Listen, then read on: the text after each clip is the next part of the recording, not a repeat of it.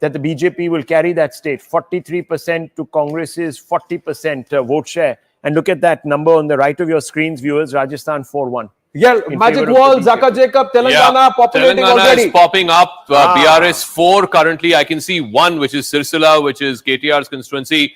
The Congress, at least the initial postal leads, seems to be taking leads in parts which it did not win last time around in the northern part of the state, north of Hyderabad. I think if the Congress starts winning in those rural constituencies in Nizamabad, Asifabad, Adilabad, there in this part of Telangana, the northern side of Telangana, if Congress starts winning, then you can see that the directionally 51 which way it's seats, moving. it's never won. So you're going to see a lot of blue. Exactly. And I'm telling you that this is going to be a decisive election, whichever way it goes. Let's see. Telangana will be very, very interesting. Already it's gone 12-6, BJP 1. So again, holding my breath because this is postal Where's votes. that BJP lead coming from? We haven't got that yet, but we could check to see if all right. This is the constituency Huzurabad, Etala Rajender. He was with the BRS. He shifted to the BJP. He's one of the people who's hoping if the BJP is in a position to form government, he could be named chief minister. But like I said, these are very, very early days, postal ballots. Give it about an hour and a half. That's when you will see a more consistent pattern, region-wise, and you know where the leads are coming in from. Early days, yes. Early leads, yes. Postal ballots, yes. But there's something exciting about these numbers that are buzzing on our screens, ladies and gentlemen. MP, BJP running away 10-7, and oh, it's actually neck and neck. Rajasthan again neck and neck 5-3. Here, the Congress party has the lead with 16-8, almost twice the leads of the BRS. And in Chhattisgarh, again, the Congress has twice the leads of the BJP. So plenty of scores that are coming in, and it's changing. It's a much evolving situation in the studio. Rahul Shivshankar, Nalin Mehta, Abhijit Mazumdar, and also we have Nistula Hebar. I always look at early trends as a mood meter, quite frankly. You know, it's like one of those things where the opening batsmen start, hitting out. And if they are in flow, then things can power play. This is the power play overs. Everything is being hit above the fielder's head and into the boundaries. Lots of numbers coming through. How's the feeling? What's the mood amongst you, the lady and the gentleman? Yes, Nistula. Well, I'm still waiting. And I have my own ideas about what might happen today. And go ahead, share it with us. Tell us. No, I shared it with Rahul, and just like yesterday, very indiscreetly, he asked me which car I drive. I'm sure he will let it out. Again, pray tell us. Tell us. So Rahul, okay, the two ends of that table. Rahul believes it's all going to be clear everywhere. Kuch nahi phas raha hai. Rahul, you indiscreet man. Yeah. What about you? Nishra, you think there are one or two states that would get that is going to be dead heat? I think that the Congress will do a little better than the BJP in this round of elections. Okay, but Congress will do better than the BJP across the four states. Across the four states. No, I mean, I think BJP will get one. I still think Rajasthan may go BJP's way. Likely to go BJP's way, but I think the other But MP is going to Congress, Chhattisgarh going to Congress, Telangana going. Big things happening in Telangana. Just look at those numbers now. Yes. The numbers, the leads are coming in thick and fast. 23 now to the Congress. BRS is 15 in Telangana. Chhattisgarh again 18 and 12. One interesting thing is that the Congress is opening its account in Hyderabad city. They're already leading in 2. They've never won more than 1 in Hyderabad city, in Greater Hyderabad. They're already leading in 2. So that's a good sign for the Congress. Again, I keep watching out for the northern part of the state. If there are more blues here in the northern part of the state, then yes, you can fairly Congress defeating a regional party. Now, when did that last happen? We'll have to sort of look at research. I can't remember. I can't quite remember. That was really what marked the slide of the Congress party. If they do well against a regional party, Nalin, this is big. This is transformative in some ways. No, absolutely. I mean, the decline of the Congress started when it started losing out to these regional parties that came out of the Congress, and then it started losing to the BJP as well in head-to-head contest. This would be a big turnaround if they do end up winning this. Absolutely. Again, well, 2 leads coming in from the live result hub. Azharuddin and KTR updates with Shivani. Yes, Shivani joining us from the live result hub. Yes, Shivani. Yes, I've got Telangana opened up here. Lots of lead. The most leads are coming from Telangana right now. Let me just take you through some of the big names that we're tracking. So you've got Mohammad Azharuddin contesting from the Indian National Congress from Jubilee Hills leading. You've also got KTR who's leading from his constituency in Sirsila. You've got Etala Rajender of the BJP leading from Karimnagar. These are some of the interesting battles to watch out for. And here the trend, the early trend, mind you, this is very, very early. Postal ballot trend is definitely favoring the Congress party right now. You can see the results, 27 leads for the Congress right now and only 17 for the BRS, one which is Etala Rajender for the BJP. Let me quickly go across and take a look at what's happening as far as Madhya Pradesh is concerned. Not many leads right now with us, but let me take you through Rajasthan right now. Rajasthan, Diya Kumari from Jaipur is the Vidyanagar seat, is the first lead that came from Rajasthan and the first lead that came today. Of course, the BJP leading there. Dungarpur, the BJP leading in Sagwara. Shankarlal Decha. You've got BAP candidate Rajkumar Road from Chorasi leading also from Dungarpur. These are the three leads we have right now, but we are getting more populated with a lot of the other leads. Chhattisgarh, which is the other big state. Anand, just 30 seconds. We've got just about 9 to 10 leads coming in. Here also, the Indian National Congress is actually kind of leading a little bit more than the BJP. Right. But once again, early trends. Yes, early trends, and there are lots of numbers flowing thick and fast, going straight back to the magic wall and looking at Telangana. So lead for KTR, but breaking into Hyderabad city, and then now AIMIM also comes and gets plotted. So MIM is leading now in 4 seats. Karwan, which is on the outskirts of Hyderabad. Kausar Moideen is leading from that seat. You have Chandrayan Gutta, Akbaruddin Owaisi is leading from that seat. You have the neighboring seats. So about 5 Hyderabad seats, old city seats. The Charminar, Zulfikar Ali is leading from Charminar. Then you have Yakutpura, Jafar Hussain is leading from Yakutpura. So 5 MIM seats in Hyderabad city, in old city, they seem to be leading. But like I said, that's only 20 seats. The remaining 100, almost 100, are actually in the rest of rural Telangana, particularly in the north. So if you look at this whole belt, which is in the northern side of Telangana, from Sangareddy and Kamareddy districts, Jayaprakash Reddy is leading of the Congress. Neighboring constituency, Chevela, with Jayaprakash Reddy used to be the candidate from there. He used to be from Chevela. Bhim Bharat Pamena of the Congress is leading.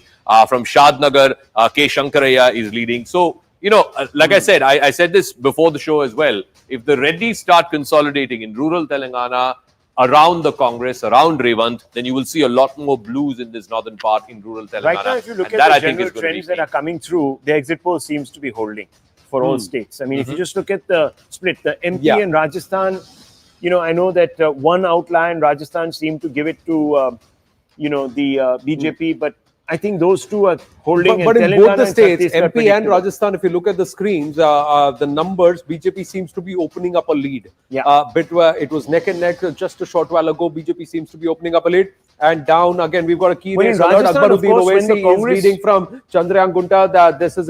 This is exactly what Zaka was mentioning. So within the Owaisi stronghold, Hyderabad city, they're contesting 9 seats. They were confident of winning 9. The pollsters said they will be slipping from the last time around when they had 7. They were getting only about 5 or 6. But Akbaruddin Owaisi, who was there just before counting day, shortly before, polling day, where he had said, he had that altercation with the cop saying that 5 minutes, I deserve my 5 minutes and you're nobody to take me out of my rally. Raja Singh of the BJP trailing, the Congress party trailing. So this seat right now comfortably placed. Etala Rajender, the defect from the TRS, who's now with the BRS, who's now with the BJP. He's leading at Huzurabad. Updates coming in. Voditila Pranav is trailing from Huzurabad, the Congress candidate at this point. These are early leads, ladies and gentlemen, early leads. Mohammad Azharuddin, Jubilee Hills, leading in Telangana, Congress breaking into Hyderabad city, proper Hyderabad. And if that happens, what does that mean? What does that imply? That's a story within the story we'll talk about.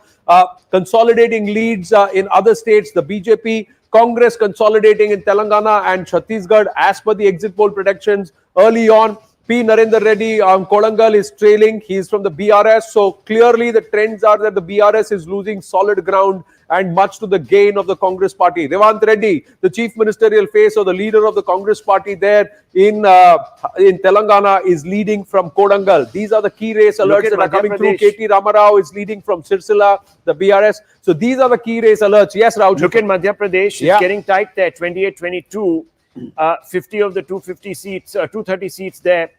But I'm looking at Rajasthan, and that's interesting because when the Congress starts going down in Rajasthan, it really goes down. And that lead seems to be opening. Very initial, I know. But that's interesting, isn't it? Madhya Pradesh Just looking at plotting on the Gwalior magic wall. Yeah. Chambal, in Gwalior Chambal, we have 4 seats that are reporting, 2 to the BJP, 2 to the Congress. The Congress seats, one happens to be Jayawardhan Singh's seat from Rahogad. He's Digvijay Singh's son. The other seat happens to be Vijaypur Ramnivas Rawat. Now, like I said, out of the 41, Congress swept 31 last time because of the Scindia factor. This time, Scindia is in the other camp. He's with the BJP. The 2 seats in Gwalior Chambal, the BJP leading in. Durgalal Vijay Vakil Saab is leading from Shiopur. And in Gwalior East, Maya Singh of the BJP, Mami Ji, she's called. She's leading from Gwalior East. So let's see which way Gwalior Chambal goes. But like I said, BJP's slight edge, definitely 30 to 21 is what we are looking at in Madhya Pradesh. But I think the state that we're really getting numbers thick and fast for is Telangana. 27 to the Congress, 17 to the BRS, 1 to the BJP. The BJP seat, of course, is Etla Rajendra. Is that conversion rate that you were talking about holding? Yeah, 60%. 60%. They need to get 60%. If this holds, yes, the Congress is on 27 out track. of 45 is about 60%? Yeah. 27 Well, out of 45 that's- is more than closer to 60%. Yes. So Big let's see. story. And the thing is, more than the strike rate, I think it's the different regions where you're seeing sort of blues come from. Like I said, 2 seats in Hyderabad already. Northern Telangana, quite a few leads for the Congress. In the south too, in Nalgonda, Khammam, that belt, which the Congress has done well. They're managing to hold on. So let's see. I think Telangana is going to be an interesting state. Chhattisgarh Congress opening up a lead similar, and it's 25 and 17. Abhijit Nalin Cook, quick comment from you as these numbers hold up, and we'll get a stock when all of them have started reporting at least 50 seats in terms of leads. Yes.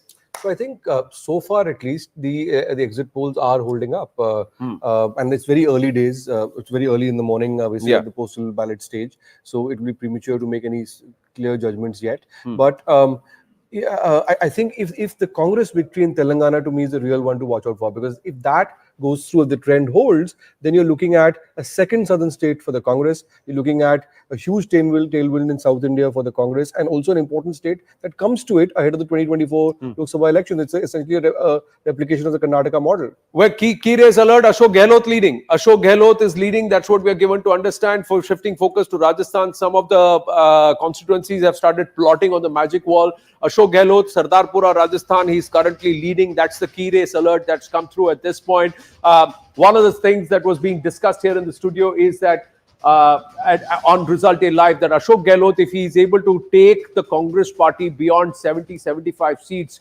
if a situation is that the BJP forms government there, he will say, I'm still popular, the rest have failed.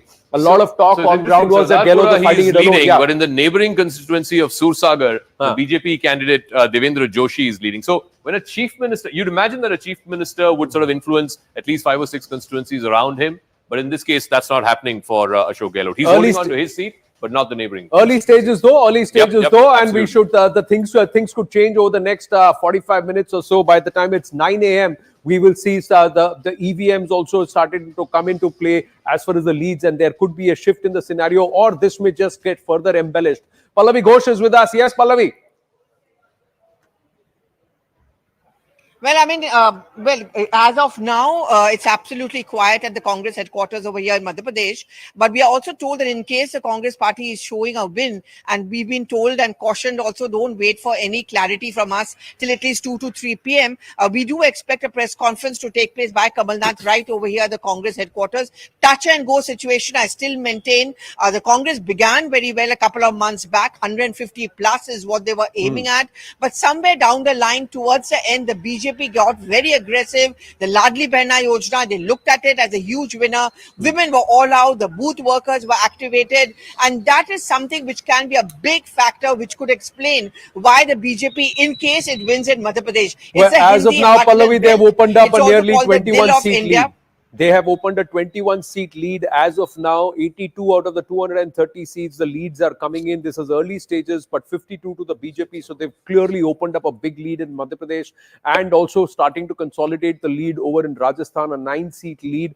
Down south, if you look at it, Telangana, Congress has opened up a 10-seat lead over the BRS, and in Chhattisgarh, it seems to be neck and neck. Yahan par it's a 6-seat lead for the Congress party, but Chhattisgarh anything can happen. That's what many are saying, that there could be clear mandates in these 3 states, but Chhattisgarh ye wala phas sakta hai. We have to wait and watch what happens. Just on conversation. Chhattisgarh, you know, I keep talking about the southern part, Bastar, the Naxal-affected seats. So Congress is leading in 3 there, BJP in 1. In Chitrakoot, Deepak Kumar Baij of the Congress is leading. From Bastar seat, Lakeshwar Baghel is leading. And then from Keshkal, Santram Netam of the Congress is leading. The 1 seat there in southern Chhattisgarh, Vikram Usendi of the BJP is leading from Antagad. So again, southern Chhattisgarh, the Naxal-affected belt, Dantewada, Bastar, that belt, the Congress last time won 17 out of 20. Can they hold on to that?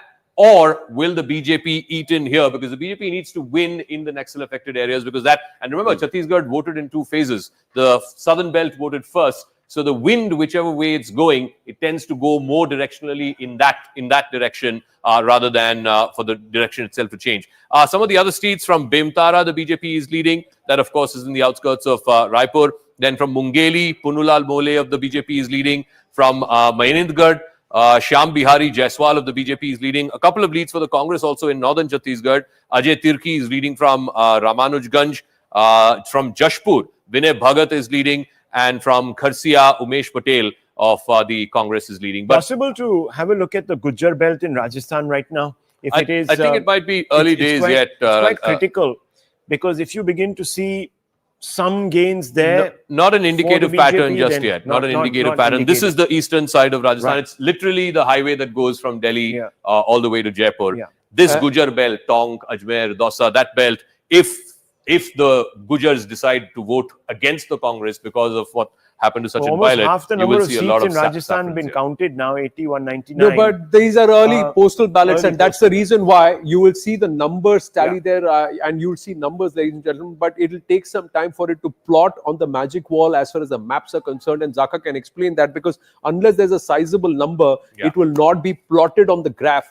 But the numbers will come in, because even if it is 10 counts, 10 votes that have been counted, and the BJP has got 7 out of those 10 votes, and those leads will go to the BJP for but that in Madhya particular Pradesh, seat. the BJP it's seems to be really surging. populating up. It's I mean, really populating. and it's happening from different regions. BJP's opened up in the Malwa, Nimach, that belt.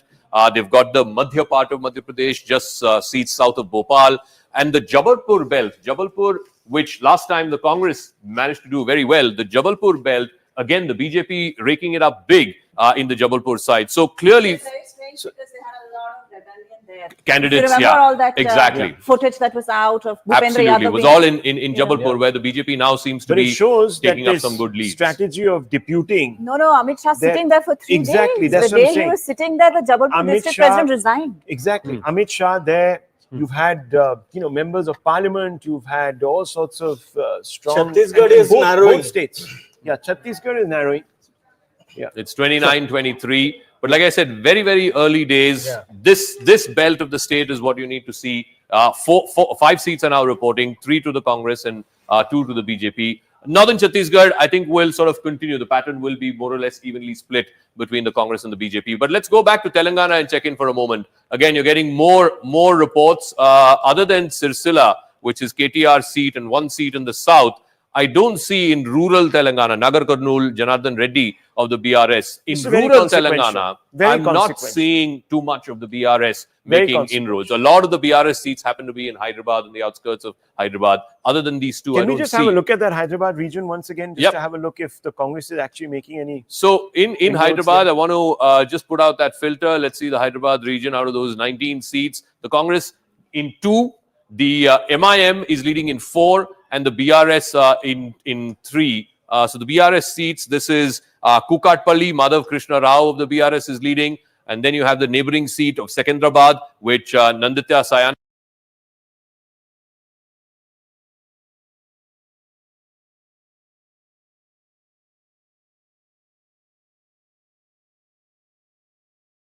Taslani Srinivas Yadav of the BRS is leading.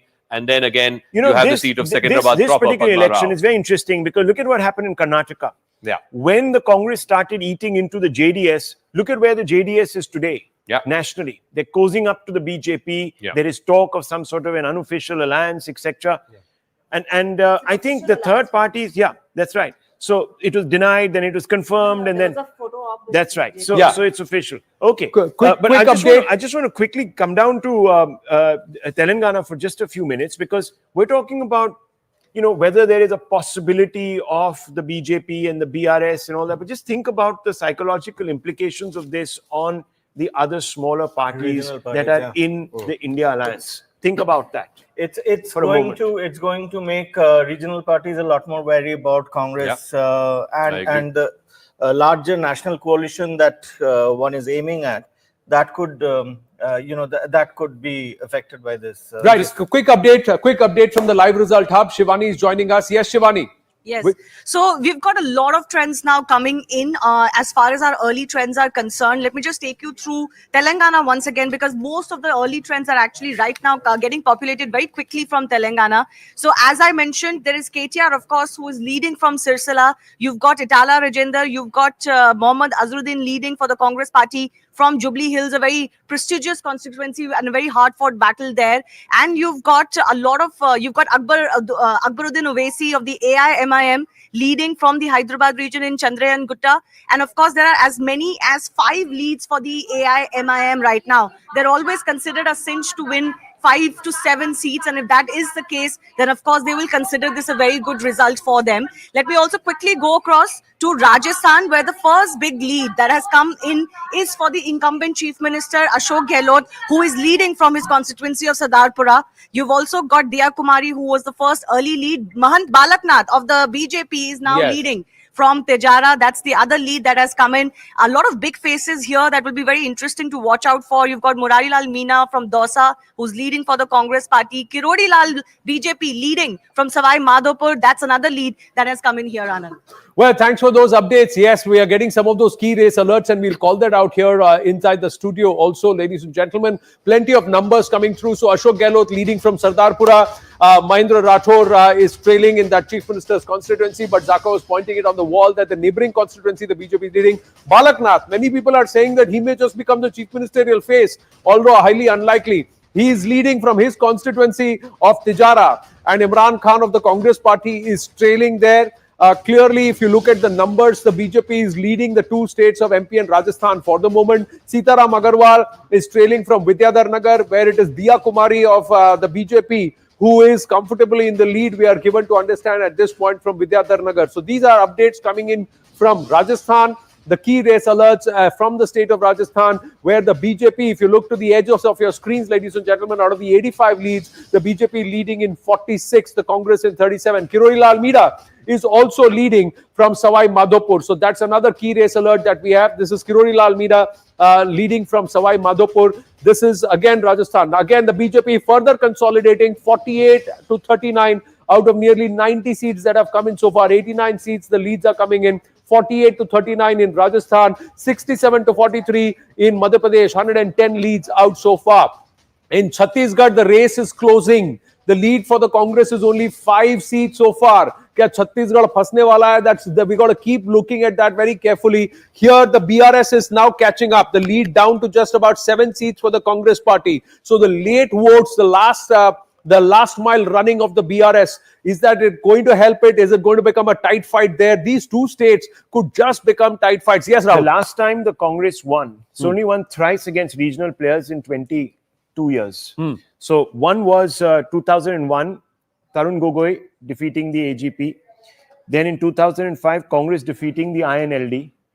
And then 2017, Congress defeating SAD in Punjab. So that's how spotty the record has been against regional parties. And look at now. Now, in the south, after they were ousted by the DMK, the Congress party has largely been fighting with the But that national number that parties. you just And also read in off, Kerala, you would in have had the Telangana- Congress and the left fight that's going That on. Now, number that you KCR just is read trailing. off- KCR is trailing. K. Chandrasekhar Rao is trailing. Wow. That's a key Kamareddy, race alert. From Kamareddy. Yes, interesting. Saka. Kamareddy is KCR versus Revanth Reddy. And the BJP candidate there, who is a local, his name is Venkatramana Reddy. He is leading there. Again, very, very early days. But can you imagine in a state where the incumbent chief minister to be chief minister are facing off? It's the third guy who's leading. But like I said, it could be postal ballots. But just an interesting nugget. But Congress seems to be sort of holding on steadily in parts of the state. In South, they won last time as well. So they're holding on there. But in north of Hyderabad, Adilabad, Asifabad, Nizamabad, there, which is the BRS's stronghold, Medak, Siddipet, these parts, the Congress has opened its account. And I think that's really what you need to watch out for. Are they holding on in Sangareddy, in Kamareddy, in the Rangareddy district? Because I keep going back to it, the Reddy consolidation, I think it's a hugely important factor in what is a caste-ridden politics in Telangana. Last two elections, the statehood thing was the big thing. What is clear is the statehood thing is probably washed, and anti-incumbency is beginning to weigh in. I think that's pretty clear. Whether this result goes whichever way, there is a definite now anti-incumbency setting in for the BRS, and let's just see how that sort of plays out on the ground. Chhattisgarh is now reporting more. Again, 29. This is much closer than what the exit pollsters had predicted. It's 29-24. So there's hardly anything to choose from. Just a quick check of the Durg-Raipur belt, just to try and get a sense. There again, in the urban constituencies, the Congress seems to have sort of opened its account, at least in 2 out of the 3 seats. I can see 2 to the Congress and 1 to the BJP. Now we have a couple of from Dantewada. Chaitram Atami of the BJP is leading. So that's again one opening for the BJP, and Vikram Huseindi from Antagad. So 2 seats in the Naxal belt the BJP has now got. Last time, like I said, 17 out of 20 the Congress swept. Just a quick check of some of the other outskirts. Bhimtara, you have the BJP candidate Dipesh Sahu who's leading. And then from Mungeli, you have the BJP candidate Pannulal Mole leading. From Manendragarh, Shyam Bihari Jaiswal of the BJP is leading. But Chhattisgarh seems to be far closer than what the exit pollsters predicted. Well, story of 2 Indias quite clearly. The BJP not in the race in the south. Yeah. In the Hindi belt, definitely in the race. In 2, it's leading.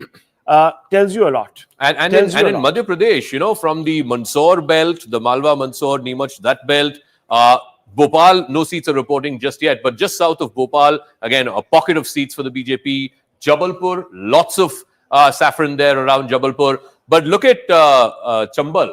Again, the Congress, I can only see 1 saffron here, which is Gwalior East. All the other seats seem to be with the Congress. So watch out for Gwalior Chambal.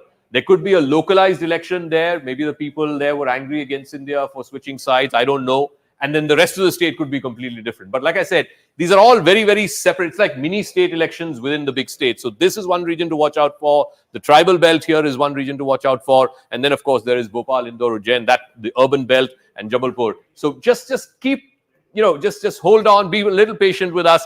I think the Madhya Pradesh story, there are a lot more twists and turns yet to come.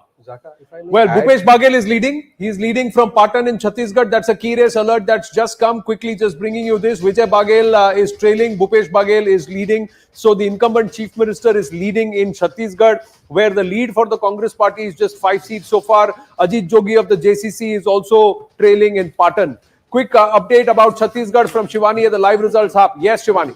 No, you're absolutely right, Anand. We've got Bhupesh Baghel now leading from Patan. We've got, Vijay Baghel, who's contesting against him from the BJP, trailing from there. We've also got, as I mentioned, from Chhattisgarh, not a lot of leads right now, but amongst the main names, the big names, the ones that are out right now, for example, Dr. Mahant Ramsundar Das is also trailing from Raipur City South. You've got the BJP's Brij Mohan Agarwal leading from Raipur City South.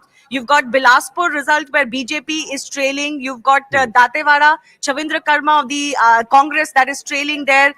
You've got Durg rural where the Congress is leading. So it's a little bit up and down for both parties right now. Not a very clear trend that is coming from Chhattisgarh just yet. But the big key constituency alert that is coming in is that the incumbent chief minister Bhupesh Baghel is leading. Well, Patan and Durg rural, there are 2 neighboring seats. So one is the chief minister's seat, the other is Tamardaj Swahu's seat, and both of those seats the Congress 75 also just got plotted even as you were speaking.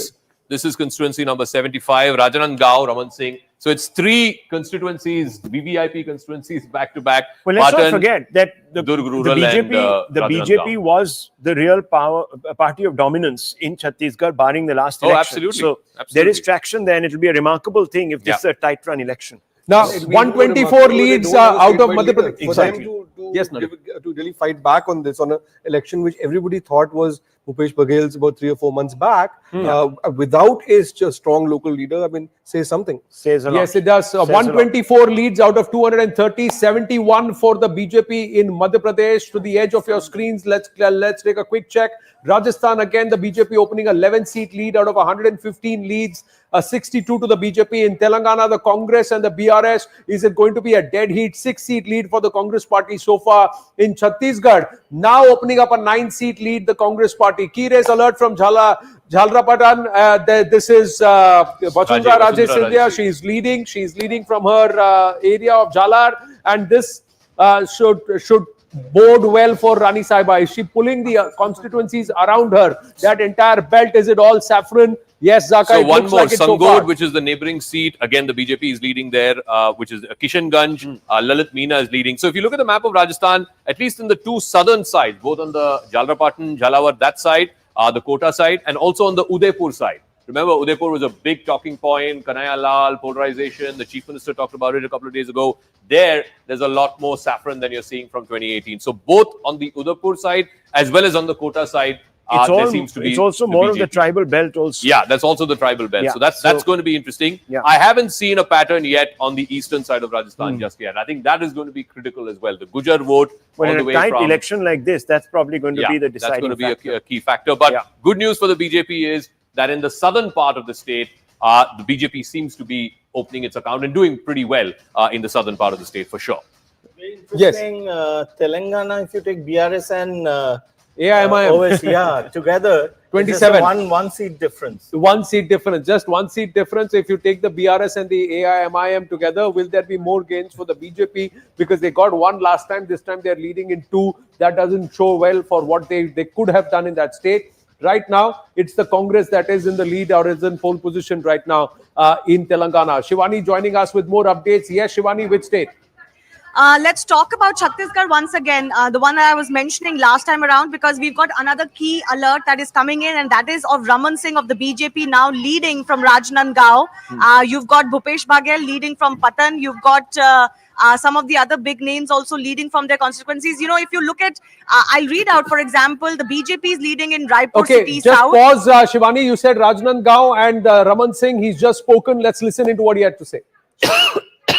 अगर sir Bharatiya Janata party सरकार बनाती है तो आपके हिसाब से भूपेश बघेल के खिलाफ क्या रणनीति काम आई है? क्या करप्शन मेन इशू रहा है? जो भूपेश और भूपेश सरकार के 5 साल में 3 बिंदुओं पर ही केंद्रित रहा है। भूपेश के भ्रष्टाचार, जिससे पूरी छत्तीसगढ़ की जनता बच्चा बच्चा जानने लगा है। दूसरा, डेवलपमेंट के सारे काम रुके हुए थे। और तीसरा, जन घोषणा पत्र के वादे अधूरे हैं। इन 3 मुद्दों पे फोकस किया। और टीएस सिंहदेव और भूपेश बघेल के आपसी मतभेद, इसके बारे में आप कई बार पहले भी बोल चुके हैं। सरगुजा में कह रहे हैं कि कांग्रेस बहुत अच्छा नहीं कर रही है। कांग्रेस पूरी तरीके से साफ हो रही है और सरगुजा और बस्तर में कांग्रेस सबसे खराब स्थिति में जाने वाली है। 5 साल तक किसी क्षेत्र की पूरी उपेक्षा मुख्यमंत्री करे, टीएस सिंहदेव की वजह से करे या अन्य कारणों से करे, तो पूरा क्षेत्र कैसा विरोध प्रकट करता है वो सरगुजा बताएगा। जी, आप तो आगे चल रहे हैं पर आपकी पार्टी पीछे चल रही है. In that conversation, he said that Congress is getting wiped out. Right now, they've opened up a lead. That lead is shrinking, though. It's just a 6-seat lead. It was a 9-seat lead a short while ago. That lead is shrinking. Is Chhattisgarh going to end up being a dead heat? We'll have to wait and watch. Is there a twist in the tail as far as Telangana? We'll have to wait and watch. Are the exit polls going to be exact polls as far as Rajasthan and Madhya Pradesh? It looks like it so far, but it's still early. It's just about 37 minutes into counting, ladies and gentlemen. 37 minutes into counting. And in Chhattisgarh, if you see the halfway mark, both of them in the race, Congress had Kamal Nath has just spoken. Madhya Pradesh, let's listen in. मुझे मध्य प्रदेश के मतदाताओं पर पूरा विश्वास है. मैं ये सीटें मीटे में नहीं जाता, मैं मतदाताओं पर That imply? What does that imply? सीटों पे नहीं जाता, मतदाता पर विश्वास है. Very taciturn, very taciturn. He's not looking triumphant, is he? There's something. But his confidence, when I met him a couple of months before the election, you know, he said, "I've been doing surveys since 2021. When I met him, he produced a whole gatti of from 2021, and in a surveys. place like Hoshangabad, which is a BJP stronghold, he said we are gaining. You know, But he's it's asked interesting. that, दो I've done my महीने 60 homework. दिन बहुत होते हैं. 60 मैं days is Janata a के lot मुंह of पे time. जाता हूँ, आंकड़ों पे नहीं जाता. What is he trying to imply? हाँ. आंकड़ों पे नहीं जाता. He's somebody who's. Yes, Shivani. Live result update. Yes, one key result. You've got Mr. Kulaste, the union minister who's fighting the election from Madhya Pradesh, now leading as far as his constituency is concerned. Fagan Singh Kulaste leading from Nivas. Remember, Madhya Pradesh is one of those states where there are twin factors. One of a lot of rebels from the BJP, and secondly, a lot of the sitting ministers actually contesting elections, or a big leaders in contesting elections from Madhya Pradesh. So the other big key result that is coming in is Fagan Singh Let's Kulaste, let's who's take it. leading Let's from take Madhya it to the Pradesh. magic wall. Big guns. You've got that filter. Let's see how the big guns are doing. Who've been all parachuted into and said, "Go ahead." So there are about 70 seats, I think. Yes, 17 seats where these guys. So it's 7 MPs, 3 union ministers. The BJP seems to be doing okay there. Out of those 17, they're leading in 11. The Congress only in 6. Fagan Singh Kulaste again from the seat of Nivas. It's a tribal seat. It's an ST reserve seat. The BJP has never won this seat for a long time. I think in the last couple of elections, they've not won this seat. And they drafted him in. He seems to be leading right now. But like I said, still very early days. One broad trend you're seeing in Madhya Pradesh is BJP is opening up, certainly in the Mandsaur belt. Remember last time in 2018, that whole firing incident, and Rahul Gandhi went there, camped out. Congress did very well in that Mandsaur, Ratlam, Jabua, that belt. There, the BJP seems to have wrested back a lot of the seats. In the central part, like I said, Bhopal is not reporting just yet, but outskirts of Bhopal, some of the rural constituencies, the BJP is holding on well. Of course, Jabalpur, very surprisingly, BJP doing very well, both in the city's seats as well as in the outskirts. But Gwalior Chambal, look at this.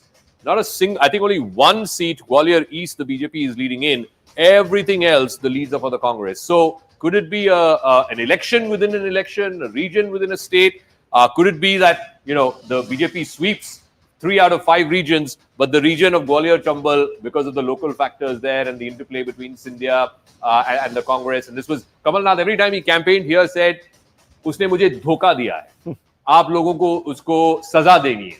So that had resonance in Gwalior Chambal. But like I said, BJP is doing Scindia very has well. not been there in the thick of the action. Narendra Tomar has been. So whose blame or whose fault is it in that case, and who will it boil down to? That's a big question. Key race alert coming in from Rajasthan. Shifting focus, Jotwara, Rajyavardhan Rathore, he is currently leading. That's the key race alert that's come through so far. So in Rajasthan, once again, some of the big guns that have been sent down, they seem to be doing okay. More seats are getting plotted. Pan region, pan the state. Is there gains for the BJP?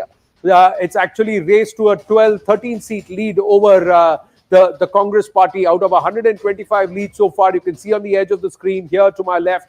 That's where it is. 68 leads for the BJP. To my right is Madhya Pradesh, 138, and it's 78 and 60, an 18-seat lead opened up by the BJP. And down in Telangana, the Congress really opening up.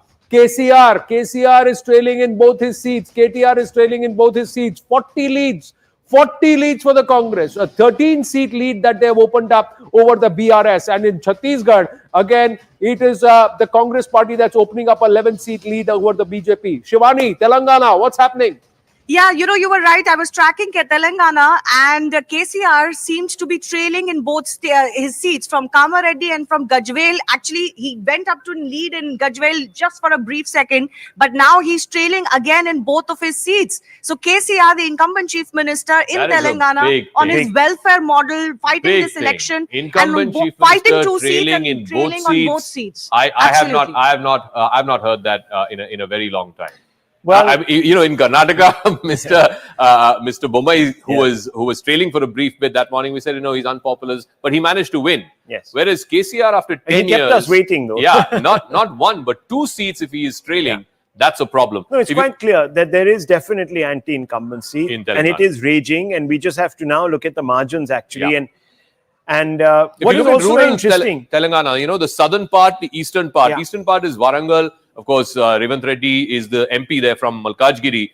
The eastern part, which the Congress did well even in the last time, they've managed to hold on there. Do you have an urban-rural cluster in this? Yes, let's have a look at that. Let's have a look at that, what the rural seats are. The rural seats, and predominantly we tend to think of Hyderabad and the rest of Telangana is rural, Hyderabad is urban. But in 42 rural seats, the Congress is leading in 24, the BRS only in 15. And a lot of those are coming from southern and eastern. And I keep saying this again and again. You've got to win 2 out of 3 regions in Telangana because the Congress has the disadvantage of Hyderabad. Those 20 seats in Hyderabad. The whole controversy over whether the Raitu Bandhan scheme stopped by the Congress, etc., going out with the wash there. It's not really had an impact. Other than this pocket here, which is Siddipet, Sirsila, that belt, which is the BRS's belt, you're not really seeing lots of pockets of pink in rural Telangana. You're seeing lots of pockets of blue in rural Telangana. But the Congress needs to, like I said, the strike rate has to be 60 because they have the disadvantage of the Hyderabad seats. Well, this tells you also that,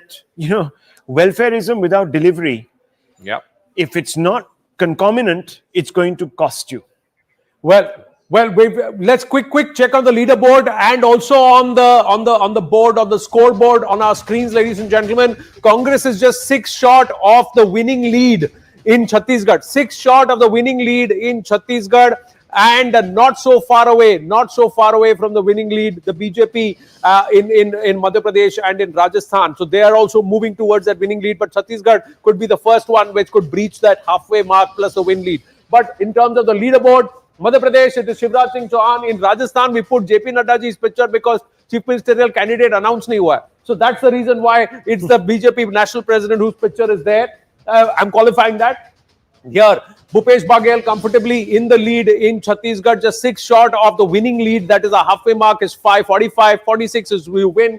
And Revanth Reddy, this is the one who's joined the Congress party 6 years ago, and he's like perhaps cashing in on the anti-KCR, anti-BRS sentiment there because the Congress is racing away with the mandate in Telangana. Frankly, ladies and gentlemen, the Congress seems to be in a position that it could race past the 59 number very, very easily and very, very fast in Telangana at this point in time. So this is a quick check of the leaderboard. Zakir Jacob, you plotted Chhattisgarh. There's good news and bad news for the BJP. The good news is in the Naxal belt, they're leading in Bijapur, they're leading in the neighboring constituency of Dantewada, they're also leading in Jagdalpur. So these are seats that the BJP lost big time last time around. These are seats that they are leading in currently in the Naxal belt, and that's a key indicator. But the bad news for the BJP is in the city seats. In Durg, Raipur, I only see 1 seat where the BJP is leading. The Congress is leading in about 7 of the Durg, Raipur, extended city seats. This used to be the BJP's belt. The BJP is an urban party, right? And they're not leading in any seat except 1 in that entire Durg, Raipur belt. So that's the bad news for the BJP. Early days, though. Early days, absolutely. Yeah, early days because, look, I still don't know how many rounds have opened up in Chhattisgarh.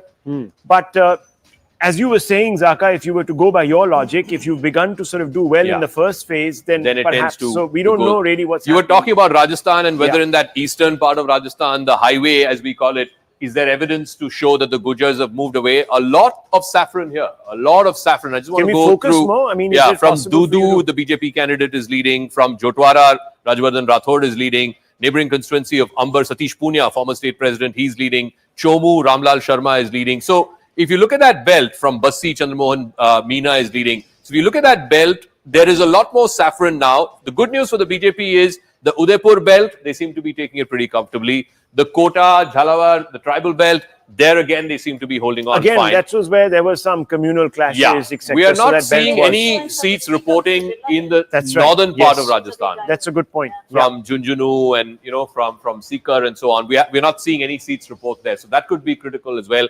Beniwal will come into play in northern Rajasthan, but this eastern Rajasthan, certainly it's better for the BJP than what it was in 2018. Still, I don't think we're in a position to say, okay, the Gujars have voted en masse against the Congress and for the BJP. Quick check on Madhya Pradesh as well. Again, very interestingly, the BJP in the Jabalpur belt doing very well. Let's look at this cluster of seats. This is Budni, the Chief Minister's constituency. He's leading there, of course. Sioni Malwa, the neighboring seat, again, BJP candidate leading. Sohagpur, BJP candidate leading. So it's the opposite of what's happening in Telangana, right? In Telangana, incumbent Chief Minister trailing in both of his constituencies. In Madhya Pradesh, the Chief Minister is not just retaining his constituency, there's a pocket of seats around Budni that the BJP is leading in. BJP just 12. During my election travels, I'd met Mr. Chauhan's brother. Basically, he just went there for his nomination. He filed it, and then he told everybody, "I'm not coming back again because I have to campaign in the rest of the state.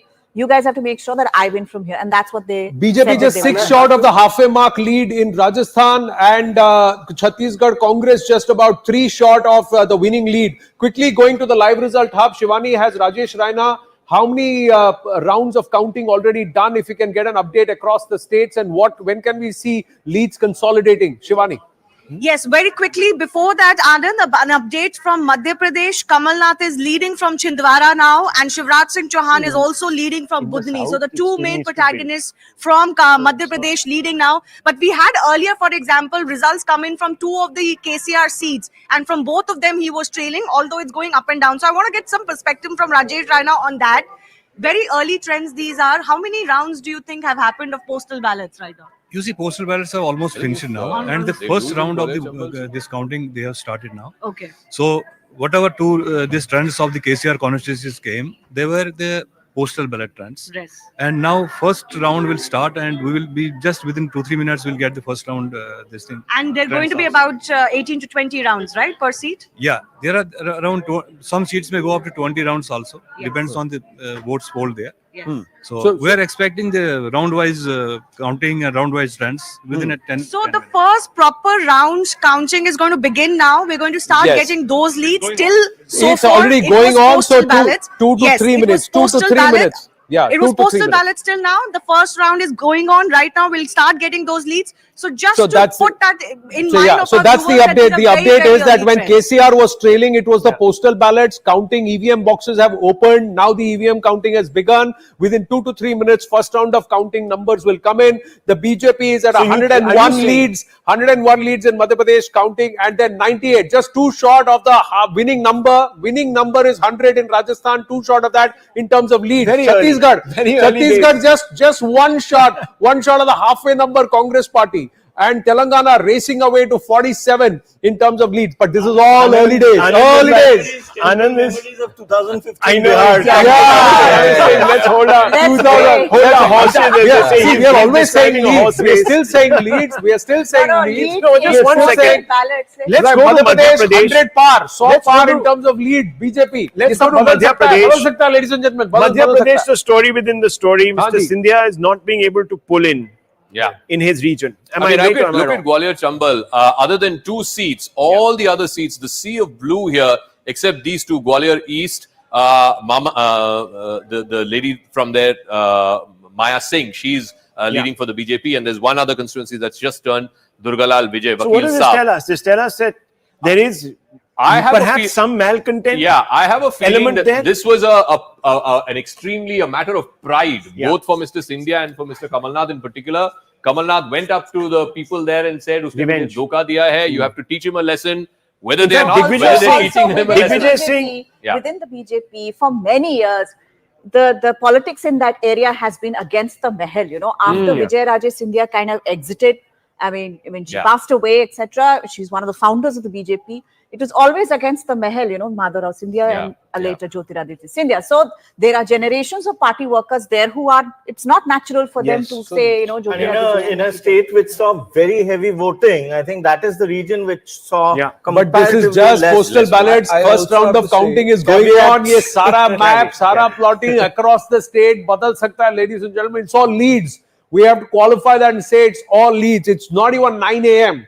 Even by 11 a.m., there will not be a clear picture. One gets to understand that closer to noon is when some of the leads will start consolidating, and at least 10 to 12 rounds of counting we need to go through before we so. But the EVMs, once the counting begins, it will be very, very fast because it's electronic. So the counting centers will start reporting the data out of the rounds of counting very fast. First round of counting is just happened. In terms of leads, 100 for the BJP in Rajasthan, 100 for the BJP in Madhya Pradesh, 100 there. Chhattisgarh Congress.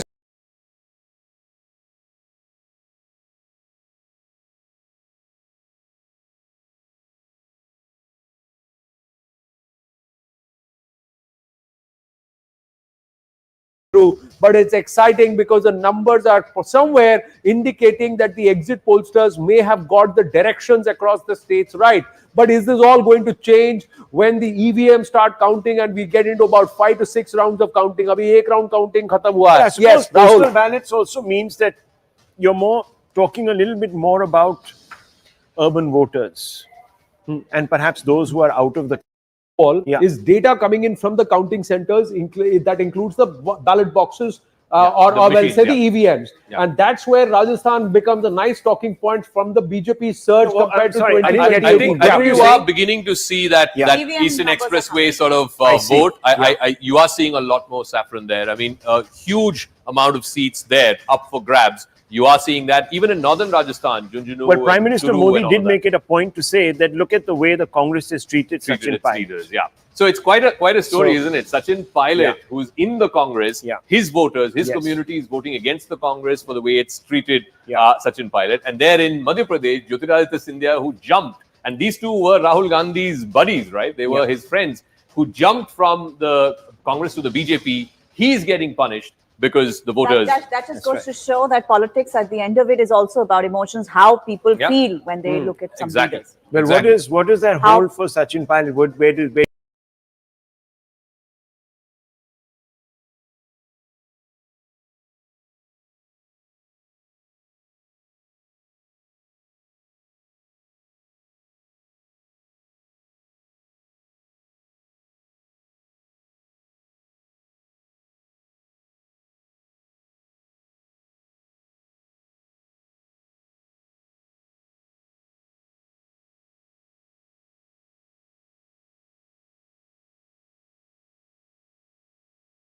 constantly talking about the ineffectiveness of his own government to crack down on corruption. That was a big statement to make by a leader. I mean, we talk about loyalty. Loyal to whom? You know, the high command or to your own leader? Yes, but he did manage to step back and say, okay, now we're all together, etc. Yeah. They pulled together Easier just said before than the done. elections. Yeah. But all those protests have sent a subliminal message to his own people that vote this guy out. Otherwise, I will never get my chance. If Ashok Gehlot gets voted in, then it's curtains for Sachin. But would you want to weigh in on this? That is this a formula that the Congress is trying, and all of you? Because in Karnataka, they succeeded. When they kept the fight between themselves, between DKS and Siddaramaiah, the whole story was around these two.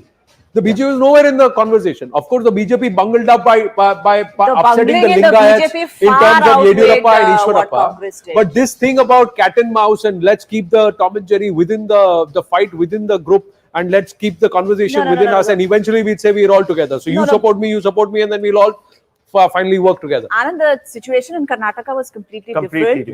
The bungling that the BJP did, they messed with their primary vote bank, which was the Lingayats. There is no walking back from that. So Lingayat revenge. Gujars were a substantial vote bank in the last election for the Congress. Congress messed with that. So if you want to compare, you have to compare these two things. And that's why the Congress in Karnataka right now not even wanting to release the caste census, because they realize that the Lingayat vote is perhaps the most consequential, at least in Karnataka, it was like almost like a perfect storm, right? Everything came together in favor of Congress. Also, I think there's a qualitative difference in the level of animosity in Karnataka, or the difference between Siddaramaiah and DK Shivkumar and what we saw in Rajasthan with an open revolt. I have, as managing editor, money control, I've got a question coming your way, but Zaka, before Wall, and then please go to Sanjeev Srivastava. He's also live with us. In Rajasthan. One is this eastern belt that we talk about, Ajmer, all the way up to rural Jaipur. And then look at this. This is Jalrapatan and constituencies around there. When you have a big face, a big neta, and Vasundhara Raje is from here, you would expect her or him to try and influence constituencies around. All of this is a sea of saffron. Very, very important. Udaipur, again, the belt that everybody said was polarized and so on. Again, the BJP seems to be doing very, very well here. Northern Rajasthan, not reporting that much just yet. But I think three broad trends are clearly standing out for the BJP. One, this whole eastern Rajasthan, Mewat belt. There seems to be disaffection against the Congress. The BJP has won a lot more, or leading a lot more in that belt. In this belt, Jalrapatan, Kota, that belt, the BJP is raking up the numbers in a big way. And in Udaipur, where even the chief minister said polarization bana diya unhone, Hindu Mussalman bana diya, again the BJP is doing very well. Gehlot, is he pulling seats around him? Is Ashok Gehlot pulling seats No, around? Ashok, this is Jodhpur. So in Jodhpur, the BJP is leading in 2 and the Congress is leading in 2. But you know so what it's almost what neck we and really neck. have to look at is the fine print, because we'll have to see how many Jats, how many Rajputs, how many other constituencies, constituents really vote for the BJP, because that could sort of determine also who could be Also, chief the number minister. of At the rebels who moment, won, at the the number moment. of Number of rebels who are rebels. winning. Number of rebels. At the moment, rebels BJP so is far leading not in many. Jat-dominated So far seats. not many. At the moment, BJP leading in Jat-dominated seats. Jat dominated seats. So We don't have But enough. there were a lot of enough rebels numbers. also. They were supposed to be Yes. one big story. And Hanuman Beniwal plus Chandrasekhar Azad Ravan. How are they doing? Yeah, I'm especially in trying to Nagaur, look at that. etc.? One Yeah. would like to know. Because One last would like time to- they were. Can they I, had a with your big permission, impact. bring in Sanjeev Srivastava into the conversation? Sanjeev ji, namaste, congratulations. You're in the thick of all the action, although for some happy tidings from the family end. You've been waiting patiently. I thank you very much. So, Jaipur, ground mein kya mood hai, sir? What's the conversation? Thank you very much, Anand. Good morning to everyone. I think it's BJP which is going to form the government. And I have been consistently saying, apart, of course, the Sachin pilot factor, plus the turn of Congress to lose. And even when it is their turn to win, they are not able to reach 100. So how will they manage to cross or reach that magical figure when actually it's their turn to lose? The one saving grace for the Congress party has been the good schemes, which populist schemes which Gehlot introduced, and which are making him at least hold some ground. So the question in my mind has always been whether Congress is heading for a respectable loss like it did in 2003 under Gehlot, or is it heading for a humiliating loss like it did again in 2013, again under Gehlot. So that's the difference. So I think that's the one issue and I think it will be more towards respectable than humiliating for the Congress party. Because this The will only riddle for me, at least in this election, has been who will be the BJP chief minister. BJP chief Nistula and Abhijit and Nalin here were saying that Ashok Gehlot will come back and say, I'm still popular. Party आ गई, मैं तो जीत गया, मैंने तो अपना काम कर लिया. If it is respectable, above 73, above what Vasundhara Raje returned. Chhattisgarh, the leads, Congress has got the winning number in Chhattisgarh in terms of leads. In terms of leads right now. In Rajasthan, the poll number is what the BJP is currently matching in terms of leads. 107, that was the number there. In Madhya Pradesh, it is fast inching to that magic number of 116, which is the lead number in Madhya Pradesh. And in Telangana, the Congress is inching towards the win number, that is the 59. 60 if they get in Telangana, they have the winning lead. These are all leads. None of the seats have been fructified. Shivani at the live results up with more. Going back to our guests after the update from the LRH. Yes, Shivani. So let me give you an update from Rajasthan. Rajyavardhan Rathore is now trailing from Jotwara. So that's one reversal that has happened. He was leading so far. But as we were telling our viewers, those were postal ballots, early trends, less number of votes. Now the first round of the EVM counting has begun, and now the more solidified trends will start coming. So not very good sailing for Rajyavardhan Rathore right now. Other than that, some of the big names from Rajasthan, they seem to be doing fine. You've got from the Alwar region, the constituency of Bansur showing the first trends now. The BJP is leading there with Devi Singh Shekhawat. Shakuntala Rawat of the Congress party is actually trailing there. The leads are definitely going very much in favor of the BJP as far as Rajasthan is concerned. Whether the trends from the the EVMs will change that or not, it remains to be seen. But yes, you've got Kirori Lal, for example, of the BJP leading from Savai Madhopur. You've got Murari Lal Meena of the INC, though, leading from Dausa. So the BJP ahead. Of course, Ashok Gehlot has been leading from his constituency. But overall, the picture not looking that great for the INC. As we keep mentioning again and again, Anand, this trend is, of course, still an early trend. Yes, it is early trend, but at least 2 rounds. The second round of counting would have begun. We'll get that update. Second or third round of counting in any case. Rajasthan is not looking good for the Congress. Yeah, fine, they might end up on the losing side, but that number, 83, is not a bad one. If yes, exactly, it's a very good number. I mean, It's it just respectable. shows that this is a margins game there. But across the board, do you see something that welfareism does not guarantee In you? 2013, it was just of 21 course. seats. Yeah. In 2013, when Gehlot lost, the Congress managed just 21 seats. One important factor also, last time we talked about the rebels, there were, I think, 20 odd rebels who won. This time it's only 3.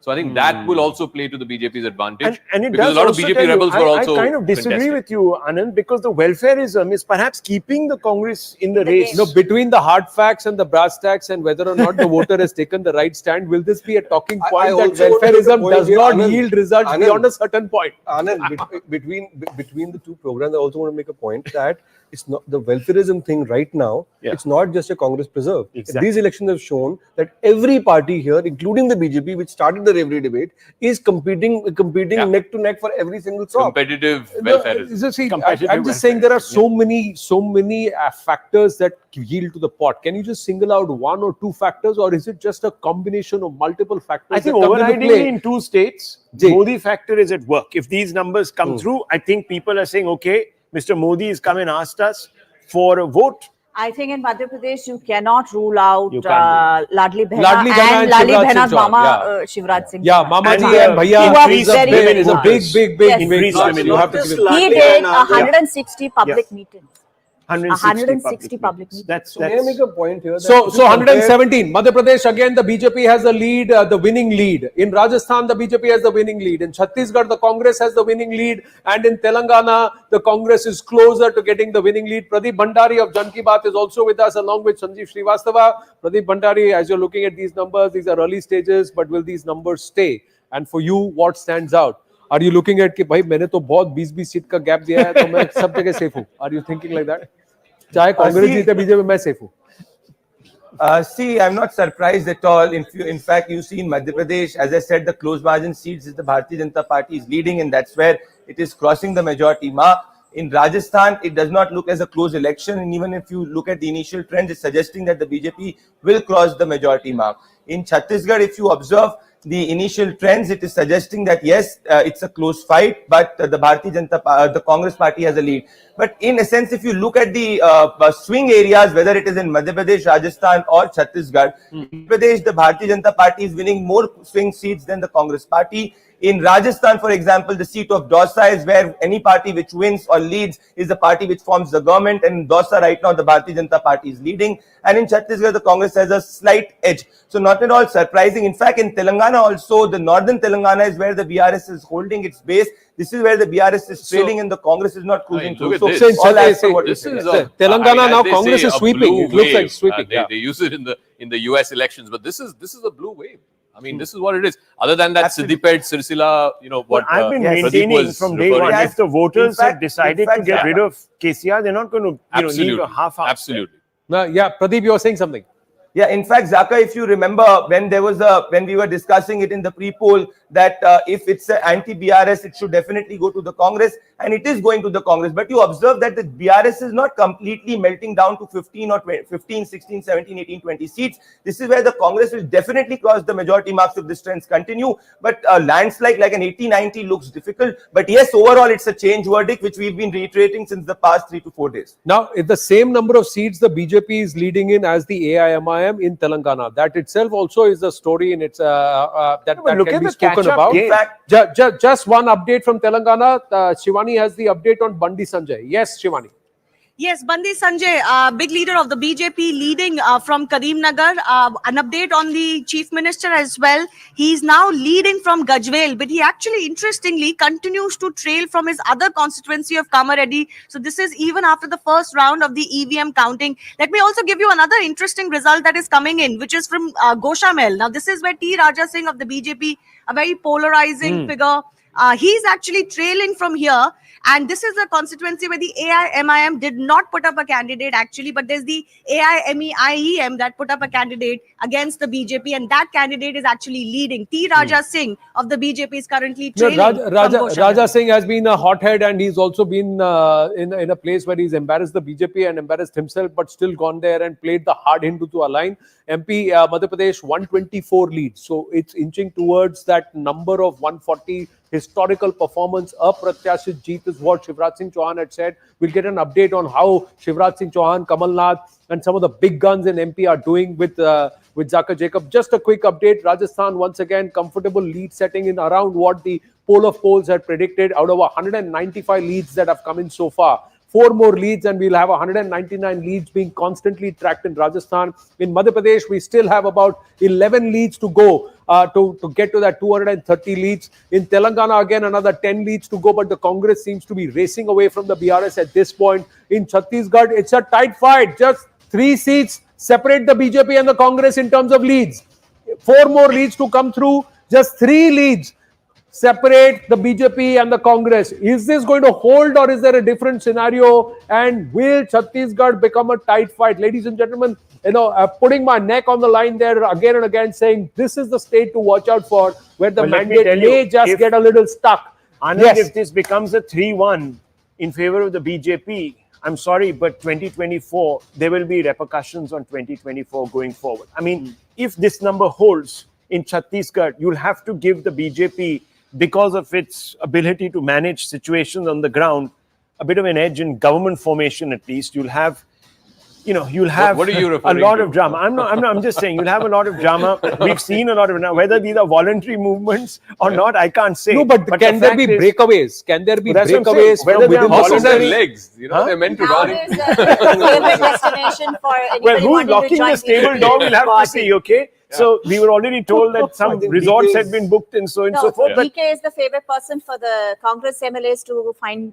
shelter with, and then you have BJP. Everybody goes to Guwahati now. But I just want to everybody ask goes you a to question. resort Mr. Rao. bookings, resort politics. Oh my God. Telangana. Look at if these numbers hold, the Congress is coming from far, far behind. I mean, look at the vote share, isn't it? I mean, I have some numbers here. 93 seats the BRS won with over 40% vote. What does that tell you?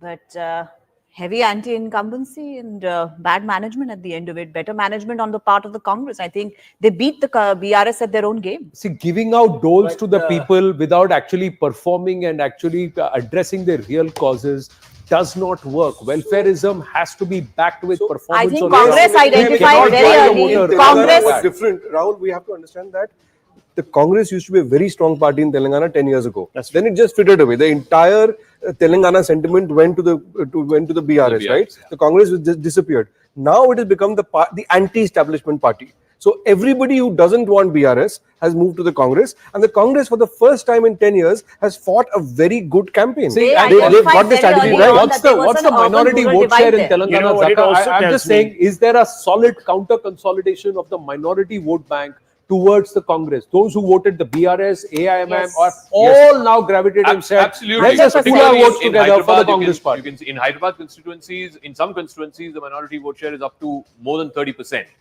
In rural Telangana, and again, I keep coming back to this, other than this Siddipet, Medak, Sirsila, that belt, which is the BRS's belt, everywhere else it's blue. From Rangareddy district, Khammam, Warangal, of course, Malkajgiri, where A Revanth Reddy hails from, this entire rural south and eastern part of Telangana is awash in blue. So, which means there is a rural vote, an angry rural vote, which came out and said, okay, we've had 10 years of KCR, 10 years of the BRS. We now want change. This is a vote for change. There's Sagar, no two ways. two numbers here to substantiate what you were saying on the rural vote and the Muslim vote.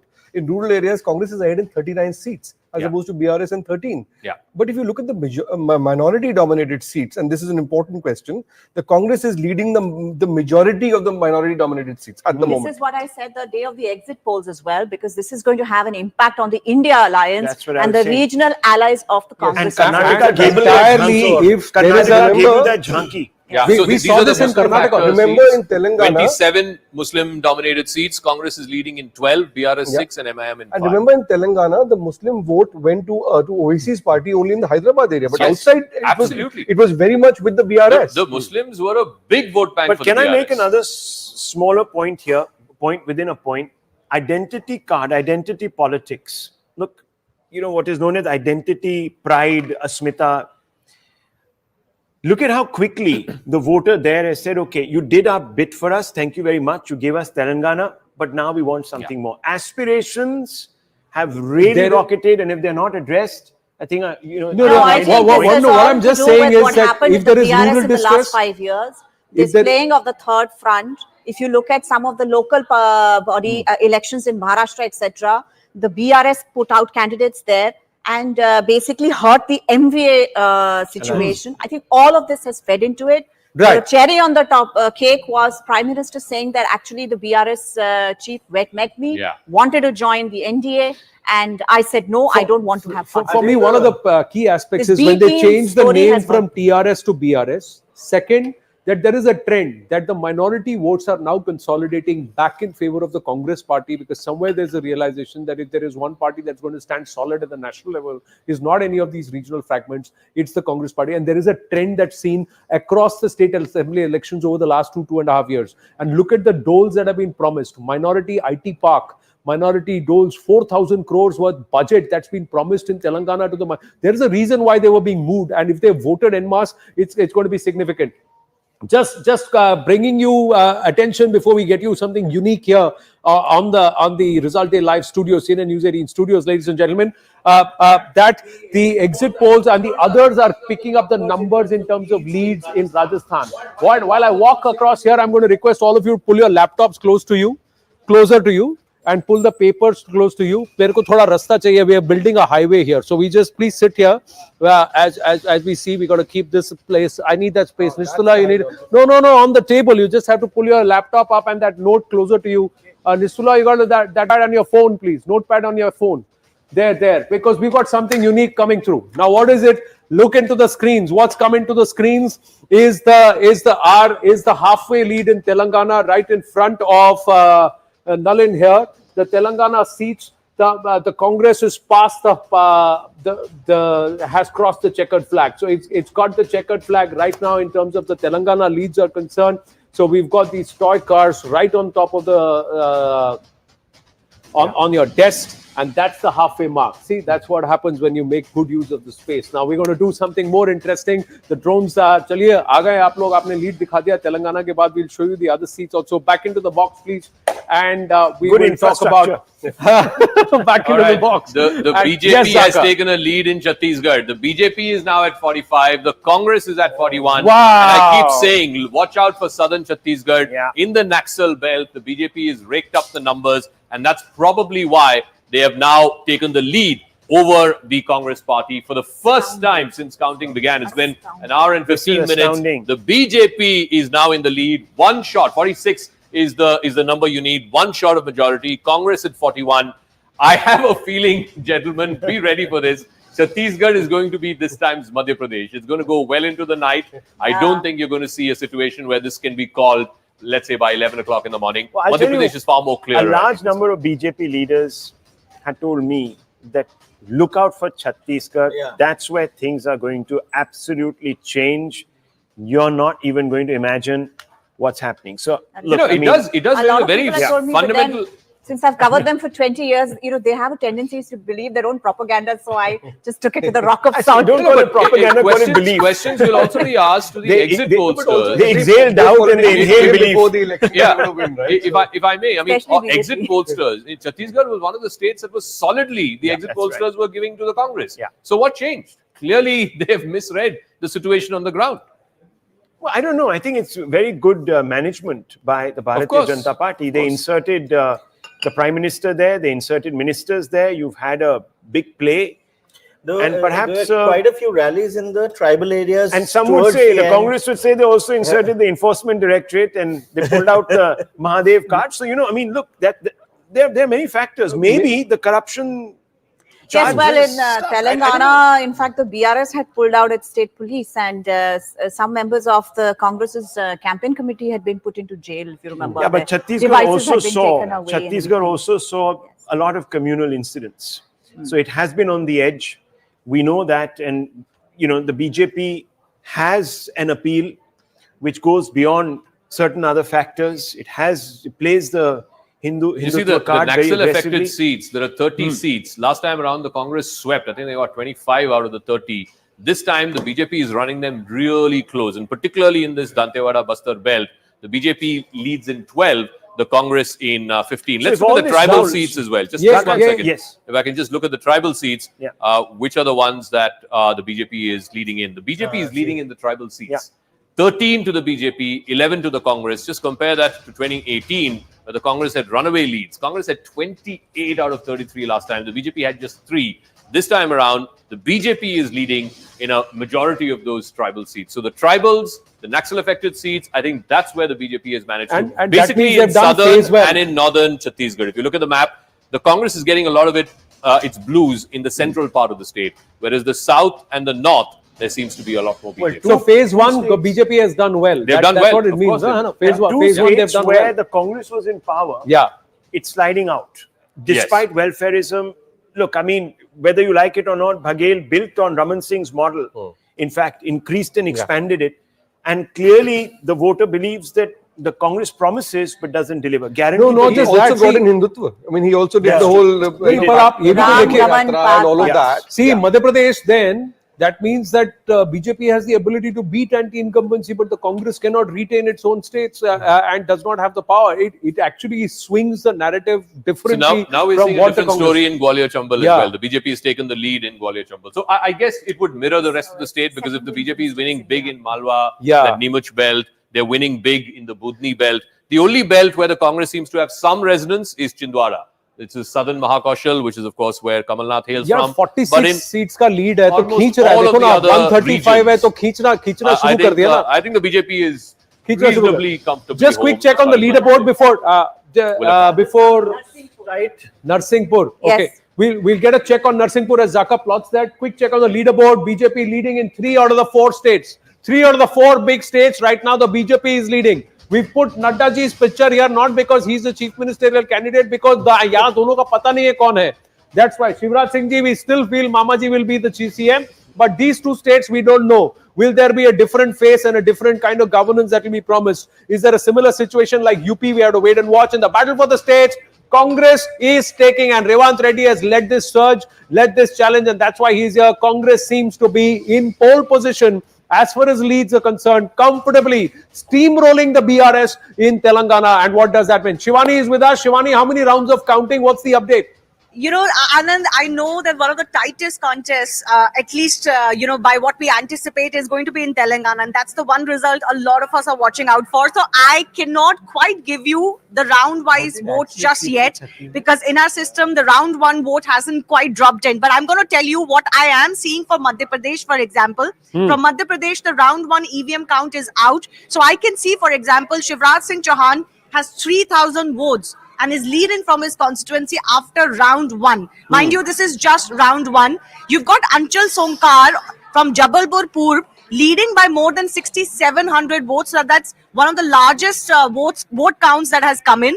Let me also tell you, in Chhattisgarh, for example, I'm looking at some of the number of votes that BJP and Congress candidates are getting. So the BJP candidates who are leading by as many as 5,000.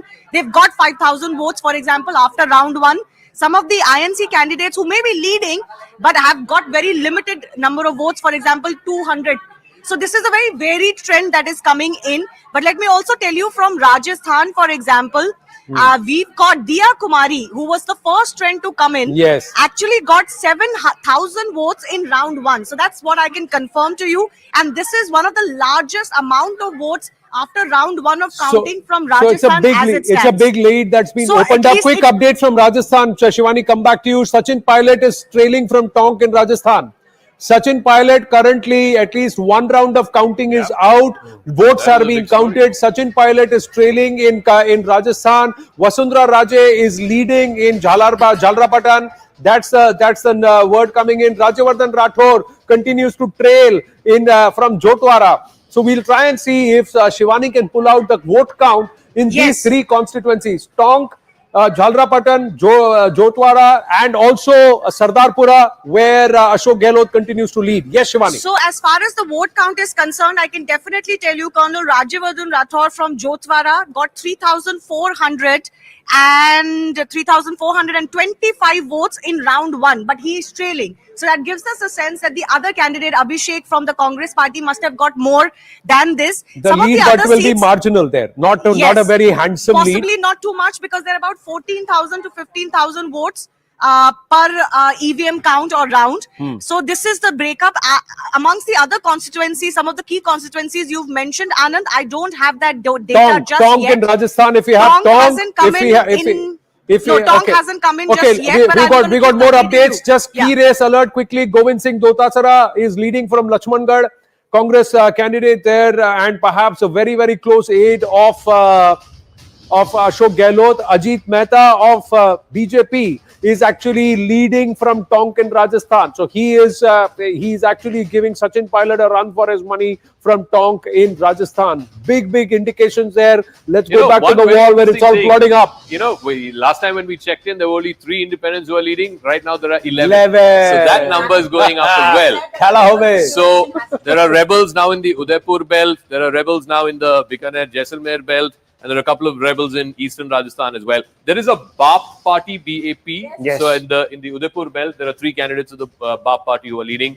In this desert belt, Bikaner, Jaisalmer, that belt, again, 3 independents are leading there. So it'll be interesting. I don't think this game in Rajasthan is over just yet. किसकी तरफ इनका रुझान है? Who are they leaning towards? These independents. You can be assured, Zaka, that somebody from the BJP at least will be on the phone. No, that's what Payal told us. Payal said till late last night, Gajendra Shekhawat, Arjun Ram Meghwal, they were all in Jaipur. We'll see if we can go to Payal. And they said that late nights the phone was ringing and they were all in touch with these independent candidates. Phones were there constantly on the line. And will it even come to it? No, I think they will still make them join. They'll still get the support just to be a little comfortable. Yeah, absolutely robust. I don't want to raise this issue, but I want to throw it up there. Salt of the earth, Gehlot versus Sachin Pilot. Is that a factor here? What's happening? I think this is largely the the Gujar sentiment there. If you remember the last time, he was party president. Yes. In the other 2 states that the Congress won, Madhya Pradesh and Chhattisgarh, they decided to make the state Party president, the president, PCC president, the chief minister. Only in Rajasthan they made an exception, and you remember there were a lot of blockages of the highway, etc., that had been done by supporters of Sachin Pilot. No, but this is a grievance. he himself is trailing. That's the This is a grievance. So maybe Here's my question: that we've been talking about how a lot of the supporters of Sachin Pilot may be voting against the party to express their unhappiness at him being sort of downgraded, right? Can you really be a leader if everybody? That's what I'm saying. Is it really coming down to salt of the earth versus, I don't like to say these words, but an entitlement? So I don't know. I mean, Sachin Pilot, think he worked very hard as PCC president. I don't think you can call it entitlement. Then why are his supporters deserting him? I think that in terms of his own, the way he has run his game so far, every time he has rebelled or raised an issue and called back to the negotiating table with the Congress, he's come away with a little less. Than he walked quick in. update. Chhattisgarh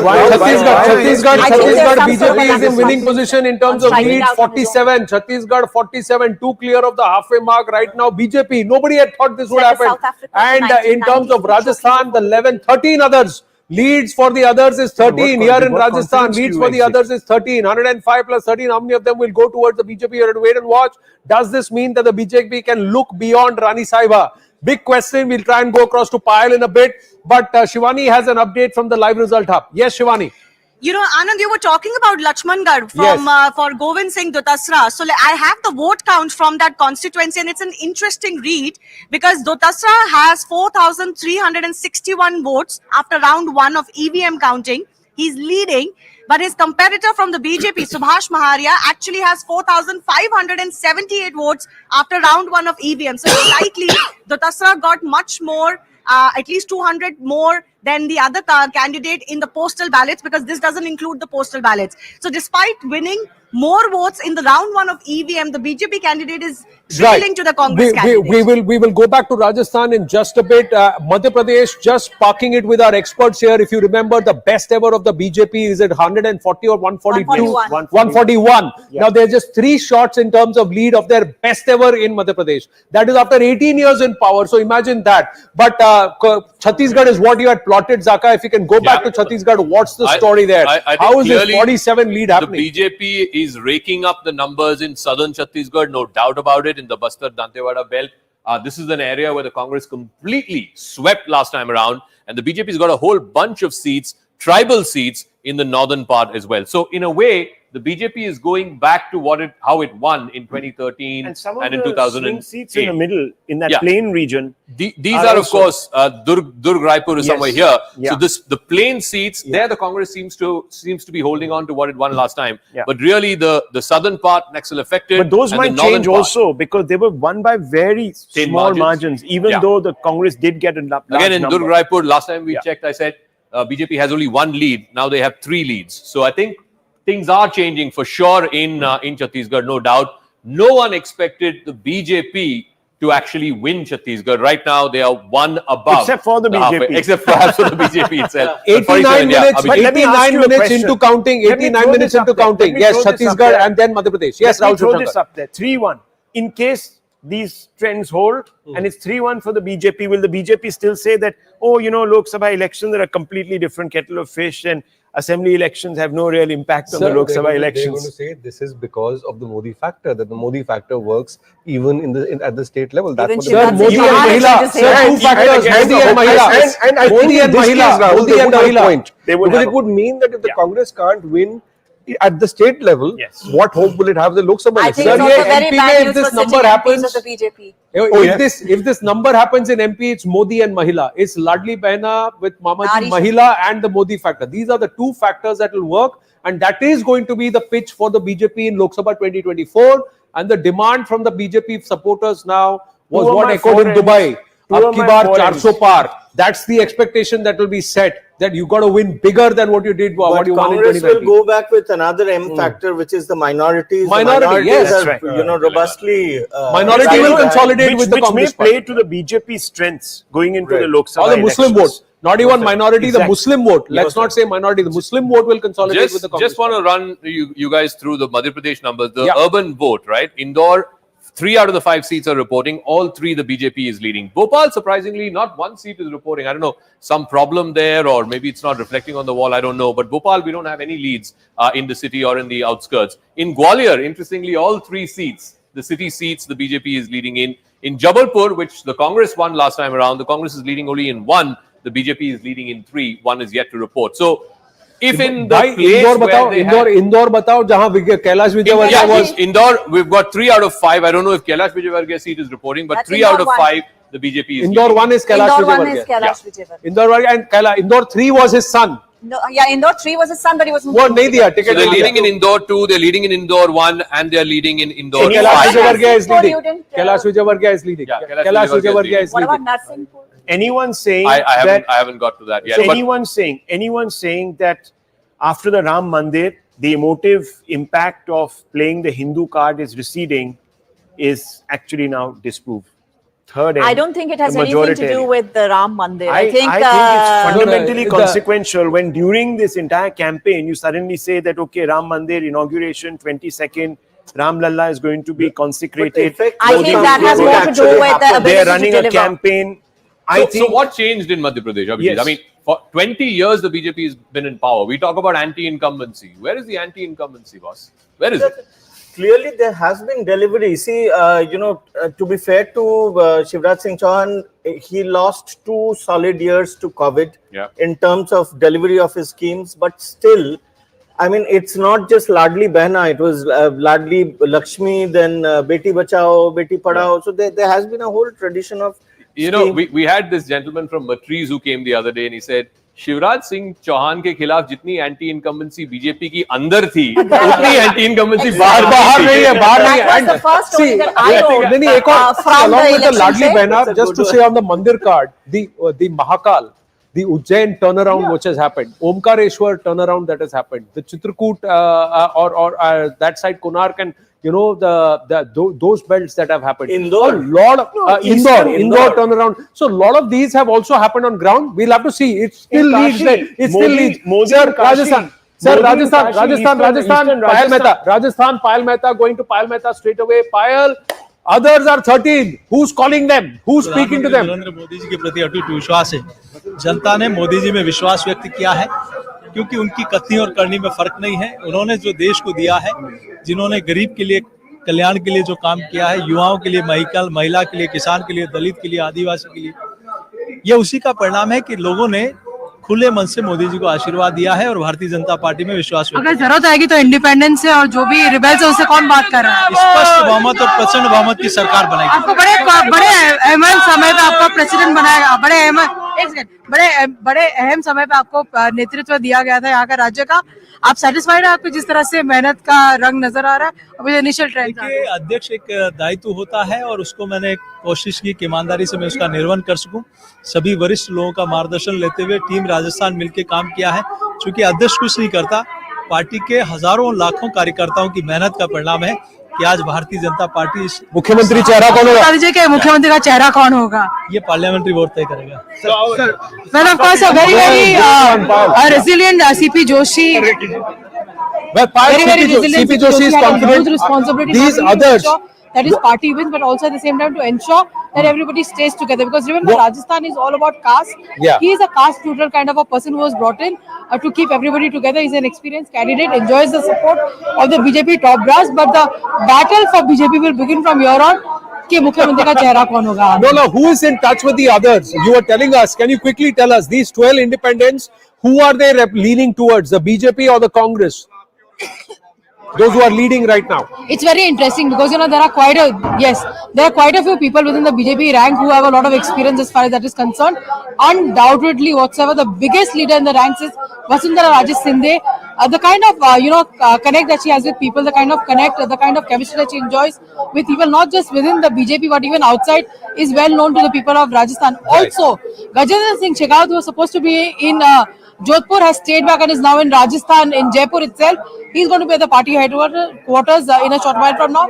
He's again a very, very important face to watch out for. He's somebody who's a tough negotiator. Maybe he can bring in his expertise when it comes to, probably tackling a tricky situation like this. Shekhawat ji, the Jal Shakti minister who was put through the rigor by Ashok Gehlot because they had to actually have the CRPF to extricate him because they were ready to nab him in Jodhpur. I have a question. Rajasthan, I have a question. If it's 107.80 like this, if it crystallizes here, is that better for Vasundhara Raje, or if it's 120, does that make it worse for her? This is better, and that is why the party high command will be in touch with those others. Yeah. Because Let's if look they at who these manage to others bring are. in, then they'll say we can put our person. So there are two guys in the Bikaner belt. There are two guys, independents. One is Ravinder Singh Bhatt from Shio. He's leading. From Baitu, the RLTP, Umed Ram Beniwal is leading. In the Udaipur belt, there are 4 seats from the BAP party. Now, I don't know what their political affiliations are. From the BAP party, there are 4 seats in the outskirts of Udaipur that they are leading.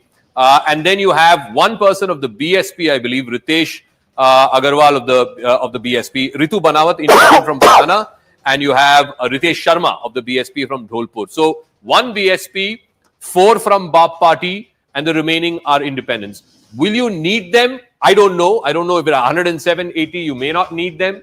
But I think if it's 107.80, if it crystallizes here, it's advantage Vasundhara Raje. If it's 120.60, then I think it's advantage I think the you other also have to candidates. look at the caste dynamics and who's been, which caste has dominantly voted for the BJP. Let's dwell on the Mandir aspect because the alphabet of politics, as per as Rahul Shivshankar, the 7 M's में से 3 Modi, Mahila and Mandir. He said PM campaigned in Mathura, and has that had an impact in East Many Rajasthan? People said that was because he was looking at East Rajasthan. And then we'll go to Madhya Pradesh. So again, you go back to the Gujar factor, the pilot factor, and I think it is playing itself out in Eastern Rajasthan. Look at that. Out of the 36 seats, 36 seats, 19 the BJP is leading in, the Congress only in 15. Just compare that to 2018.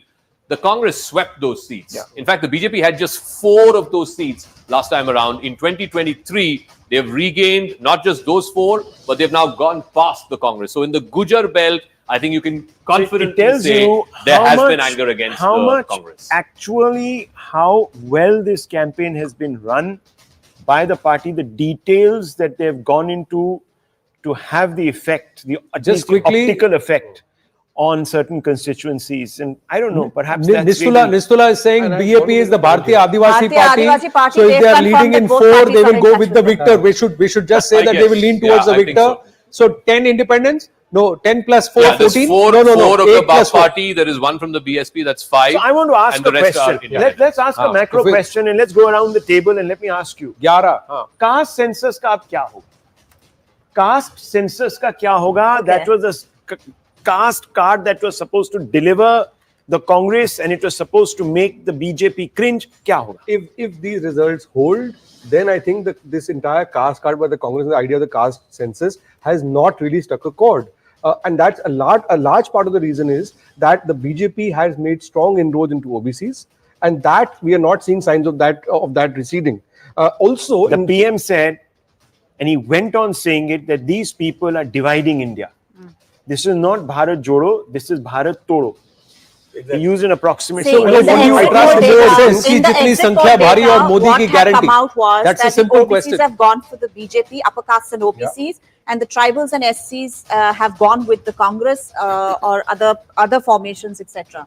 So it clearly shows that OBCs are going where they have actually been given some leadership positions. Yeah. BJP had done it since the 80s, if you remember, the social engineering project, and then it's about walking the talk, and it's purely this jiski jitni sankhya bhari versus Modi ki guarantee. So you trust the PM to deliver and actually walk the talk rather than these promises that have been made. But the Muslim vote is consolidating in favor of the Congress as far as now. Sir, shifting focus. Yes, please complete and then we'll go. I just want to Jyotiraditya Scindia has also spoken. We'll go to that. Would completely throw up the entire stability and all of the markers of society for the last, which have defined a party for the last 20-30. I think this is also showing people don't want upheavals. People want more stability.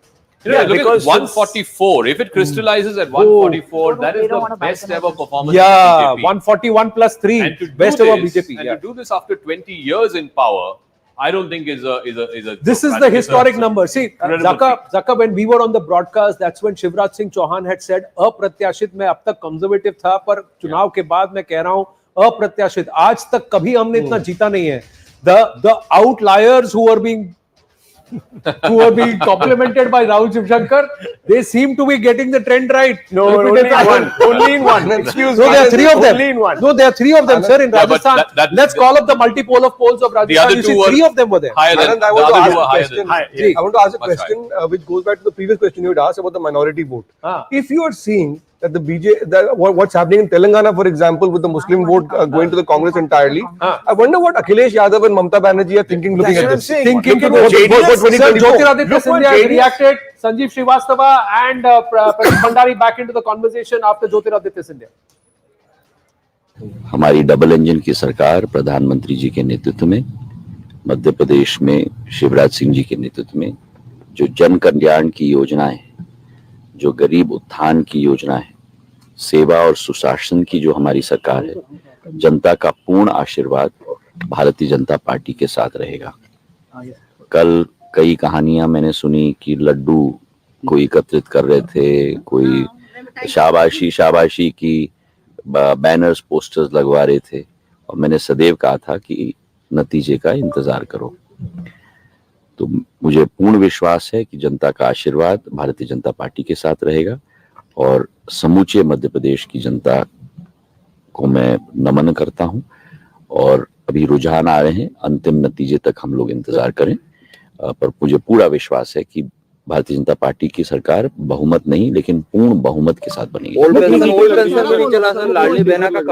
अभी अब मैंने आपको सदैव कहा मैं ज्योतिष नहीं हूँ, तो मैंने कहा है बहुमत नहीं संपूर्ण बहुमत के साथ सरकार. क्या कारण मानते हैं जनता का इतना समर्थन मिला है, क्या वजह है? मैंने यही कहा कि हमारी डबल इंजन की सरकार, प्रधानमंत्री जी का नेतृत्व, प्रदेश में हमारी जन कल्याणकारी योजनाएं, इन सभी के आधार पर हमारा जनता के साथ एक व्यक्तिगत और हृदय का संबंध, सुशासन की सरकार, यही कारण है। मुझे पूर्ण विश्वास है कि दिग्विजय सिंह, 2 दिन से Congress will. That's why many people like to speak early morning, because the bass quotient in your voice, just tonal quality just goes up, ladies and gentlemen. You notice that with Jyotiraditya Scindia. I just have to say that. But you see that, ladies. I know, right? Seriously. First thing that stood out was with Jyotiraditya Scindia was the bass in that voice. Yeah. And will he be a happy man today? Because let's be very, very clear about it. How is his belt doing? Yeah. His region,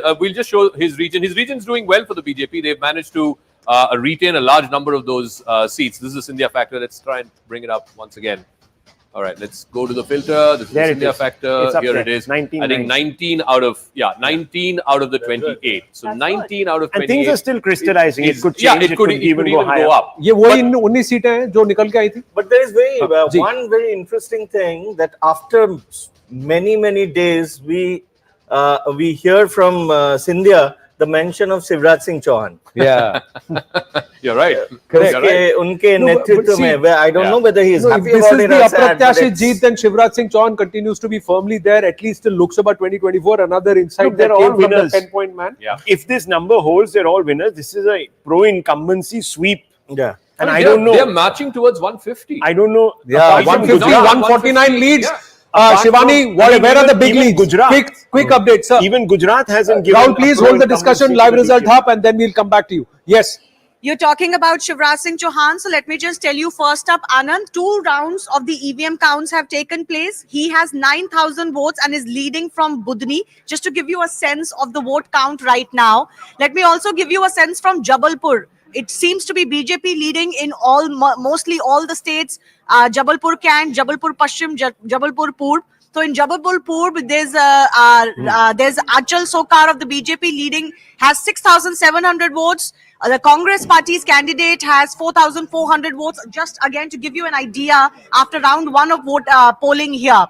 Let me also give you another big update. Now, this is a state where a lot of ministers were made to contest. So I told you about Kulaste, who's been going up and down in just a bit. But from Narsinghpur, Prahlad Singh Patel is now leading after first round of EVM polling or counting. 5,567 votes for him. So that's just a trend coming in from Madhya Pradesh.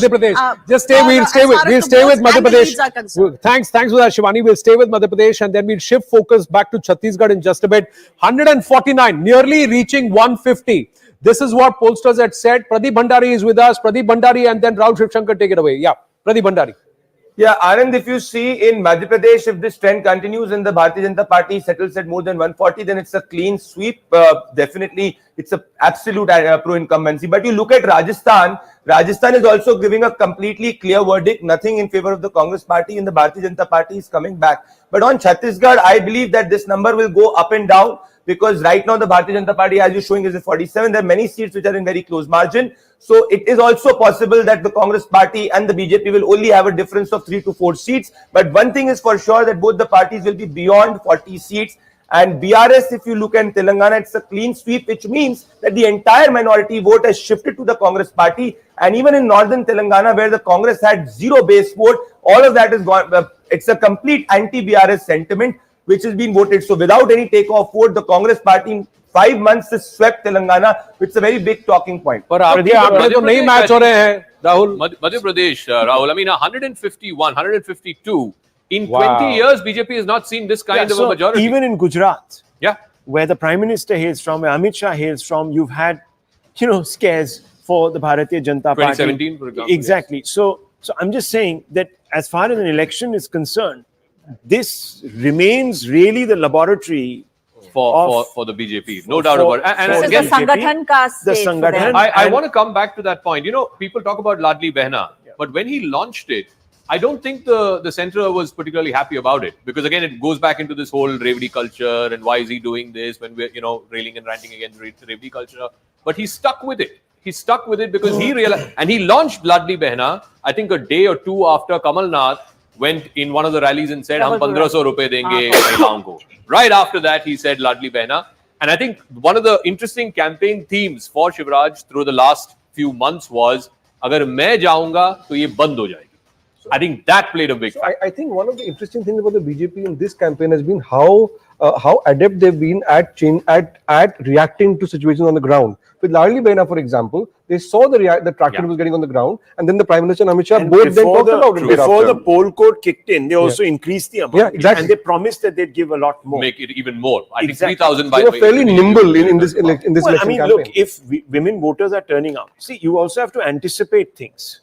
It's quite clear that the BJP has a machinery that is very, very deeply seeded into the populace. So they know what is required, when it is required, and that's what they talk famed organizational machinery. I think the issue for the BJP in Madhya Pradesh was they had deep roots, but how do you infuse the cadre? The cadre had kind of given up, right, 3 or 4 months back.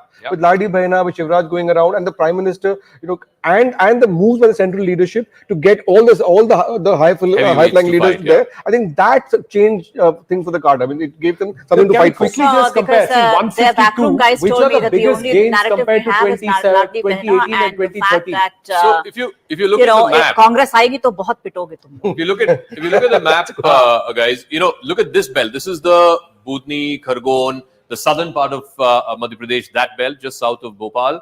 And then you have this whole tribal belt here in Mandsaur, Ratlam, Jhabua, that belt. And here again in Gwalior, Chambal, they've got quite a few seats. So Scindia, credit to him. And this anyway has been the BJP's stronghold, the Vindhyachal, Rewa Panna, Sigrauli, all the way to the eastern part of the state. So this has anyway been the BJP's stronghold. But where they've really come back in a big way is southern Madhya Pradesh. This is entirely Shivraj. The tribal part, which is Neemach, Mandsaur, that belt. And of course, in some parts, both Rajasthan and Madhya Pradesh, the women pipped the men to the post. Yep, they did. Now, how did the BJP plot in these regions in 2018? If you were to look at how the BJP did These regions, how did they plot in these regions? See, they had seats here, but the other regions, they had far fewer here in the tribal belt. They had far fewer here in Gwalior Chambal. But this belt seems to have been with the BJP. This is again a stronghold of the BJP. So they've returned in that belt pretty well. They had a lot more here, on the northern side of Bhopal. The southern side, again, it is a stronghold. This is again where the OBC politics comes into effect. But really, I think the difference between 2018 and 2023 has been a lot more saffron here, a lot more saffron here, and a lot more saffron in 150 for the BJP in terms of leads, 109 further consolidating itself in Rajasthan in terms of leads. More rounds of counting have happened, ladies and gentlemen. At least into the third round of counting in a lot of places we are given to understand. Look at Chhattisgarh. The BJP further racing away in Chhattisgarh to 48 leads. 48 leads. And again in Telangana, the Congress racing away to nearly 70 leads. 69 leads for the Congress party in Telangana. So it's runaway mandates that are being given. It's not hung situations that we're seeing. The others are at 14 in Rajasthan, and that is also significant, and it's coming at the cost of the Congress party. It's coming at the cost of the Congress party that the others are 14 and 109 for the BJP in Rajasthan.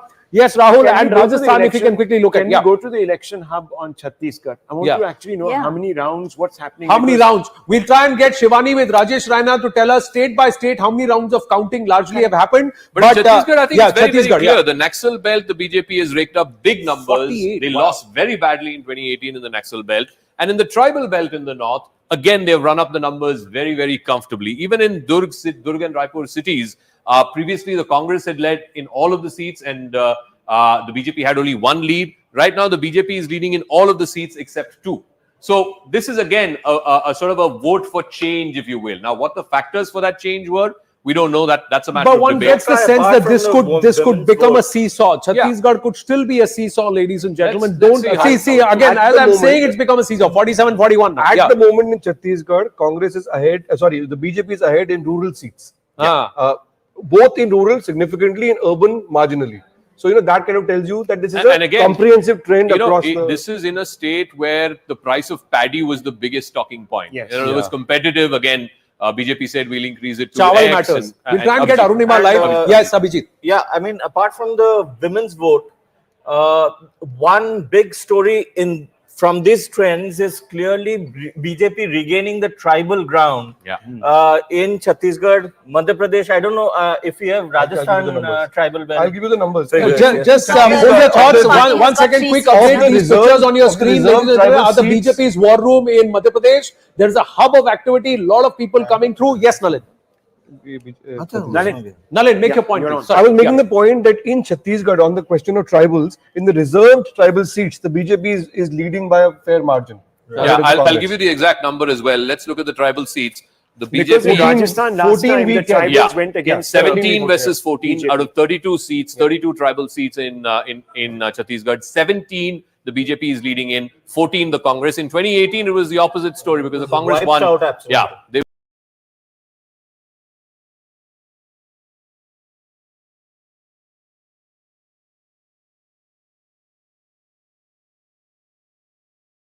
particularly in northern Chhattisgarh. In Rajasthan, Zaka, the tribals had not really voted for the BJP.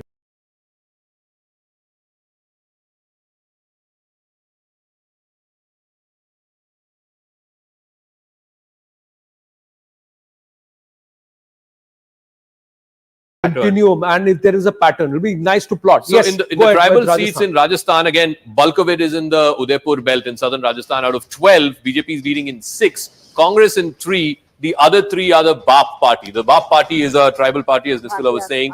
They are leading in 3. Dungarpur seat they are leading. They are leading in Chaurasi, and they are leading in Aspur. All of it in the outskirts. Do you have the Udaipur. swing seats here in Rajasthan? Let's have a look at those, because those were quite the decider.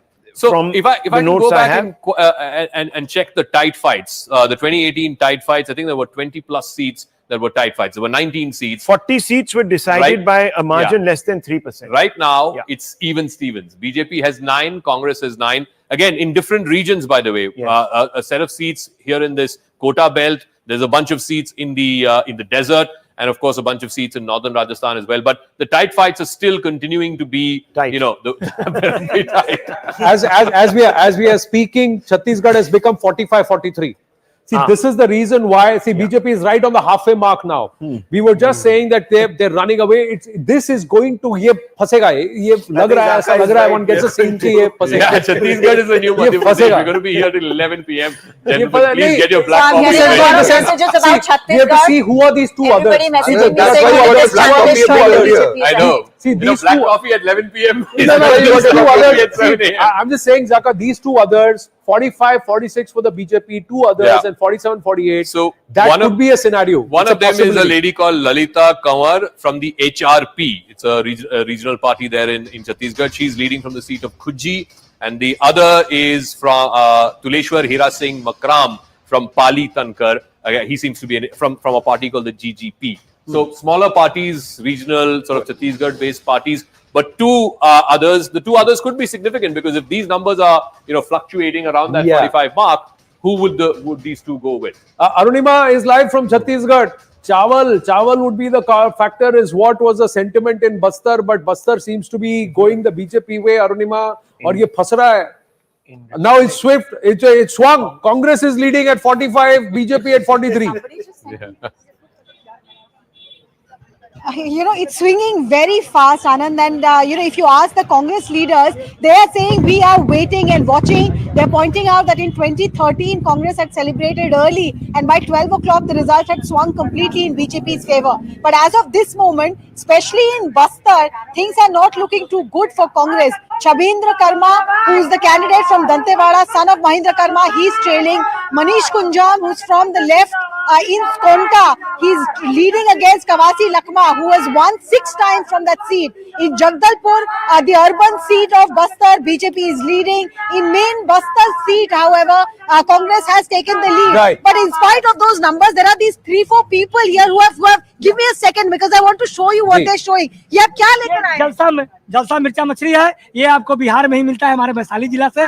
Bihar से यहाँ है? बिहार से आया है। India महागठबंधन जब से बना है, हम लोग का उद्देश्य है कि पूरे देश में इंडिया महागठबंधन डाल दीजिए अंदर. So there's machli from Bihar to pray for the India alliance. There are some Congress workers, and there was a mithai ka dabba also, which has now gone missing. I think, yeah, that's all that is left, because they have been distributing the sweets, Anand, but this is all that is left now. No, but and are they actually? that ultimately the Congress party will do well. Are they fishing in troubled waters? Is the larger question, Arunima.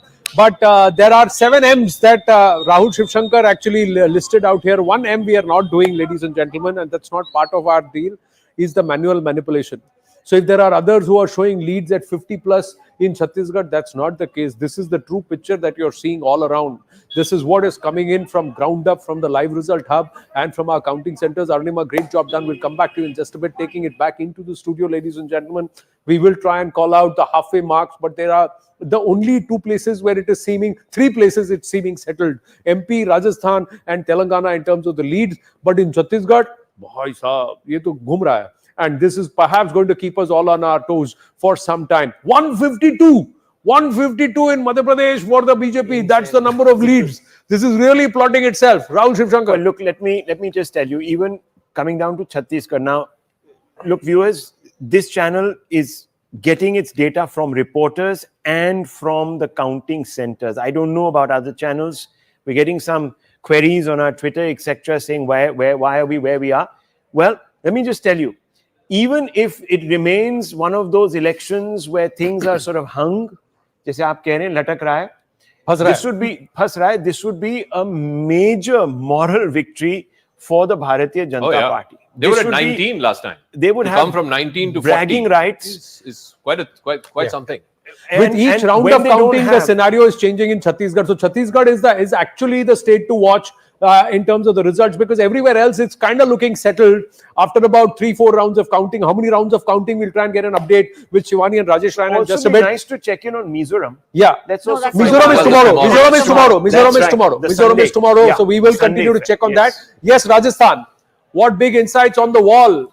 So I think in Rajasthan it's pretty clear. I think the BJP is home and dry. It's well past 100. The others figure is slowly but surely creeping up. Yeah. There are a bunch of independents here in this Jaisalmer, Bikaner belt. There is the BAP party in the Udaipur belt. And there are a couple here and there. But I suspect that if these numbers hold at slightly over 100 plus, 105, 106 in that range, I think the BJP is comfortably home. And I kept saying this in the earlier part of the program as well. 106, 107 is where Vasundhara Raje will also fancy her chances, because if it's a runaway 120 plus kind of a victory, then the party doesn't really, or the High Command doesn't really need her. But at 106, there's just much enough to go past the halfway mark, and yet at the same time, it's not that comfortable that they can afford to ignore her. Because look at her belt. She's completely raked up the numbers in that Jhalawar-Jhalapatan belt. The Congress has only 2 seats in that belt. The rest of it is completely BJP. So I think, and plus, look at her competitors. One of them, Mr. Rathod, is trailing. Yeah, from Jotwara. Rathod is trailing, and Gajendra Shekhawat has not returned the number of seats that one would expect from him in Jodhpur, where he was giving a direct fight with Ashok Gehlot's constituency, and Rani Saiba remains the strongest and perhaps the tallest. Also have to look at on the that vote note, the lady and the gentleman, let's bring in our drone again. Now, this is how it looks, beautifully coming into the studio with another garage of toy cars, and they're going to show us the halfway mark on this lovely table where the guests say, "Yaar, hame ignore karta." There it goes. It lands on you, and as we come in closer, it's opening up. And this is the state of Madhya Pradesh. It's the state of Madhya Pradesh where the Congress is trailing and the BJP is racing away to a historic number. 18 saal baad. What happened in Gujarat? A number which is apratyashit. A similar story that is happening in Madhya Pradesh. A number which is apratyashit. Never before that has happened. And they've crossed the 150 number. In Gujarat, they crossed that 150 number. They thought never before it will be possible. They have made history there with 156. Here again, they have done that number with 152 leads so far. Right here, next to Rahul Shivshankar comes the BJP car. There it is. And now we're going to roll them back, send them back, and swing the conversation towards what has happened. Which note, which other M are you adding here, Mr. Rahul Shivshankar? Look, which is the biggest truck is going over your notes, man. I have Take it away. Exactly. And I'll just tell you one thing, that even in the piece that I wrote yesterday, I talked about the Modi factor. You can't discount this. Yes, Mr. Shivraj Singh, but remember, he lost the last election. If you really look at that, he lost the last election. He needed that X factor. That X factor was Mr. Modi. Unusual for the BJP and for Mr. Modi himself to pitch himself so aggressively in a state election in both Rajasthan, Madhya Pradesh and Chhattisgarh, and you can look at that. Now, is it also the three states they cannot compromise on? Gujarat, Madhya Pradesh and Maharashtra.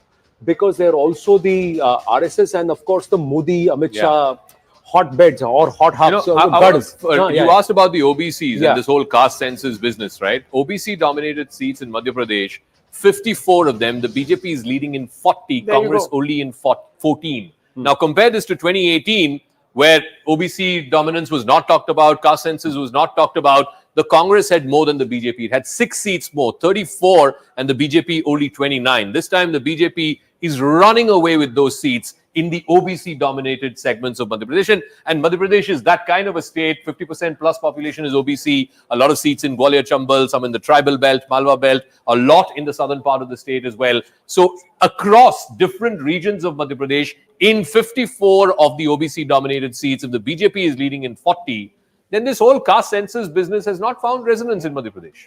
And attacking Mr. Modi and making this campaign about whether he's a panoti or not, etc., plays to the BJP's strengths, quite frankly. And it's a classic case. The more you get personal with the PM, the more the mandate shifts away from you. It does not work. It does not work. See, Telangana in this case is that the biggest alternative to the BRS was the Congress party. It's an opportunity loss for the BJP. The BJP has shot itself in the foot after getting the kind of leg up in Hyderabad Civic Court. Interestingly, 3 of the 8 seats that the BJP is leading in is in Hyderabad city. So let me just take you through Gosha Mahal, Raja Singh, despite all the controversy, him getting the ticket, not getting the ticket, and then the MIM not putting a candidate against him. He's leading in Gosha Mahal. The neighboring constituency of Yakutpura, Virendra Babu Yadav of the BJP is leading. And then you have one more constituency, Malakpet, where Sam Reddy, Surinder Reddy of the BJP is leading. So BJP, out of the 8, 3 are in Hyderabad city.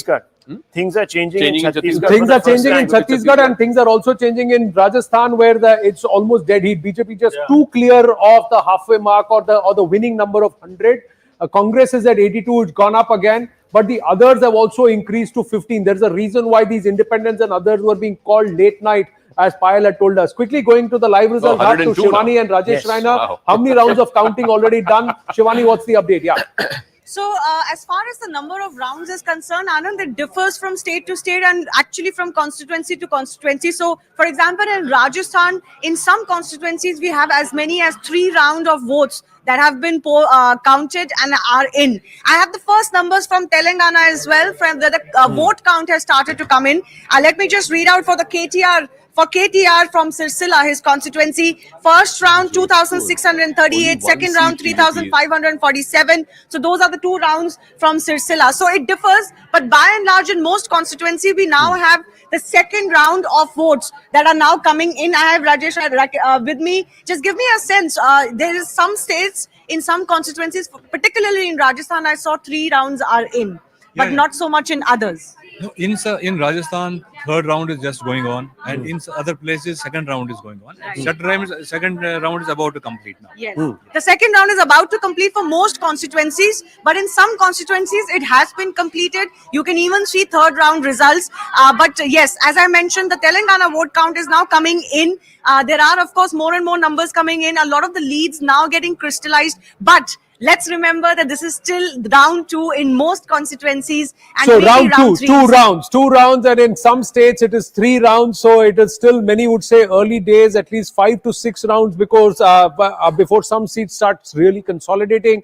8 to 9 rounds before you would say that these leads are shaping up. Rajasthan again, BJP going back up to 103, the Congress slipping by 1, the others only getting stronger by the hour as we speak. Now BJP further going up in the rounds as 3 rounds have completed in BJP, in Rajasthan for the BJP. Here in Madhya Pradesh, look at that, 153. We call them outliers and improbables. 3 of the pollsters had looked at a 150 plus mark for the BJP, and that seems to have happened in Madhya Pradesh. We don't know yet. It's not consolidated. It's consolidating, but it's not yet over. Let's quickly look at how the halfway arch looks up in front of us for Chhattisgarh, and we've called this. Now, this is another element. And this is it. 46 is the winning number. At this point, the BJP is actually trailing and the Congress is past this 46 number. The Congress So we've got the colors wrong on these sides. So Congress is 46 and this is where it is. The Congress party, we'll just come back to this in just a bit. Quickly taking it back again into the studio. Zaka's got Rajasthan on the wall. Is there a reason why? That number of others we keep talking about in Rajasthan, 15, 5 of them are to this BAP party. So 5 is a substantial number of MLAs to have. I remember our journalist, our reporter had told me that, a few months back that there's some party called BAP and they're going to float some. Do you think I should do a story? I said, yes, why don't you talk to them, because in an election assembly, everybody is, he went there and he did. So I think it's going to be interesting. So 5 from the BAP party, there's 1 person from the BSP.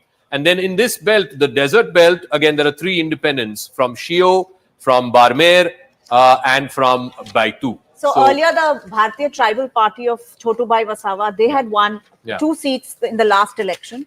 I think this is a derivative of that. I won't still stick my neck out in Telangana or in Chhattisgarh. Chhattisgarh is a tight fight, no doubt, and we were expecting that. Which way it will go, I think it's too early.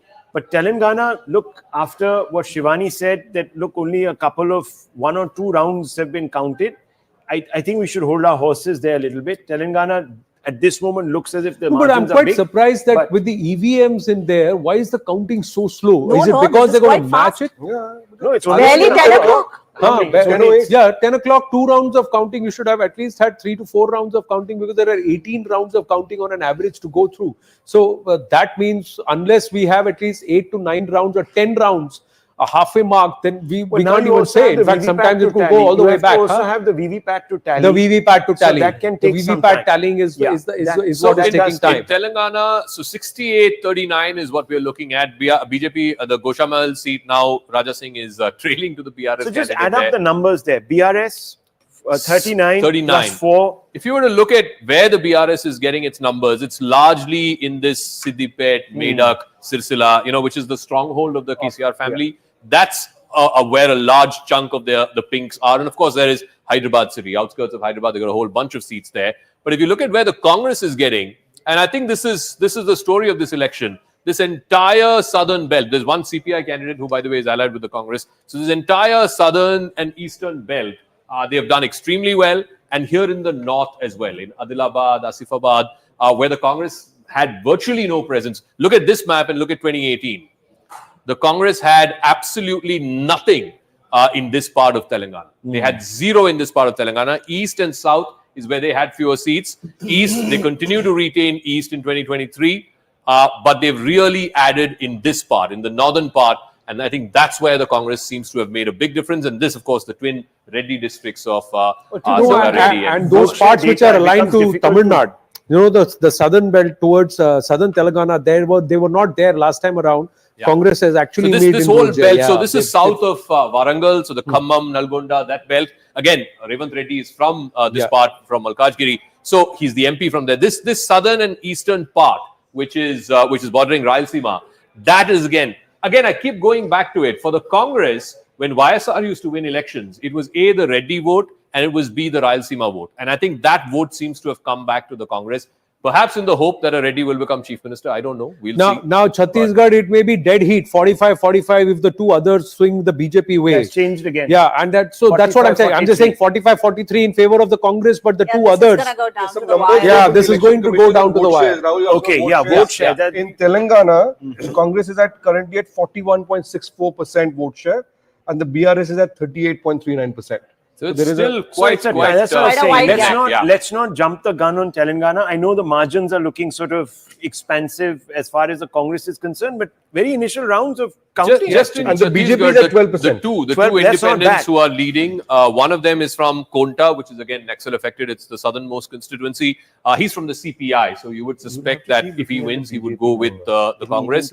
And Khuji, which is in the central part of the state. Lalita Kawar from the HRP, a regional party there in Chhattisgarh. So these are the 2 who are not affiliated to the BJP or to the Congress. But I think the BJP has done two smart things here. One, in this Naxal belt, again, I can go back seat by seat. From Dantewada, the BJP candidate is leading. From Jagdalpur, the BJP candidate is leading. From Narayanpur, the BJP candidate is leading. So in the Naxal belt, the BJP has raked up numbers in a way that we didn't see in 2018. And yes, Nalin, and of course the tribal seats here in the north. So a quick point on vote share in Chhattisgarh. I think we were talking about that it's being a dead heat. The Election Commission website is currently showing that on vote share, the Congress is at 43.43% in Chhattisgarh and the BJP is at 43.87%. So there's nothing to choose from there. 0.4% between and look, BSP is at 2.59%. But look at from where the BJP has come. Yeah. If you look at the numbers last No, time. not just that. See, Right? what would So- you attribute this to? One, will you attribute this to the counter-Naxal operations? Because again, Amit Shah said the same thing. Three problem areas we've really actively dealt with: Jammu and Kashmir, the Red Corridor or Red Terror as an issue, and the Northeast. This is again that he said on the BSF raising day. He mentioned this. Do you think that's a factor on ground, or is there something else that would have resulted in this swing? Because none of the pollsters have predicted this. Yes. Phase one, many thought that it is going to go back to the Congress. Nobody could predict this on Who ground. is the most prescient leader of the BJP, and what was his focus? What was Modi's focus? It was the Mahadev app scandal, straight off, and he kept saying that this man has not even spared Mahadev. So that played double entendre there. Secondly, most importantly, he said that look, in this particular state, you have had diversion from the most underprivileged, which is the tribal and the EVCs. This is what he kept saying in all his campaigns. Correct. So I think he made that an issue. So Now- corruption, and of I course think the really backward, underprivileged that he looked at. You know, we used to have this trend of anti-incumbency in Indian politics. That the BJP's kind of changed to pro-incumbency in the last 8, 9, 10 years. I think what we are seeing is the Congress being unable to retain power in states where it had a governance record. Yeah. So Punjab. Yeah, exactly. Also in Chhattisgarh, in every region of Chhattisgarh, north, central, south, urban, rural. If you look at the Dandagrania region or the Patalgadi region, BJP is ahead in every single region at the moment. So this is a telling statement on the Congress's governance. That's one point that you're very strongly making, especially when they had big states that they should have actually held on to when they were trying, saying that they are actually coming back and they're making gains after the Karnataka win. The second part is, has the BJP realized that they cannot compromise on Sangathan Shakti? They have to ensure that everybody, the might and muscle, you can't take any election lightly, and the central leadership cannot be hands off and leave it only to the state parties or the state leaders to do it. That's also a problem area for the BJP because their state leadership doesn't seem to be very robust enough to do something on their own. Whereas the Congress is largely the regional satraps within the Congress who have done this election. Ashok Gehlot on his own in Rajasthan. I do have a question Baghel. though, on Chhattisgarh. If the numbers crystallize, let's say 45, 46 to the Congress, and it's slightly maybe 1 or 2 seats ahead of the BJP, will Baghel continue to be chief minister, or will Dio's faction now come out and say that, look, here was a man, he was saying, you know, we'll get That 60 depends on seats. where we'll they've won. If they haven't won in the tribal areas, then Baghel as the OBC person will still have a say in, in pushing his case forward. And who are the two others? So one of them, like I said, is a CPI candidate from Konta. So I suspect India they'll Alliance. go with the likelier to go with the Congress. And one person is Lalita Karwar from the HRP party in a seat called Kuji. In any case, we don't if know it's a what very her tight fight, affiliations are. the Congress won't want to risk upsetting equations there. So they'll probably go with continuity. So I've just been told HRP is called Hamar Raj Party. It'll be interesting to see, which way they are likely to swing. Yeah, whether towards but BJP you or may the Congress. generally you will swing towards the victor one seat that makes them comfortable. But the fact is that multiple rounds of counting, मैं फिर कह रहा हूँ ये छत्तीसगढ़ फंसेगा ये यहाँ पे नहीं रुकने वाला. This will continue to change. Just quick update that Prime Minister Narendra Modi likely at the BJP headquarters 6 p.m. this evening. That's the election breaking in the battle for the states here on Result Day Live at CNN News 18. Prime Minister Narendra Modi with the early trends giving the BJP the edge in 3 out of 4 states. And now that Chhattisgarh swinging this way or the other, but the 2-2 kind of scenario still there. Big wins for the BJP in Rajasthan and Madhya Pradesh. It's likely that Prime Minister Narendra Modi will be at the BJP headquarters. And what will be the messaging? That will be interesting to watch. Arun Danta with us. Yes, Arun. Well, that's right, Anand. As of now, we can say celebrations haven't started here in the BJP office, but we are given to understand that a message has been passed to BJP workers in and around Delhi to reach BJP headquarters, and Prime Minister Modi, we are also told, will be reaching here at the headquarters of BJP post 6 p.m. because by that time you will have clarity as to which way this election results are going to be. So, and this has been, Anand, a regular practice. We have seen Prime Minister Modi coming to BJP office every election results to thank the voters who supported the Bharatiya Janata Party, and therefore today itself. Thanks for that, Arun. Keeping it short, we'll come back to you when we get more updates and the results start consolidating a little more, because the party workers will start coming to the victors' headquarters. Going across to Pradeep Bhandari, focus on Telangana now, Pradeep. AIMIM slipping. Is there a consolidation of the Muslim votes in favor of the Congress? And is that a trend that we will see going into Lok Sabha 2024 too? And is this going to worry the regional parties? Yeah.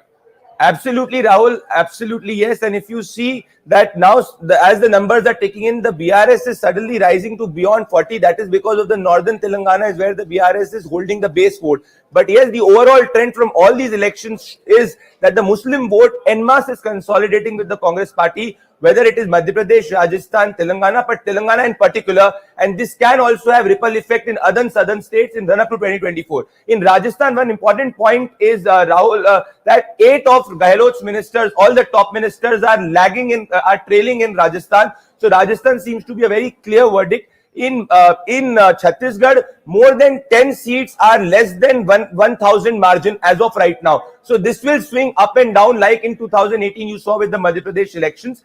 Along with that, another point is, Rahul, that if you see that the BJP's vote share in Telangana has increased, is going beyond 10%. So in run-up to 2024, the two parties in contestant in Telangana will not be BRS and BJP and Congress last time, like it was in 2019, but it will be BJP and Congress. So you might see BRS becoming the number 3 party in Telangana in 2024. See, the BJP always likes a straight fight with the Congress party because it's engineered in their DNA to take on the Congress. And from 7% to 19.69%, 2018 Vidhan Sabha to 2019 Lok Sabha. If the BJP has about 12 to 14% vote share this time around, once the dust settles in Telangana, they would want to take it into the 28-29% mark for Lok Sabha 2024, and that means they will return some more seats to the Lok Sabha from Telangana. We'll have to wait and watch how that pans out. Right now, going across to Swastika, who's got Uttam Kumar Reddy with her.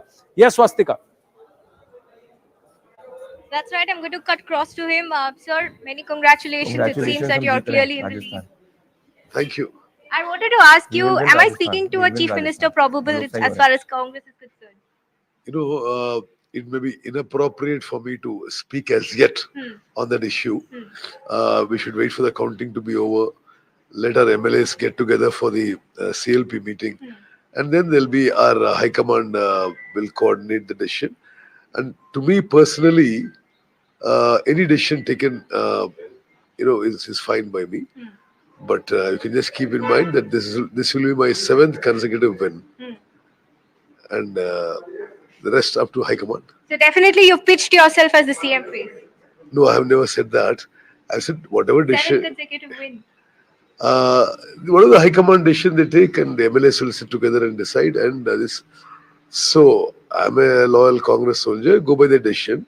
But since you asked me, I said this is my 7th consecutive win. All right, sir. I want to ask you, what do you think worked in Congress's favor this time around? It's a historic mandate if it is 75 plus, as the Congress is predicting. Swastika, I've been the president of the party for quite some years, and we always had a good cadre strength in Telangana.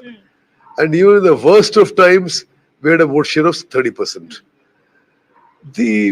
One is, and the Gandhi family, they have a special place in the hearts of the Telangana people. Now, if we didn't win 2014 and 2018, it's because of some mistakes we made. And I think this time we learned and corrected ourselves.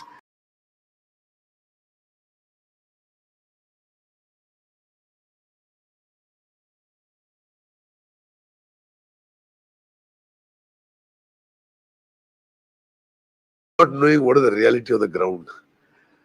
And they were trying to trample on democratic institutions. I've been in the combined state also. I've been a 5-term MLA. So I've seen the difference between combined state and separate state. I've been a minister, I've been a PC president, I've been an MLA, I've been an MP. So are we looking at a probable chief minister of Telangana? We'll have to wait and watch. Best of luck to Mr. Reddy and also to the Congress party. Swastika, pulling away from you because there is lots that's changed. Suddenly, Abhijit, you looked at it and said, "Pop re 47 or 50 ho gaya, sir. 50 ho gaya." Please, your thought. No, so clearly the tribal vote, Zaka can bear this out from the from his map, but the tribal vote and is going BJP's way. Now the urban counting has also opened up. Perhaps we can look at the tribal seats. BJP is winning 19 to the Congress's 13. A large number of them in the northern part, also in the southern part. These are the Naxal affected seats. But these numbers, and if you just compare this to 2018, you know, the map is, look at this, sea of blue here in the south and sea of blue here in the north. But remember, in the last Congress election, swept. the RSS had sort of held back. This time, RSS has been a big. I wanted to ask you to weigh in on this, please. So between RSS and Abhijit, on the RSS on ground, and how much of that has contributed? Please, Abhijit. You're using a bit of a bahab because this is used by left liberals to attack me. But sorry to say, I'll just be very, very clear, even though I'm liberal, but I just want to make it very clear that the RSS had not got into the fray last time around. This time they have, and This time there have been reports, yes. Tribal. I mean, I know it's sort of being extremely trite in saying so, but I think you're seeing that. Yeah. You know, conversion has been an issue in the tribal belt.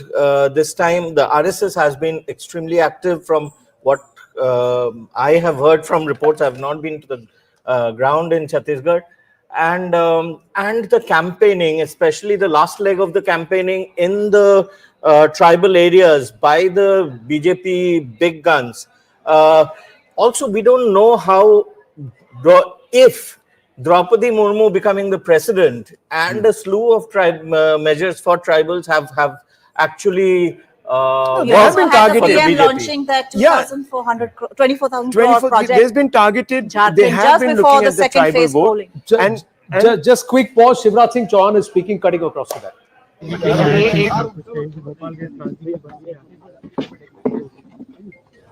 आज भी जब वो 2 और 3 दिसंबर की दरमियानी रात याद आती है तो हम कांप उठते हैं। MIC गैस के कारण, गैस के रिसाव के कारण हजारों भाई बहन, जिनमें हमारे छोटे छोटे बच्चे शामिल थे,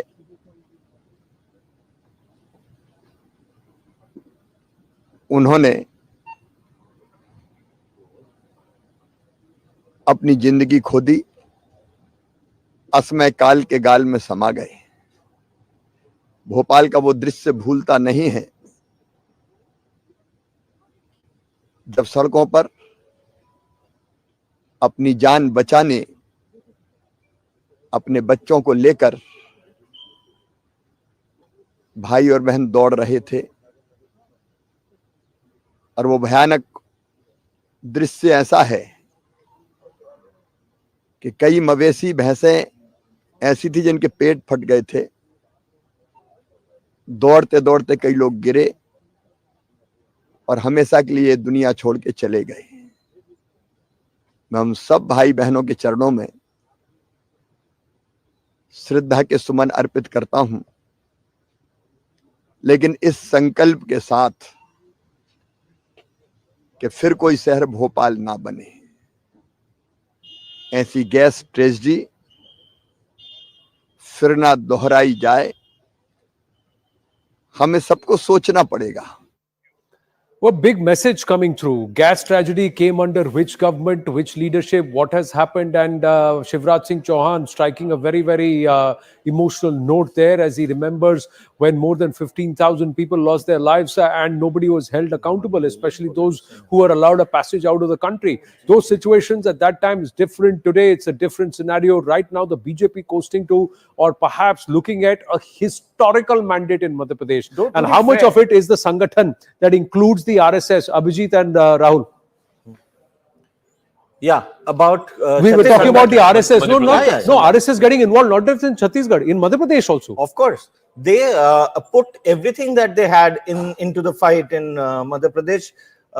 They pulled in everybody from all the MPs, etc. And RSS got extremely active in Madhya Pradesh. I think the story here is the failure of the Congress's focus on the OBC caste survey.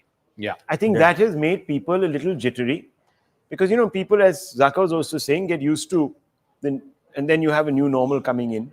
I don't know. Look at the OBC dominated seats. Yes. I BJP think is with one. regard to the RSS, threes. I would just like to add something. Yes. That unlike the BJP, which realized that there was a lot of anti-incumbency against Mr. Chauhan himself within the BJP, and therefore this fielding of 7 MPs, out of whom 3 were union ministers and 1 national general secretary, the RSS actually did not give up on Mr. Chauhan. And they did say that, look, he is the only leader who is acceptable across the state for the BJP. You can't just abandon him like that. No, and Shivraj Singh Chauhan, to his credit, has remained a core RSS man. He's never antagonized the Sangh leadership.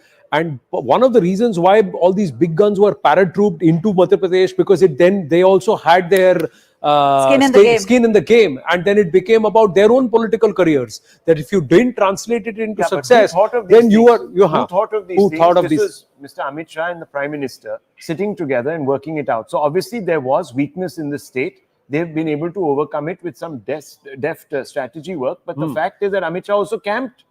For 3 days, and he cancelled a couple of meetings, public meetings, came back to Jabalpur. On the day that he returned to Jabalpur to talk things out with people, the district president of Jabalpur resigned. Even then, everybody was called in, everybody was spoken to, everybody once again, I once again come BJP back. is leading 3, Congress leading in 2 in Jabalpur. I'm coming back to that point. There will have to be recalculation on part of the India Alliance on what issue they're going to be now fighting the 2024 election. It can't certainly be cast away. Chhattisgarh 53, Chhattisgarh 53 BJP. Zaka, Chhattisgarh 53 BJP. Where are they making such gains, and where is this turnaround happening? Like I Look said, at this. big This is a gains, big. big Nobody gains in predicted the this. south and big gains. Now they're getting into the central parts as well. These are the paddy fields, and paddy price was a big issue. So now the gains are coming in the central part as well. So if you're winning in all 3 regions, in the south, Naxal affected, in the north, tribal dominant seats, and in the central part, which is the agrarian part of Chhattisgarh, if you're winning in all 3 regions, then you will see a runaway victory. And that's what you're seeing. This is a bit of a runaway victory. In my grey notes, I had made the point that Sarva Adivasi Samaj could hit the Congress. I don't know. That's the Adivasi vote. That's the tribal vote. Has that? We don't know. We'll have to look at those numbers when the vote if you look shares at come in. the tribal seats, clearly the BJP has done extremely well in the tribal seats. Can we also have a look at the ST reserved? Yeah, the 33 tribal seats, BJP is leading in 19, both in north, which are the tribal seats, and also in the south, which are the Naxal affected seats. If you were to look at the reserve seats, let's look at the ST reserve seats. Again, I suspect because it's a trend, right? It's 15-12. So the BJP has come back in the tribal seats. And the others are 2. And the others are 2. So let's look at the 2. One is in north, which is Pali Tankhar. It's a gentleman called Tuleshwar Hira Singh Markam from the GGP, which I think is a regional party there, and the one person, Manish Kunjam. Well, we've got just one. Can you just check Patan? Because Arunima is saying that Baghel is trailing in Patan. As of now, on the map, he's still leading. On the map, he's still leading, but I just saw a news flash in our news group, and I thought I have an update on Chhattisgarh on vote shares. Vote shares. About 20 minutes ago, they were neck and neck, right? They were 43-43. Now the BJP is pulling ahead. The BJP is now at 44.23% vote share. The Congress is at 42.37. Well, now it's so then you're seeing that in the seat numbers Just as well. go back. Let's go back to 2013 if you can pull out the data and you look at the close contest there. These were. Look at that. Again, this was a far closer election, almost dead heat, right? So 2%. Then you add 2% to the BJP. Then you can see. The BJP. And it was just a slender majority. 46 is the halfway mark. 49. But this election, 2023, could be better than what 2013 was. And if you go back one more, actually. No, if we have 2013 is the last. No, but I'm just saying, for the BJP to even get into a scenario where they're leading in 53 seats, Nobody predicted this. Everybody looked at a dead heat or a clear win for the Congress party. Nobody said that we could even have a scenario like this in 3 rounds of counting. Congress will win Chhattisgarh. Yeah. Which was the one I do want to make a point to Rahul, what Rahul was asking for the tribal vote. Going back to even 2013, the Congress has consistently won the tribal vote in Chhattisgarh, not just in 2018 but also in 2013. So this resurgence of the BJP in tribal led in Chhattisgarh is a major paradigm shift. And that will also perhaps have an impact. Now, I might be getting ahead of myself in Bengal. The tribal vote in 2013, the Congress had more tribal votes, despite the fact that it lost the state. Exactly. Despite the fact that it lost the state, it had 20 seats out of 33. BJP Don't had only forget 13. that the Prime Minister has focused on the tribal vote even in Bengal, in that area where he went to a jungle mall. Exactly. So, look, this election is an interesting one, as I've been saying, because there could be knock-on effects on other states also. Orissa. You're right, Rahul, because if you're looking at continuity or consistent patterns across different states, the tribal vote and the BJP resurgence on them is a common thread. Also in Madhya Pradesh. That's right. Also in Rajasthan. No, and one of the things that the Congress, I mean, in hindsight is a great thing, right? There's no Ajit Jogi factor. Ajit Jogi used to be the big tribal face of the Congress party. I think his son is trailing. For the first time, they made a non-tribal a chief minister. It was an experiment. They tried it. Clearly, it's not worked. So I think the tribals have also sent out a message to the Congress that, look, we're not particularly happy with this change of, going from one caste to the other. So I think the tribals have gone to the BJP in a big way. And I think Abhijit is right. You can never measure this, but Draupadi Murmu becoming the first woman tribal president of India. Who knows? Also, I mean, it means a lot also what they did in things. Jharkhand, which is where they made Raghubar Das a governor, and they got back Babulal Marandi. I think that was also a signal to Chhattisgarh Just that start we might do that calculating back to Bengal and that election, where the tribal focus didn't pay off spectacularly. They made inroads. But since then, there has been a sustain. Lots of dhol and nagada. I'm going to check where these pictures are coming from. BJP workers are celebrating. This is in Rajasthan.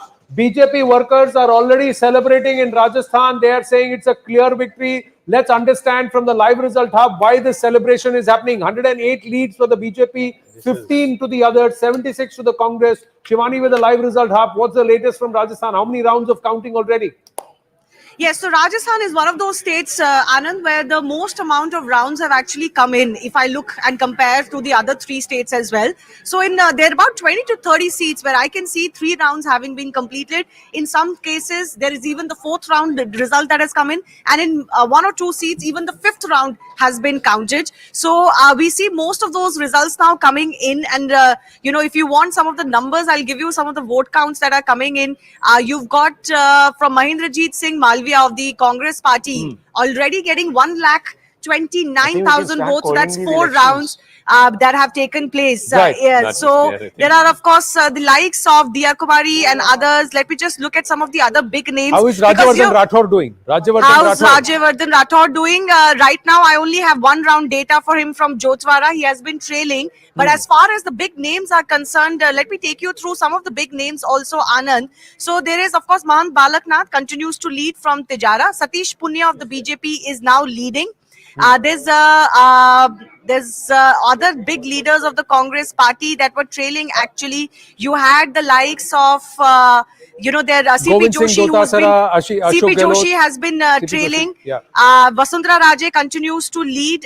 Colonel Rajyavardhan Rathore is trailing and continues to trail, but we'll get some updated numbers. Ashok Gehlot continues to lead, and Ashok Gehlot, is also continuing to rack up some votes very, very quickly. He's continuing. His rounds are increasing. Now 1,000 plus votes for him now. Coming back to you in just a bit. We'll see if Arunima is through with us. She had given us an update, and he is zooming in on Rajasthan. What are you plotting so intently on Rajasthan, Zakir Jacob? Are you trying to look at a pattern there, something that's swinging in favor of the BJP? A story there within the story. If you look at the 15, I said 5 are from the BAP party. They are again in this Udaipur belt. But the others, I believe in the Bikaner, Barmer belt, are all BJP rebels. Ravindra Singh Bhati. Yeah, Yunus Khan is another rebel who was denied a ticket, again a Vasundhara Raje person. So the 3 in the Barmer, Bikaner belt, Ravindra Singh Bhati is a BJP rebel, fighting as an independent. Dr. Priyanka Chaudhary is again a BJP rebel, fighting as an independent in Barmer. And in Baitu, RLTP, Umed Ram Beniwal, I think that is Beniwal's party, maybe not given a ticket. and then he's fighting separately. So at least in those three, so basically 5 plus 3. I think if the BAP party decides to go with the BJP, the Adivasi party, and these three are BJP rebels, then yes, the BJP is comfortable, and we'll have to wait and see, you know, if these people were Vasundhara's people who were denied tickets and they are managing to lead right now. I think that'll again be advantage to her. But like I keep saying, if it is in the 100 to 110 sort of range, she will be breathing easy. And look at you know, this belt, the Jalrapat and Jhalawar belt, the Udaipur belt. If you look at the Rajput factor, we talked about it. The Rajput factor is absolutely critical, and she is the tallest Rajput leader in that state. 18 out of those 32 seats the BJP is leading in, particularly in this Marwar belt, the Congress only leading in 10. So it'll be very difficult in that sense to sort of ignore her or the people whose candidates, her candidates who were denied tickets and who are currently leading. So I think, and plus look at who are the others who could potentially give a run for her money. One is trailing in Colonel Rajyavardhan Rathod. Even in Jodhpur, the BJP is leading only in 1 seat. The remaining 3 seats, the Congress is leading in. So again, the second person who could potentially be a challenger is also not doing well on his home ground. So I think, you know, if you want to look at this from the BJP High Command's point of view, Shivraj Singh Chauhan, 150 plus seats, you can't change him. Here you have a situation where it is just about, you know, they've just got their neck ahead. You have a former chief minister who clearly, you know, is the tallest leader. I don't know if it'll be easy to change her. So I'm not sure. Of course, they won 3 out of 4 states. This is a big. The wisdom is that till Lok Sabha. I think there is only Mamata Banerjee as a woman chief minister across the country right now. I think it'll be a good move. She's a very strong leader, and she's been very quiet this time. The other thing is you don't want to rock the boat in 2 steady states till Lok Sabha 2024. Whatever change will happen will be Lok Sabha. You want to keep this steady. And if there are largely, now that others' number has gone to 17. Now, if they are largely Rani Saiba supporters or rebel BJP numbers, you want these 17 to make it 135. And when it is 135, you look far more robust than you are looking at 108 in Rajasthan. You want to take all these states for Lok Sabha 2024, and the BJP will be very clear. Just quickly, when we come back to Rajasthan a bit, going to Arunima, because Arunima said that Bhupesh Baghel is trailing from Patan. Yes, Arunima. Is that true? So it is changing. You know, it is changing very fast. The last time the margin that we saw was about 500 seat difference between Bhupesh Baghel and Vijay Baghel. 10,585 was Bhupesh Baghel's number. 11,100 is what the Vijay Baghel's number was. So very close. But yes, just by a few votes, Bhupesh Baghel is trailing. The Election Commission website, however, which I think is giving the updates a little slowly. What I'm telling you is what officials, sources are indicating from the ground. But the EC showed just about 180 lead for Bhupesh Baghel about an hour back. But now once again, it is swinging, and Bhupesh Baghel, as per local officials, is trailing in Patan. So local officials say Bhupesh Baghel is trailing, but the Election Commission website and our information currently says that Bhupesh Baghel ji continues to lead from Patan. So, but Chhattisgarh, the number is 56. 56-32. Wow. In fact, it's just that Congress seems to have in that really Durg losing Raipur belt, only the Patan seat he's leading. All the other 9 seats, Durg Raipur, the urban belt in Chhattisgarh, all the other 9 seats, the BJP is leading in. And like I keep saying, other than this central plain region, the BJP is winning in the south, which is the Naxal-affected belt. The BJP is winning in the north, which is the tribal belt. Other than the rice-growing part of the state, where the Congress seems to have some sort of numbers, in the urban pockets, again, the BJP is leading. So if you look at the BJP, where it's raking up its numbers, south, the Narayanpur, Jagdalpur, Bastar, Naxal-affected part, the north, the tribal ST reserve seat part, and of course, here in the central part, the urban constituencies, again, the BJP, like I said, 9 out of 10 seats, it's leading in Durg and Raipur. So the BJP is, I think, running away. It's a plus 40. Can you imagine? They had just less than 20 seats last time around. For them to rake up 40 seats, to wrest back 40 seats from the Congress in a space of 5 years, I think it's very, very clear that this was also a vote for change. Gentlemen, quick conversation around Telangana. The BJP is leading in 9 seats. So if the Congress is leading in 65 seats, the BJP has gone from 1 to 9. Does that now then make the Lok Sabha election a BJP versus Congress fight in Telangana? I've been saying that since the exit polls came, if the Congress does win and the BRS starts slipping, the BRS will have a difficult time convincing voters that it's a player in the Lok Sabha game, and you're going to see the BJP and the Congress take away seats in Telangana. I can't tell you in what proportion, but the BJP will say, and look at that number, the BJP is at 9 right now. Yeah. Right. See, So- AIMIM literally... AIMIM is down. They're the other It's big down. loser in this So- election. They're down to No, just so 3 just seats. imagine if the Muslim vote starts swinging Yeah. to the Congress, which it did even in Karnataka, India Alliance partners are not going to be very happy. Yeah. Let's be very No, honest. let's about talk about Owaisi's party. I mean, it's a Hyderabad-based party. Suddenly he became this national hero, this Muslim Robin Hood, if you will. But his party, from 7 seats, it's down to 3. Less than half of what they got last He time challenged around. Rahul Gandhi to come and contest against him. Yeah, that's absolutely. a bluff that's been called. And if I'm Mr. Owaisi and watching this broadcast, he will be seriously worried about the Hyderabad MP election next year. Seriously worried because the MIM's influence has come down substantially. The BJP is leading in 3 Hyderabad seats. The BJP is leading in 3, MIM in 3, Congress in 2, and the rest for the BRS. But I think the story in Telangana is very, very clear. I think there was agrarian distress. The farmers were upset. The rural vote has completely gone to the Congress, no doubt about it. And as you guys have been saying, the Muslim vote has consolidated for And the Congress. Raka, it will be in, it will be in BRS's interest to actually undermine the Congress from now on. Yeah. With even more intensity, because they might want to shift a part of their vote to the BJP in the Lok Sabha elections. There might be a facet. So other than the Hyderabad seats, the BJP's also got leads in northern Telangana. Remember, they have 4 MPs, including D. Arvind, who's now leading, I believe, in And his in the constituency. 84 elections, I think they got 1 seat from the 2 seats that they won. 1 was from Telangana, northern Telangana. Yeah. So in Telangana, the Muslim factor plays in 40 seats. Yeah. So you have these 4 seats in Nizamabad, Adilabad, that belt. All BJP candidates. Mudole, Ram Rao, Pawar is leading. Rakesh That's the Reddy turmeric board vote. is leading from Yeah. Armoor.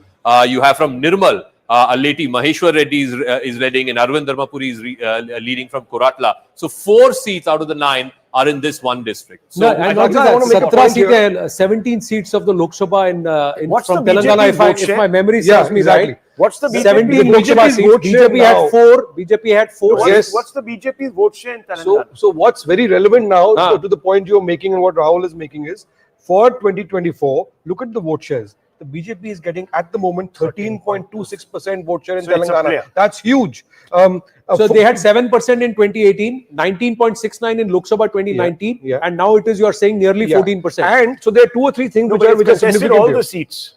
Yes. The BJP Yeah. contested all the seats. So you'll have to actually look at some of those Yeah. areas where it's winning, Yeah. what its vote share is in those seats, because that could be. So it Then- has 3 seats in Hyderabad, 4 seats in this Adilabad northern belt, and then there are pockets of seats. There's 1 seat here which is Karim And Nagar. let's not Bandi forget, Sanjay it is did leading well Karim in the Nagar. municipality elections. And from the civic Hyderabad- votes. So Dr. that's Harish my Babu point, is that, leading. that these results, I think, are as significant as the 2020 municipal election results, Yes. as far as Owaisi is concerned in Hyderabad and BJP, because if for the first time BJP is now ahead of Owaisi, right? Yeah. And 9 Yeah. versus 4. Correct. In the Hyderabad municipal election, it was a jolt. Why? Because basically the BRS and Owaisi's influence came down. BJP made surprise inroads. BJP is now doing the same thing here, and they're ahead of Owaisi. So that will really change battle lines ahead Not of just that, 2020. 17 seats, the BJP had only 4 seats in the Lok Sabha. The Congress, and if it now becomes a straight fight between the Congress and the BJP, Muslim votes are consolidating for the Congress. There will be a counter polarization in favor of the BJP. And if these 17 seats, if the BJP looks at saying from 4 to somewhere close to double digits in a straight fight with the Congress, where that's what they fancy. They're DNA to fight the Congress rather than fighting a regional party like the SP or the You are BRS. going to see polarization.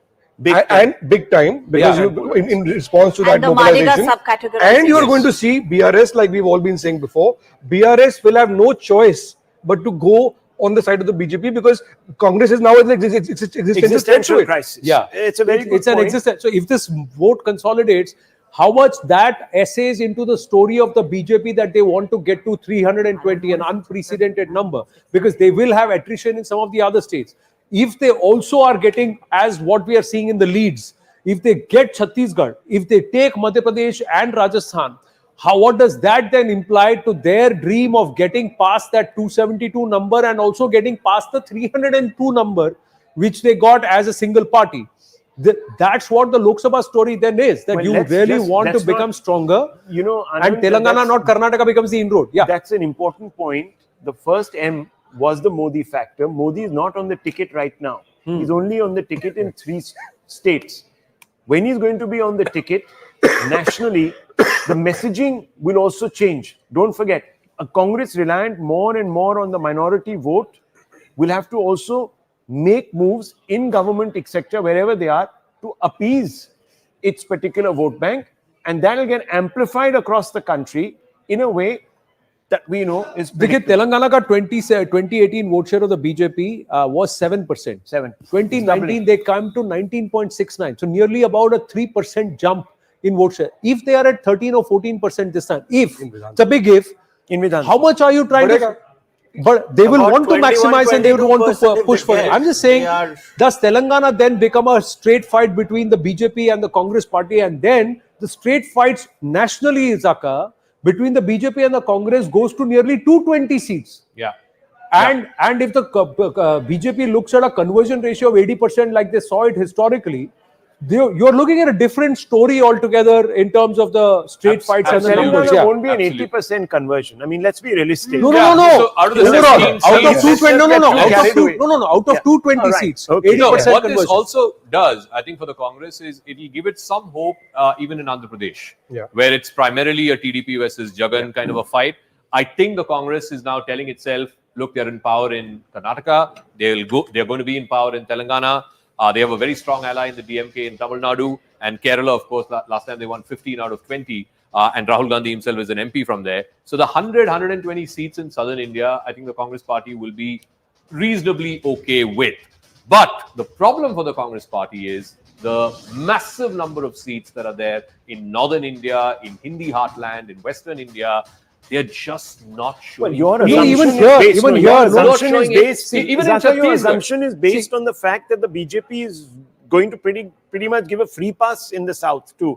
Well, I'm yet to see kind of evidence of that. Let's look at Karnataka. The BJP's revival in the southern states. But let's see. You never. Well, I mean, here it is. Here is evidence. Telangana is an evidence. Are we not seeing? BJP will do fairly well is Karnataka. At Karnataka, they won pretty much everything last time. The Congress is strong this time. So the BJP will have some losses, but it's not going to be wipe out. It's going to be neck and neck. But Nalin, what's happening in Karnataka right now is that the ground sentiment itself swung in favor of the BJP when it came to Lok Sabha. But the larger story is the Congress cannot defeat the BJP in a straight fight. They have not been able to do it in Gujarat. They are not doing it in Madhya Pradesh. They are not doing it in Rajasthan, and they are not doing it in Chhattisgarh right now. But the BJP's electoral dominance nationally is built on the Hindi heartland, the 11-12 states of Hindi heartland. These results are showing that dominance continues unchecked. Correct. Because there are about 140-150 odd seats in the Lok Sabha where the BJP and Congress are in direct contest, and there is no question of the Congress standing. And the problem is in those heartland states, MP, Rajasthan, Chhattisgarh.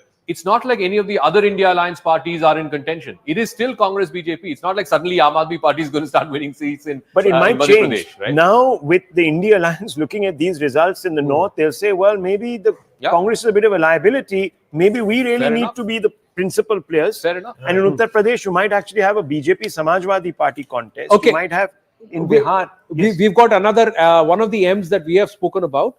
That Shivraj Singh Chauhan has said something. That's the punchline today that's come from the incumbent chief minister. Listen in. कमल का फूल ना सिर्फ मध्य प्रदेश में बल्कि बाकी राज्यों में भी हमारे प्रधानमंत्री श्रीमान नरेंद्र मोदी जी एमपी के मन में है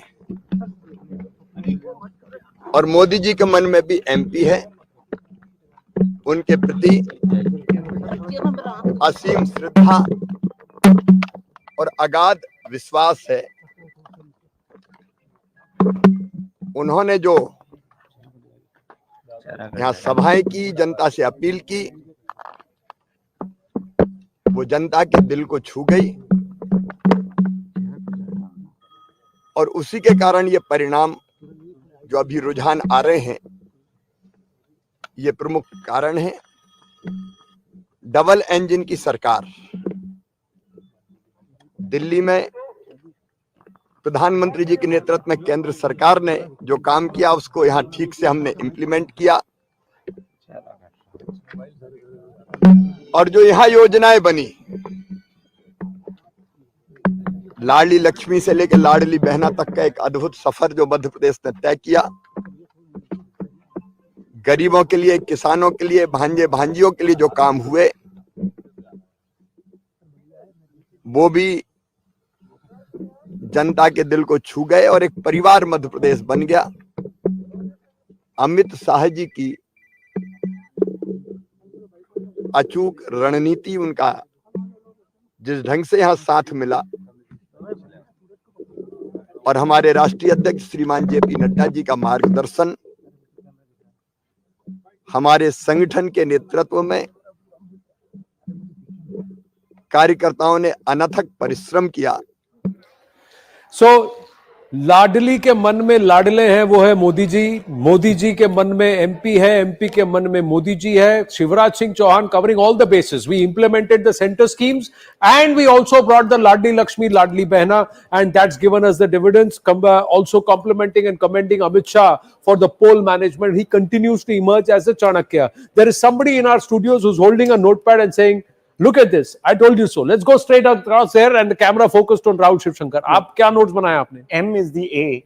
M is the A. In my lexicon. Huh. I said that. Huh. And I made these points about 10 minutes back. BJP led by Modi in pole position. Huh. Modi brand untouchable. North-South divide is emerging. Congress caste survey of the M card, the Mandal card down. Congress can't beat the BJP in straight contests. In India Alliance, Congress can't dictate terms now.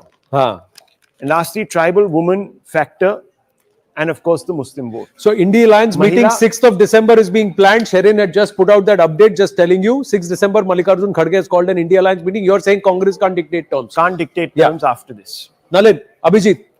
The Congress, look, everyone thought the exit poll, a lot of people thought the exit polls have got it wrong. But they thought, yes, they did get it wrong, but on the other way.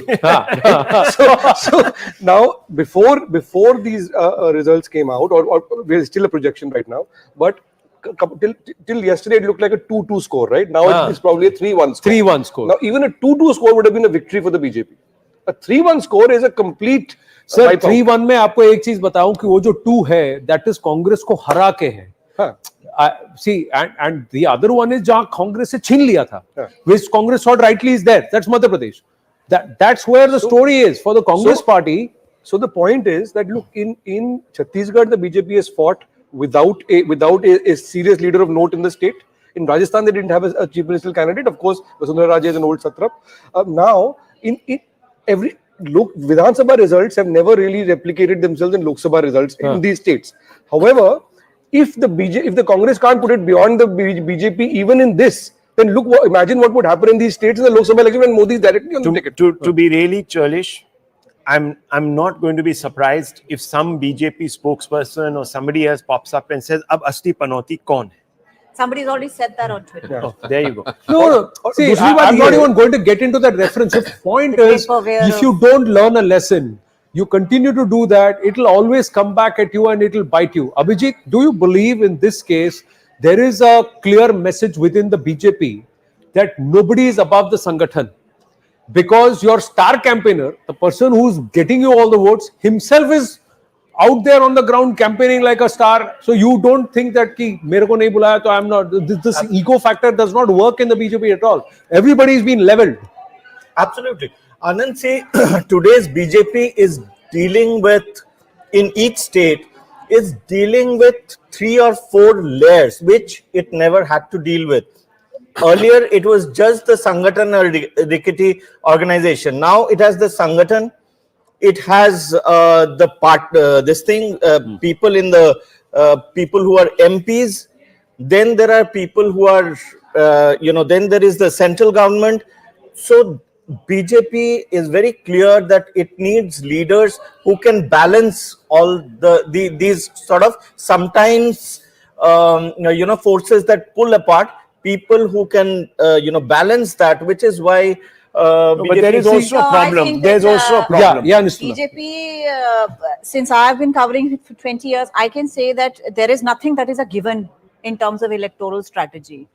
You know, if it works for you, they will go for it. However outlandish it may seem to you at the beginning. So when these 7 MPs were fielded in Madhya Pradesh, they came out in the first list, and you know, Shivraj Singh Chauhan's name did not come out in that list. There were a lot of people who said, okay, this time the Delhi guys are out to get Shivraj, and you know, this is it, that is it. But when I went there and I realized that there was so much of anti-incumbency against Shivraj Singh Chauhan, basically they were getting all the state leaders who have a base in the state to say that you have skin in the game, worker ko samjhao, dusre ki vyavastha aayegi, pitoge tum log. Can I ask you a question, Nistula, since you look at this closely? The 2 leaders who have, at least on the ground, delivered for the BJP, Shivraj Singh Chauhan in his areas of dominance and so on and so forth, and Vasundhara Raje, all precede the Modi era. Right, they do. They do.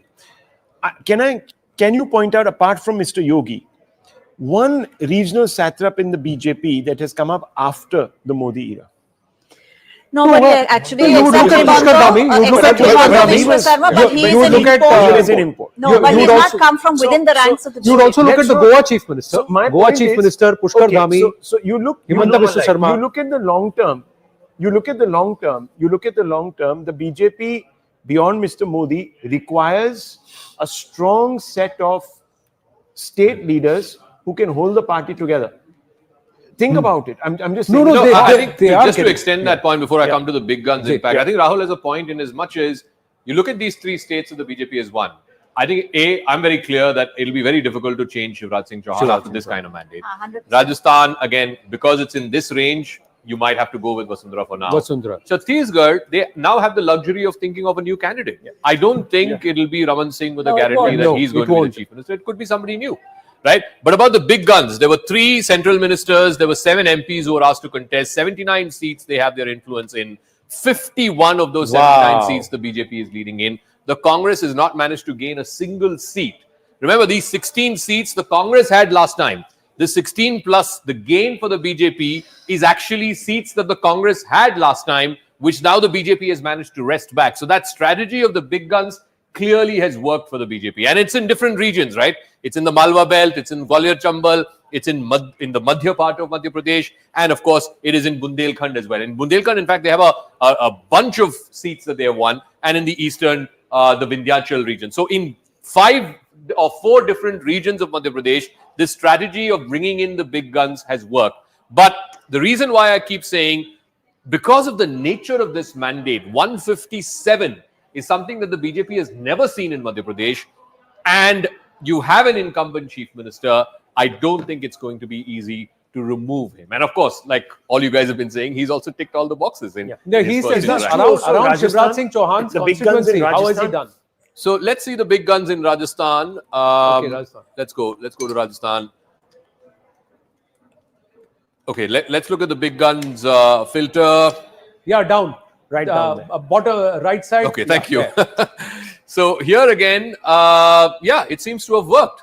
84 of those seats, 45 has gone to the BJP, 34 to the Congress, gain of 11. So these 11 seats the Congress had last time, the BJP has managed to wrest it back. I think the only big gun who's trailing, at least the last time I checked, was Colonel Rathod. All the others, from Diya Kumari, Kirolal Meena, they were all leading as far as the BJP is concerned.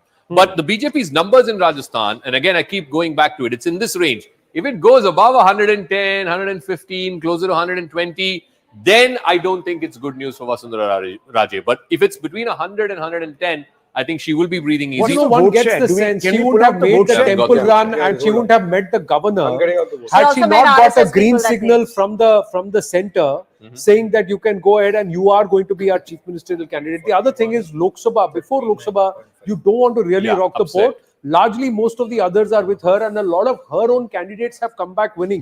And that entire Udaipur region and that Jhalawar region and also in some of the other places. Look at southern Rajasthan. This is Kota, Jhalawar, Jhalapatan. This belt, Really, the BJP has won substantially here. But what was astounding is that she didn't give a single interview through the entire campaign season. Why? What was the... Because the first question that would be asked would be the leadership and chief ministerial question. She didn't want to put her foot in it. Rajiv Rudi ji is joining us live. Namaste, Rajiv Rudi ji. We should say, as per the leads, congratulations. 3 states seem to be going towards the BJP. Your thoughts? Who would you give the credit to? Very simple. You see, one has to analyze it very differently. And possibly if you have an observation on all the results which is trending now, there wasn't a projection in all these places. It was mostly the platform of the Bharatiya Janata Party as a political party. And subsequently, it was the image of the Prime Minister and his leadership. So it's well accounted that people have chosen a political party with an ideology, with a direction, with a commitment. And while the leadership has all been put into one place, which is the Honorable Prime Minister. So it is the deep analysis which draws out configuration which possibly is indicated in the trends.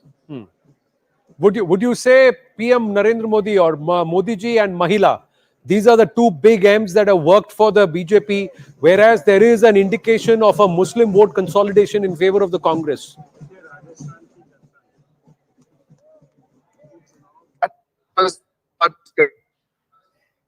Absolutely.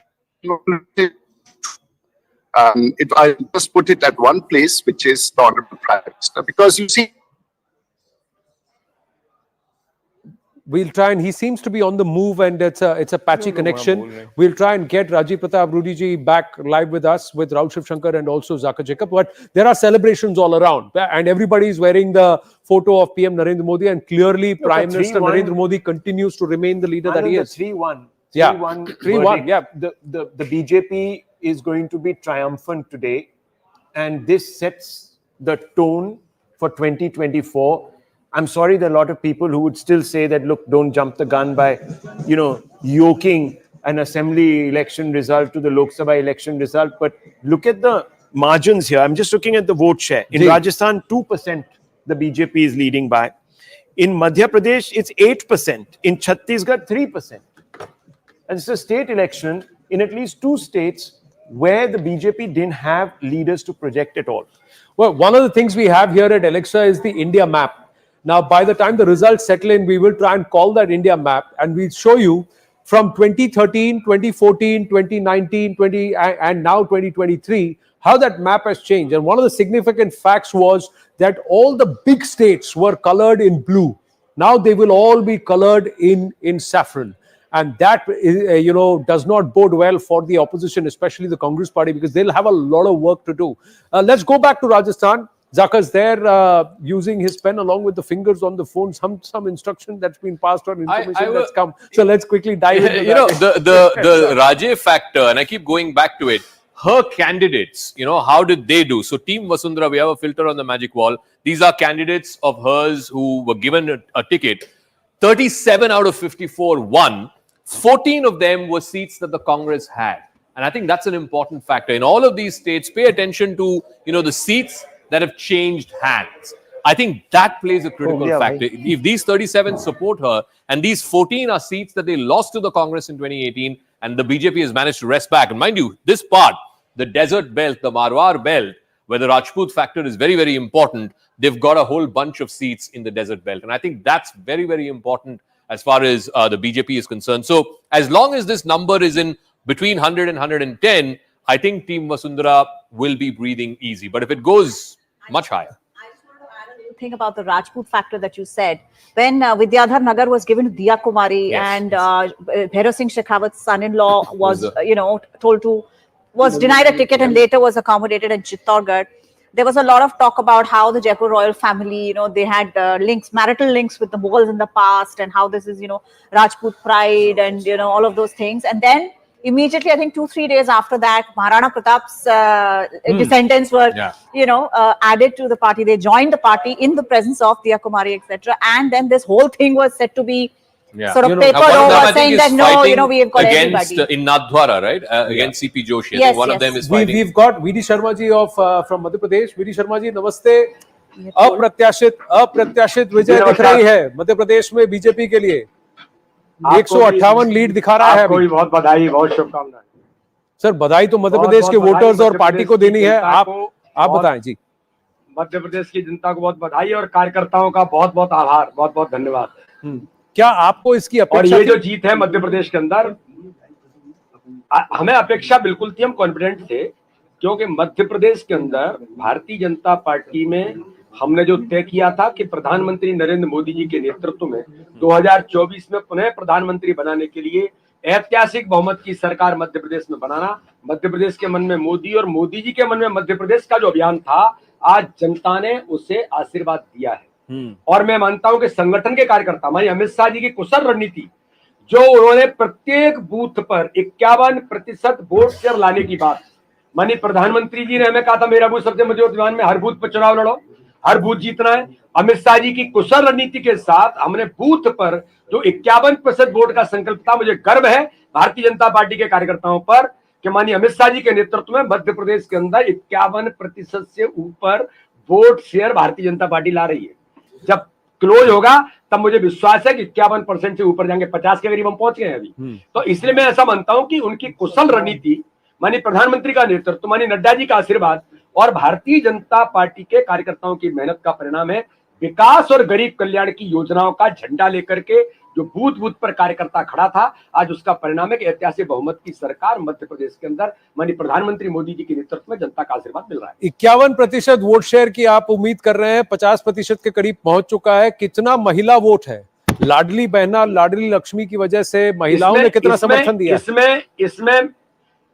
इसमें मैं ऐसा मानता हूं कि Bharatiya Janata party की केंद्र सरकार की और राज्य सरकार की योजना जो बड़ी ताकत है हमारी। मैंने कहा था मध्य प्रदेश के अंदर कोई अगर गढ़ है तो भाजपा के प्रधानमंत्री नरेंद्र मोदी की नेतृत्व की योजनाओं का गढ़ है।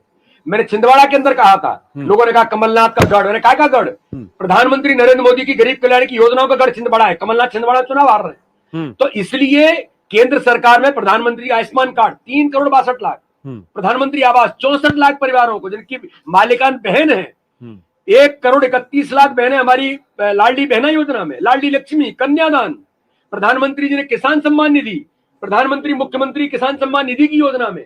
आज मध्य प्रदेश के अंदर भारतीय जनता पार्टी की, माननीय प्रधानमंत्री जी की और राज्य सरकार की डबल इंजन की सरकारों को जो काम किया है विकास और गरीब कल्याण का, उसका समर्थन जनता ने आज माननीय प्रधानमंत्री मोदी जी को दिया है।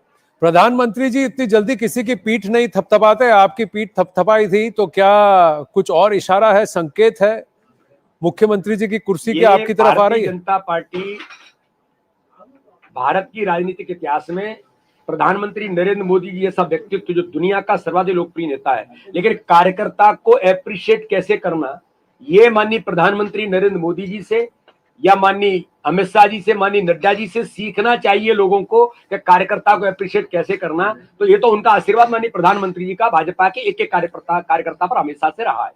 मुख्यमंत्री जी कौन बन रहे हैं? मुख्यमंत्री कौन बन रहे हैं? मामा जी हैं कि कोई और है? ये ना मैं इसके लिए अधिकृत हूं, ना इसका कोई जवाब दे सकता। माननीय प्रधानमंत्री जी, माननीय अमित शाह जी, माननीय नड्डा जी और हमारा केंद्रीय नेतृत्व, ये चुनाव हमने सामूहिक नेतृत्व पर लड़ा, टीम स्पिरिट से लड़ा, सभी ने मिलकर के एक साथ इस चुनाव में अपनी भूमिका निभाई। इसलिए प्रधानमंत्री जी जो तय करेंगे, जो काम भाजपा के कार्यकर्ताओं को मिलता है, हम सब लोग उस काम में जुटते हैं। हमें तो टास्क दिया था प्रत्येक बूथ जीतने का, तो माननीय प्रधानमंत्री, माननीय अमित शाह जी, माननीय नड्डा जी के नेतृत्व में हम उस काम को सफलतापूर्वक करने का प्रयास हमने किया और मुझे लगता है उसमें सफलता हमें मिल रही है। ये बढ़त अब 159 हो गई है, अगर ऐसा ही रहा तो अप्रत्याशित जीत होगी। वीडी शर्मा जी, अंतिम मैं आपसे कहना चाहूंगा, कभी आपने ये सोचा था कि आपको लगा था जीत अच्छी होगी? बिल्कुल होगी, या इससे ज्यादा बढ़ेगा? नहीं, हम इसको लेकर के कॉन्फिडेंट थे कि काम जो किया है, देखिए एंटी इनकम्बेंसी भाव होती ना, काम नहीं होता। और प्रधानमंत्री मोदी जी का नेतृत्व है, 2024 प्रधानमंत्री मोदी जी को बनाना इस चुनाव का ये टास्क था हमारा। और प्रधानमंत्री मध्य प्रदेश के मन में मोदी, मैं आपको एक एग्जांपल देता हूं, मध्य प्रदेश के मन में मोदी के अभियान में 30 लाख लोगों ने तो मेंबरशिप की, 30 लाख, और उसमें लगभग 18 लाख लोग एकदम नए थे, फ्रेशर्स, जो पहले मतदाता थे। ये भाजपा की ताकत थी और प्रधानमंत्री मोदी जी को जनता ने आशीर्वाद दिया है। जी, बीडी शर्मा जी, धन्यवाद हमसे बात करने के लिए। So congratulations in order for the BJP in Madhya Pradesh, saying they have given full credit to Prime Minister Narendra Modi. The campaign, VD Sharma saying, the MP chief, BJP chief, saying 30 lakh people registered, of which 18 lakhs were first-time voters in that entire Madhya Pradesh ke Man Mein Modi campaign. Steering clear of any commitment on the chief minister, but he was one person who that visual came through, where the PM was actually slapping his back and congratulating him. VD Sharma, one of those. Celebrations at the camp in Jaipur, in Rajasthan, those are visuals coming through. We'll try and go across to Payal in just a bit. In Madhya Pradesh, Pallavi Ghosh in Bhopal. Right now, big claim in MP Zaka that Kamal Nath is losing Chhindwara. That's the claim that VD Sharma just made. As of Chhindwara now, haar no, rahe Kamal at least Nath, on but the- as on of the- now, he's leading. On the magic wall, it seems to be that Kamal Nath is leading in Chhindwara. But, you know, the problem for the Congress in Madhya Pradesh is, other than parts of Chhindwara, some parts of Mahakoshal, where are you seeing blue? There's hardly any blue. Even in Gwalior Chambal, which they won big last time around, the BJP has done exceptionally well. Here in the Mandsaur belt, and remember in 2018, Rahul Gandhi made a huge deal about Mandsaur, the agrarian crisis, the firing incident. Again, sea of saffron in the Mandsaur belt. In, of course, the Madhya part of Madhya Pradesh, Bhopal and its outskirts, the BJP is always strong there. They've done well. The southern part, Khargon, south of Budni, those parts, again, the BJP is very, very strong. And then Bundelkhand and Vindhyachal. So these are traditional strongholds of the BJP. I don't see any pockets where the Congress can claim credit other than a splash here and some seats here in the Mahakoshal belt. But otherwise, it's just completely BJP all the way. And they're inching to 160, which, like I said, after 20 years of being in power, what is it? 4 terms of anti-incumbency. So basically, Madhya Pradesh has become a Gujarat for the BJP. Effectively, Madhya Pradesh has become a Gujarat. Probably. So I have to say that Madhya Pradesh was the original laboratory of Hindutva, right? The Sangh first made inroads in Madhya Bharat in the 60s. However, it has also it also had a strong Congress vote here. But now, I mean, the last time there was a Congress government in Madhya Pradesh, barring the 1.5 year interim of Kamal Nath, 2003, an entire generation of Indians have not been born. Exactly. It was from 98 to 2003, Digvijay Singh. And he's still around. So the problem for the Congress party in Madhya Pradesh is also that I don't think that generational shift has happened. Kamal Nath is 77 years old. He's been around since 1984. So let's extend this a little bit more. And this is what Nistula was also discussing before this, that what happened in Gujarat because of the BJP's immense dominance. A lot of the Congress guys, and the Congress continue to have 35-36% of the vote share, they just would give up before a contest. Exactly. If you don't come to power for a very long time, what happens? A lot of people then defected before the 2022 elections. Are you going to see a repeat in Madhya Pradesh? Yeah. When you start seeing, okay, look, I have very little hope of coming to power, you don't really have a future, what do you do? And who are these young guns? I mean, I go back to the OBC. So I have a theory about young guns and generational shift and how this should happen and how the old should give way. This is power politics. Nobody gives way. If you have the guts to grab power, you should. Yeah. And frankly, you should have some fire in your belly to do that. It's only the oldies who seem to be having it. I've not seen many young leaders who have it in either party. So OBC dominated seats, for example, Abhijit, just 1 second. Yeah. Since the Congress made caste census and OBC such a big issue, 67 seats, BJP has won 51 of those 67, and 20 odd of those seats they've taken back from the Congress. So I think that OBC card that the Congress played, the India Alliance played, just did not work. Abhijit. Right. We've got Rajiv Pratap Rudy joining us. So gentlemen and the lady, please take the questions with him also. Rudy ji, good to have you live with us, and I hope you can hear us clearly. Rahul Shivshankar, Zaka Jacob, along with Nistula Hebar, Abhijit Majumdar and Nalin Mehta with us in the studio. I am Anand here. Quickly asking you, did you expect these kind of results? 3-1 in favor of the BJP and overwhelmingly so, especially Chhattisgarh. And Madhya Pradesh is historic as of now. Well, I was listening to none of you, my old friends who all are here. I wasn't listening to all of you, and I knew what was happening because I had the feel and the feedback as well. But having said that, we continue to watch it because it's better to win this battle in a way where you have strategy is well outlined, and we can take the battle to the conclusive front. And one thing which is very evident, which is very evident from these elections, there is a gentleman next to me who's on a very loud note.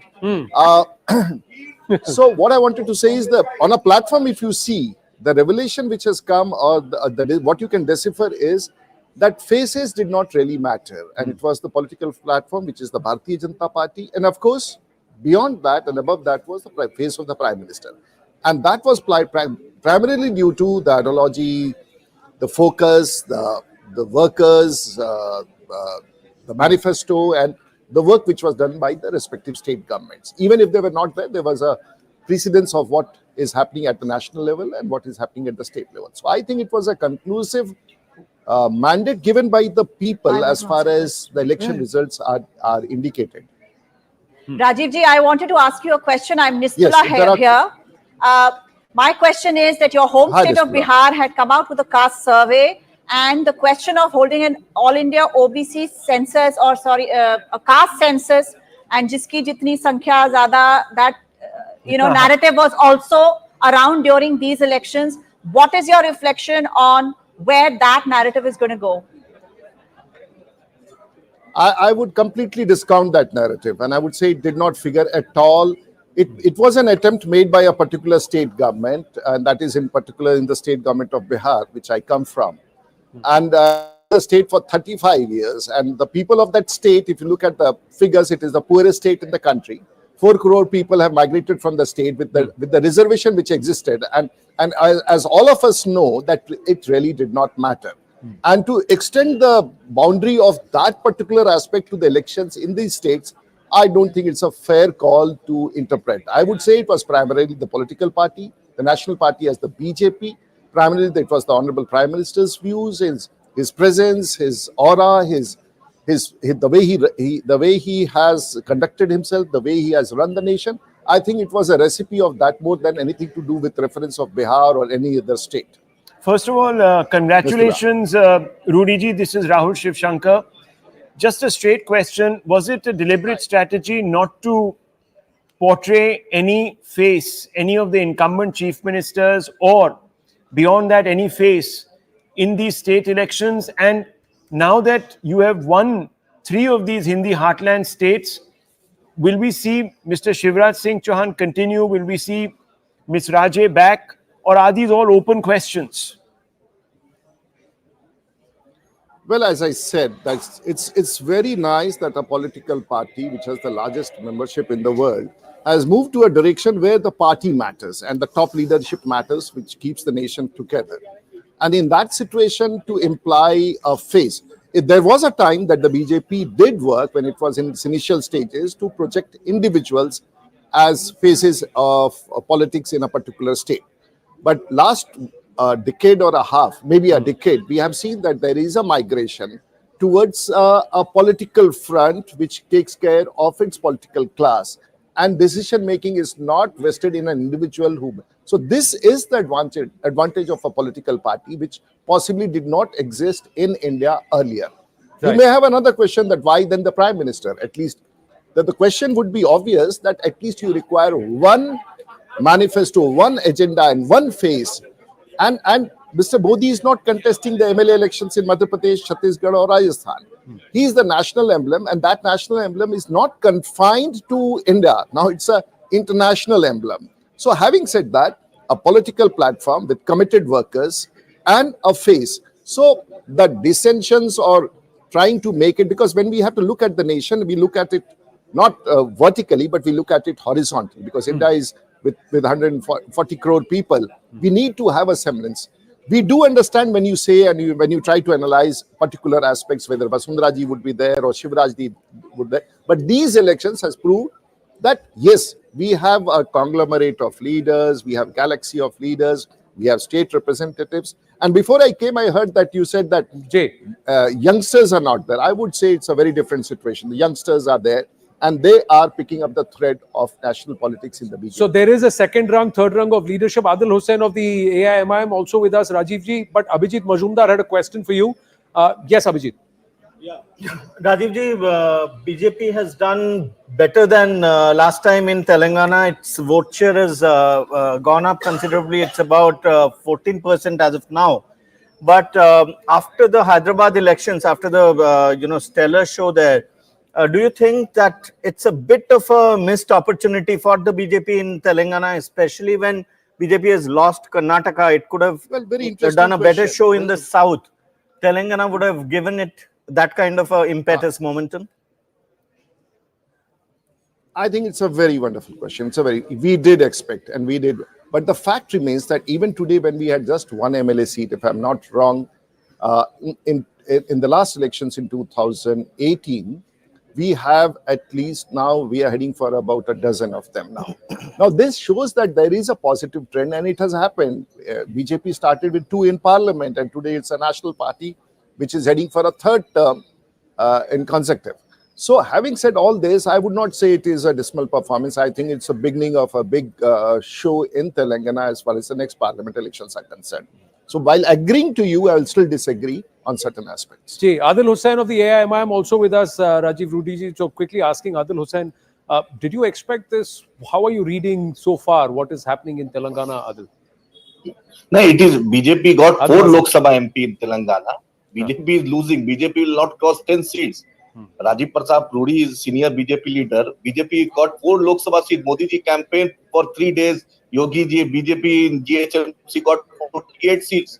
So Telangana people rejected BJP. And MIM is leading in all the 7 seats of MIM which we won last time. And it is a close contest between Congress and BRS. BRS is a little bit low. And as of now, your lead is only on 3 seats. Adil Hassan Saab, your lead in Hyderabad is only 3 seats. You had 7 last time. Only 3 seats you are leading in right now. BJP has 9 seats, so they have 3 times more seats than you. Sir. I am right now in Hyderabad. I am in touch with every constituency. Because it takes time to update on election commission. We are leading in all the 7 seats in the, Hyderabad. Good for you. Can I ask you one question though? One question is that the minority vote in your state, in your city, seems to have gone en masse to the Congress party.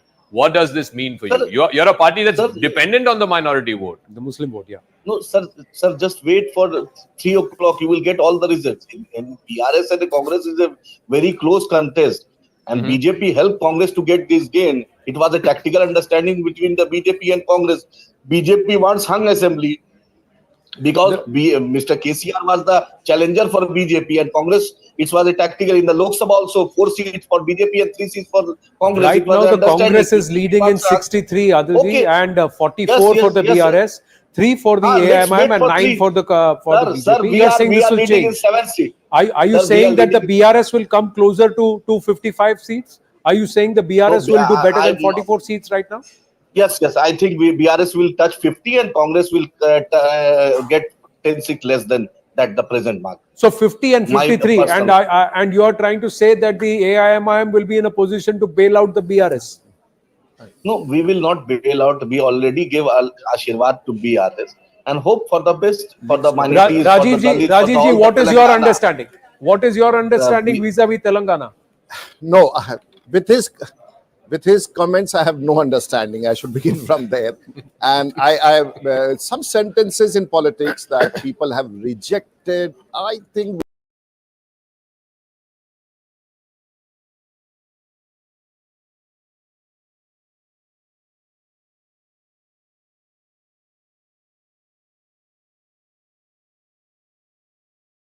in competition with MIM is something which is also still a bit crazier when we talk about such situations. And the best and the most interesting part is when he says that BJP is in tandem with the Congress. So I don't think I have to make any comments. Let the viewers decide. Right. Let the dust settle. Let the dust settle. Let the results. Regional parties do talk. Okay, Adil. Adil, boliye. Sir. 30 seconds. Sir, in Manikunda Municipal Corporation, Congress and BJP are sharing the seat. Vice chairman from BJP and chairman for the Congress. It's reality. Even Nampally candidate. Municipal level में sir देखिए ये politics BJP को जिताओ he told in the public statement he told BJP को जिताओ कर्नाटका में AIMIM ने भी कुछ लोगों का साथ दिया था जिन्होंने कांग्रेस का साथ दिया था ये अलग-अलग जगह अलग-अलग चीजें होती है हर जगह MIM जहां भी है वहां BJP we will talk about this let the dust settle let the results consolidate and then we talk about it. Thank you very much. Quickly going across to the live result hub, Shivani is there. And we'll try and go across to the live result hut with Shivani to understand how many rounds of counting are over and which state is the one where you think that there could be a twist in the story. Yes, Shivani. Yeah, so Anand, very difficult to say exactly how many rounds are done because in each of the states that are, counting votes today, it differs constituency to constituency. For example, I have Rajasthan open here. Rajasthan is showing the fastest turnaround as far as the counting is concerned. In some of the constituencies here, I can see as many as 10 rounds or 12 rounds that are done. Even if the number of votes that are coming in for each candidate in that constituency is not that high, and that is why perhaps this is coming in much, much faster. Let me give you a quick update of some of the big names. Vasundhara Raje from Jalrapatan in Rajasthan. 8 rounds are done there for counting and she has 94,615 votes. We've got Ashok Gehlot, 5 rounds done and his constituency of Sardarpura. He's got about 17,000 votes. Kota North is where Shanti Dhariwal of the Congress party is trailing with about 13,000 votes and Prahlad Gunjal of the BJP is leading by about 4,500 votes. Sachin Pilot continues to lead in Rajasthan. You've got Pratap Singh Kacharyawas of the Congress actually trailing. We'll call that here on the magic wall. Thanks for that, Shivani. Quickly going across to Pallavi and Payal. Pallavi, have you shifted location? Is it Shivraj Singh Chauhan's residence or the BJP headquarters in Madhya Pradesh now? Yes, I'm at Shivraj Singh Chauhan's residence now, shifting my base from Kamalnath because the picture is clearly very much here. Just to give you a quick sense, see the celebrations have already begun. Post 12 is when we are being told Shivraj Singh Chauhan is likely to come out and he's going to address the media and speak to us. But for now, you can see the mahal which has come up over here. And of course, he's managed to beat a very strong anti-incumbency of 18 years. He's also silenced the naysayers who thought that there was a sense of fatigue and, it could be difficult for him to bounce back. I'm still going to hold my horses onto the fact that whether he's going to become the chief minister or not, because I don't think the story for him is over yet. But having said that, he's the man who actually has been an architect of the Ladli Behna Yojana. And even as we speak, Anand, his office has started giving us details of his profile, the kind of campaigns and the rallies that he has been doing, just to make the point that the BJP perhaps just cannot ignore the contribution of Shivraj Singh Chauhan to this turnaround election over here. So we do expect him to come out in a short while from now. He has been one of the strongest pillars. He has been, along with Prime Minister Narendra Modi, Shivraj Singh Chauhan's role in trying to shore up and to give the unprecedented lead that BJP is seeing in Madhya Pradesh cannot be declined or cannot be taken away from him at all. Let's go across to Payal. Payal, a lot of noise behind you too. Where are you? Already celebrations in Rajasthan, although it's not a runaway mandate that the BJP is having right now. It's Bahumat, but not Bhari Bahumat. Anand, I'm currently at the BJP headquarters and this pink city has now turned saffron. It's painted saffron all around me. You can see celebrations have already begun. There are party workers who gathered at the BJP headquarters, even though the leaders over here, Arun Singh, Gajendra Singh, Shekhawat, CP Joshi, all locked up in a meeting over there in that room where I can point out right now on the first floor. They're probably having their own strategy meeting. They're waiting for the final results to trickle in before they can actually touch base with the party headquarters. Because remember, today in the evening, the BJP will also have its parliamentary board meeting, the supreme body, which will actually decide on how to take this forward. Because from here on, appointing people to come in as observers before the CLP leaders meeting and all of this takes place. But, festive atmosphere here. The BJP anticipated this win, but this kind of a win coming in at the back of the fact that they had no face, which actually makes you think, and Nistula will agree to what I'm saying, because she's served more elections than all of us put together, essentially saying that yes, Modi hai to mumkin hai. That's what everybody's saying here on ground. Right. MP ke man mein Modi hai to mumkin hai. All of this is being spoken. 124 seats is what the BJP will look if majority of the others are going to go with the BJP in the current scenario. Look at the vote share. 49% in Madhya Pradesh. We were just speaking to VD Sharma who said the target was 51% vote share. Hum 50 ke kareeb pahunch gaye, 51 le aayenge. 49% vote share, a 9% vote share gap. That's the reason why this runaway victory is being witnessed in Madhya Pradesh. Who's fueled this 9% vote share gap, and why is it that not a single pollster predicted a 9% vote share gap? No, Zaka, yeah. 6% that I saw in one exit poll, but 9% basically means that out of every 10 new voters, 9 of them have gone to the BJP, the new voters. which is a phenomenal number. From 2018, the difference between Congress and BJP was less than 1%. It was 0.13%. From 0.13%, how did it go to 9%? I mean, that is a massive swing. And I don't think the pollsters accounted for it. Frankly, I don't think the BJP accounted for it from 3 months ago. Yeah. Well, but he said that the target was 51% vote share. Yeah. So for them, they were working at 51%. They've come close is phenomenal. And 18 years later, 162 is historic. I also have a feeling that the voters actually are keeping their own counsel with regard to the survey people as well, because there is a lot of doubt, and who's asking, why do you need to know? It's none of your business. Those kind of things are also. When as journalists, as reporters, we have faced it. क्यों पता करना है? अच्छा, आप जिसको बोलेंगे उसी को वोट कर दे. People are very suspicious. They're keeping their own counsel. No, and they also gauge which way you're going, and then they give you the answer that you're looking for. Because in a very polarized environment, in a very polarized society, it's a liability to stick your neck out beyond the point. Absolutely. So you have sign, there's this thing. तुम्हें क्यों बताएं? Chup chap, kamal chap. So perhaps that's really what's happened, because you immediately get cancelled in your little area, in whatever capacity you get trolled.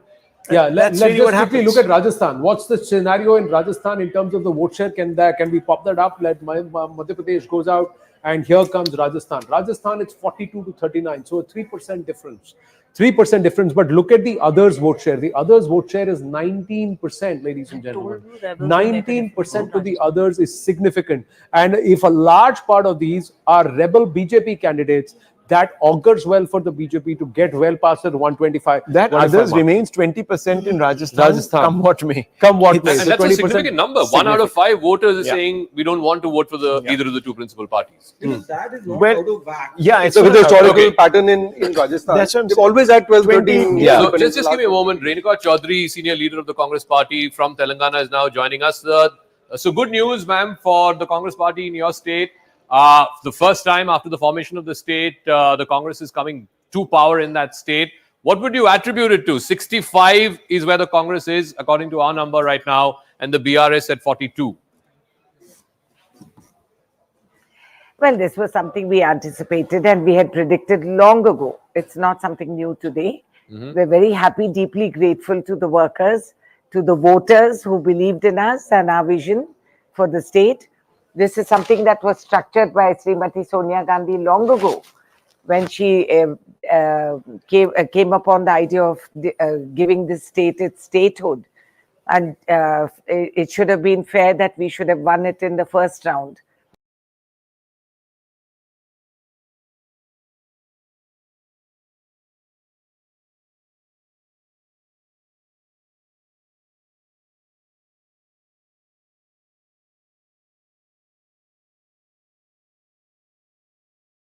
And the dispensation of all the institutions, the way the police behaved or misbehaved, more like it.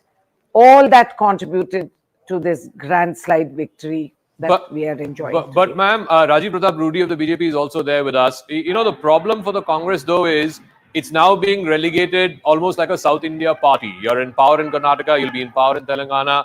But in the Hindi heartland, where you need to be showing some, fight against the BJP, you've come up croppers, including in Chhattisgarh, where the expectation was that the Congress would retain power. But in none of the 3 Hindi heartland states, Madhya Pradesh, Rajasthan or Chhattisgarh, has the Congress managed to win. No, we haven't. You're not shutting that door as yet. Let's wait and see what happens there. But the point is, neither is the BJP anywhere in the south. Okay. So it's not enough that they do the rah in the north. So what are they talking about? The Congress will come. The people do vote differently in assemblies and differently for parliament. And I think they're in for a few surprises. Their filters are off and the machine has worn out.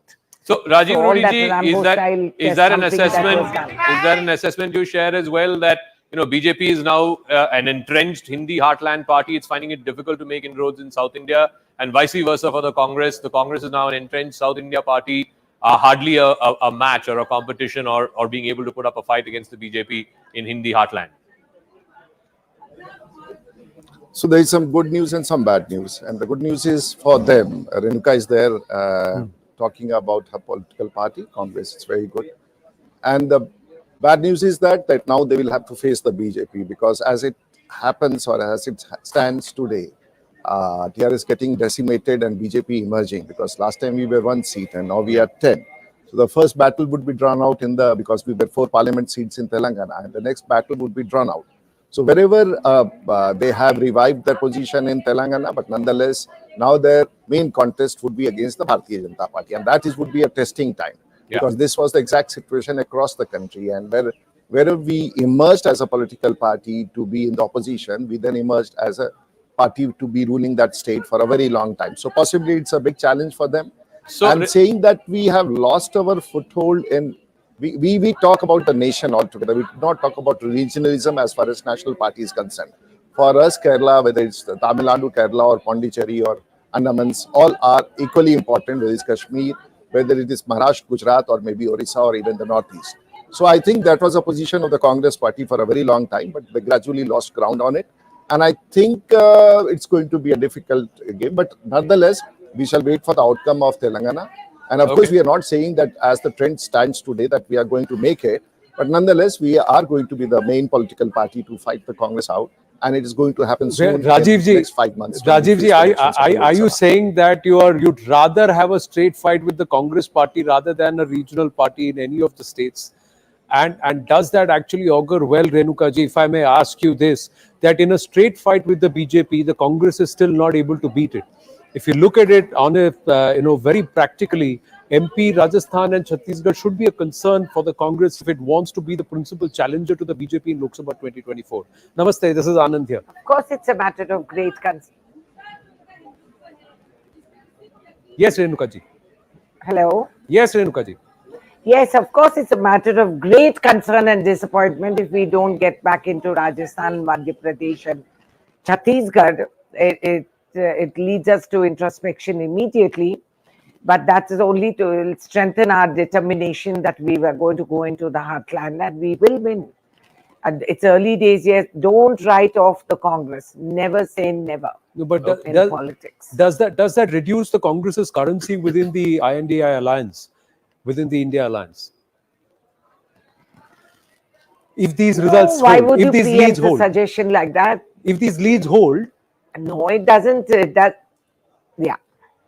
Let's see. Let's wait. It's early times yet. Let's wait till the evening, and we'll sort it out. And INDIA and us, all that we'll do is really shuffle and work towards a cohesive whole, so that all of us are on that level playing field where we will lead. All right, Renukaji, I'll ask you one final question, and I'll thank both of you after that. Who is going to be chief minister in your state? Well, that's a privilege which our MLAs have. I can't take away their privilege. Our observer team is here. They're going to talk to all the MLAs one-on-one, and they will decide. And once they voice their opinion, a decision will be taken. Are you one of the contenders? Oh my God! Where do I? Nice joke. Okay, fine. Thank you. All the best. Thank you for being support and thank you for joining us. But, Rajiv Rudiji, quick question to you. Will you say that the Modi ki guarantee has trumped jiski jitni sankhya bhari? I would not go on that as of now, and that's we are going to discuss later. But as of now, as I said, the BJP as a platform and BJP as a national party and nationalistic party, and the leadership there has given us the trends and the results. And I think that we should look at it. And what you said can be, we can discuss it later and see whether it is. Okay, so I look forward to that conversation soon. Thank you very, very much. Always a pleasure to speak with both of you, Renukaji and Rajiv Pratap Rudy. Thank you very much. Quickly, ladies and gentlemen, we're going to shift focus and go back to the live result hub. Anusha Soni is now at the LRH, and she's got an update for us from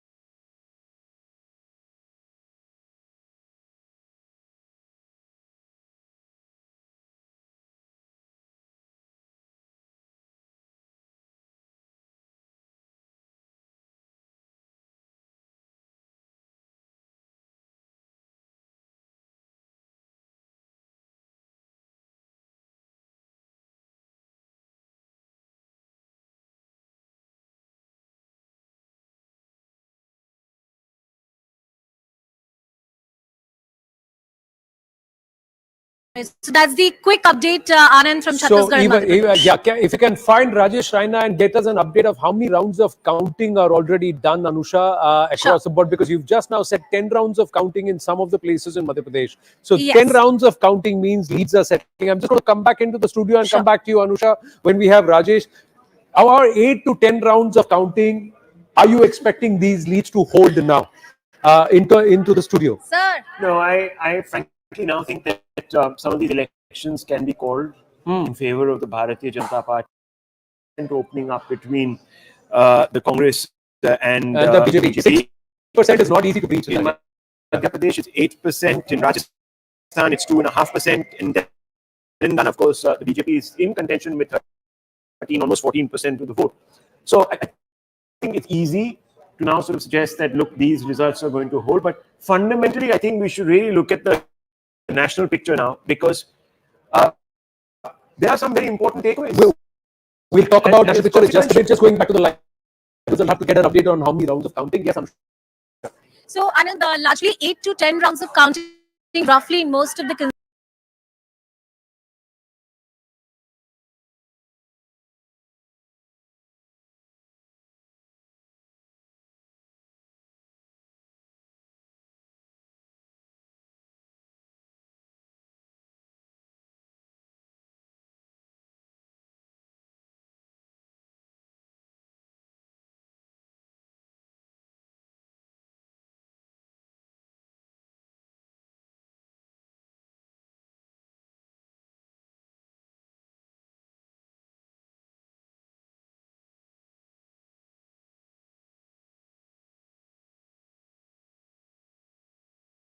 Ladies and gentlemen, here at CNN News 18, live results and on Result Day Live, this is likely to stay. Plus or minus 2-3 seats here and there is not going to upset the cart for any of the victors at this point. This screen right now is likely to stay, and that means it's a 3-1 in the 4 big states for the BJP. A massive sweep of the Hindi heartland from Rajasthan all the way to Chhattisgarh. Congress wresting power from the BRS in Telangana. This is likely to hold. And what does that mean in terms of the big national picture? We will focus on that over the course of the next 25-30 minutes. Rahul Shivshankar laying the grounds for that. But we'll also get to try and understand, deep diving on the numbers on the magic wall, and that's where Zaka's task becomes big. Where have been the big gains for the BJP, in which segments or which groupings across our filters on the magic wall? We'll talk about that too. But first, Rahul Shivshankar, the national call. Why 4 or 5 points that have national importance? The larger picture, the India picture. Well, first of all, taking off from where Mr. Rudy ended, I think this focus on the party being the primogenitor of everything, bringing that focus back, I think is important, because it just tells you the robustness of the organization on the ground, the use of individuals from the center to pull their weight even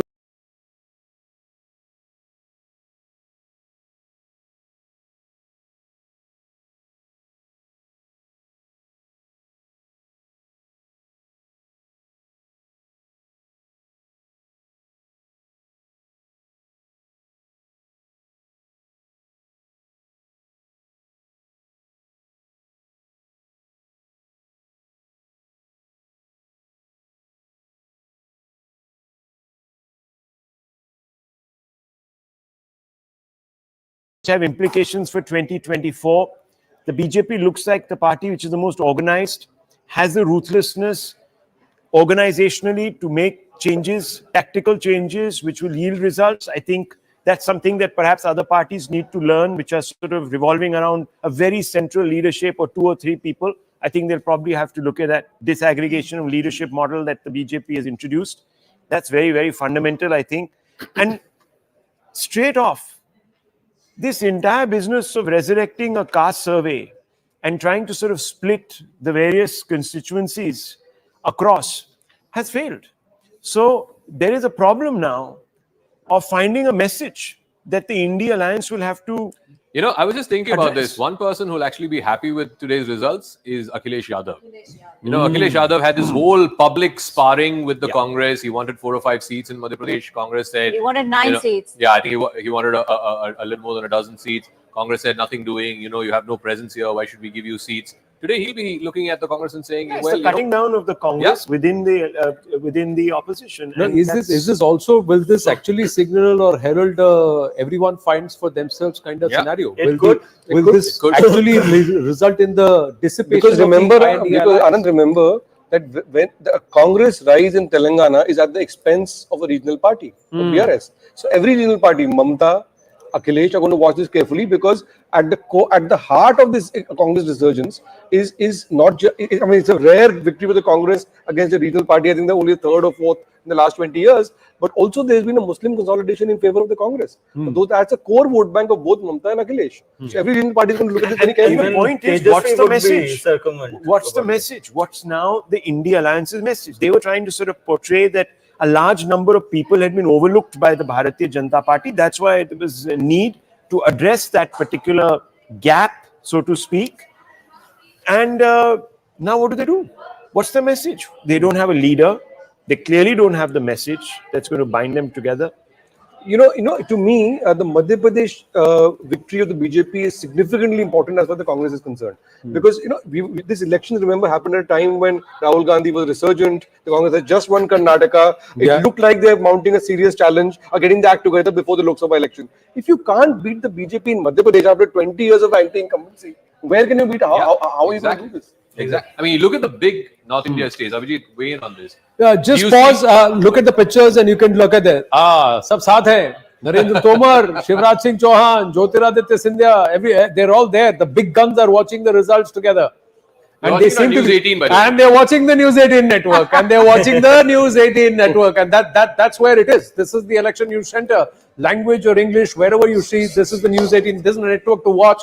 And thank you, viewers, for some fantastic feedback that's coming in for our coverage. And we really appreciate your staying with us right through this entire journey of Result Day Live. All through, yes, Zaka. Yeah. All through, Anand and Zaka, when people were questioning our Chhattisgarh take, I think kudos. If anyone, if you guys do the bhangra, etc., because some others do, you can do the dad dance. Dancing, man. You can do the dad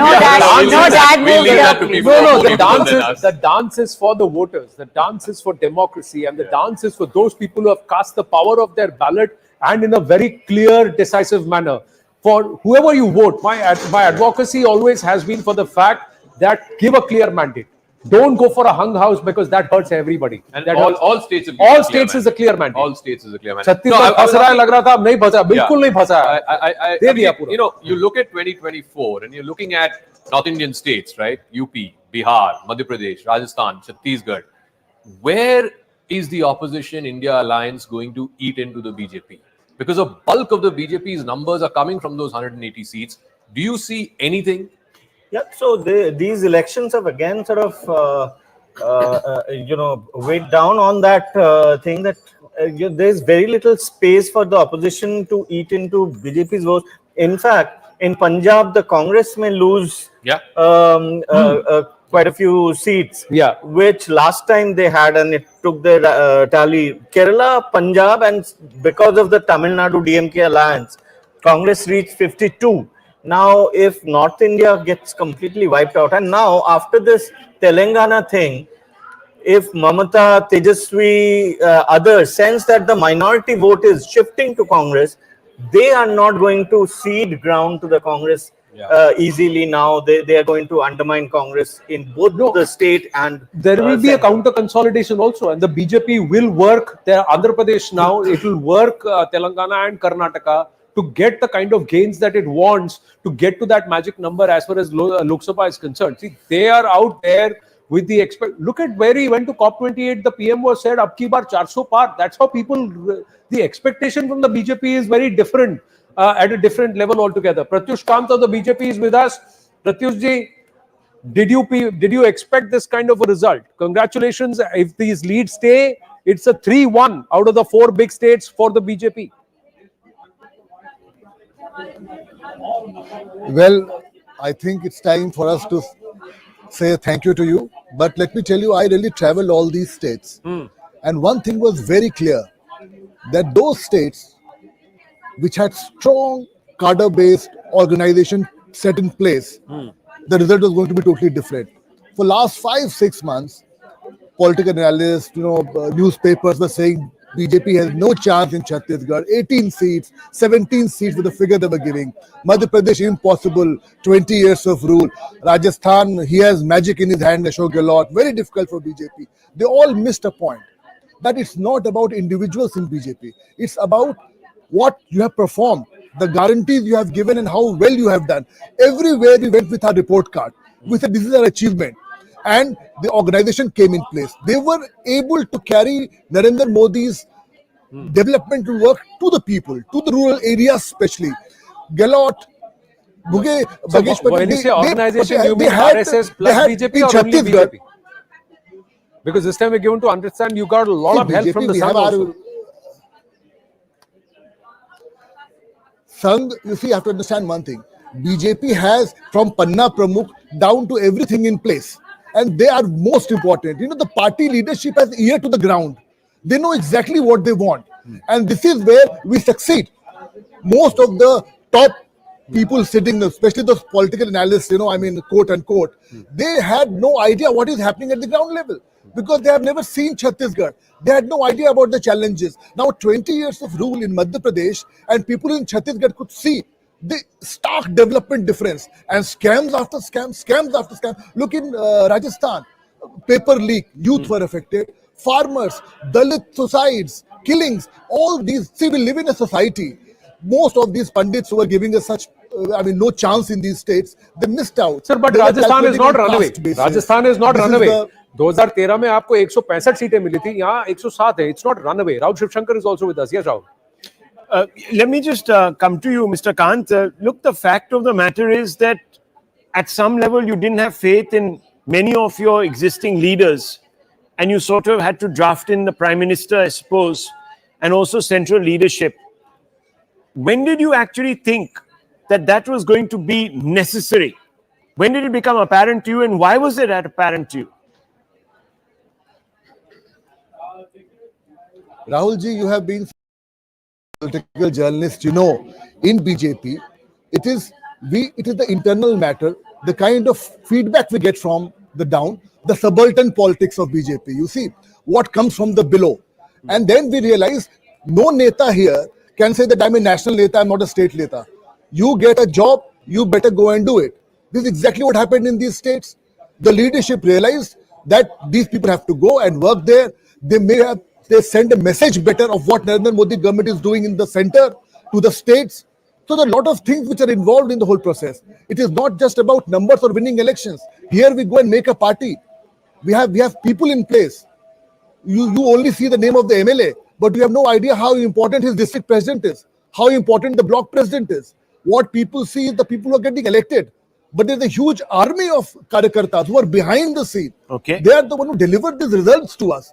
This is where people missed it, and that's why you saw they were giving us under 20 in Chhattisgarh. Does this round of like this? Okay, does this round of elections have implications for the Lok Sabha? Because had the result gone the other way, like it perhaps did in 2018, the BJP said at that time that, look, state level elections don't really have a bearing on the national picture. But would you today say that you changed that point of view?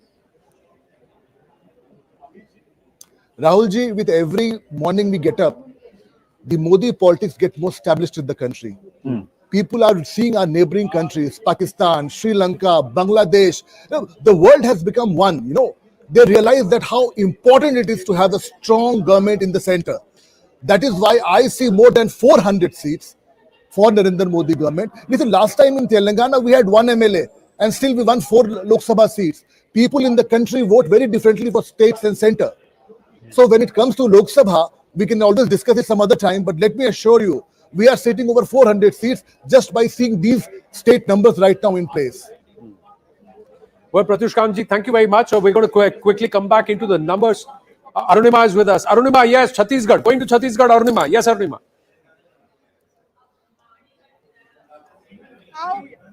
at the BJP headquarters already.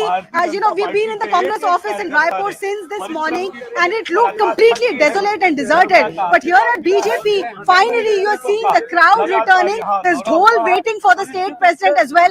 I'll try and get in a word with him. He's speaking to the other media channels also. Arun Sahu ji, एक सवाल पर हम live जा रहे हैं. कैसा लग रहा है, कितने का लीड है? 50-55 कितने का लीड लग रहा है? देखिए, पूर्ण बहुमत से छत्तीसगढ़ में भारतीय जनता पार्टी की सरकार बनने वाली है. कांग्रेस के कुशासन का अंत होने वाला है और छत्तीसगढ़ खुशहाली और तरक्की की ओर बढ़ने वाला है. एक बार फिर आज छत्तीसगढ़ की जनता आज फिर से दशहरा दिवाली मनाने वाली है. असत्य पर सत्य की जीत होने वाली है. छत्तीसगढ़ में कमल खिलने वाला है. ये तो जहां कांग्रेस होगी करप्शन होगा, जहां कांग्रेस होगी वहां क्राइम होगा, जहां कांग्रेस होगी वहां डेवलपमेंट ठप होगा. और देखिए प्रदेश अध्यक्ष के नाते पार्टी ने जो मुझे जिम्मेदारी दी थी कि छत्तीसगढ़ में कमल खिलाना है, भारतीय जनता पार्टी की सरकार बनाना है, मुझे लगता है मैं उस जिम्मेदारी को कार्यकर्ताओं के सहयोग से, जनता के आशीर्वाद से पूरा होता हुआ दिख रहा है. पर सरकार का नेतृत्व कौन करेंगे, ये पार्टी का विधायक दल और केंद्रीय नेतृत्व तय करेगा. मध्य प्रदेश में आपने एक्सपेक्ट किया था ऐसा रिजल्ट आएगा? आप लोगों ने तो मतलब हैट्रिक मार दिया है. मध्य प्रदेश, छत्तीसगढ़, राजस्थान. देखिए, आज प्रधानमंत्री माननीय नरेंद्र मोदी जी के नेतृत्व, दुनिया का सबसे लोकप्रिय नेतृत्व और ऐसे नेता के नेतृत्व और मार्गदर्शन में हमने इस चुनाव अभियान को चलाया. छत्तीसगढ़ की जनता ने नरेंद्र मोदी जी की सभा में जो उत्साह और ऊर्जा दिखाया, इतने बड़ी संख्या में आए, तो निश्चित रूप से ये जीत नरेंद्र मोदी जी की गारंटी की जीत, कांग्रेस की कुशासन की हार, असत्य पर सत्य की जीत है. छत्तीसगढ़ की जनता दशहरा और दीपावली आज दोनों मनाने वाली है. दशहरा और दीपावली दोनों मनाने वाली है. आनंद, so the Bharatiya Janata Party amidst chant of Jai Jai Shri Ram and amidst chant of Bharatiya Janata Party Zindabad, whether the pollsters are calling the election in Chhattisgarh yet or not, BJP is definitely calling the elections here. Well, they are claiming Bhupesh Baghel has been shown the door. Well, clearly, and they seem to have got a feedback from the counting centers. Those numbers seem to be consolidating in favor of the BJP strongly. Arunima, you got there into the fight of getting Arun Sahu and you won. You came victorious. So congratulations on that. A lot of people have noticed that too. Great job done on ground. We're going to come back in here. We've got an update that the Prime Minister is going to be at the BJP headquarters around 6:30 p.m. this evening. Around 5:30 p.m. onwards, the celebrations will begin at the BJP headquarters in the national capital. 6th of December, the Congress has called for a meeting of the INDI Alliance. Mallikarjun Kharge has called for this meeting. This is planned on the 6th of December. So a lot of things which are happening. Celebrations galore with the BJP, with PM Narendra Modi continuing to be the person who is the man of mass appeal. He is the man jo sabke man mein hai, the leader jo sabke man mein hai, and that seems to be resonating on ground for the BJP. And as we take the lessons, these are live pictures coming in, and these are coming in. Ashwini Vaishnav is there amidst the entire grouping there. And that is VD Sharma in Madhya Pradesh. Mithai baanti ja rahi hai, khilaya ja raha hai. Top leaders coming there.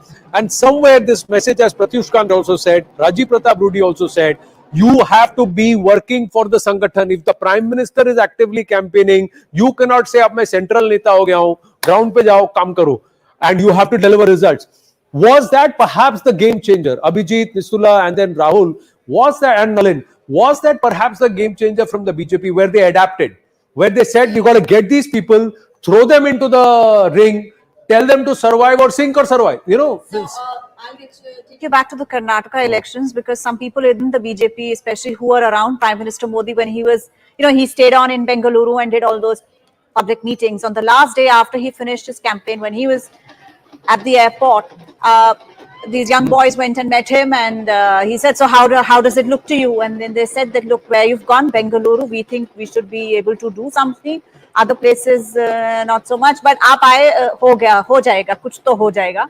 And he was a little disturbed. He said, no, it can't be like this. I can't be the only one who is going there and doing these kind of things. So I think that feeling after the Karnataka election was very much there in the party, at least in Prime Minister Modi's mind and in Amit Shah's mind. So if you see, they've got all their central leadership. They've tried to put up a united front. They've put everybody's skin in the game. It can't be one guy who's coming there and fixing everything for you. You all have to do it. Of course, Prime Minister is available. He gives a lot of time to the party for campaigning, etc. But you need all these MPs. And the message was very clear. You're such a big leader. Pull in the seats. And if you can't, then don't come asking for a Lok Sabha ticket again. Yeah, and the other thing is not just come back and fight for the seats, but you go and fight yourself. Yes. Right. That change was witnessed. Otherwise, it was like Shivraj Singh को अपने हाल पे छोड़ दिया, Rani Sahiba को अपने हाल पे छोड़ दिया. आप लोग हाँ ठीक है हम देख लें. Now they said no, you're fighting assembly. Like everybody changed. The whole how of the leaders changed. So the biggest pro-incumbency factor in this elections again is the Prime Minister himself and his leadership. See, all these three states did not go with a CM face. Did not go with, it just went with Modi as the main campaigner, and the entire state and central machinery activated in each state. I think they learned from Karnataka. From what we heard is that Modi gave the entire party organization a dressing down after Karnataka for being lackadaisical, for and if you also notice, they didn't, even if they didn't project Shivraj Singh Chauhan, nobody stopped him from doing his own thing, and everybody talked about the Ladli Behna. Vasundhara Raje, the first two lists didn't reflect her supporters, but they did repair that situation somewhat, and they got her people as well in. So there was thinking on the feet, You can't just go with one thing. And this is another thing. Such a huge electoral machinery, they're willing to learn. They're willing to adapt. Yeah. And they've come back and said, we are not letting go of anything. We're going to... So what went wrong for BJP in Karnataka? BJP learned from that. So for example, the internal strife. Now you had internal strife in Rajasthan also, you had internal strife in Madhya Pradesh also. But the BJP, while saying that they will not have a new chief minister candidate, just like they did with Yediyurappa in Karnataka, they didn't just replicate that same model. The BJP put its entire force of its national might in these states. They managed to work with these satraps, both with Vasundhara and with Shivraj Singh Chauhan. Shivraj Singh Chauhan, you see the amount of intensity put in the campaign in the last 2 months. The message was very clear in fielding these guys. That you guys come here to Delhi, crib about the chief minister, you go and win your areas. Then you talk about in Karnataka, the BJP got 2% more vote share. It's not that they kept the score. They kept the score vote back. Got that Lingayat equation right. There could have been a different story in Karnataka. Karnataka, there are two things. The Lingayats got and the consolidation, the JDS vote that came down, that went to the Congress. It became a two-party, Rahul, and then deep dive with Zaka with where the gains have been and which groups have been. We discussed that sometime back. We constantly talk about corporatization, the corporate culture that the BJP is introduced. This is what corporatization looks like. Accountability, and to use another M, merit. Merit matters. You can't ride on the persona of one individual. You've got to bring yourself to the table, and if you can't deliver, then you're gone. This churn within the BJP perhaps sets it apart from other political parties, where there is, a satrap-driven and then, of course, a plebiscitary kind of model right on top. And I think those days are over. India, as it becomes more and more sort of corporatized around, you're going to see more of that. This is a complete winner takes all. Let's just pause for the ladies who are celebrating. It's the Mahila voters. Let's just enjoy their dance and the song, and then it's over to Zaka on the magic wall. Can we go full frame and can we listen to the song and the dance?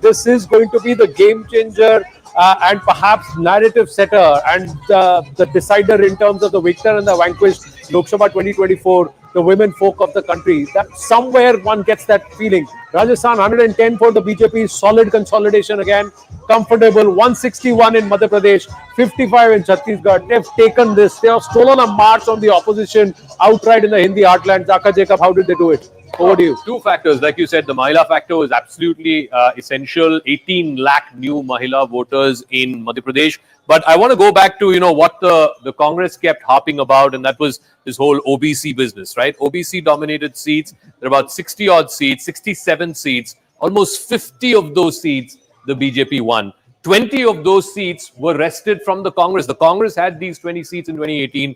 The BJP managed to take it back from the Congress, and they won in 49 out of those 67. Also, just quickly on the tight fights, the big guns impact. So there were 3 union ministers, 7 MPs, 79 seats were influenced by the decision. 53 of those 79, the BJP managed to win. In fact, I'm told the only central person who was asked to contest, Pagan Singh Kulaste, is the only one among them who is trailing. All the others are leading, from Vijay Varghya to Prahlad Singh Patel. All of them are leading. And this also made a huge difference. The Congress did not get a net gain of even a single seat in these 79. And I think it made a huge difference. Well, we just got an update. T.S. Singh Deo is trailing by about 5,000 votes, says Anusha Soni. Live result hub. Let's quickly go across to her. Yes, Anusha. So, Anand, the quick update is from Chhattisgarh that T.S. Singh Deo and the top mantris are not doing very well as far as those numbers are concerned. I'll just also tell you about Kawasi Lakhma from the Congress party. He was a minister in the Chhattisgarh government, in the Congress government, 5 times MLA, and right now he's trailing in that constituency. There are some other updates as well. 2 quick victories that have been called out in the state of Telangana. What are the victories? Tell our viewers the 2 constituencies. Ma'am, one victory is coming from the district of Pitapalli. Right. The constituency name is Manthani. And D. Sridhar Babu from INC has declared. And the second one is Bhadradri. So these are 2 constituencies, Anand, that have been declared as victorious for the Congress party. Top mantris, top names from the Congress party in the state of Chhattisgarh are trailing. That's the big update. And of course, in Madhya Pradesh, all those big names that were fielded by the Congress party, including Rakesh Singh, Mr. Narendra Singh Tomar. So far, the trend after 8 to 10 rounds of counting is that they are leading on most of those seats. 8 to 10 rounds of counting. Most of the big guns fielded by the BJP in Madhya Pradesh leading. In Chhattisgarh, some of the big guns of Chhattisgarh are trailing. Let's quickly get a check on that on the wall with Zaka Jacob. GVL Narasimha Rao is joining us live. GVL, namaste. Please stay with us. This is Anand Narasimhan here, Rahul Shivshankar and Zaka Jacob with us. Just doing a little bit of a deep dive on the wall, magic wall on Chhattisgarh, and then I'll come to you, sir. Yes. The challengers, as they say, one was T.S. Singh Deo in Chhattisgarh. He is trailing. And last time I checked, Sachin Pilot was also trailing. Maybe that's changed, I don't know. But last time I checked, he was also trailing. So the problem for the Congress party is the incumbent sort of old guard leadership is not delivering. Kamal Nath has not delivered in Madhya Pradesh. And Mr. Baghel, he's leading in his own seat of Patan, but by a very, very slender margin, less than 5,000 votes is what I've been told. But the challengers are also not, showing any promise. Both Sachin Pilot in Rajasthan and T.S. Singh Deo in Chhattisgarh, both of them seem to be trailing. So that is a problem for the Congress party, certainly in both of these heartland states, in Madhya Pradesh, as well as, of course, in Chhattisgarh and in Rajasthan. The only good news is, and I guess if the Congress party takes Telangana at 64 seats, it looks like they are comfortably placed there. You will have the emergence. And you were talking about satraps. I think Revanth Reddy is going to be the new satrap for the Congress party. Absolutely. He's going to be in the same mold as the YSR and now Jagan. Revanth Reddy is going to be the next satrap for the Congress party in southern India. Pilot is leading in Tonk. Yeah, okay. Pilot is leading in Tonk. Within the Congress, Sunil Kunugulu's stock will soar will because go up, after yes. Karnataka, this is the second state that he has delivered. GVL, did you expect this as a cephalogist? Did that cephalogist in you, is it still alive, or you have now become a full-time parliamentarian and focusing on Telangana politics, etc., Andhra politics, etc.? Did you expect this kind of a sweep Anand, by the BJP? To be honest, I haven't done a poll of my own in these states, but certainly there is an undercurrent, a strong undercurrent in support of Prime Minister Modi ji across the country. This is something that was visible on the ground. It was visible even in conversations with people. How you see a lot of issues. How Prime Minister's leadership got projected on the world stage in G20. how it got highlighted in Russia-Ukraine war, how Prime Minister delivered a number of developmental schemes, how we fought the COVID crisis. All this has led to a massive surge in popularity of the Prime Minister across the country. So certainly we were hoping that a reflection of that would be visible apart from local factors and local efforts by the party and the government. This would also give the BJP a significant lead in elections.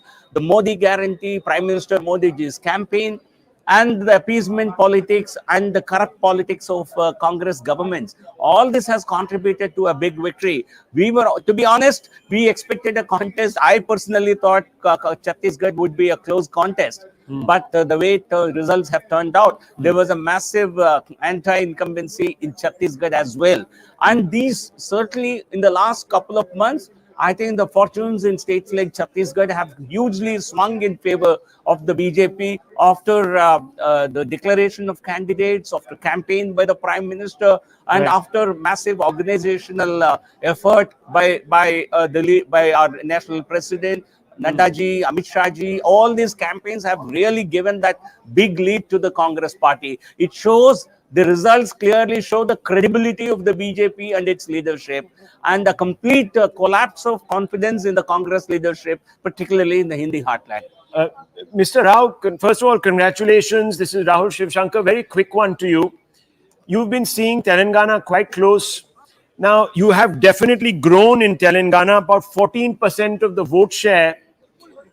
What is the calculation? Do you think this is an opportunity lost? Because that's the conversation we were having in the studio. And where does it leave you with regards to 2024 in Telangana? No, honestly, Rahul, we could have definitely done even better. But for us to get a government in Telangana was always difficult, because BJP has not been a very large party in the Telugu states in the past, and the Congress always won maximum number of seats from the Telugu states. So Congress had an advantage to begin with, but we have improved our vote share from 7 to 14%, which is a big gain for us. But the biggest story, honestly, I see today's result.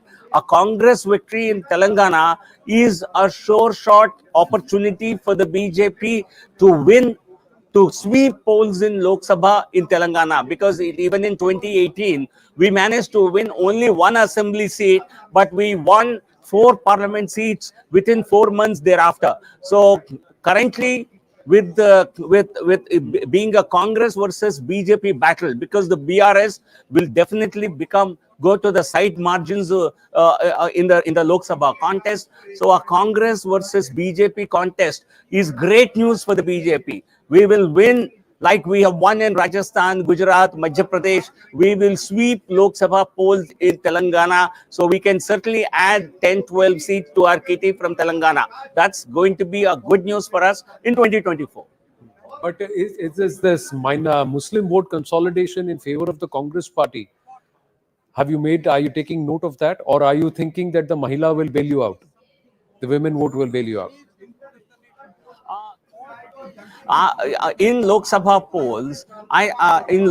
polls, certainly the leadership at the national level will become dominant factor, and the Congress party cannot remain popular in any state. Even after you have seen how Congress party's popularity slided in Karnataka within few months after they came to power, and in Andhra, in Telangana also. Whoever comes to power and whoever becomes the chief minister, it will be a very difficult act for them, because the numbers on your screens also show very tender lead for the Congress party. And we've seen how Congress party has a habit of has this characteristic of massive infighting. Telangana Congress is a divided house, and I can certainly see in a couple of weeks massive fights coming out of the Congress camp. Because there will be just one question. Was divided even in the run-up to the election. Yeah, just one question, Zaka here. The national picture, and because you come from Andhra Pradesh and you worked hard there to improve the party there in Andhra Pradesh, the national picture seems to be that BJP is the entrenched party in North India. It's going to be very difficult for the Congress or any other party to defeat the BJP in North India. And equally, the BJP is finding it difficult to spread in South. You lost Karnataka 6 months ago. Today in Telangana, you're a number 3 party. The other 2 states, Tamil Nadu, Andhra Pradesh, Kerala, the other 3 states, I don't see any great, scope for growth for the BJP. So is the BJP now, again, this is the Congress's sort of familiar argument that the BJP is a North India party and they will not be able to extend to the South. Is that something that concerns you? Not at all. Because obviously, we have a lot of work to do to become a ruling party in different states of South India. That's a reality. But we will certainly improve. We will improve upon our 2019 tally massively, because in Karnataka we are not only confident of retaining our 25. This time we could win even 28 of 28. And in Telangana, we won only 4 seats last time, and I'm confident we can improve that to 12, 15 in that range in the next 2024 election. And 303 is our tally, despite not winning many seats in the South. And we are confident of therefore bettering our national tally with some contribution from the South in the short term. But in the longer term, it will be focused South, to have BJP governments in different states of South India. Well, also strengthening the Sangathan there. GV Narasimha Rao, always a pleasure speaking with you. Look forward to speaking with you again through the course of the day and later in the evening here, sir, on CNN News 18. Thank you very much. These are celebration shots coming in from Bhopal. Shivraj Singh Chauhan is present there. He's come to the party headquarters in Bhopal. We're given to understand. We'll try and go across to Pallavi Ghosh in just a bit. Modi ki guarantee and Ek Akela Sab Par Bhari. These are 2 things that are trending nationally right now. Modi ki guarantee is being pushed.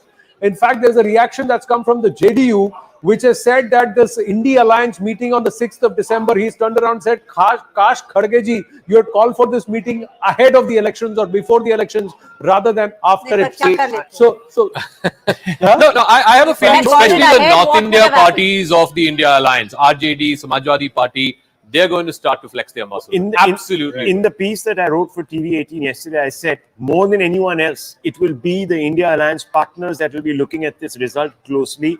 Secondly, I told you the marginalization of the Congress has begun. Many people are now beginning to wonder if the actual, I don't want to use the P word, but the actual problem lies with the Congress. Well, yeah, it's a nicer one. But fundamentally, I've just heard now 3 or 4 voices coming out of the Bharatiya Janata Party, and each one of them is stressing, almost in unison. I think there's been a briefing to put out a particular view, and that view is that the organization matters. It's the organization, the Sangathan, that actually is perhaps the primogenitor of everything. So please go out there and put that out. And that's going to create a lot of problems actually for the opposition, because it's going to again press on that merit nerve. With each increasing round of counting, BJP is only consolidating in Chhattisgarh. 57 leads, nearly 13 to 14 rounds of counting as I have come through. So there is nothing that there is a twist in the story at all right now. Even in our top band now, we can remove the it's a landslide. It's a landslide victory, and we can call this election 3-1 in favor of the BJP, and Telangana being taken away by the Congress party. But Madhya Pradesh running away with the mandate. Rajasthan, clear victory. Pallavi Ghosh is in the thick of all the action. Pallavi, can you hear me? What's happening there? Shivraj Singh Chauhan, as we can see her, she should join us live any moment now. Our team of reporters, especially senior reporters, have been at it right since day one, getting us the pulse on ground. But somewhere there is this voter which is saying a lot of things, or who's saying a lot of things to a lot of people. But at the end of the day, what the voter is pressing at the ballot box remains a very closely guarded secret, ladies and gentlemen, and that is important.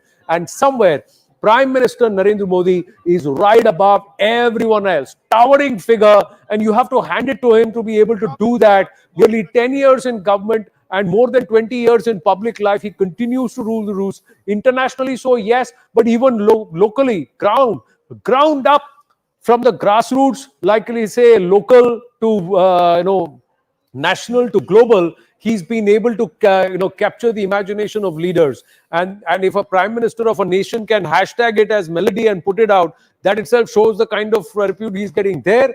And here, internally, people are turning around and saying, Modi, it's Modi ki guarantee that's working. It's phenomenal. Pallavi Ghosh is live with us. Pallavi, Shivraj Singh Chauhan, did he say anything? We saw all the big guns together watching News 18 network. and following the results. But is he going to be once again the Chief Minister of Madhya Pradesh? But we have to wait and watch for a while because you can see those pictures. I'm trying to get you those pictures. The man of the moment actually, Shivraj Singh Chauhan over here. He's accompanied by his wife Sadhana Singh, who's played a very, very important role as far as campaigning in Buddhi is concerned. We're going to try and get some. But एक तो सब बोल दीजिए, लाडली बहना ने जिताया आपको. प्रधानमंत्री नरेंद्र मोदी जी के प्रति जनता का महिलाओं ने जिताया. विश्वास, महिलाओं का भी बहुत आशीर्वाद मिला. आप क्या कहें, महिलाओं ने जिताया. Okay, so इसी बात में बात करेंगे, but that one word करेंगे. Okay, so the one word which he says very clearly is that the Prime Minister is the one who will ensure that the BJP.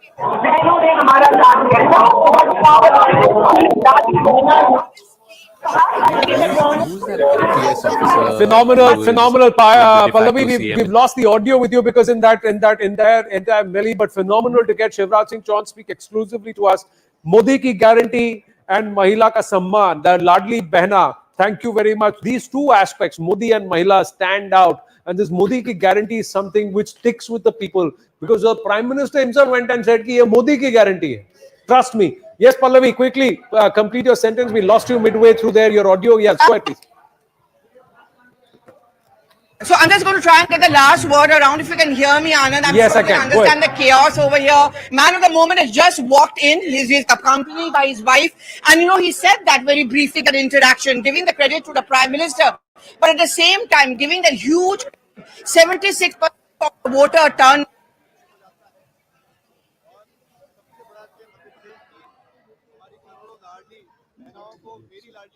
Well, Pallavi, come back to you. We'll come back to you when it just gets a little bit saner there, ladies and gentlemen. One can understand. I don't think it's going to there. be. We've all been in the studio in the thick of all this action when the mic is not working, range is not there, and one is pushing over the other because of the exact. Prahlad Joshi is speaking. And now also I am telling we'll have a very comfortable majority, and totally people have rejected in Chhattisgarh, Rajasthan, and Madhya Pradesh. People have totally rejected the Congress party, and especially Congress party's bogus guarantee jo hai, that has been totally rejected.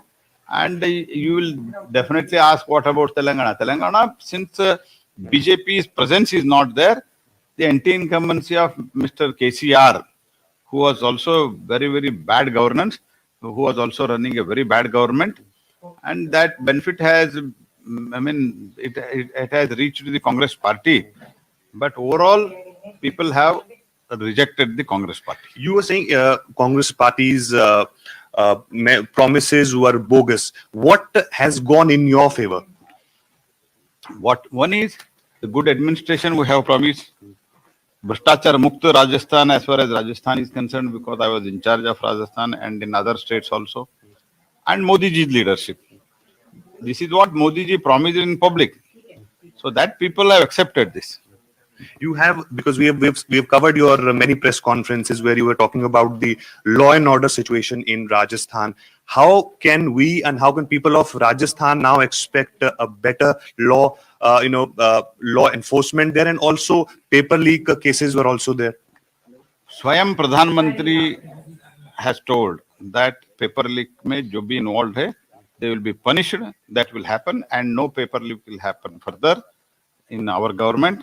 And also, as far as law and order is concerned, we will definitely take very seriously the situation of the law and order present under the Gehlot government, what is there, and we will change the situation, and people will feel better. As now in Uttar Pradesh, our people are feeling safe. Same situation, same position will be there in the Rajasthan also. Do you think not announcing the chief ministerial candidate worked for you?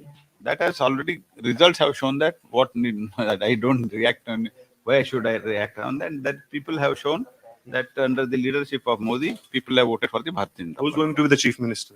That will be decided by our national leadership in consultation of our legislators.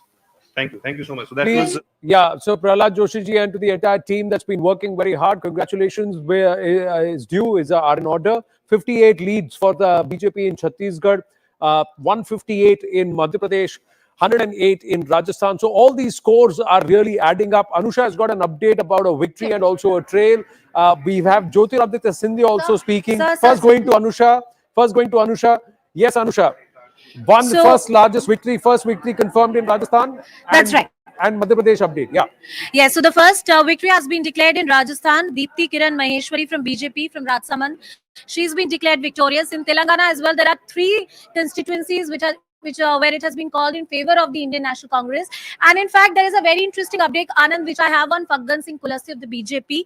Rajan ji, आप बताइए, what is the update that you're getting from the ground? देखिए, मैं आपको बता दूं अभी कि 13वें round की अपने पास काउंटिंग आई थी, जिसमें फग्गन सिंह कुलस्ते करीब 3220 वोटों से पीछे चल रहे थे, जो कि कांग्रेस के प्रत्याशी।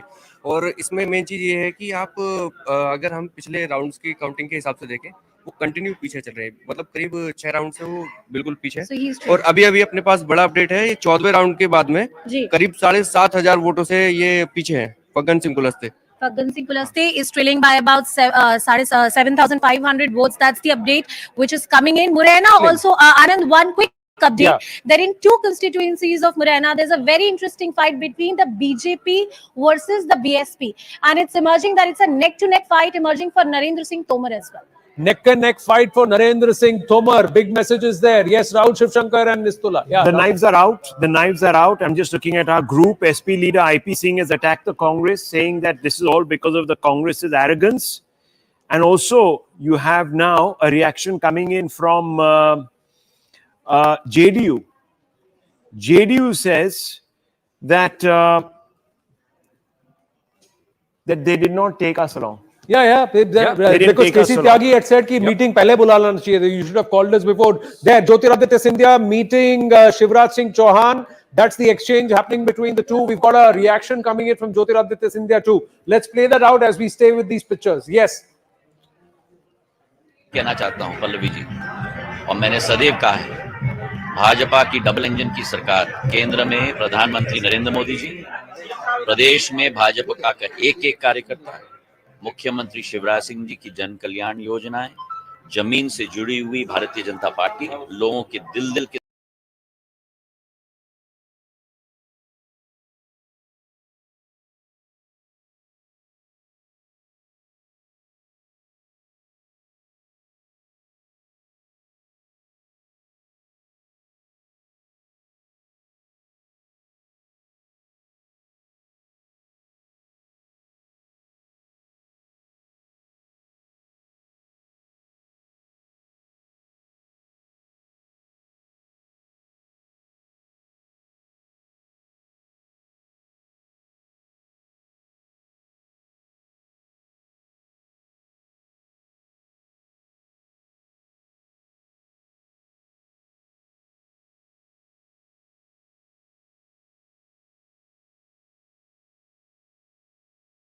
गाली देते हैं, जो मेरे लिए अनेक अनप शब्दों का इस्तेमाल करते हैं, जो मुझे कई शब्दों का इस्तेमाल करते हैं जो मैं अपने कभी जिंदगी में किसी के विरुद्ध नहीं करता, उन सभी को मध्य प्रदेश की जनता ने। Mr. Rahul Gandhi had called the Prime Minister Panoti. The Congress ran a hashtag Panoti. Anything you want to say to Rahul Gandhi at some point? मैं सबको ये कहना चाहता हूँ कि जनता ने सबको अपना कद का जवाब दे दिया है।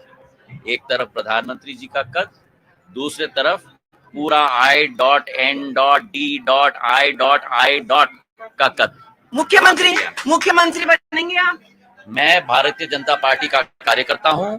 इस जीत का श्रेय प्रधानमंत्री जी को जाता है, गृह मंत्री जी नड्डा साहब को, शिवराज सिंह जी को, BD शर्मा जी को और भाजपा का एक कार्यकर्ता को जाता है, जिसमें मैं अपने आप को शामिल करता हूं भाजपा के कार्यकर्ता के रूप में। Thank you very much for speaking to CNN News. Phenomenal words there by Jyotiraditya Scindia, measured, but he turned around. Wish for anybody or hatred, but that was a very heartfelt sort of response from him there. For all those, because he was being called names. Let's just look at into the deep dive into the. Remember in the campaign, Anand, how are these people done? In the campaign, Priyanka Gandhi directly attacked him. She said, "Gaddari to unke khoon mein hai," and he responded very strongly to that at that point. And this comment today seems to be coming from the heart. So if you look at the Gwalior Chambal, Digvijay Singh this morning, yeah, said that Gaddar हमारी party में कोई नहीं रहा. 15 seats, the BJP managed to take back from the Congress. 15 seats out of the 24 that they won, the BJP managed to take back from the Congress. So, yes, credit where credit is due. I think Jyotiraj Scindia made his presence and his candidates certainly seem to have worked for the BJP in Gwalior Chambal. This was the weakest link for the BJP, the weakest region of the state for the BJP because of all this dokebazi and all of that stuff that was being said on the campaign trail everywhere, including. So, just give me a second. You guys carry on with the conversation while I find the. Anand, also because BJP asked all its big guns to be on the ground and drive the campaign, what it may have triggered is healthy, competitive, performance, activating the cadre, and we can see that in Scindia's area. We can actually examine the other spheres of dominance of other leaders, but. So Tomar is leading. Tomar is leading from Dimani. So Narendra Tomar is also leading. So the big guns in Madhya Pradesh, other than Fagan Singh Kulaste, everyone else all of them seem to be doing very, very well. We've got Rohan Gupta of the Congress Party with us. Rohanji, namaste. This is Anand here. We've got Rahul Shivshankar and Zakir Jacob also. May I quickly ask you, how would you look at the results, how they're coming out, and which state would you want to really reflect on? Thanks for inviting me here. I am here at Telangana right now. I was in charge here, so sorry I could not join on time. But yeah, these results are not what we expected, and we tried to set up one narrative of our guarantees, but somewhere I think we could not communicate our narrative. But at the same time, at least you should find some silver lining. So I think Telangana has given us silver lining. And I have been in charge here for last 3 months, so. At least happy for that, but yeah, it is shocking for us. Yeah. No, congratulations on Telangana. It's a phenomenal win because nobody was expecting the Congress to get the kind of numbers that you have. But does that also now set it up as a Congress versus BJP in Lok Sabha 2024 in Telangana over those 17 seats, Rohanji? No, I don't feel so. So basically the way, if you see the way Telangana has voted, it is like, a proper wave in favor of Congress party. And the way BJP did well in Lok Sabha elections, if you convert them into assembly, I think they are losing big way. The idea is very simple. The way we fought election in Telangana in organized way, everything was properly organized and we could communicate our guarantee on ground like what we did in Karnataka. I'm not saying other states we have not done that, but yeah, somewhere we have failed in delivery of our guarantees on ground. Maybe we have failed to communicate proper achievements in Rajasthan. And maybe the other narratives which BJP tried to set, I think they have won today. Yeah. The guarantees worked in Telangana, the guarantees worked in Karnataka, the same guarantees were made in Madhya Pradesh as well. It did not work. But are you worried that Congress today, it needs to desperately sort of show signs of revival, signs of a fight in North India, in the Hindi heartland states? We're not seeing any of that either in Madhya Pradesh, Chhattisgarh or Rajasthan. And the Congress now basically has become a South India party. You're in power in Karnataka. You will be in power in Telangana soon. You're now a South India party. I think, Zaka, you cannot say that. We have won Himachal also last year. So, yeah. But yes, I agree with you that we have to do deliberations. Something which has worked in Telangana. If you see the start of the elections, Zaka, we were, not seen as far as Telangana. If you tell me, in the 4th place, we were the last. The way BJP was here at number 2, the way BJP had gained 1 in the by-elections. And if we can win from there, I think we need to do proper analysis. What went right in Telangana, what went wrong in other states. And definitely it is learning for us before 2024. We have to learn and come back. I congratulate my workers across all the states. Yeah, you have lost the elections, but yeah, there is a momentum. There is a silver lining. Let's learn from where we have gone wrong, like to build ourselves and win 2020. That is a message to our workers across the country. One final word. We had Renuka Chaudhary on the broadcast last hour, and I asked her also this. Who is going to be the chief minister in Telangana? And since you were Prabhari in charge there, I guess you have a better insight. So I think there will be meeting of our MLAs maybe tomorrow, and they will decide the CLP leader, and that person will be our CM. Okay. But here I'll tell you one thing, Zaka, but just for the kind of atmosphere we had, we have converted at least, you can say, plus 50 seats compared to last year. It's not a small thing. And Congress, my only message to Congress workers across India, we have lost the elections, but this is one silver lining. Let's work together. Let's communicate our message to people in more effective way. We will bounce back. The plus 46. Thank you, Rohan. Plus 46, out of which 46 out of those 48 have come from the BRS. So all the gains that the Congress made in Telangana, they're at 65 now. 46 are seats that the BRS held, which they've managed to gain. The BRS has lost 2 seats to the BJP as well. Now, interestingly, for the BJP, they're leading in 4 seats as far as I can see, 5 seats, in fact, in Hyderabad. They're leading in 5 seats in Hyderabad and 6 seats outside of Hyderabad. And a lot of them are coming in this belt. This is the Adilabad, Nizamabad belt. In fact, in Nizamabad urban, there is one BJP candidate who's leading. Nizamabad, of course, used to be Kavita's stronghold, right? She used to be an MLC from there and so on. And the MP as well. And MP as well from Nizamabad. So Nizamabad, Adilabad belt, the BJP seems to be doing well. Arvind Dharmapuri is also leading from his constituency, Koratla. But I think, for Lok Sabha, 2 things emerge from Telangana. One, it could possibly be a Congress versus BJP direct fight, because why would anybody want to waste their vote on a regional party in a Lok Sabha election? And 2, I'm very, very sure about this. This result in Telangana will have a spillover effect in Andhra Pradesh as well. Jagan Mohan Reddy will be watching this very, very closely. He will be wary of the spillover effect. I'm not saying the Congress is suddenly going to challenge him. It's still going to be principally between Jagan and the TDP. But Jagan today will be a worried man looking at this result. Especially since TDP did not field anybody in these elections and said to the Kamma vote bank that you please, vote for the Congress. We are not putting up candidates. Please vote for the Congress. So if the Congress does that kind of a support for TDP in Andhra, then it's going to be trouble. I have a question to all of you. Is there a possibility of a formal, BRS BJP coming together as NDA?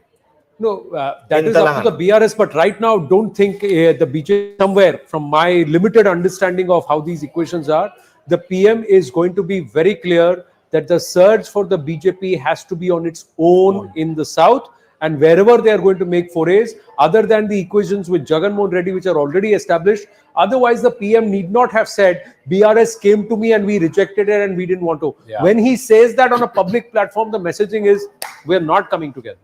You just heard Jyotiraditya Scindia talking about Kad.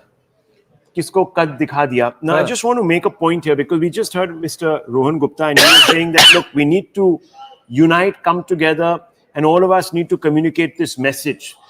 The problem is the communicators. Now look at the Madhya Pradesh campaign. The Congress held 350 rallies. Rahul Gandhi does 10 rallies and 2 roadshows. Priyanka Gandhi Vadra 11 rallies and 1 roadshow. Mallikarjun Kharge 9 rallies. Kamal Nath 114 rallies. Digvijay Singh 50 public rallies, and that's the result. So there's a crisis of leadership right now. As far as the Congress is concerned, they don't have a communicator. And somewhere what they were very worries clear. me is this north-south divide. As a South Indian, was born and brought up in Delhi, it's not good that 2 parts of the country can't, talk to each other in terms of, having a kind of a mixed political culture. It is very worrying. It may be politically worrying for the parties involved, certainly. But this is quite one worrying. also gets the sense that they left it to Ashok Gehlot in Rajasthan, Bhupesh Baghel in Chhattisgarh, and to Kamal Nath in Madhya Pradesh. And they said that this is the state that needs seeding, and we got some ground there, traction there from Bharat Jodo, Karnataka, Kerala, support with the DMK in Tamil Nadu. Let's try and move into Telangana and see what can work. The messaging may have been that top leadership steer clear as far as possible from the big I states, disagree because with you may not actually work for us. That could have been the message. Bharat Jodo, in any case, went through, as she's saying, through Andhra Pradesh as well. But the point is, the Bharat Jodo Yatra was about Rahul Gandhi. It was about projecting him, correct, as a de facto vote getter for the party. Where does that leave Rahul Gandhi? No, I'm convinced about this. Hindi, we're talking about Madhya Pradesh, Rajasthan, but It's scary. Chhattisgarh is the state that will hurt the Congress, because I don't think anyone expected in the Congress party to lose this badly. It was close, Fasega, we heard that, but 57-31 is close to the best performance that the BJP has ever had in the state. And how since the formation of the state. How do you after this go out there and say that we are the party of governance? Exactly. Alternative governance, give us the where vote. is Rahul Gandhi's mark in this? People will turn and say you couldn't retain. There are a lot of inside Rajasthan, Congress. you can't retain Chhattisgarh. No, inside Congress there were conversations that the Congress is focusing on winning 100 seats. At Lok Sabha 2024, their core focus is to get from say about 50 odd, 60 odd to about 100, 110 odd. Their focus is 100 seats. If this is the situation, They don't even have 100 Yeah, seats because in the 117 would have given them a shot at power as it did in NDA 1, UPA 1. UPA 1. So they don't even have 100 shots. And look at the murmurs coming in from the India Alliance. The India Alliance murmur, all these people will break away. So Mamata Banerjee will turn around and say, I'm happy in Bengal. Yeah. Samajwadi will say, I'm happy in UP. UP is 80 seats. I'd rather fight on my own and get about 15, 20 seats. 30 seats The against premise of the India Alliance was, can you find 400, 450 common candidates across 543? I think that will now completely collapse because, like he said, Akhilesh Yadav is going to say, why should I give even the 2 seats of Amethi Raebareli to the Congress? I will fight all of those seats. Same with RJD. We've seen, RJD has seen in the 2020 Bihar election, it's the Congress that actually pulled them down. Yeah, so you're absolutely right. One of those seats now basically is up for grabs because Mr. Rahul Gandhi has decided, from what the Congress party just said the other day, that he's definitely going to be contesting from Kerala. From Wayanad. So, Wayanad. So the point is, RJD, Samajwadi Party, some of the smaller, Jain Chaudhry's party, they're all going to turn around and say, why should we cede space to the Congress? The Congress So clearly can I can't cede ask to you a question now? Let's open this one question. 162 in MP. Where does this leave the narrative that there has been no economic development, that there is joblessness? What are we supposed to now take away from these results on that conversation? I think this a vote for? It's very clear that Mr. Modi is the biggest calling card for the BJP. Absolutely no doubt about it. In Madhya Pradesh, the Ladli Behna definitely worked. The youth, and we don't have the breakup of the youth yet, but certainly this kind of a verdict. I mean, you don't get to a historic verdict like 160, 162 without all sections, and particularly the young, because there were first-time voters, a large number of first-time voters this time. So yes, women voters, the young voters seem to have backed the BJP. And to the question that Rahul asked about unemployment and joblessness, I think the young voter has spoken. She has spoken both in Madhya Pradesh and in Rajasthan. So are the figures that are being thrown up by a certain section of economists, etc., are they false? What is one supposed to take away from this? I don't think that was part of the campaign. The Congress did focus on unemployment. Unemployment, Berozgari, but it's not found. And they said that only Adani is benefiting in this country. No other, business all houses these being able narratives to don't create seem to jobs, work. See, etc. where the Congress taps into anti-incumbency and they have clarity in terms of solid ground leaders, they are working. What seems to have worked is not a narrative against the BJP. What worked in Telangana was taking on the BRS. The regional satraps we discussed, the regional satraps will say, listen, you are cannibalizing me to try and climb up. So I'm going to steer clear of you because they will all want to protect their own turf and their own territory. In this case, what then becomes a story for 2024? Counter to that, the BJP. Does the BJP now stand in pole position, like GVL Narasimha Rao was saying, to try and harbor ambitions of a 333? Because that's what was said. Abhijit, do you see a spillover? Of course, the BJP is the entrenched party in the Hindi heartland, and these results have borne that out. But do you see a spillover of this into, let's say, Telangana, Bengal, Odisha, like it happened in 2019, or no? Those are again sort of firewall. See, several things are going to open up, which are which we don't have sight on. But Telangana, for instance, the results. It's 3.5 victories for BJP actually. If they're going to end up with double-figure seats in Telangana, despite losing momentum and all that. Tamil Nadu, Annamalai is doing pretty well on the ground. BJP is hopeful. Karnataka, last time Congress was in power, but Modi swept the general elections there. So don't give, you can't write off the BJP from the south because Congress has won. But there is also a reality check. Amongst all of this euphoria, there is a reality check. The one problem, apart from the Samajwadi Party and the BSP, the BJP has not been able to pull away non-BJP voters from any other political party, which is not part of its own alliance. You look at Telangana, that vote has actually gone to the Congress. It hasn't gone in the numbers that the BJP That's purpose because perhaps BJP gave up in the middle of its campaign. Might be that, but I'm looking at all over. If you're looking at the Lok Sabha, your Bengal, change, and it's clearly a vote for change. So as a voter, if I want to vote out the incumbent, right, I'm going to ask myself which party is best placed to defeat the incumbent. And in this case, it was clearly but Zaka, that is true. But this is a non-BJP voter. Yes. Right? That is selecting a non-BJP party. The conversion that the BJP now needs to make is to pull that non-BJP vote back to itself. And he has to do it in Odisha, but he has to do it in but there is also Bengal. the larger picture, the geopolitical picture. There will be many who would be watching these elections to see, is PM going to get weaker? Because PM was on the ticket. There would be those. Had Congress taken 2 or 3 of these states. And I think there's going to be a lot of culling of sitting MPs. Yeah, but culling of city MK is one bad, but the international narrative is PM getting weaker ahead of 2024, business sentiment, money control, managing editor, tomorrow stock markets, will they respond to this election? We are actually just talking to, I think the stock market should react favorably to this because it indicates stability. And there was an indication, or there was a narrative after the Karnataka elections that the Modi magic works at the national level, but does not work at the state level.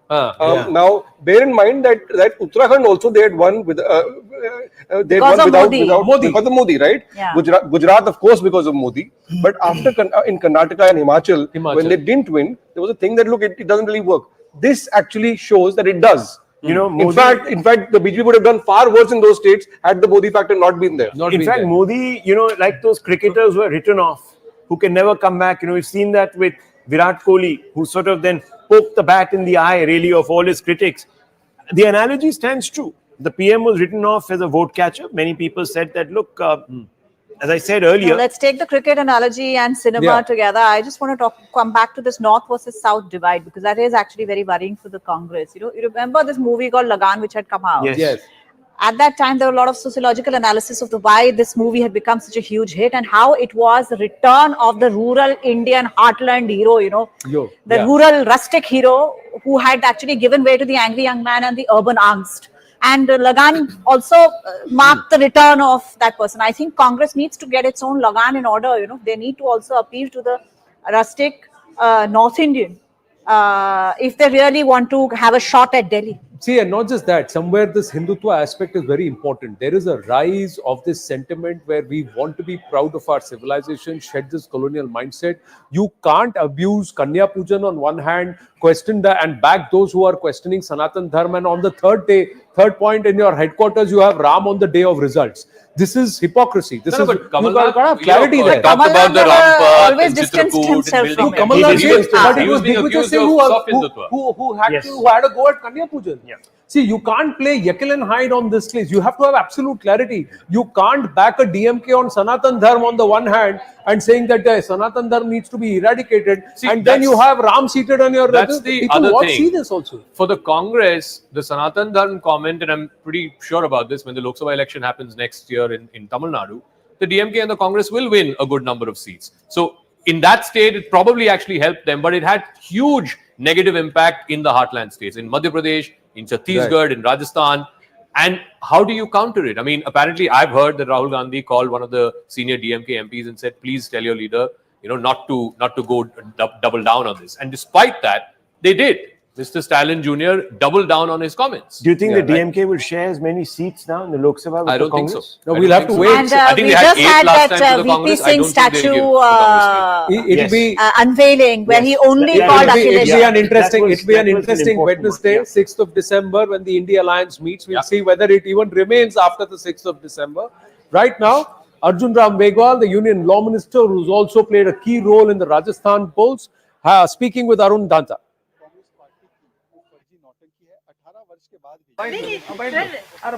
Union minister Arjun Ram Meghwal with us who's from Rajasthan. Sir, आपके लिए बहुत बड़ी जीत नजर आ रही है, जिस तरह से ट्रेंड्स हैं, क्या आपके फेवर में गया?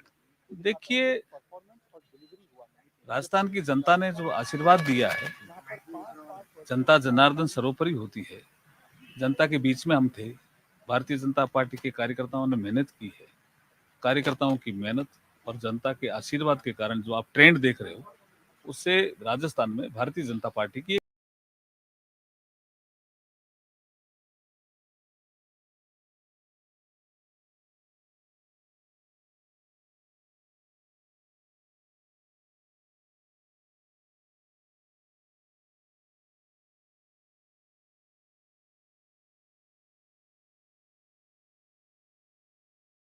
दूसरे लोन मिले नहीं, तो किसान भी परेशान हो गए. दलितों पे अत्याचार बढ़ गए थे, महिलाओं पे अत्याचार बढ़ गए थे, और फिर उन्होंने बेरोजगारों के लिए कहा कि हम भत्ता देंगे, भत्ता ही नहीं दिया, और पेपर सारे लीक हुए. तो जनता कुशासन से परेशान थी, आक्रोशित थी।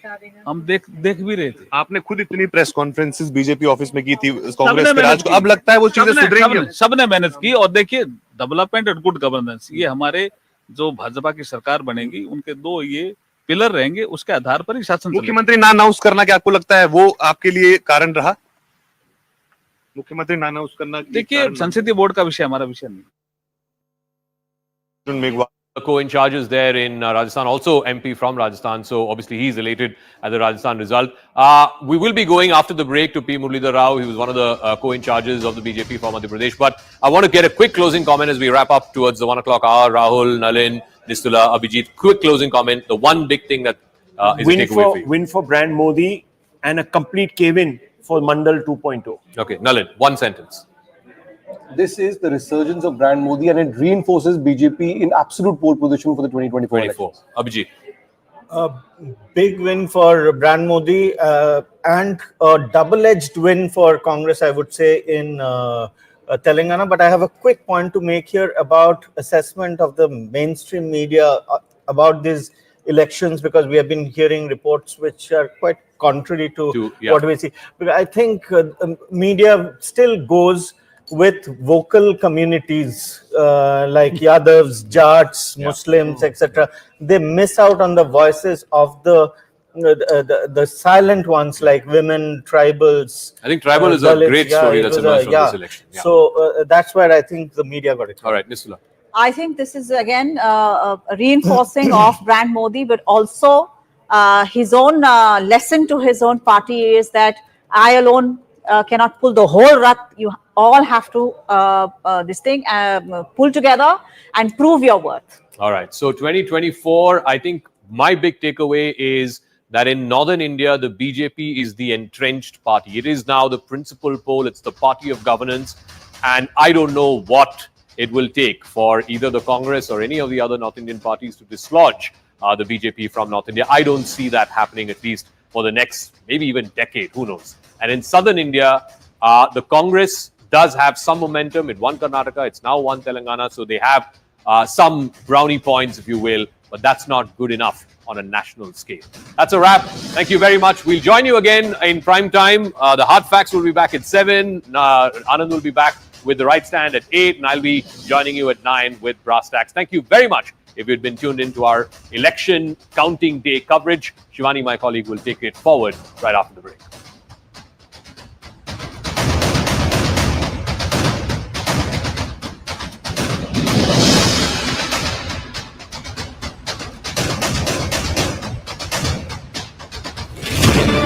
Four, 3, 2, 1, and counting gets underway. First lead, Rajasthan. Madhya Pradesh is also reporting one lead. This is going to be a decisive election, whichever way. The Congress is opening its account in Hyderabad city. Congress victory in Telangana to me is the real one to watch out for. Alert that is coming in is that the incumbent Chief Minister Bhupesh Baghel is leading. Mere ko thoda rasta chahiye. We are building a highway here because we got something unique coming through. The BJP has taken a lead in Chhattisgarh. See, Madhya Pradesh, BJP has the ability to beat anti-incumbency, but the Congress cannot retain its own states. This is because of the Modi factor. 3 out of the 4 big states right now, the BJP is leading. लोगों ने खुले मन से मोदी जी को आशीर्वाद दिया है। Bharatiya Janata party की सरकार बहुमत नहीं लेकिन पूर्ण बहुमत के साथ बनी। Attacking Mr. Modi and making this campaign about whether he's a panoti or not, etc., plays to the BJP strengths. If you ask the Congress leaders, they are saying we are waiting and watching. Trends that are coming through, the exit poll seems to be holding.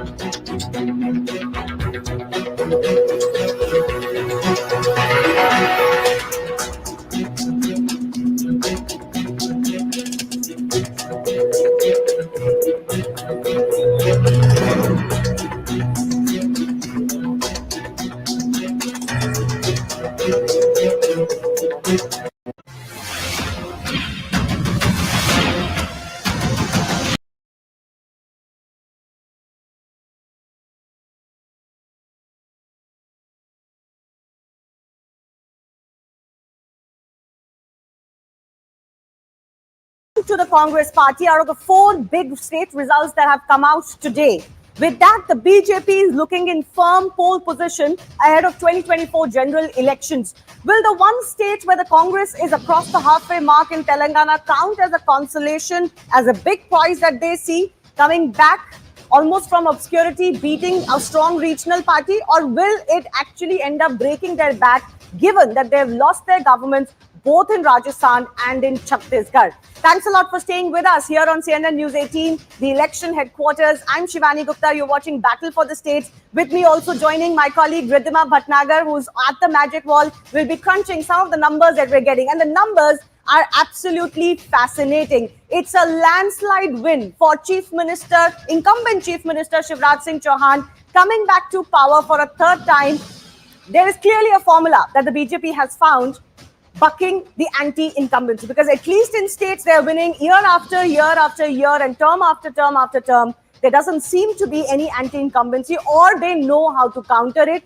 This time around, they're actually coming close to one of their highest ever mandates in Madhya Pradesh. We'll get to the Madhya Pradesh numbers in just a bit. But remember, it's a very strong story for them in Rajasthan too, and equally in Chhattisgarh. In Chhattisgarh, there were expectations of a surprise, but nobody really quite knew which way it will go and by how much will each party be ahead, whoever comes to power. But the BJP racing ahead in Chhattisgarh as well. The Congress, as I said, has some consolation in Telangana. We'll break that down for our viewers in just a bit. But let me break down the Madhya Pradesh numbers for you first up. Where does it stand right now? It's a landslide win for Shivraj Singh Chauhan, for the BJP, for the Narendra Modi factor as well, because most of their efforts went into retaining Madhya Pradesh. So this is where the numbers stand right now. These are leads plus assured wins at this stage. 161 for the BJP out of the 230. Congress stuck at just 67. So the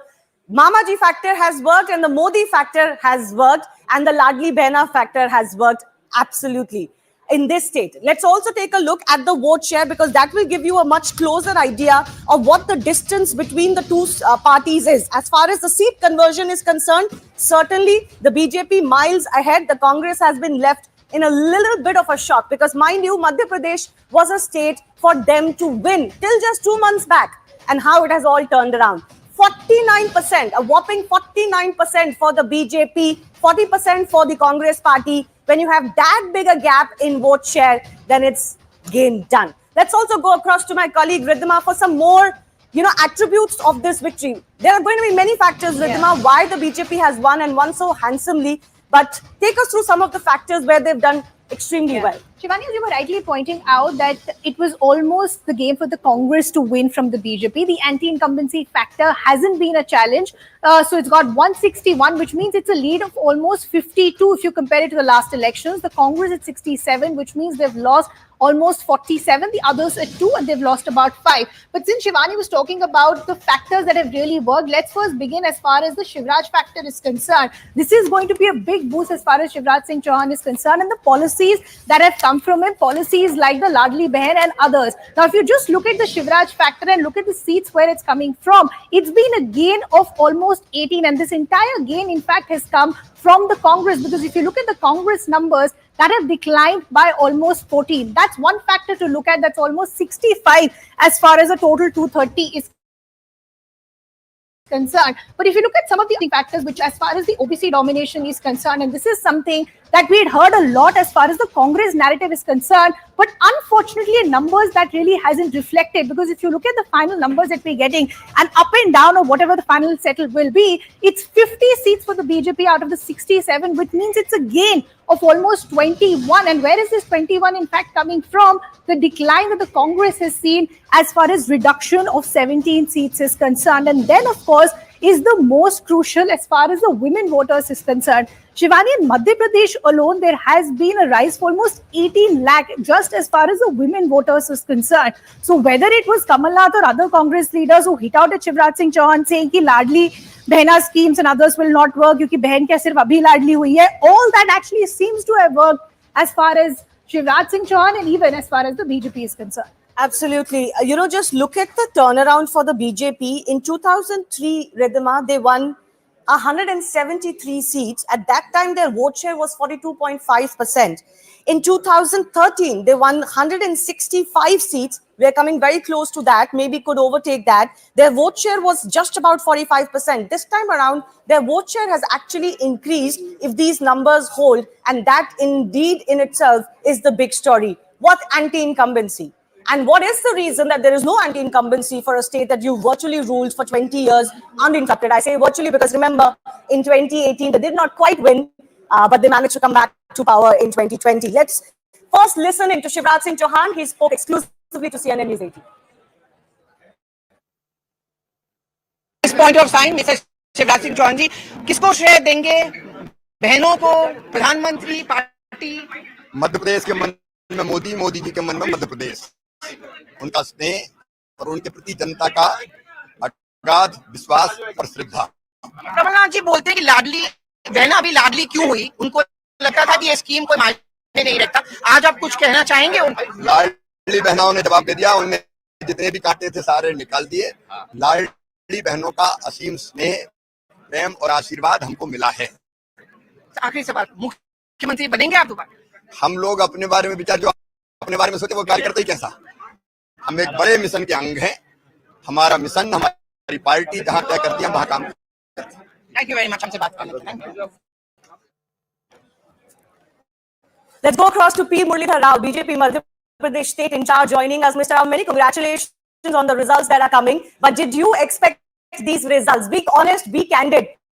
Did the BJP expect the margin to be as big as this? No, thank you for the wishes. I want to state very clearly, we have been always confident and we were expecting this kind of result, that 46 to 48% vote share in the elections, and also see historic target we will achieve. And precisely 150 and above we were thinking, and this is delivered today. Hats off. And it's completely because of the hard work by Shri Narendra Modi ji and Shivraj Sarkar ji. लेकिन इसका श्रेय किसको देंगे आप? ये जो result आ रहा है, इसका श्रेय आप मोदी फैक्टर को देंगे या शिवराज सिंह चौहान की जो सरकार चली है उसको देंगे? किसको जाता है ये श्रेय? जब हम मोदी जी कहते हैं, मोदी जी के चेहरे में और मोदी जी के पीछे सारे लोग लगे हुए हैं, जिसमें शिवराज जी भी आते हैं, प्रदेश सरकार भी आती है और पीछे कार्यकर्ता भी आते हैं, सब मिलाकर मोदी ब्रांड है। तो अभी आपको लगता है कि जिस मोदी जी चुनाव में आप देखेंगे तो वो केवल प्रधानमंत्री और सरकार के नेता नहीं है। मोदी जी भाजपा के कार्यकर्ताओं के लिए एक बड़ा कार्यकर्ता है, और मोदी जी प्रदेश के कामों में भी, प्रदेश की सरकार के लिए भी एक मार्गदर्शक है। ऐसे एक 360 डिग्री में काम करने वाले व्यक्ति है। तो जब मोदी जी हम कहते हैं तो सारे सम्मिलित हैं उसमें।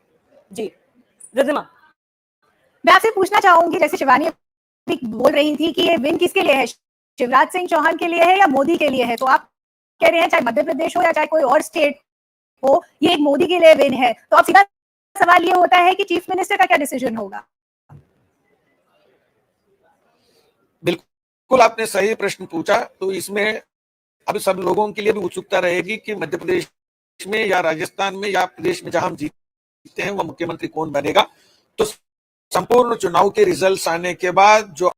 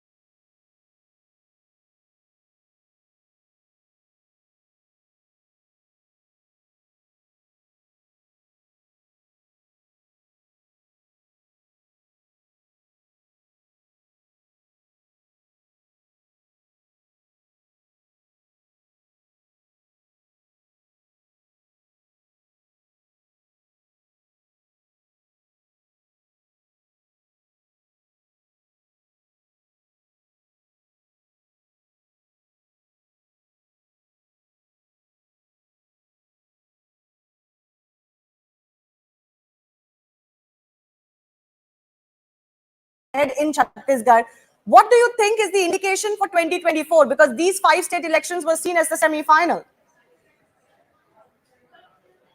I would like to say few things. One, compared to 2019 parliament election, before the 2018 election outcome, BJP had lost 3 states, Chhattisgarh, Rajasthan and Madhya Pradesh.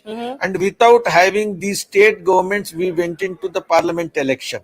Compared to that 2023 elections, it has been very good, and Modi ji's leadership is going with full power, and particularly the Congress party, which is a rival and which is a competitor, it has demonstrated it is very weak when it is fighting against BJP in the traditional states. So its capacity to challenge Modi in 2024 has become weak. This is a definite outcome of these results. Well, And I don't- Modi ji's guarantee is working. Modi ji's guarantee is working, and it has obtained the wider acceptance all over the country. This is again a very important development out of these elections. Well, I don't think on a day like today anybody can disagree with what you're saying. Congress would be worried because it wanted to play the pole position role in the opposition in the India alliance for 2024. But with these results, I'm not sure where it is left. But I do thank you, Muralidhar Rao, for joining us and for your thoughts. Let's go across to Jitendra Singh, Union Minister, now joining us. Sir, thanks a lot for your time. Your first thoughts today. Did you expect 3 out of 4? No, absolutely, absolutely, and I think if you ask me why, I think we also expected Telangana, but what Come is the on. pleasant surprise is that we have increased substantially our following in Telangana. We are now nearing 10 seats. Now, this is a state which was, for reasons of legacy, not very much compatible with the with the with BJP, but I think this is again a reflection of the Modi charisma and Modi guarantee. You could recall the kind of road shows and the public rallies held by Prime Minister Modi were attracting huge crowds, very much in the same manner as in possibly Madhya Pradesh or Rajasthan, True. rising above the barriers of language, region, etc. So I think that is also a blessing in the way that Prime Minister Modi has succeeded in introducing a new kind of Jitendra Singh, culture in Indian polity. That he there's a single name called Modi which binds But together Jitendra Singh, can I ask you every a part of the question? country, every region. Can I ask you a question? Yes. That same Modi factor didn't work in Karnataka, right? Just recently, it didn't work in Himachal Pradesh either. Although the margin was very little between the Congress and the BJP. So why is it that it works here, it didn't work there? And there is clearly a pattern emerging that, of course, as far as northern India is concerned or the Hindi heartland is concerned, there is no question. But not beyond that. No, absolutely not. It's not that. On the contrary, you see what is happening in Telangana. I think we go by the evidence of facts in comparison. So we have actually improved our following over there, which was quite contrary to the expectation of many of the forecasters. It's not true. And of course, the Modi factor is countrywide. And I think there's a reason behind that. It's not just out of some kind of being carried away that is being said. You see, he has reached out to each section of society, including those which were possibly not attended to by the earlier governments. Like, look at the wide range of Modi schemes. Pradhan Mantri Swanidhi Yojana, reaching out to the Rediwalas. The Vishwakarma Yojana, reaching out to the traditional artisans who earn their living as well as keep the civilization alive. So, regardless of region, caste, creed, reaching out to those who need you, filling up the gaps which had left empty by whatever reason, by the earlier regimes, taking care of women, youth, all the other neglected or relatively neglected sections. So that has actually created a new kind of culture, especially among the young voters. They find themselves beneficiary in a dispensation which is headed by Prime Minister Modi. In fact, I would add to that, in Rajasthan, we were also trying to tell people, because I could sense that being there, I said people have realized the benefits of double engine, because they were drawing comparisons with the neighboring states like Gujarat, Uttar Pradesh, and they would see many of Modi's schemes like Ayushman Bharat, like Pradhan Mantri Swanidhi, had not got translated in the same way on the ground as they had in the other neighboring states. So people saw there was a definite benefit. It's not simply a fanciful expression that's being used. You sometimes also take a tongue in cheek. It was actually carrying some kind of a meaning behind it, a sense behind it. So the people didn't want themselves to be deprived of this whole lot of socio-economic transformation happening in the lives of the people in other states. So I think the Modi guarantee and a double engine to as a medium of implementing that guarantee is what is in a single sentence that has worked. Dr. Singh, I just want to ask you specifically as far as Chhattisgarh is concerned, all the pollsters seem to have got their numbers wrong. None of them gave it to the BJP. What do you think happened on the ground? How come the pollsters didn't see the winds of change in terms of the numbers that are now reflecting on our screens? No, I think I'll tell you, you will be surprised. Those of our work colleagues who were actually based there as in charges, because I was based in Rajasthan, all these months, because we have a pattern of working in BJP, because it's a cadre based one. So the other colleagues were based as in charges in Chhattisgarh. They were pretty sure right from the beginning. So I think sometimes the as I said, even in the earlier elections in 2019, I said those who enter into the election fray try to apply the tricks of the past election, but the voter has moved on. Especially the young voter, and may not always be revealing what is his preference for the forecasters to record. But there was a huge amount of anti-incumbency which was being sensed by our karyakartas there, and also those who were leading our campaign or who were in charge of a campaign. They could also sense a kind of repulsion against the corrupt practices of the then government, and also lack of accountability of that government, which was being sensed by them. And I think that also is a reason which is common to both Rajasthan and Chhattisgarh, because there is a huge amount of accountability when you have a government of the same organization as that at the center. Just another aspect that I wanted to understand, Dr. Singh, and this is something that Shivani was also pointing out a short while ago, that what comes out very clearly from these numbers is that there is a clear north and a south divide. The Congress is, of course, riding on its success that it saw in Karnataka and with the numbers that it's now seeing in Telangana. Unfortunately, it's still zero as far as the BJP is concerned. Why do you think that is happening? No, I don't think we should not take it that way. Actually, Congress, if it has benefited in Telangana, I'm sure the analysts will be putting it out in a day or two when the editorials start appearing tomorrow in the newspaper, is more by default that it has gained so much in Telangana, and also because of the pitfalls of the earlier ruling party. So it's not that it's a positive vote for Congress. They were actually looking for an alternative, and BJP has scored on its own, or more on the ideological basis. That means BJP, on the one hand, has enlarged its ideological base, its credibility or its trustworthiness. The section of that population there has increased, which goes with BJP, whereas Congress is just sought the vote or be able to obtain the vote which would have otherwise possibly gone to the other party, the ruling party. No, so I think Singh, if you qualitatively, there is a difference between what the BJP has managed versus what the Congress has managed in Telangana.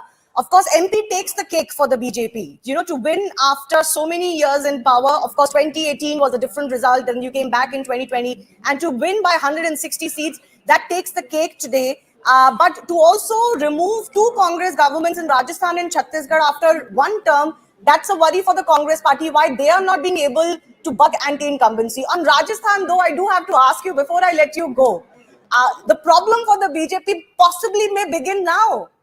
Who are you going to elect or choose as your chief minister now? See, I tell you, BJP has a certain kind of a working which is not easily understood, and even the conditioning of our minds, sometimes even at the level of the commentators, have got used to what has been seen or learned or experienced over the last half a century when Congress was at the helm. But these kind of things don't happen in BJP. I'm sure, and mind my words today, note my words, when a chief minister candidate is declared, it will be, whichever be the state, he'll be accepted with all unanimity. So there's a different kind of a work culture in a cadre-based party like BJP, which maybe the commentators are still getting used to because they have seen only what happens in Congress. He or she, in Rajasthan, you've got two female contenders for the chief minister's post. There's, of course, Vasundhara Raje. There's, of course, Diya Kumari as well. No, I will not get into that because we are a highly disciplined party. I'm not mandated to talk about that because we have a definite pattern of working. Sure. We'll have a parliamentary board which will sit. Then there are observers nominated. Then they take the opinion of all the legislators. So there's a pattern. It's not a dynasty-driven party that the mother decides or the son decides or the decisions are made in the kitchen coterie or in the dining table. So it's such a different kind of pattern. That's what I said. It's not being easily understood. But as we continue in power, term after term. No, I think BJP has proven it in state after state. You've changed chief ministers at short notice also, with absolutely no rebellion or certainly no trouble that your major counterpart Congress party has faced recently. But I do have to ask you, you know, in Madhya Pradesh, the so-called welfareism of Shivraj Singh Chauhan worked. But in Rajasthan, Ashok Gehlot's model did not work. In Telangana, KCR's model did not work. Bhupesh Baghel's model did not work. What are the learnings for the BJP here? I think that's an important observation. Also because if at all there was some kind of a welfareism done by Ashok Gehlot, which I'm not sure, it was overcome by the other factors. So also in Chhattisgarh, there was a huge amount of anti-incumbency because of corruption allegations, and more so because of lack of accountability of the government. Many of the funds from the center were being squandered for reasons other than what they had been allocated for. The central schemes, as I said, were not being implemented in the same letter and spirit as in some of the BJP ruled states. The money was being diverted to maybe just putting out advertisements for certain individuals, which we have seen happening even in some of the other non-BJP states. So that's precisely what is the difference of a double engine, or what is the essence of a double engine. So I think that was also weighing heavily on the minds of the people. Can I ask you a final question, Jitendra Singh, before I let you go? Is 2024 a done deal now? No, see, I think BJP is a party which never takes things for granted. We don't believe in this kind of thought process of done deal. We are a 24 into 365 party. I tell you, and you will notice as an accomplished news person, by tomorrow a plan will be charted out to discuss the elections in the next states, whether it's 6 months later, say. Surely so we you are can working take all the 24 time. hours. We don't start. We don't start working when the election is around the corner. We don't start going to temples when the election campaign starts. So we have a pattern of working, and continues all the way through. Okay. Many congratulations. It's been a good day for the BJP. I do thank you, Jitendra Singh, for joining us and for your thoughts. Well, there are many points to discuss as far as this result day is concerned. Surabhi Hodigere, columnist, is joining me, and Ridhima in the studio. You know, Surabhi, that is an interesting question. Of course, the BJP is not going to say exactly what happened versus in Karnataka, from where you come from, versus in Madhya Pradesh. How is it that, it was a spectacular failure in Karnataka? Everything is the same, really. You've got the Modi factor, you've got, rallies happening, the same election machinery and everything. There it did not work, but it worked in Madhya Pradesh, it worked in Rajasthan, it worked even in Chhattisgarh. No, I don't think that it was same sort of equation happening across different states. There were these sort of minute differences. In Karnataka, BJP has only had a certain vote share and certain number that they've gone up to. But I'd like to really point out over here, Shivani, that the fact that the BJP learns its lessons very quickly. Yeah. The election machinery has become so nuanced that if there are mistakes made in a particular state, that doesn't really let them, they don't sit back, just as the union minister right now was talking about it. It really sort of adapts very, very quickly. And I've been hearing a lot about this north-south divide in the way the country's sort of been electing different parties. I think that it's a bit overstated, because in Karnataka, there were always traditionally Congress and BJP parties, whereas in all the other 4 states, it has been more of regional parties. And the fact that they've been able to make this sort of breakthrough in Telangana in itself, the fact that they have a strong, president in Tamil Nadu, these are very, very positive signs for the BJP. Winning Chhattisgarh, winning... No, they had a mission east, which they accomplished. And I think the next, obviously, for all obvious reasons, the next mission, Ridhima, for the BJP is mission south. And we can see it every day. Of course, Bengal continues to be a continuing mission. Amit Shah was just recently, even in the heat of all the campaigning, in Kolkata. Yeah. But, the interesting factor is, where does the Congress go from here? For example, in Telangana, it is a good win for them to be able to beat a regional party, which they haven't done in a long time.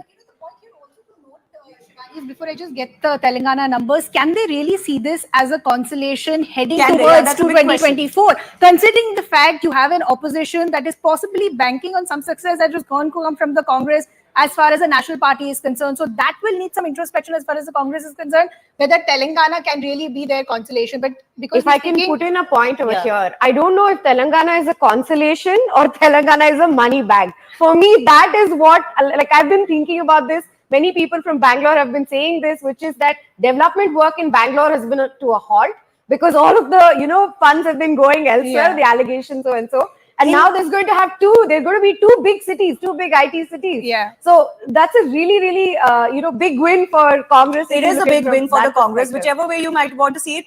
Politics aside, it is a big win. It's a big state. Yeah. And for them, most importantly, to be in contention after virtually being written off. Correct. In a state and beating a strong regional party like the BRS is a big deal. Yeah, I just want to take our viewers through as far as the numbers of Telangana are concerned and look at the kind of gains that the Congress has made. Now, if you look at this entire picture compared to the 2018 picture, this was actually very different. Now, this looks like almost a sea of blue. The Congress is at 65, which means they've gained 46, and this 46 has come from where it's come at the cost of the BRS, which is just at 40. The BJP at just about 9 odd seats, which also they've made, inroads because they've gained about 8. MIM at about 5, so they've also lost 2. And this, as Shivani was also rightly pointing out, what does this then mean as far as the ambitions of the regional satraps themselves are concerned? The likes of KCR, who was looking at a hat trick if the BRS did come to power, what happens to his own national ambitions? And more importantly, okay, we'll just continue with these numbers because I believe our colleague Arunima is now getting us an exclusive conversation with BJP's Raman Singh. Number से क्या आप surprised हैं? कोई surprise नहीं हूँ, number के बारे में भी, जीत के बारे में भी, और संख्या जो मैंने बताया था आज कल नहीं, जब से इन्होंने लोगों ने एग्जिट पोल के नतीजे दिखाने शुरू किए, मैं उस एग्जिट पोल के नतीजे पर ही निष्कर्ष निकाला था कि कांग्रेस जा रही है और बीजेपी आ रही है। जो डाउनफॉल दिखाया कांग्रेस का, मैंने कल बताया था आपसे, वो नतीजे पे, और अभी जो रुझान दिख रहा है, अभी ये दिख रहा है कि हम अभी भी इस बात के सहमत है कि 55 सीट हमारी आएगी और 35 सीट से नीचे कांग्रेस जाएगी, ये तय था। और ये निश्चित रूप से 5 साल में भूपेश ने जिस प्रकार शासन चलाया, जिस प्रकार भय, आतंक और भ्रष्टाचार का राज रहा, जिस प्रकार छत्तीसगढ़ की जनता को ठगा गया, यहाँ के महिलाओं के साथ जन घोषणा पत्र में झूठे वादे किए गए और युवकों को जिस प्रकार झूठे वादे किए गए, वो सबकी प्रतिक्रिया आई और लोग भूपेश बघेल सरकार को, भूपेश के चेहरे को बदलना चाहते हैं। सर, बस्तर हमारे लिए बड़ा सरप्राइजिंग है। पिछली बार बस्तर उन्होंने क्लीन स्वीप किया था, अब तो ऐसा लग रहा है 2 से 3 सीट पर आकर रुकेगी कांग्रेस। पूरे बस्तर और पूरे सरगुजा में आप देखेंगे जबरदस्त रूप से भारतीय जनता पार्टी के पक्ष में रुझान है और पूरी तरीके से भारतीय जनता पार्टी वहां आ रही है, क्योंकि हमने बस्तर और सरगुजा को और छत्तीसगढ़ का विकास किया था, उस विकास को लोग याद करते हैं। तो आपकी सर पहली प्राथमिकता क्या होगी? लोग मान के चल रहे हैं कि मैं भावी मुख्यमंत्री से बात कर रही हूँ, भारतीय जनता पार्टी की सरकार जब ओथ लेगी, पहली चीज छत्तीसगढ़ को क्या एक्सपेक्ट करना चाहिए? मुख्यमंत्री कौन बनेगा ये तो तय नहीं है, विधायक दल की बैठक होगी, उसमें तय होगा। जो भी मुख्यमंत्री बनेगा, हमने पहले ही से कहा कि हमने जो घोषणा पत्र लिखा है, 18 लाख आवास देने की प्रक्रिया शुरू करेंगे, महिलाओं को 12,000 देने की बात शुरू करेंगे, 3100 रुपये में धान खरीदी की व्यवस्था को पहले कैबिनेट में ही मंजूर किया जाएगा और उसके साथ साथ 12,000 रुपये की योजना के साथ जिन घोषणा पत्र में जो वादे हमने किए पहले दिन से क्रियान्वयन की दिशा में आगे बढ़ेंगे, वो चाहे 2 साल का बोनस हो, इन सारी बातों को पूरा। छत्तीसगढ़ को देखे तो आप कह रहे हैं कि आप कॉन्फिडेंट थे, बट मध्य प्रदेश, राजस्थान आप लोगों ने हैट्रिक मार दिया है, क्या जादू चल रहा है? ये मोदी जी का जादू है, मोदी जी का चमत्कार है, 9.5 साल की मोदी जी के काम है। जनता ने ये तय किया है कि डबल इंजन की सरकार बनेगी। आज छत्तीसगढ़ में विधानसभा के चुनाव हुए और लोकसभा के चुनाव में हम 11 में 11 लोकसभा जीत के देंगे। बहुत बहुत बधाई doctor Raman Singh. Dr. Raman Singh, they're saying that, not just this unprecedented win in Chhattisgarh, this momentum will be carried forward in the upcoming Lok Sabha elections as well. With Guneet Singh Bedi in Raipur, this is Arunima. Absolutely. Well, will Raman Singh take the Chief Minister's chair or not? As the BJP members have been telling us, we'll have to wait and see. Sometimes they do come up with surprises, but they will take a few hours to kind of go into the factors region by region and, electorate section wise as well to figure out what really happened and what worked for them. Let's talk about Telangana. If MP is the cake for the BJP today, let's not forget Telangana is a very important result today, and that has gone into the kitty of the Congress party. While its overall Northern India, Hindi heartland stature has come down after the losses in Rajasthan and Chhattisgarh and the reversal in Madhya Pradesh. They will be boosted a little bit because of their presence now in Telangana. Maybe not a lot, whether it is a consolation or not, or will it get, completely down because of the wins that the BJP has managed. We'll have to wait and see. The numbers on your screen, though, are of Chhattisgarh. We've had Raman Singh speaking to us in just a bit. And then 54 for the BJP, 34 for the Congress. It is that margin as well that is perhaps becoming a little bit surprising for people, because while it was expected to be a little bit close, it was not expected to be what it is.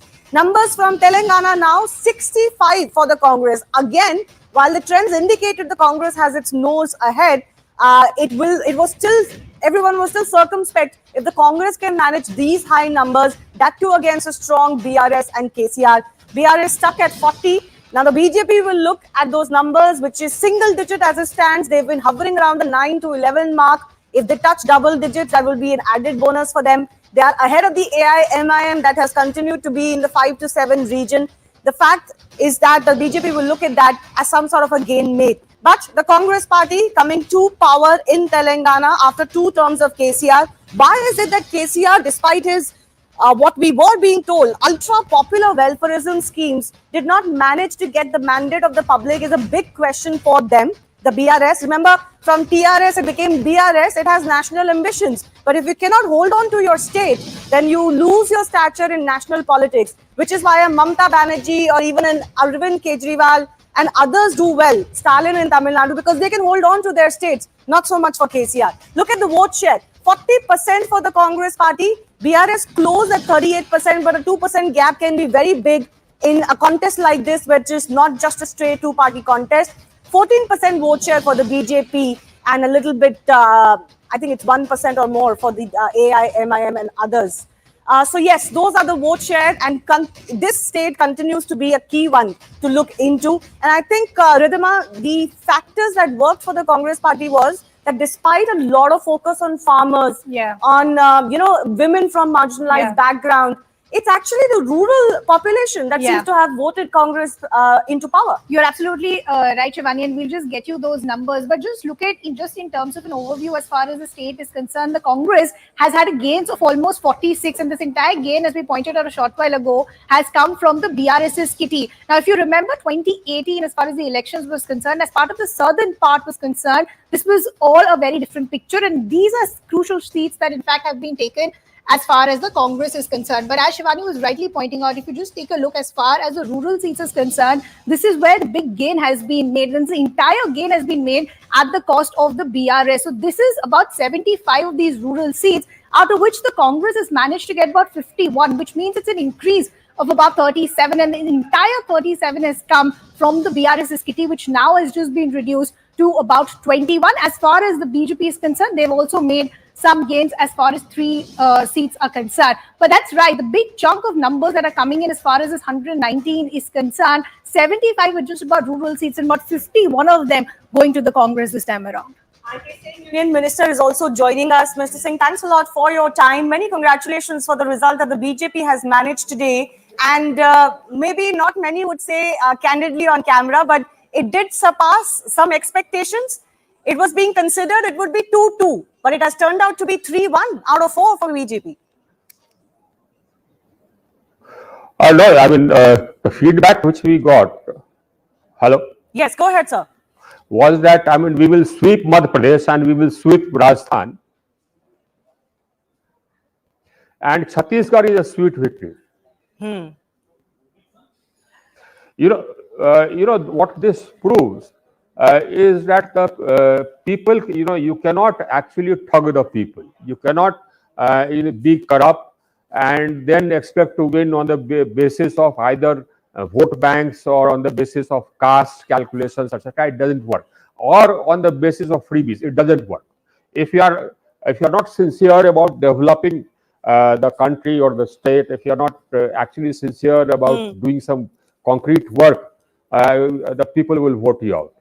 So you mentioned freebies. I've been wanting to ask the BJP this question. It's not like the BJP did not play the freebies game. You look at the fight over the LPG price, the LPG cylinder price, or schemes for women where cash is given to women, either young or leaders of the household. The BJP played that game too. Not really. Not really. Basically, there is an affirmative action which is a part of our philosophy for women, and that affirmative action has been our policy right throughout. And you will see that affirmative action in favor of women across all our policies, across all the party's policies and Narendra Modi's policies, and that you will see also in in different states. So that affirmative action for women, that is a part of has been a part of our policy, and we believe that it is necessary. That's why we got this legislation passed through about reservation for women in the parliament. That we believe is necessary. I just want to come in, sir, to understand what you said a short while ago, that Madhya Pradesh and Rajasthan we were expecting, but Chhattisgarh became a sweet victory. So has the BJP also been surprised with the numbers that they're seeing? We expected to do well in Chhattisgarh as because what has happened was that the corruption, the huge corruption which this Baghel government, that corrupt government which Baghel and company were running in Chhattisgarh, that had been uncovered. You see the gaming app, etc., Mahadev app or whatever app you call it, all that had been uncovered. So, we expected that the people will realize that this government is a very, very corrupt government, and there will be the backlash, and it has happened. It has happened. So we expected to do well in Chhattisgarh as well, and we've done so. But we've actually done, in fact, slightly better than we expected in Chhattisgarh. No doubt about that. Right.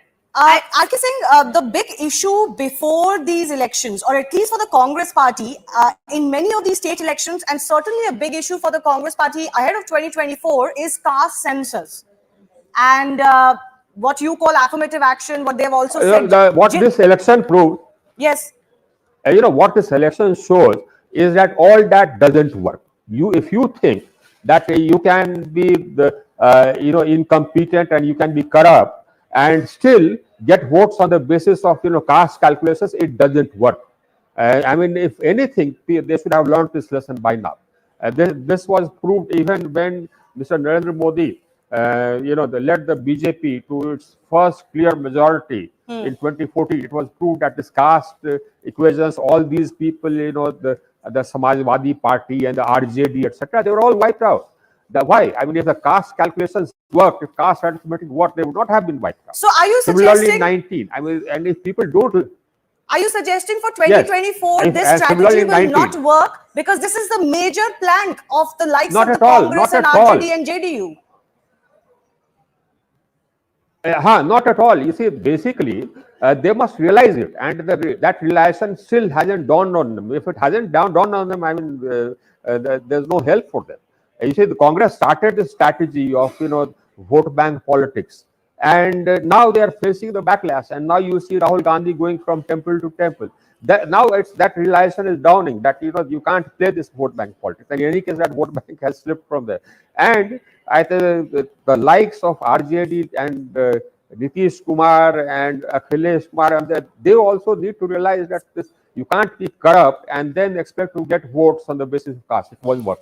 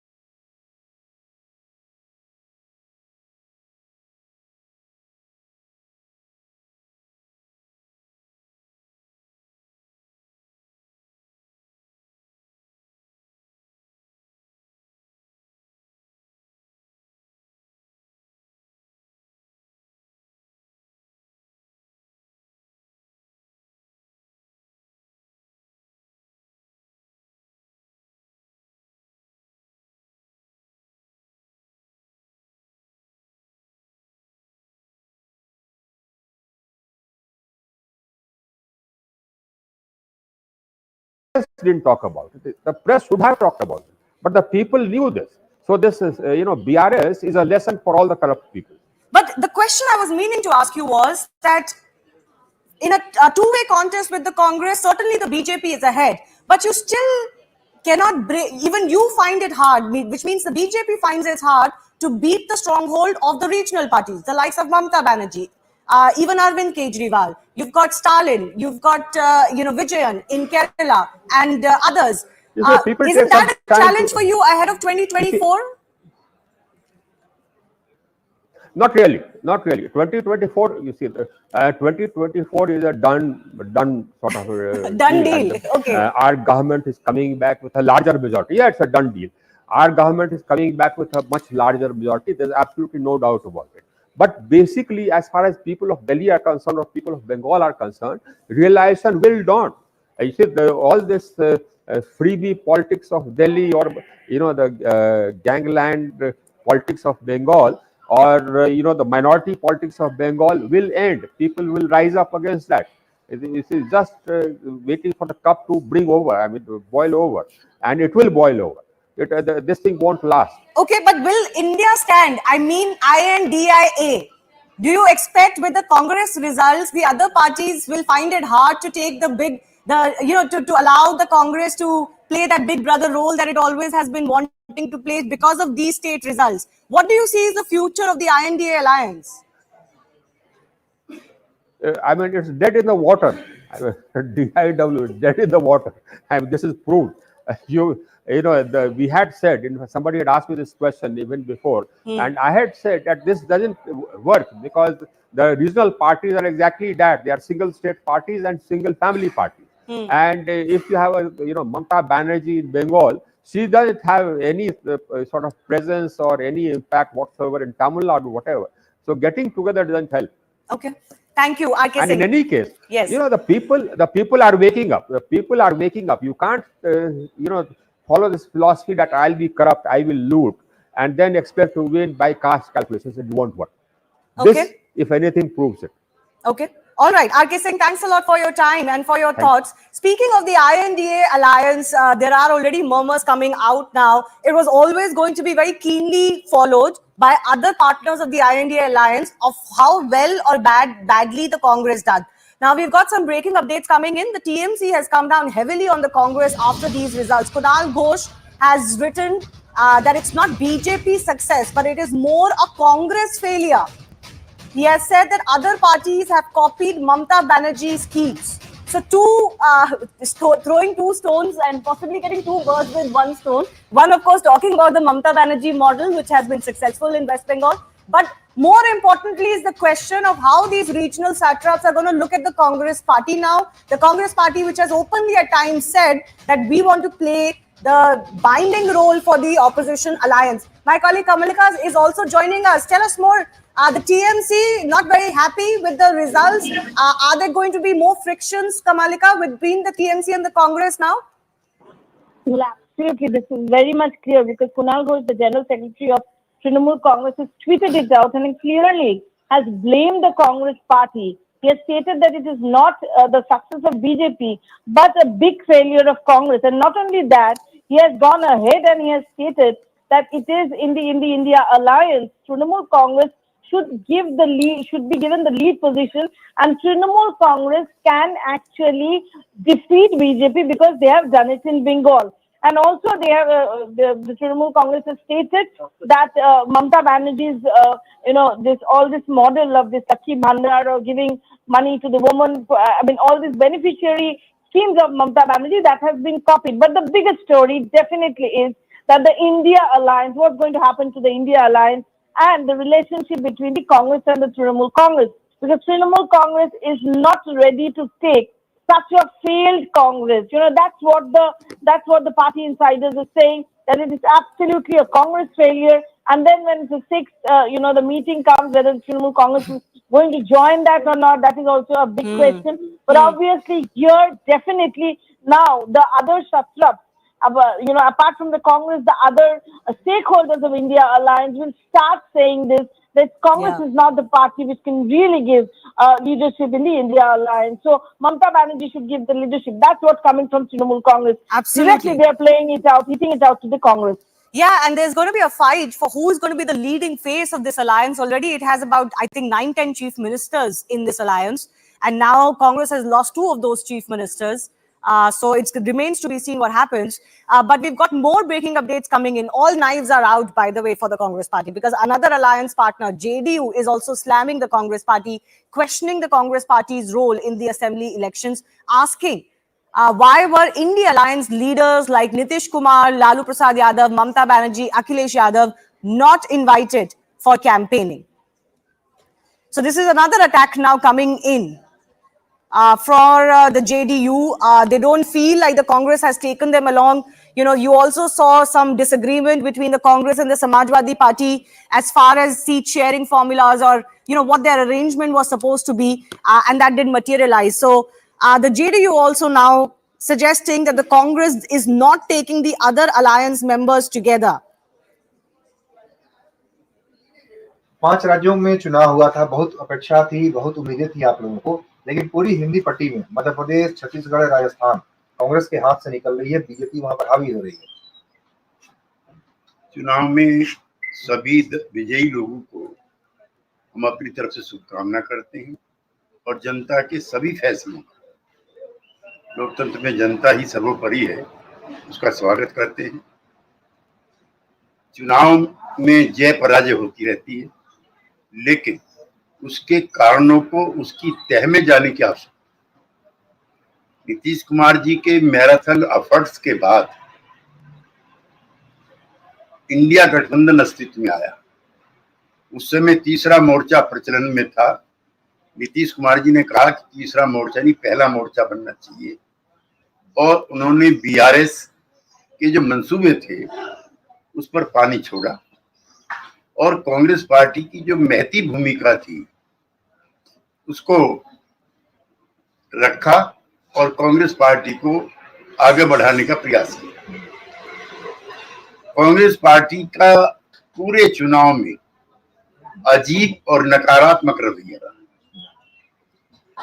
Janata Dal you, BSP, Samajwadi party, Uttar Pradesh के बाहर राजस्थान, मध्य प्रदेश और छत्तीसगढ़ में छोटी छोटी भूमिका में पिछले 25, 30, 40 वर्षों से अखिलेश यादव जी हों या हमारी पार्टी के राष्ट्रीय अध्यक्ष हों, किसी को भी किसी भी अवसर पर विश्वास में लेने का काम नहीं किया। So multiple reactions they're coming in as far as members of the Indie Alliance are concerned, and this is going to have a direct bearing as far as the existence of the opposition alliance itself is concerned. These results as far as the Congress's own performance is concerned.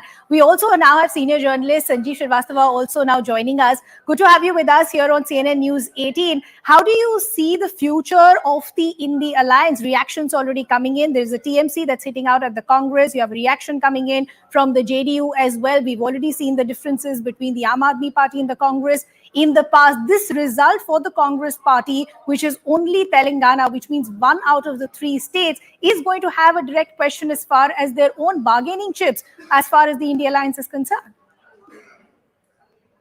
See, in a manner of speaking, this whole result is heads I win, tails you lose kind of situation for India Alliance. If the Congress had done better, then it would have created problems vis-a-vis regional parties, because Congress would have become a little high-handed. The regional parties would have felt insecure. Now that the Congress is lost in 3 in the heartland states, it doesn't really change the equation much. So Congress remains as weak as perhaps it was before in terms of the alliance arithmetic. If anything, they should, the entire opposition bloc should see the writing on the wall, see the kind of desperate situation they face across in the heartland in central and western India, and maybe cobble together So Sanjeev is saying things really haven't changed. Whether the result was in the favor of the Congress or whether it's not in the favor of the Congress, there were differences that were already out in the open. We seem to have a bit of an issue with Sanjeev's line. We'll just try and correct it. But going to Surbhi continues to be with us. Do you agree with the point that Sanjeev is making, that not much really has changed as far as the unity or as far as the vision of the opposition alliance is concerned? The differences were out in the open even before these results came. If the results were any better for the Congress, it would have only given them an optical boost. But as far as their intent or their vision is concerned, not much really has changed. Well, I think it would have given them a little bit more of a bargaining chip when they went for discussion on what possible seat sharing could happen.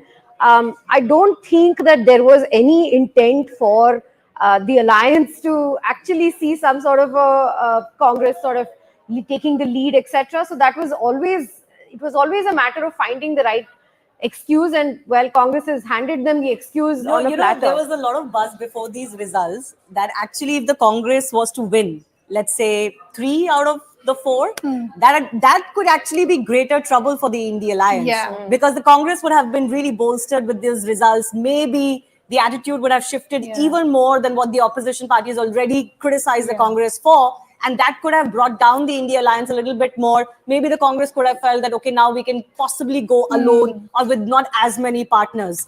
I don't know whether this helps them either, but I think it was damned if you do, damned if you don't for the Congress party. It's why would a regional party, why would any of the regional parties looking at Congress's performance right now when they've gone head up against the BJP in these 3 states, why would they say, we would like to trust you with where we're headed? It's not something that any regional party would like to do. They weren't doing it already, actually. I think they had already known that the Congress is not fighting very strongly against the BJP in 2-party states. Karnataka changed that a little bit because in Karnataka, the Congress did manage a superb victory against BJP, but not so much in these states. So maybe an attitude adjustment required from the Congress party. But Shivani, credit where it's due with respect to Telangana, right? Yes, a lot of the votes and the seats have come from the BRS's kitty, but local leadership, Revanth Reddy, the fact that they were on the ground, they were doing what was required. You know, we've come to expect less from the Congress in terms of election machinery, but they're really going down on the ground. So there is a parallel, right, between Karnataka and between Telangana. I think the hyper-local campaigns are working for them,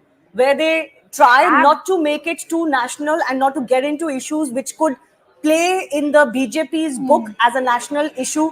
You know, things like, of course, there was the Sanatan Dharma controversy. Maybe didn't play much of a part in Telangana because they didn't allow it to become a part in Telangana. But good leadership on the ground and also playing a hyper-local Interestingly, sub-nationalism, regionalism as a focus in Chhattisgarh by Baghela was actually voted out. So I don't know if I could say decisively that strategy of regionalism, and we're seeing this. Not regionalism, but a hyper-local campaign, which is about the people in the state, not so much about national issues. So we'll leave it at that, but I do have to slip into a very short break.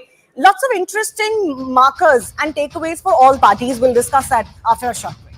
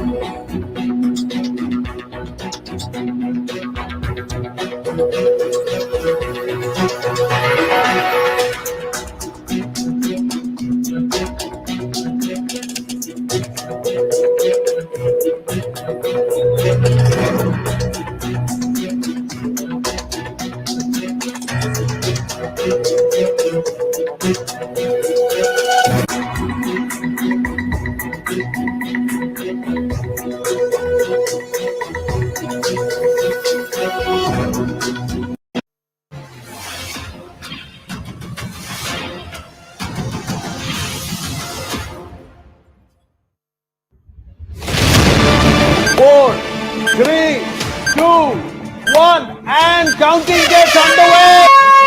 First lead, Rajasthan. Madhya Pradesh is also reporting one lead. This is going to be a decisive election, whichever way. The Congress is opening its account in Hyderabad city. Congress victory in Telangana to me is the real one to watch out for. Alert that is coming in is that the incumbent Chief Minister Bhupesh Baghel is leading. मेरे को थोड़ा रास्ता चाहिए. We are building a highway here because we got something unique coming through. The And BJP yes, has Shaka. taken a lead in Chhattisgarh. See, Madhya Pradesh, BJP has the ability to beat anti-incumbency, but the Congress cannot retain its own states. This is because of the Modi factor. 3 out of the 4 big states right now, the BJP is leading. लोगों ने खुले मन से मोदी जी को आशीर्वाद दिया है. आज आपके चैनल के द्वारा मध्य प्रदेश के एक जन जनार्दन को मैं प्रणाम करना चाहता हूं. Attacking Mr. Modi and making this campaign about whether he's a panoti or not, etc., plays to the BJP's strengths. If you ask the Congress leaders, they are saying we are waiting and watching. Trends that are coming through, the exit poll seems to be holding.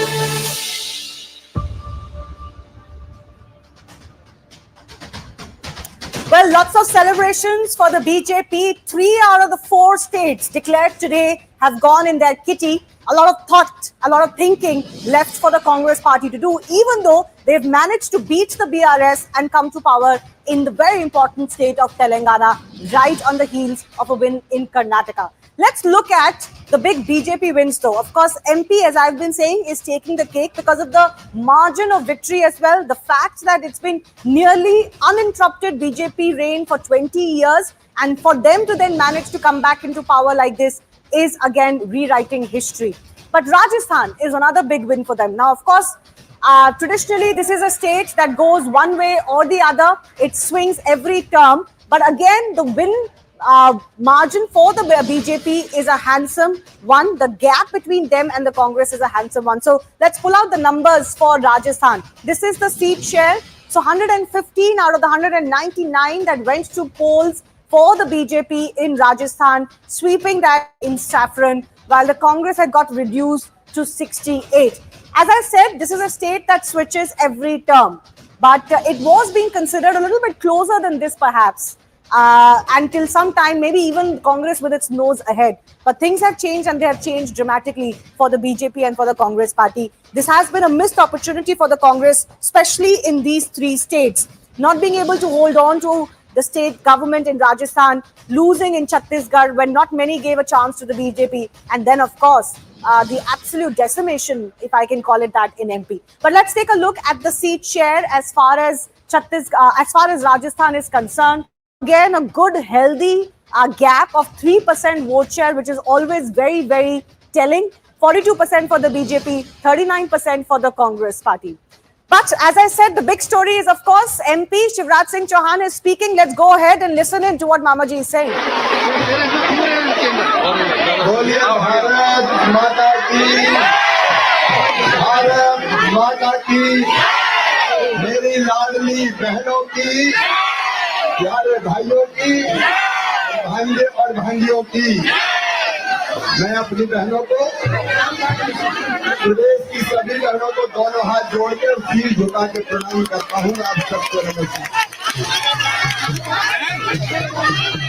मेरी लाडली बहनों, अपने प्रधानमंत्री नरेंद्र मोदी जी, भारत के प्रधानमंत्री, अपने प्रिय प्रधानमंत्री नरेंद्र मोदी जी भारत की करोड़ों करोड़ जनता के हृदय के हार है, मुकुटमणि है, प्राण है, और वो एमपी के मन में भी बसते हैं और देश की जनता के मन में भी बसते हैं। उनके प्रति अटूट श्रद्धा और विश्वास हम सबका है। मैं अपने प्रधानमंत्री नरेंद्र मोदी जी को भी प्रणाम करता हूँ।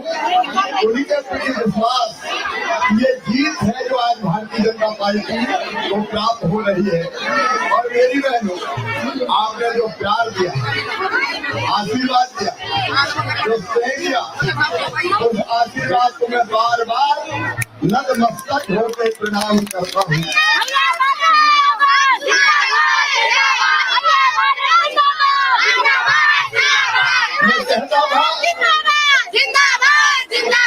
मैं कहता था कि भारतीय जनता पार्टी को अद्भुत जीत हासिल होगी। लोग कहते थे क्यों? मैं कब मेरी लाडली बहना एक साथ। लोग कहते थे मीडिया केमिस्ट्री की कांटे की टक्कर है। अरविंद का कहीं कांटे की टक्कर नहीं है, लाडली बहनों ने सारे कांटे निकाल दिए।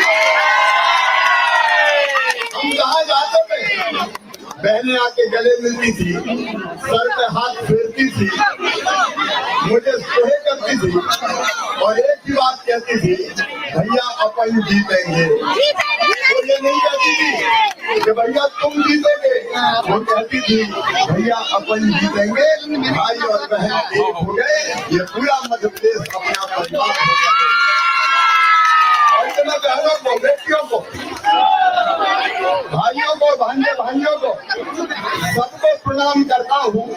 और बहनों, ध्यान रखना, अभी मिल रहे हैं 1250, अब 10 तारीख आ रही है। जो आपके भाई ने वचन दिया 1250 से 1500, 1750, 2000, 2250, 2500, 2750 और फिर कितना करेंगे? एक बात पूरी होगी। और एक बात ध्यान रखना, जिनको नहीं मिल रहे उनके नाम भी जोड़ूंगा। 21 साल से ज्यादा उनके भी जुड़ेंगे।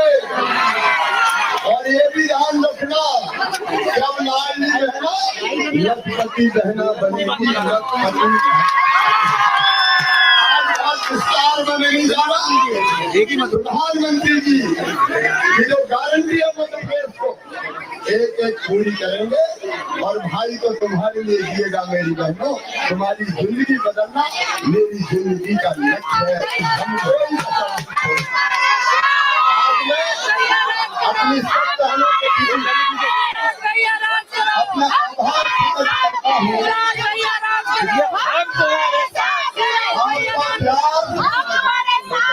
आपका प्यार अनमोल है। और मैं फिर दोहराता हूँ, मेरे लिए जगत में जितनी स्त्रियां हैं देवों की मूर्तियां हैं।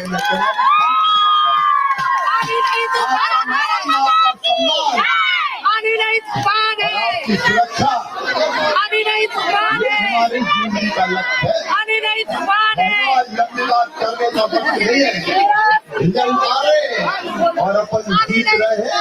ये जीत मैं प्रधानमंत्री नरेंद्र मोदी जी को समर्पित करता हूँ, क्योंकि उनके आशीर्वाद से जीत हासिल की है। और लाडली बहनाओ, तुम्हें ये जीत समर्पित करता हूँ। तुम्हारी जीत है। भाई और बहन मिलकर हम साथ चलेंगे और मध्य प्रदेश को भी आगे बढ़ाएंगे और जनता की और बहनों की जिंदगी भी बदलेंगे। मेरे भाई बहन सदा साथ रहेंगे मिलकर, मध्य प्रदेश को आगे बढ़ाएंगे, जनता की जिंदगी भी बदलेंगे और बहनें भी आगे बढ़ती जाएगी। मेरी बहनों बारम्बार फिर मैं अपनी बहनों को शीश झुका के प्रणाम करता हूँ। सर्वभूतेषु मातरूपेण संस्थिता।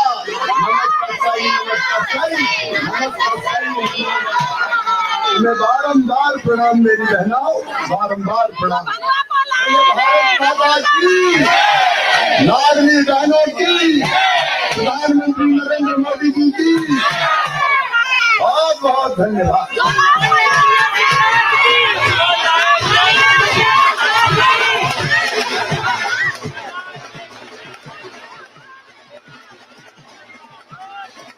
An extremely happy and relieved Shivraj Singh Chauhan today, thanking the voters of Madhya Pradesh, thanking his ladli behna, saying, I'll continue to work for you. This is a promise. This is not just a win for the voters, but this is a win as far as the vision of the Prime Minister is concerned. It's been an absolute sweep as far as Madhya Pradesh is concerned. But just before we were getting this reaction, we were speaking about the other state where the BJP will be very, very happy about, and that's the state of Rajasthan. While if you see it traditionally, Rajasthan does have a pattern of a cyclic pattern that we see in Karnataka as well, that after every 5 years, there is a change. And if you look at the numbers, the BJP about 115, which means it's been a gain of about 42. The Congress at 68, which means they've declined by about 32. And the biggest narrative that came from the BJP against the Congress was corruption. It was also as far as the status and safety of women is concerned. Women is one factor that we've spoken about as far as all these states are concerned. But for Rajasthan, one factor that becomes very, very crucial is as far as the Raje factor is concerned, because now all eyes will be on the BJP to see who is going to be their chief minister, whether it's going to be Vasundhara Raje, whether it's going to be Diya Kumari. That's something that we should know from the BJP eventually. But if you just look at the prominence as far as the Raje factor is concerned, out of the 199, there are about 42 of these seats. And out of those 42, the BJP has managed to get about 23, which means upwards of 4, and the Congress has just gotten about 15. they've lost about 6 of these seats. So this becomes a very crucial factor. The other factor that is also important to note as far as Rajasthan is concerned, of course, you want to also see what has led to the downfall as far as the Congress is concerned. So if you just look at as far as the Gehlot factor is concerned, here out of the 51 seats of the 199, it's been a gain of 10 seats for the BJP. They've managed to get 30 out of the 51, which means this entire 10 that the Congress has lost is now reflecting as far as the BJP numbers is concerned. But Shivani, as I said, all eyes now who will be the chief ministerial candidates, whether it's Madhya Pradesh, whether it's Rajasthan, or whether it's Chhattisgarh also for the BJP. Absolutely. You know, you look at the amount of rallies that the big leaders from each party did in Rajasthan. So, of course, Prime Minister Narendra Modi always leads the campaign for the BJP. He did 14 rallies and 2 roadshows. Yogi Adityanath did 25 rallies on a roadshow. He's very popular for all states that are going to elections for the BJP. Amit Shah did 11 rallies, 3 roadshows. But Rahul Gandhi also did 12 rallies. Priyanka Gandhi also did 8 rallies. This is a state where they had good leaders, 2 big faces. Even if there was some fight between the two, they managed to work over it. Why is it that none of that really worked on ground for the Congress in Rajasthan? That's a big question for them. Let's go across to the BJP's Tom Varakan, who's joining us. Tom Varakan, the Modi factor, very much alive. But the Gandhi factor did not work. The Gehlot factor did not work. The Sachin Pilot factor did not work in Rajasthan. Why do you think so? Well, I do not want to extend my brief, but let me tell you something, that this is a reality across India. This is a reality because of the delivery pattern that we have followed under the leadership of Prime Minister Modi. The essential efforts that he has made, it's not something that is promised overnight before elections and called it a guarantee or warranty. This is delivery and the constituency that has developed of recipients, and that recipients include ST, ST, SC, women, tribals, and across the board. Nobody is given any priority in this. It's a level playing field. And this is a policy creation of Prime Minister Modi. And that is the reality. And that is what you're seeing, what is happening. This is happening across the board, and this will continue to happen. Now, as to the Gandhis, they enter they enter when the game is on, make promises like they did in Karnataka, and the promises are not delivered. They don't have the infrastructure. Development is on the downscale, and this is the kind of result that they've seen in Karnataka. The net result is what you are seeing today, because people have started believing that double engine definitely works and will deliver. The guarantee of the Prime Minister has become so important for every constituency, and you'd see the results. This is not something surprising, but this had to happen and will continue to happen.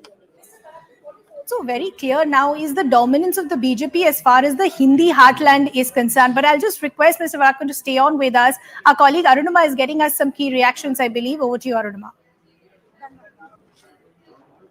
I'm outside Dr. Raman Singh's house, Ridhima, and there are celebrations happening inside, and there are celebrations happening outside as well. Amit Shah, during one of the rallies in Jagdalpur, had said Diwali will come to Chhattisgarh thrice. Once when Diwali was just happening for the rest of the country. Second, when BJP registers a win in Chhattisgarh. And you can see examples of that. This entire stretch of road from Dr. Raman Singh's house up until the main road is strewn with remains of firecrackers. And the BJP workers here are still in celebratory mode. They're still celebrating. One after the other crackers are going up. Inside, Dr. Raman Singh is also meeting people. One is not sure who's going to be the chief ministerial face for the Bharatiya Janata Party. And Dr. Raman Singh also, when he spoke to us exclusively, said that, the ultimate call will be that of the Vidhan Parishad. When all the MLAs meet, they will decide as to what will be the role given to Dr. Raman Singh. But the supporters here are more or less certain that after this kind of a number, we're looking at 50 plus, perhaps even 55. After this kind of a mandate, Dr. Raman Singh is very much a contender. That's what here people are talking about. That's what they're thinking. But for now, they're soaking in the celebrations. They're soaking in this atmosphere. Even till yesterday, even those who were confident in BJP were thinking they would reach 46, which is the magic number, but 50 plus, perhaps even 54 or 55 is unprecedented, and therefore the second Diwali has come here to Raipur. The third one, Amit Shah has promised, will happen on the day. The Ram Mandir. I would have expected, given the results that have come in, we would have got a little bit more celebrations happening outside Raman Singh's residence, but maybe being a little circumspect. But let's break down the Chhattisgarh numbers for you. Depending on who you talk to in the BJP, either they were expecting this or this has come as a surprise more than what they were expecting, because quietly many leaders of the BJP were talking about Chhattisgarh off cameras and behind the scenes. They were very excited about the Chhattisgarh result. Maybe it has surpassed their expectations. So Chhattisgarh 55 is where the BJP currently stands. That number has been holding very steady for the last hour or so. The Congress has been reduced to 34. Not a number that the Congress would have liked to see as far as Chhattisgarh is concerned. A confirmation of another BJP sweep, if I can call it that, because definitely very comfortably in majority and taking over another state, which not many gave them a chance for. Quickly, let's do a breakup of the vote share in Chhattisgarh as well. That always gives us a little bit more idea of, what the differences between the two parties are. Seat shares not always give you the very interesting idea, but 46% for BJP, 42% for the Congress party. So it's not like the Congress vote has declined quite a bit, but a 4% difference in vote share always means that there's going to be that much more seat conversion as far as a state is concerned. So interesting statistics coming out from Chhattisgarh also, Ridhima. Like Chhattisgarh, which saw voting in two phases, 20 in the first, which is the Naxal dominated area, and 70 in the second phase. It's usually said that which way the state votes in the first phase will possibly give you a direction, but that's not what we've seen this time around. The BJP holding tight in the last 1 hour about the Congress just reduced about 35, and that is why what we want to now see is, as far as the phase 1 performance is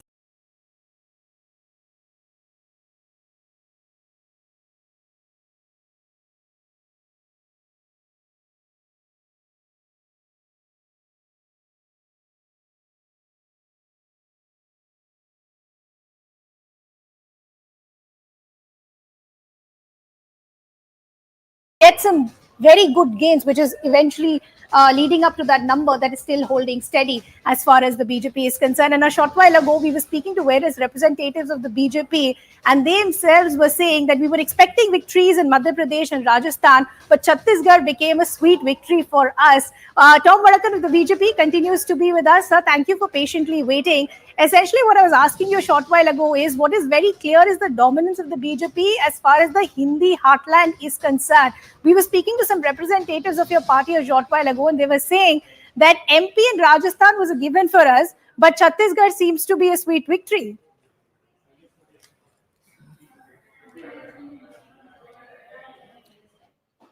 Well, we're joined by Smriti Irani. We'll just get across to Mr. Tom Vadakan in just a few moments. Ms. Smriti Irani is here with us. First of all, Ms. Irani, congratulations to you and the Bharatiya Janata Party for this stupendous victory in the Hindi heartland, 3-1, going against the predictions of the exit poll, etc. But what do you think is the reason for the BJP sweep in the Hindi heartland and the improved performance also in Telangana?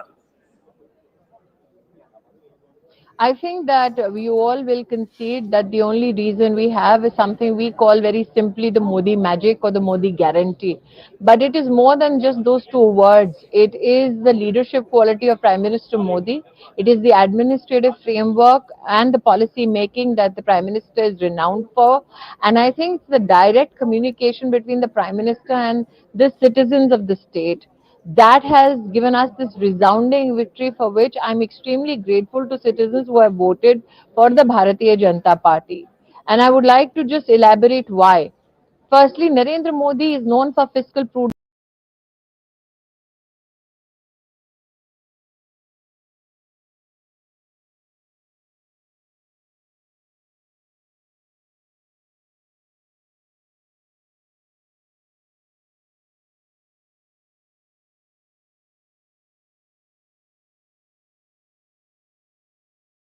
the next 25 years for us to achieve as a nation. I think that has also resonated a lot with our citizens who've gone to vote. If you look at the voting pattern today, particularly as a woman, I'm elated that there is an overwhelming support of female voters towards Narendra Modi and the Bharatiya Janata Party.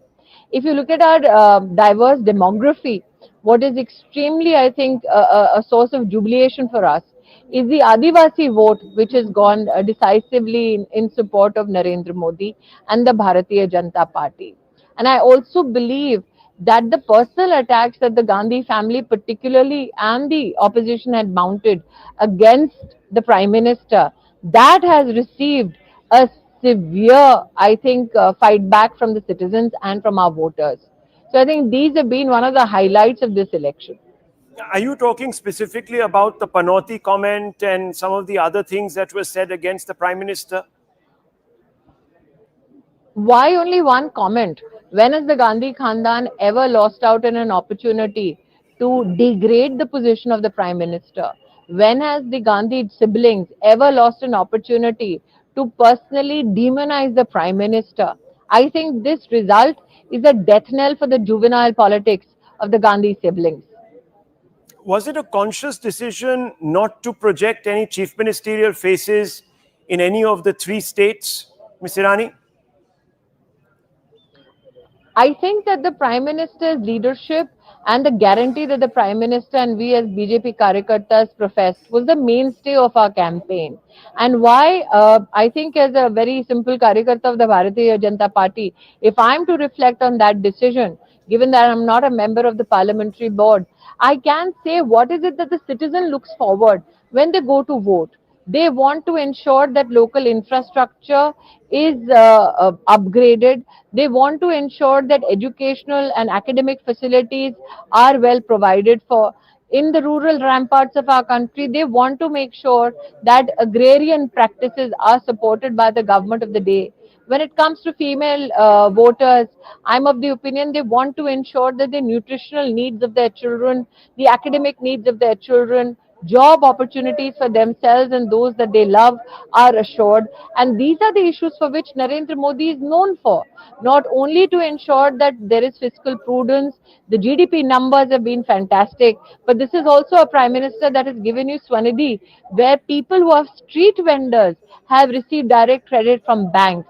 So, given the Prime Minister's insistence on ensuring that the fruits of development reach every segment of society, that is what every citizen votes for, be it assembly elections or national elections.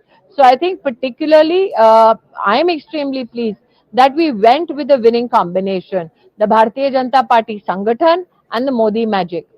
Now, the opposition all through promised a caste survey and kept baiting the Bharatiya Janata Party for not taking a position on it. Given the fact that OBCs and tribals have voted in overwhelming numbers in all 3 states now for the Bharatiya Janata Party, does that mean that that's now no longer going to be an issue either for the BJP? And do you believe that that particular attempt to, as the BJP said, divide the population has flopped? I think that there are 5 issues which need to be flagged. One, when you talk about the Adivasi vote, what is it that Prime Minister Modi has done for the tribal community in our country? There is one, the Janjatiya Gaurav Divas. Never before in the history of our democracy was a day particularly assigned so that we could celebrate our tribal community's contribution to the growth of our country, the vibrancy of tribal culture, all that came together under Janjatiya Divas. Secondly, the Prime Minister's program of Jan Man, where particularly in tribal hamlets, the Prime Minister insisted that social infrastructure, especially Anganwadis, schools, roads, agrarian practices that needed support, especially for tribal communities, these are issues which he has been very particular about and ensured that there is a policy framework that complements his vision. Thirdly, I think when you talk about the caste census, I think the Congress party particularly was foolhardy. In a day and age where there are so many modes and mediums of communication, could the Congress possibly be so convinced that they managed to hoodwink citizens and particularly voters of our country? I am extremely grateful that the Congress's agenda to divide our country on the basis of caste has been decisively defeated by the voters of our country. Does this mean that the BJP now will perhaps not look at pressing on with the census across the country? I think Rahul, you would like us to do projections for the next 5 to 10 years in one interview. I can only say this, that the Bharatiya Janata Party is committed to welfare of all segments of society. That the Bharatiya Janata Party has also, and you cannot discount the fact that in this decisive victory, even minority communities have voted for the Bharatiya Janata Party. And that is why my gratitude towards the citizens today. They voted for the fiscal prudence of Narendra Modi. They voted against the divisive policy of the Congress party. They voted against dynasty. And I think that is the resounding success of our democracy today. I can only say that the Congress and those who were whispering in their far corridors had already conceded that 2024 looks difficult for them. I think today, given how they've been swept out of the heartland, they may be recalculating their positions for 29 as well. So I'm only going to ask you now for the The next 6 question months. that begets, the question possibly that begets is, will their alliance survive this debacle? That you might be right about that, because there is already disquiet in the alliance. But just looking 6 months ahead, couple of questions to you, ma'am, before I let you go. In Telangana, the BJP has doubled its vote share. I think it looks to be adding about 7 or 8 more seats.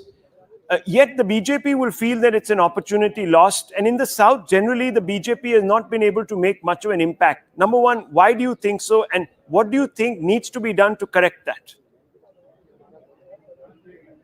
I think that the Bharatiya Janata Party cannot be written off and taken so lightly even in the south of India, particularly given that two high-ranking cabinet ministers come from the south of India, namely Nirmala Sitharaman and Jai Shankar. I also believe that our local leadership has borne us fruits. There is new leadership at the anvil. There is Annamalai in Tamil Nadu. We have a new state president in Karnataka. Even in Telangana, Bandi Sanjay did well. So did Kishan Reddy ji. Given that politics does not give you results in 48 hours, even states like Madhya Pradesh, Gujarat, Rajasthan are states where we have actually worked decades on end as Karyakartas to get the results that you see today. I'm sure that in the times that are forthcoming, you will see resounding victory for the Bharatiya Janata Party in our southern states as well. But I also think what is particularly damaging for the Congress party is that this party found the remnants of power politics in the north of India today and stands completely decimated in states which have a huge political say in the politics of India. Final question to you. 2024, foregone conclusion in favor of the Bharatiya Janata Party, is baar 400 par? I've had the privilege of working with Prime Minister Modi for over 1.5 decades. I can say only this much. Prime Minister Modi takes not a day for granted, not a voter for granted, not a victory for granted. And that is what makes Modi magic possible. I'm so sure that as we speak, he is dedicating himself to policies that will benefit every community. He is dedicating himself to strengthening our party not only for 24, but also for 29. Thank you, Ms. He Irani. doesn't I'm take sure his there will be a... responsibilities or his victory or his voters for granted. Thank And you that's very what much. makes Thank Narendra you very Modi much. special in Indian politics. Thank you very much. Well said. I suppose for BJP supporters, it's not a done deal. They're going to give it all. Thank you very much. There'll be a lot of celebration in the BJP headquarters. The Prime Minister expected that around 6 this evening. We'll take a short break. Back with lots more.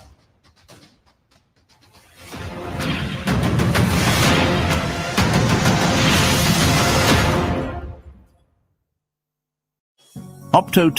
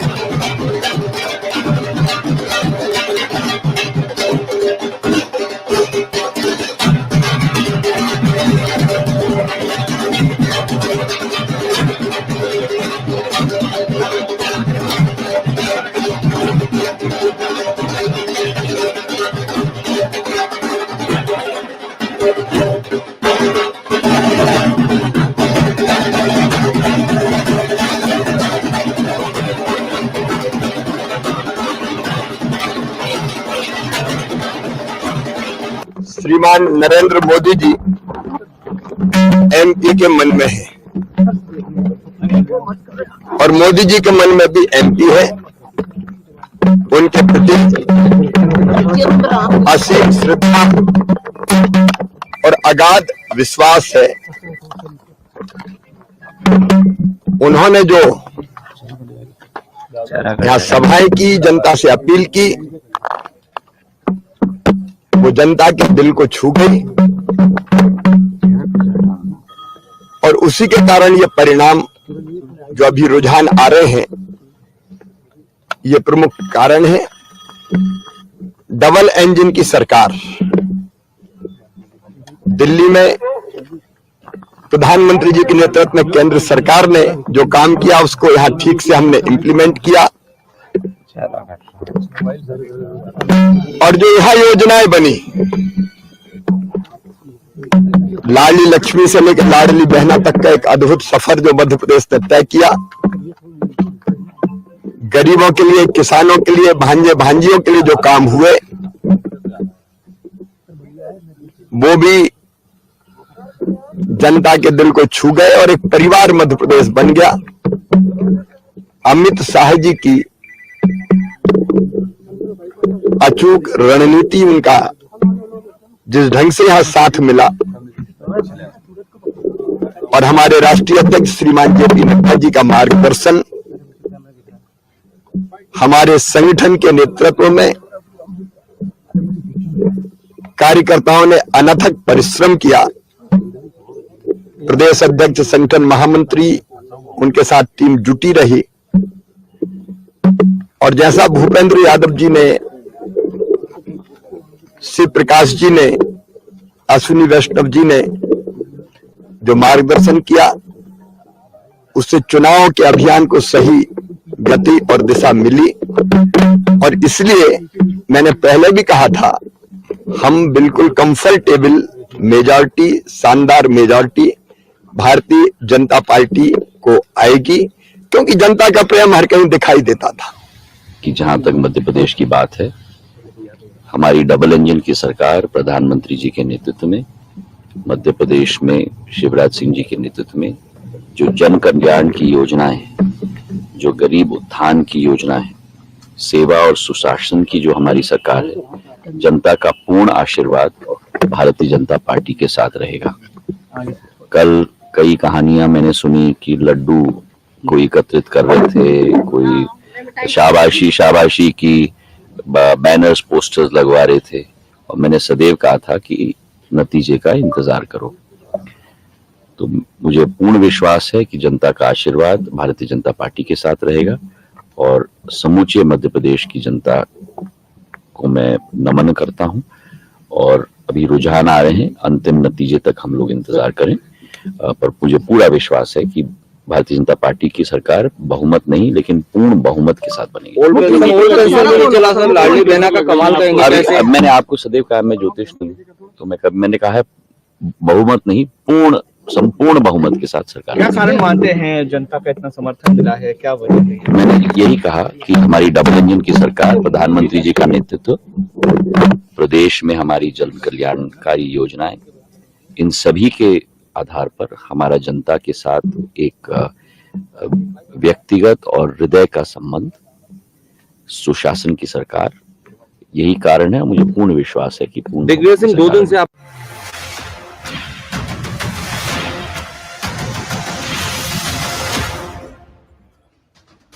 Thanks a lot for staying with us. You're watching our non-stop coverage of election results. 4 big state election results have been announced. Of course, Mizoram will come tomorrow. It has been postponed by a day. I'm Shivani Gupta. Joining me in the studio is my colleague Ridhima Bhatnagar, and also our political affairs editor Aman Sharma is with us in the studio. So, Aman, the BJP is going to be very, very happy with these results. But I want to focus a little bit on the Congress party.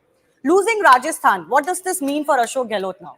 See, I think Ashok Gehlot, during the election also, we saw Pallavi, Shivani, I will share this anecdote. What happened? So I was at this urban polling booth of Mr. Ashok Gehlot in the morning. At 6:30 a.m., this first family came there to vote. There was a woman, there was a first-time voter, her son.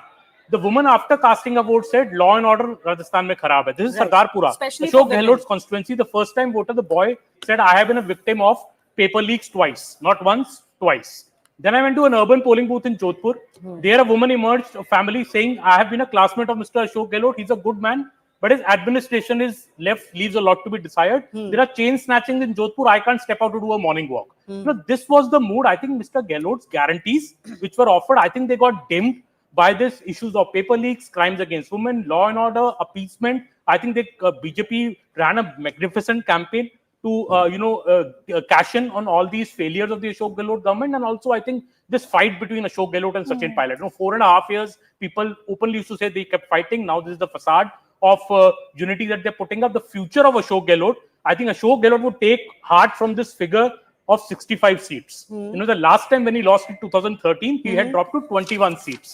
And he's still getting about 65 seats. So the Vasundhara Raje, when she lost to Ashok Gehlot in 2018, got 73 seats. So I think Ashok Gehlot would cite this figure before the High Command to say, look, my guarantees still work to some extent. I am still popular. We have lost due to many other reasons. Maybe you never know. He may even say Mr. Sachin Pilot did not work as he should have, in Eastern Rajasthan, where the BJP has gained a lot from the last time. But I think Mr. Ashok Gehlot would take heart from this figure that at least he's got 65 seats. The Can I party just is not tell going to you, bite down. since you mentioned that, Aman, if you look at the last 4 cycles in Rajasthan, of course, it's a state that switches. But every time the BJP wins, at least in the last 4 cycles, when BJP wins, they manage to win very convincingly. When the Congress wins, they've been there or thereabouts. Interesting numbers. 2003, BJP won 120 seats. So roughly what they're getting this time around, Congress 56. In 2008, Congress got 96. That was not even a halfway mark in Rajasthan. 2013, 163 for the BJP when they won, and 21, as you're mentioning, for the Congress party. 2018, the Congress won by the skin of their teeth by winning 100. So when they win Rajasthan, the pattern is not that they win big. When BJP wins, it wins very convincingly. That is what a Sachin Pilot camp always says, that Mr. Ashok Gehlot जब हारते हैं तो party को बिल्कुल zero कर जाते हैं, फिर मुझे rebuild करना पड़ता है. तो मैंने rebuild किया 5 साल. But what happens to this now, Aman, between this Sachin Pilot and Ashok Gehlot? Well, Sachin Pilot would cite this before the High Command to say, look, you have to give me the reins of the party now. You've given Mr. Ashok Gehlot the chance. You made him CM for 5 terms. He gave these 5, 6 guarantees, 7 guarantees, but look, the state has still been lost. So now it's high time that you give me the reins of the party. You wanted to give it to me last year, but Mr. Ashok Gehlot thwarted that. Now you please give it to me. Let me work for 5 years. I will bring back the party to power, because cyclic changes happen. But I think Mr. Ashok Gehlot, the magician, I think let's not rule him out, because I am the figure that he's coming with 65 to 68 seats. Mr. Ashok Gehlot would cite this to say, look, BJP's campaign, they cornered me. They ran I think this. Vasundhara Raje, big questions over her future as well. She's speaking right now. Let's listen. सरकार गई ना on that. हाँ, that has changed. So expectation is. During my Jhalawat visit, I was just trying to find out a single poster of Congress candidate. आपने ये मेरे को कहा नहीं. I also didn't look. I must say. I'm trying to remember. Like. Okay, we'll start. Let's get over this, and then we can sit and chat for a little while. So सबसे पहले राजस्थान की ये जो शानदार जीत है, ये माननीय हमारे प्रधानमंत्री नरेंद्र मोदी जी, जिनका मंत्र था ये सबका साथ, सबका विकास, सबका विश्वास और सबका प्रयास, ये उसकी जीत है. उनकी दी हुई गारंटी की जीत है. ये जीत हमारे माननीय केंद्रीय मंत्री होम मिनिस्टर अमित शाह जी की रणनीति की जीत है. और ये जीत हमारे माननीय अध्यक्ष श्री नड्डा जी के कुशल नेतृत्व की जीत है. और फिर सबसे इंपॉर्टेंट ये भी है, ये जीत हमारे कार्यकर्ताओं की, जिनके अथक प्रयास परिश्रम की जीत है. उन्होंने दिन और रात हमारे माननीय प्रधानमंत्री जी के जो सपने को साकार करने की पूरी कोशिश करते हुए उस दिशा में मेहनत करके ये परिणाम दिलाने का काम किया है। और सबसे बड़ी बात तो यह है कि ये जीत हमारे जनता जनार्दन की है, जिसने कांग्रेस के कुराज को नकारते हुए और भारतीय जनता पार्टी के सुराज को अपनाने का काम किया है। और ये जीत 2024 में मोदी जी को फिर से देशवासियों की सेवा का अवसर देने की ये जीत है। So that's all I wanted to say. मेरी तरफ से तो इतना ही है। फिर आप बंद कर दो तो फिर अपन सवाल नहीं, नो सवाल, आपने क्या दे दिया कि सवाल नहीं सर, नो सवाल। अब इसके बाद आप स्विच कर दो ऑफ एंड देन अपन बात करेंगे। ये नहीं करेंगे, चाय पिलाओ इनको।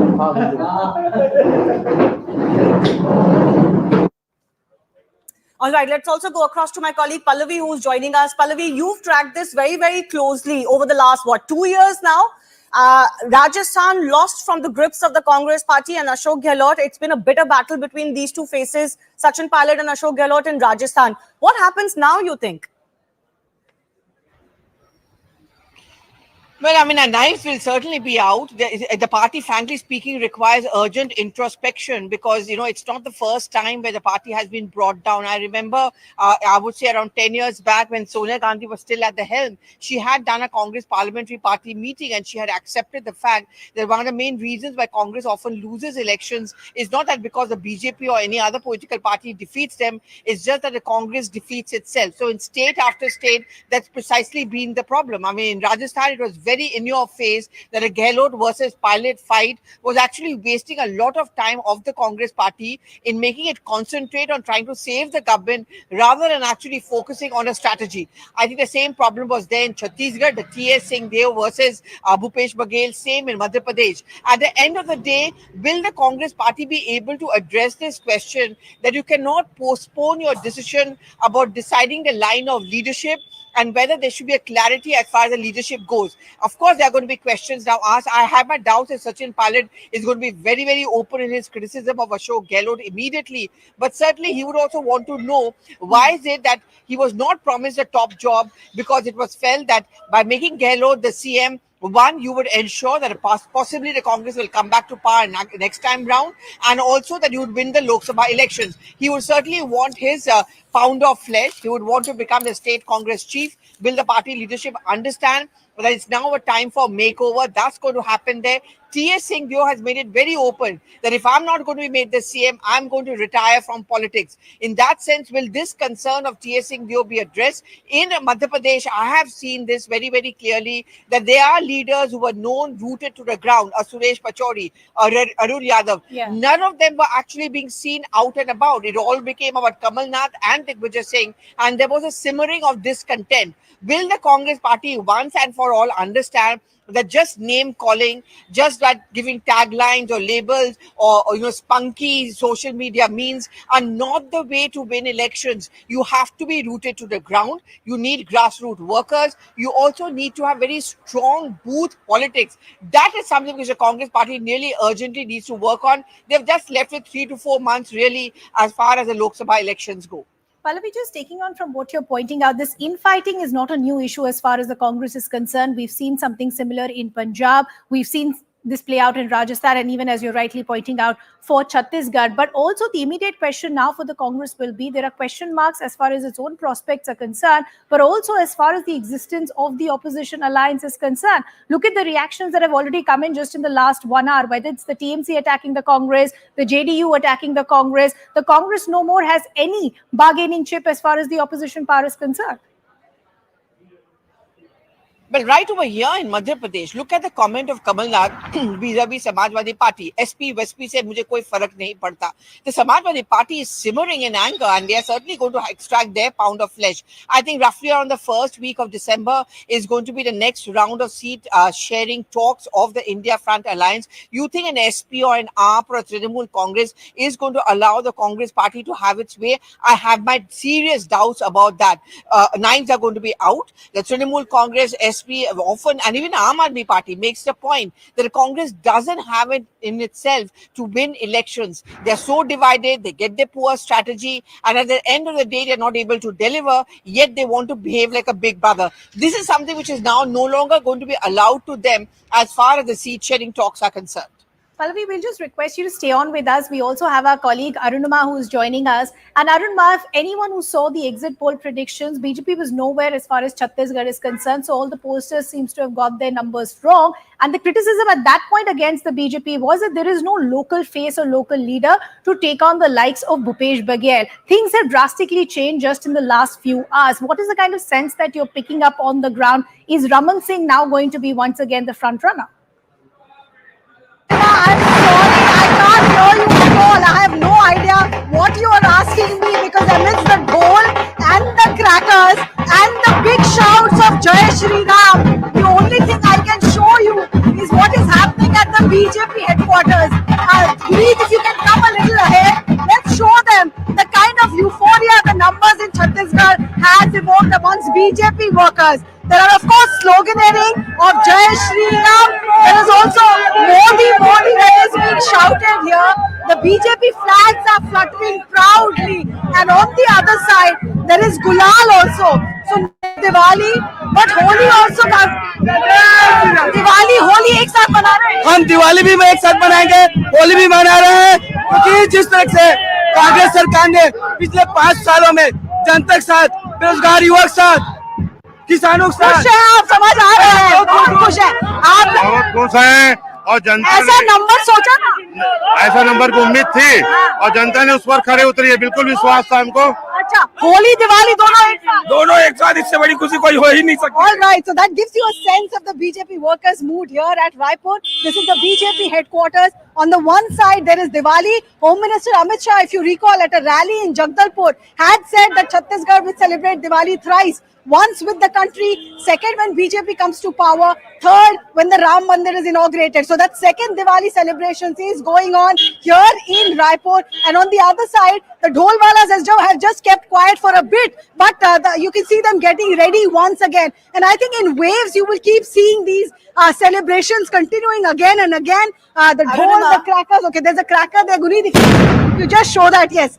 Going off, excuse me getting stalled, Ridhima, but the atmosphere here has to be seen, to be believed really, as to what really is happening. Unprecedented numbers, and the BJP workers are on cloud 9. Arunima, I wanted to ask you, before the doles and the crackers overpower the sound around you, I wanted to ask you, has there been any reaction from Congress at all on these results? None so far. In fact, Bhupesh Baghel had told us yesterday itself that he will not want to give a comment before the final numbers were out. So did Mr. Baghel know something that the exit pollsters didn't, that we had not managed to capture? In hindsight, probably yes, because both Raman Singh and Bhupesh Baghel had indicated that the exit polls had captured a trend. Even if their numbers were not absolutely on mark as far as Chhattisgarh is concerned, the trend that BJP was gaining had definitely been captured. And that is why perhaps Bhupesh Baghel wanted to wait and watch. He himself, in the Patan seat, got a scare. He started trailing at one point by about 600 votes, but now he has picked up. So he might ultimately keep his own seat in Patan, come back to the Chhattisgarh Assembly as yet another term as MLA from Patan. But Chhattisgarh has slipped out of his grasp completely. Absolutely. Well, Arunima, enjoy the scenes around you. We'll come back to you. There is going to be a celebration in the national capital as well from 6:30 p.m. onwards. The BJP headquarters is also going to witness a program where the Prime Minister is going to come and address the workers. But Aman is also with us. Aman, I wanted to continue forward, what you've witnessed in Rajasthan, because you tracked the elections on ground. In Rajasthan for a very long time it was said, and even I think Sachin Pilot acknowledged it, that the biggest opposition was the Congress itself. So what is it that the BJP did in the last 1 year or 6 months or in the last 2 months before the elections that they've got this mandate? Because this is not just an anti-Congress mandate. This is a pro-BJP mandate. Absolutely. See, Shivani, I think what happened in the last election also, if we speak of the youth, which is a major voter, which I think has gone totally with the BJP this time. Last time, Mr. Ashok Gehlot had promised them an unemployment allowance of rupees 3,500 per month when he came to power. he did not give that. Instead of that, there were 18 to 19 paper leaks. So youth was so angry. Youth was saying, एक तो unemployment allowance नहीं दिया, ऊपर से 18 paper leak हो गया. And who was raising that paper leak issue? It was Sachin Pilot. He himself realized, I asked Sachin Pilot in the interview that आपने he said that was a major issue. The government should have intervened. The government did bring a law, but I think the damage was done. Over 4 years this kept on happening. आप law ले आए last year में, but the damage was done. Other factor, I think, Shivani, which has worked in Rajasthan with BJP is Kanhaiya Lal case. This Kanhaiya Lal case in Udaipur, the murder, it may have happened few months ago, but I found the resonance of that case across Rajasthan, even till the days of voting. People thought that this was an example of appeasement. That charge struck on Mr. Ashok Gehlot that yahan pe appeasement ho raha hai. And BJP, I think, raised it very strongly. That kind of slogan, Sar Tan Se Juda kind of slogans which were raised. We saw that in BJP's posters. I think BJP raised that very strongly. And as I said, the Congress guarantees dimmed in front of all. So fundamentally, it was law and order. Law and order, both crimes against women. Rajasthan tops the charts as far as the national data on crimes against women, especially rapes, are concerned. And also the issue of crimes of a more religious nature, where the government was seen to not wanting to touch that issue at all. But strangely, Ashok Gehlot, towards the election campaigning period, started saying that the Kanhaiya Lal murder was done by BJP-related people, which was a weird statement to make. Clearly, it didn't cut eyes. Nobody bought it. Nobody bought it, and clearly, it showed in the campaign. Nobody had bought it, and especially when Kanhaiya Lal was complaining there isn't the threat. BJP clearly, I saw Mr. Amit Shah say that ये सरकार Kanhaiya Lal को नहीं बचा पाई, but बाकी cases में बड़ी जल्दी act कर लेती है. So I think that's charge stuck on the Congress, and of course, nobody bought the Sachin Pilot, Ashok Gehlot unity towards the end. There was this ample feeling that they were fighting for 4.5 years, which administration had suffered. Aman, another aspect that I want to understand, this is something that you touched upon a short while ago as well, which is the BJP's own strategy, which is something that we see in every state, which is all the top guns get on the ground. They don't really discriminate whether it's a local election or a general election. Compare that to the strategy as far as the Congress is concerned. I remember when the Prime Minister had gotten very aggressive with his rallies in Rajasthan, there was a rally or a meeting by the Vice President as well, and the Gehlot government had trained their guns saying that he's not behaving in a bipartisan fashion. What was the Congress's own strategy to counter the kind of aggression they were seeing by the BJP? Well, the Congress, I think the main factor which I was very stark in the entire campaign was that Ashok Gehlot and Sachin Pilot did not campaign together. They were there together at few rallies of Priyanka Gandhi and Rahul Gandhi. When Rahul Gandhi was there. So, but that was more like a photo op. I asked, and Sachin Pilot, I asked him that. The schedule was also called off. Yeah, Ajmer schedule was called off. I asked Sachin Pilot this in an interview that you guys are not campaigning together. He said we have to cover maximum ground in the state. So what's the point of campaigning together? What's the point of a photo? But it was very clear, and I think Sachin Pilot also, I did not see him campaigning so aggressively in Eastern Rajasthan, because obviously he was also a bit embarrassed. He had come to last time the region had voted for him thinking he'll be chief minister, and he was even removed as deputy chief minister in 2020. So the Gujjars in Eastern Rajasthan, Dausa, Bharatpur, they were not happy with what was happening. Sachin Pilot's humiliation, I think, by the Congress party has cost the party in this election, and the Eastern Rajasthan has punished the Congress. So has Mewar in Rajasthan region, where the Rajputs, I think, have backed the BJP this time. Last time they were a bit angry with the BJP. This time I think they've returned to the BJP fold. We'll just request you to stay on with us, because we have a reaction that we need to play out, which is coming in from Shivraj Singh Chauhan. Let's listen in. देंगे बहनों को प्रधानमंत्री party Madhya Pradesh के मन में मोदी, मोदी जी के मन में मध्य प्रदेश, उनका स्नेह और उनके प्रति जनता का अगाध विश्वास और श्रद्धा। कमलनाथ जी बोलते हैं कि लाडली बहना अभी लाडली क्यों हुई, उनको लगता था कि ये स्कीम कोई मायने नहीं रखता। आज आप कुछ कहना चाहेंगे उनको? लाडली बहनों ने जवाब दे दिया, उनने जितने भी कांटे थे सारे निकाल दिए। लाडली बहनों का असीम स्नेह, प्रेम और आशीर्वाद हमको मिला है। आखिरी सवाल, मुख्यमंत्री बनेंगे आप दोबारा? हम लोग अपने बारे में विचार, जो अपने बारे में सोचे वो कार्यकर्ता ही कैसा। हम एक बड़े मिशन के अंग हैं। हमारा मिशन, हमारी पार्टी जहां तय करती है हम वहां काम करते हैं। Well, it's always very interesting to see what happens as far as the chief minister selection for the BJP is concerned in all three states now, Rajasthan, Madhya Pradesh and Chhattisgarh. It will be very interesting to watch out exactly who they choose as the next chief minister. But we'll take that discussion forward on the other side of a very short break. A big thanks to Ridhima, my colleague, for joining us, and also to political editor Aman Sharma. Time for a short break. On the other side more.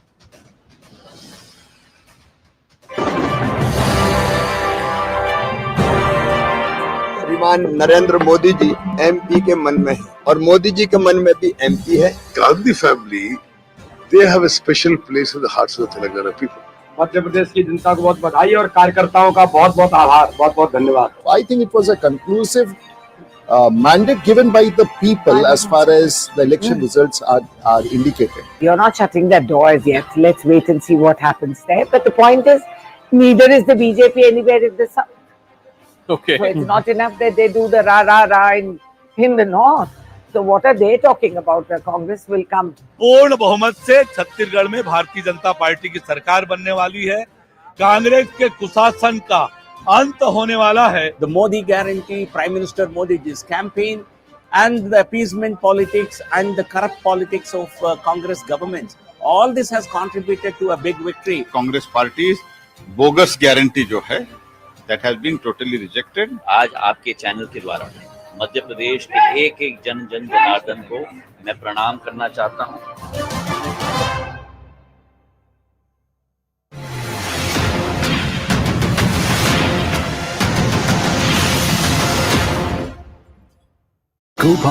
कल भी उन्होंने कहा कि हमारे पास India जैसे नहीं है, हमारी कांग्रेस नहीं टूटेगी, ट्रेडिंग नहीं होगी।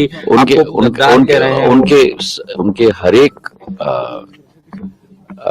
बद्दुआ का मैं स्वागत करता हूं और दिग्विजय सिंह जी को मैं अपने तरफ से अपने दिल की गहराइयों से मैं उनको शुभकामनाएं भी देता हूं। ठीक है, thank you sir.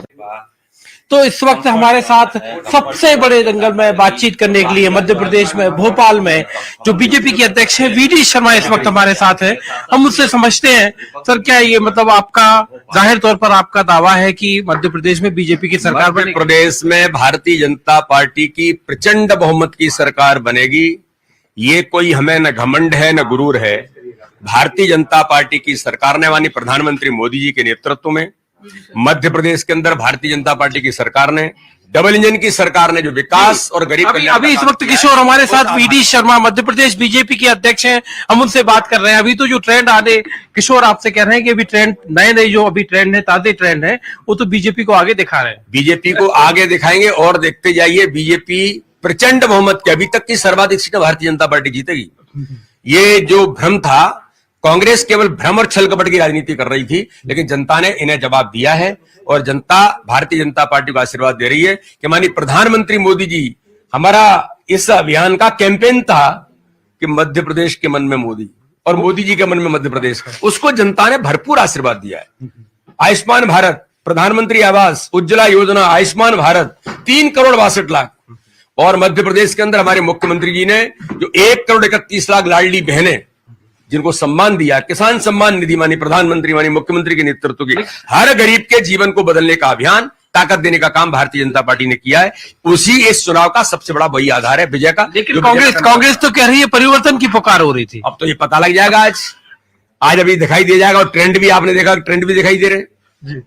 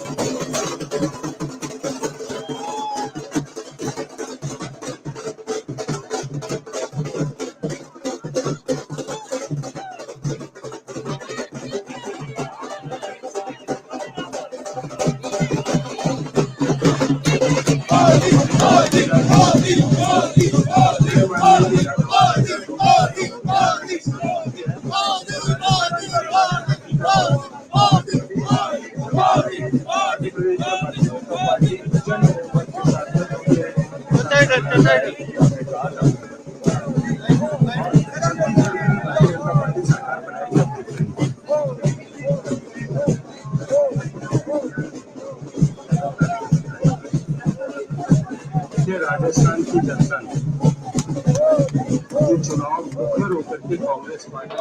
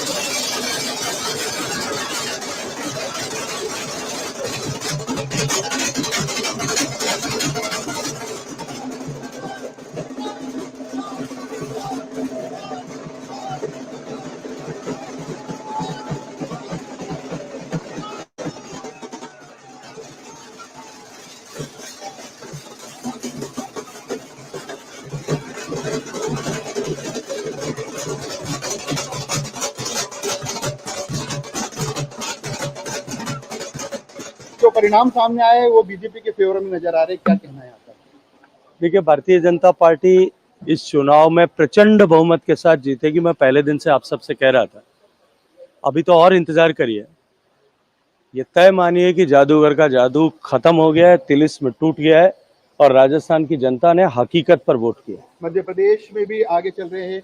Madhya Pradesh में भारतीय जनता पार्टी प्रचंड बहुमत के साथ में 2/3 बहुमत के साथ सरकार में आएगी, ये हमने कहा था। और छत्तीसगढ़ में भी भारतीय जनता पार्टी सरकार बनाएगी, आप देखते रहिए। सर, जिस तरीके से बात करें,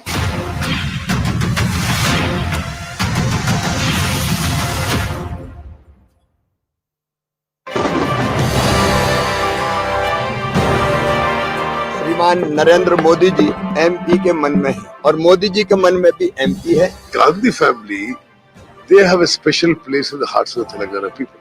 मध्य प्रदेश की जनता को बहुत बधाई और कार्यकर्ताओं का बहुत बहुत आभार, बहुत बहुत धन्यवाद। I think it was a conclusive mandate given by the people as far as the election results are indicated. You're not shutting the doors yet. Let's wait and see what happens there. But the point is, neither is the BJP anywhere in the south. Okay. So it's not enough that they do the rah in the north. So what are they talking about? The Congress will come. पूर्ण बहुमत से छत्तीसगढ़ में Bharatiya Janata party की सरकार बनने वाली है। कांग्रेस के कुशासन का अंत होने वाला है। The Modi guarantee, Prime Minister Modi's campaign and the appeasement politics and the corrupt politics of Congress governments, all this has contributed to a big victory. Congress party's bogus guarantee जो है, that has been totally rejected. आज आपके channel के द्वारा मध्य प्रदेश के एक एक जन जनार्दन को मैं प्रणाम करना चाहता हूं।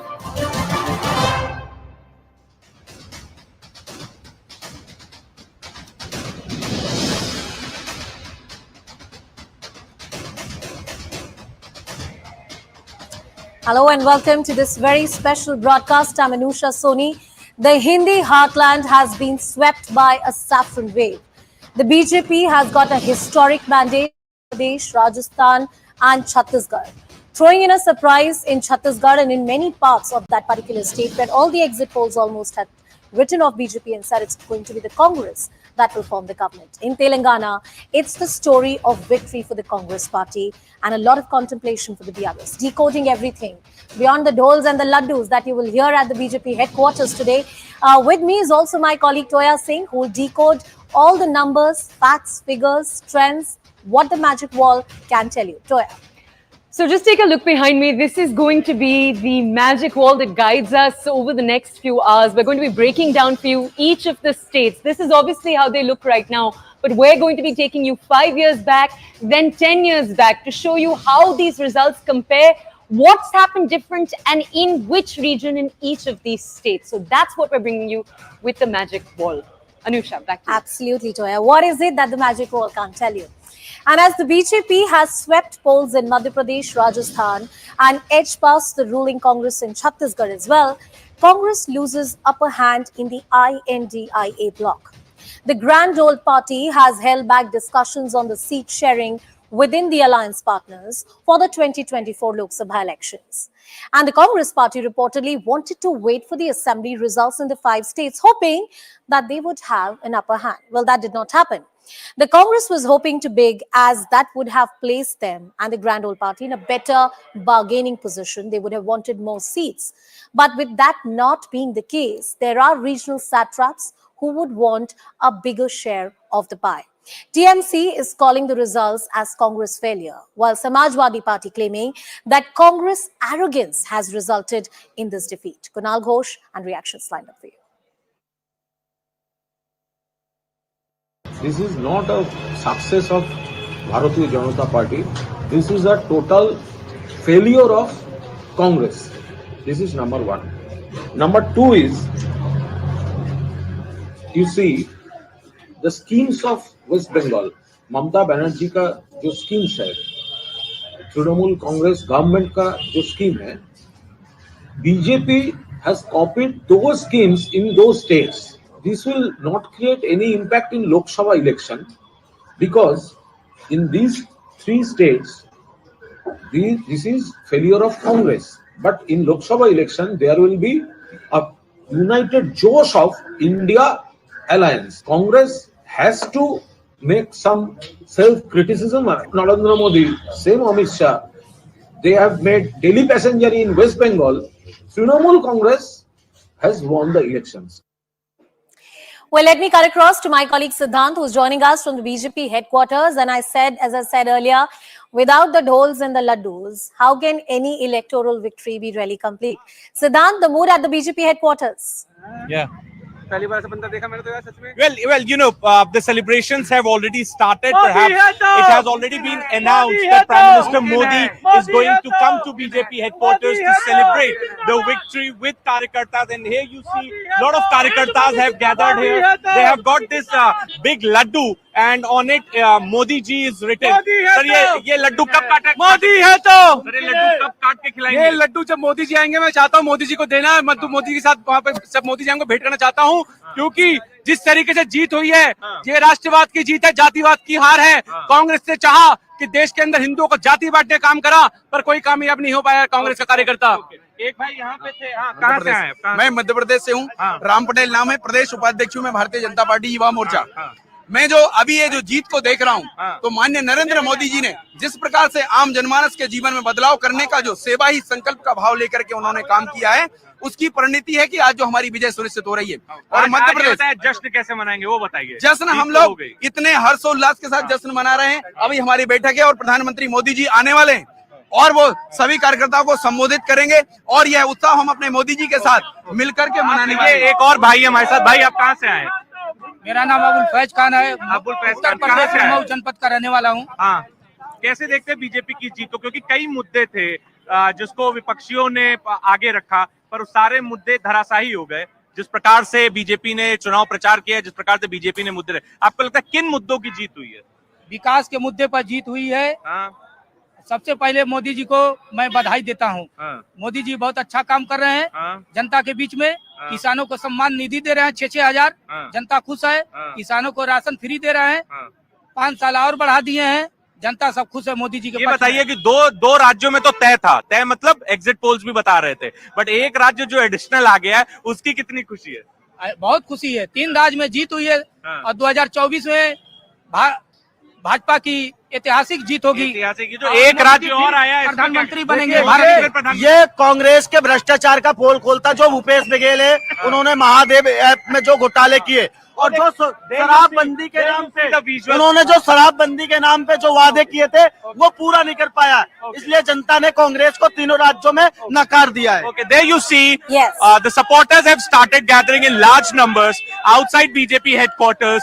The gates of the headquarters are still not open for the Karyakartas because Prime Minister is arriving, so it requires certain level of protocol to be followed today, given Prime Minister's security. But in large number, the Karyakartas have started coming in, are pouring in at BJP headquarters, and it's like a double, it's like a second Diwali for the BJP Karyakartas because exit polls were predicting 2 states for BJP, and here we have a situation where BJP is winning 3rd state also. So that's an unexpected and perhaps a surprising result for the BJP Karyakartas. Well, indeed, it is a choti Diwali of sorts for them. They would want to reserve the big celebrations for 2024 if this was, as argued earlier, the semi-final before the big final of the 2024. The celebrations at the BJP headquarters and in most of the state units of Madhya Pradesh, Chhattisgarh and Rajasthan. But beyond what you hear in the political discourse, on the numbers, in the seats, what exactly worked for the BJP? Let's first talk about the state of Madhya Pradesh, which was touted to be a cliffhanger. A battle which was a battle of prestige both for the BJP and for the Congress party. And it seems with a historic mandate, with a sweeping majority, BJP has won that state. What led to that victory? Toya will tell you on the Magic Wall. Okay, let's take a look. So what we have open for you over here is Madhya Pradesh as it stands right now. Remember, orange the BJP, blue the Congress. I'm going to show you very quickly 2018 and then 2023, so you can just see that change in colors. Take a look over there. As you can see, it's the BJP that's obviously had that huge jump. Now, remember the big question for the BJP. There were two key questions. One, obviously, Madhya Pradesh has the BJP, Shivraj Singh Chauhan, the longest serving BJP chief minister. There was that question of whether or not he could lead the state successfully into these elections, which is why the BJP didn't declare a chief ministerial face at all. Still, Shivraj Singh Chauhan going to all of these pockets, carrying out a marathon, 150 rallies over the last few days. Those have clearly, as you can see, made their dent. Now, the second key question that we want to keep a track of over here is, of course, the Gwalior belt. In Madhya Pradesh, that's a very interesting story. Why? Let's go back for a second.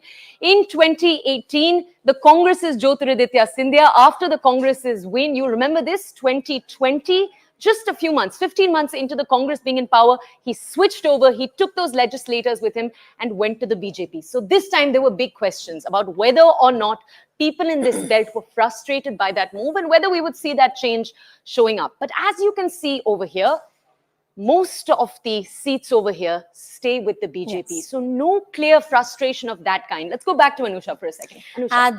That was Toya breaking down the numbers for you. And as she pointed out, the Gwalior belt, the Gwalior Chambal belt, which is believed to be the stronghold of the Scindias. And it was argued that would Jyotiraditya Scindia be able to hold on to his bastion. If you look at Gwalior, he's been able to do that. And that's one of the bigger bricks, bigger block of how that victory in Madhya Pradesh was cemented, as the numbers told you. I want to cut across to my colleague Arun Dhanta as well. He's joining us live on the broadcast. Arun, tell us where you are, how the mood is like.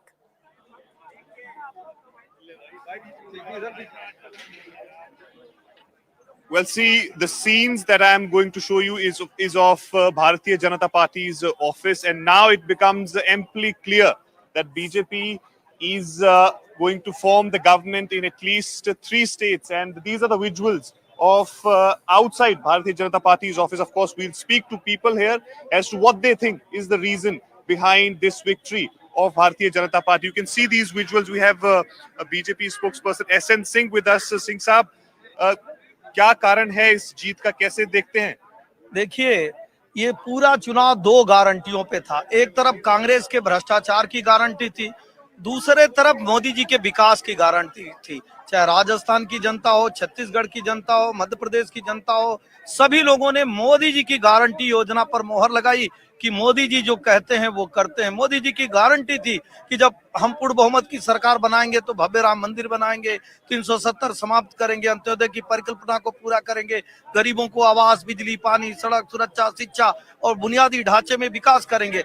निश्चित तौर पे प्रदेश की जनता कैसे स्वागत करेंगे प्रधानमंत्री का आप लोग? देखिए, भारतीय जनता पार्टी एक कैडर बेस पार्टी है और सभी लोग कार्यकर्ता हैं। हमारे जितने पदाधिकारी गण हैं वो भी एक कार्यकर्ता हैं। सभी लोग कार्यकर्ता बनकर एक जगह इकट्ठे होते हैं, आदरणीय प्रधानमंत्री जी का स्वागत करते हैं। चूंकि प्रधानमंत्री जी के लिए कहावत है कि वृक्ष कबहु नहीं फल बके, नदी न संचय नीर परमारथ के कारण साधु धरा शरीर। न सिर्फ भारतीय जनता पार्टी के लिए, पूरे देश के लिए, संपूर्ण राष्ट्र के लिए मोदी जी एक राष्ट्र सेवा के रूप में जैसे समर्पित तरीके से भारत को मिले हैं, राष्ट्र को मिले हैं। आज पूरे देश में खुशी का लहर है कि जो लोग सनातन को गाली देते थे, डेंगू मलेरिया कहते थे, धर्म को अपमानित करते थे, आज राष्ट्र को मानने वाले, धर्म को मानने वालों की जय जयकार हो रही है और धर्म को मानने वाले। Show the colors of that side as well. We'll speak to more people. Yes. As they've come here to celebrate this victory. Absolutely, Arun. Party. We'll keep coming back to you as you get us all those shots from the BJP headquarters. Laddus and dolls and celebration. The Prime Minister is expected to arrive there. And why not? This is an occasion of victory for them. They have in many ways, put their stamp on this big semi-final. It was said that if it was 2:2, 2 BJP, 2 to the Congress, then it would have been a divided one. But the BJP sweeping the Hindi heartland, it's a big leg up for the BJP. Some more updates coming in, and this is a statement coming in from the JDU MLA Rinku Singh. He has made a statement and taken a shot at the Congress party. There is an argument from the alliance party members, INDIA, that Congress party has ignored JDU and SP. The allegation on the Congress party is that there is an attempt to take the sole credit for the victory. And now it is time for the Congress party to project a non-Congress Prime Minister within the much talked about INDIA alliance, this alliance of about 28 political parties coming together, they were not able to come to any kind of seat sharing agreement when it came to assembly elections. In fact, there was a bitter war of words between the SP and the Congress party in the state of Madhya Pradesh. So clearly it doesn't look all good between the alliance partners. Listen in to what Rinku Singh said. जो चुनाव के नतीजे सामने आ रहे हैं उसे देख के तो लगता है कांग्रेस कहीं ना कहीं फेल हुई है। क्या वजह हो सकती है इसकी? क्या सनातन धर्म पे जो स्टेटमेंट्स आए थे उसके वजह से भी नुकसान हुआ है? देखिए, ये तो बिल्कुल सही है कि सनातन धर्म की वजह से जो स्टेटमेंट आए थे ये हम लोगों के लिए काफ़ी नुकसानदायक हुआ। और किसी भी पार्टी को, खासकर जहाँ किसी जाति विशेष, किसी धर्म विशेष की भावनाओं को ठेस पहुँचे, उस पार्टी को ऐसा बयान नहीं देना चाहिए जिससे किसी की धार्मिक भावनाओं को ठेस पहुँचे। और मुझे लगता है कि काफ़ी इसका गलत प्रभाव पड़ा। और जो हमारे 3 हिंदी भाषी राज्य थे, उस तीनों हिंदी जो भाषी राज्य थे उन पर इसका काफ़ी गलत प्रभाव पड़ा। और स्टालिन को ऐसे बयान से बचना चाहिए था, और खासकर उस समय जब कहीं चुनाव होना हो, क्योंकि चुनाव का आप देखेंगे तो इस पर काफ़ी गलत प्रभाव पड़ा था। अब कांग्रेस का वो इफेक्ट रहेगा इंडिया अलायंस पे? 6 तारीख को मीटिंग भी होने वाली है। नहीं, देखिए, कांग्रेस का तो कोई इफेक्ट नहीं रहेगा। सबसे बड़ी बात है कि जो एक स्वच्छ चेहरा होना चाहिए। माननीय मुख्यमंत्री बिहार प्रदेश जो हम लोग के गार्जियन भी हैं और बिहार के विकास पुरुष हैं, जिन्होंने सिर्फ बिहार को नहीं भारत को भी एक नई दिशा और दशा देने का प्रयास किया है। तो जब उन्होंने कहा था कि कांग्रेस अपने दिशाओं से भटक रही है, अब जहाँ 4 राज्य आप देखें चुनाव हुआ, अगर उस समय भी जो हमारी इंडिया अलायंस थी, ठीक है बिहार का अलग प्रभाव है, सब जगह का अलग प्रभाव, लेकिन जो इंडिया अलायंस था, अगर उस अलायंस को मिला के इस 4 राज्यों में लड़ा जाता, मुझे ऐसा प्रतीत होता है अगर 4 राज्यों में मिला जाता तो रिजल्ट कुछ ना कुछ सार्थक होता। 5 राज्यों में चुनाव हुआ था, बहुत अपेक्षा थी, बहुत उम्मीदें थी आप लोगों को, लेकिन पूरी हिंदी पट्टी में मध्य प्रदेश, छत्तीसगढ़, राजस्थान कांग्रेस के हाथ से निकल रही है, बीजेपी वहां पर हावी हो रही है। चुनाव में सभी विजयी लोगों को हम अपनी तरफ से शुभकामना करते हैं और जनता के सभी फैसलों, लोकतंत्र में जनता ही सर्वोपरि है, उसका स्वागत करते हैं। चुनाव में जय पराजय होती रहती है, लेकिन उसके कारणों को उसकी तह में जाने की आवश्यकता। नीतीश कुमार जी के मैराथन एफर्ट्स के बाद इंडिया गठबंधन अस्तित्व में आया। उस समय तीसरा मोर्चा प्रचलन में था। नीतीश कुमार जी ने कहा कि तीसरा मोर्चा नहीं, पहला मोर्चा बनना चाहिए, और उन्होंने BRS के जो मंसूबे थे उस पर पानी छोड़ा, और कांग्रेस पार्टी की जो महती भूमिका थी उसको रखा और कांग्रेस पार्टी को आगे बढ़ाने का प्रयास किया।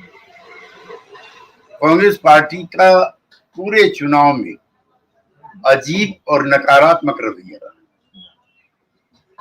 Janata Dal you, BSP, Samajwadi party, Uttar Pradesh के बाहर राजस्थान, मध्य प्रदेश और छत्तीसगढ़ में छोटी छोटी भूमिका में पिछले 25-30-40 वर्षों से अखिलेश यादव जी हों या हमारी पार्टी के राष्ट्रीय अध्यक्ष हों, किसी को भी किसी भी अवसर पर विश्वास में लेने का काम नहीं किया। मध्य प्रदेश में, राजस्थान में बीजेपी काफी आगे चल रही है, छत्तीसगढ़ में भी बीजेपी को बढ़त दिखाई जा रही है। जो चुनाव परिणाम सामने आ रहे हैं उस पर आप क्या कहेंगे? देखिए, अभी तो सिर्फ रुझान आए हैं।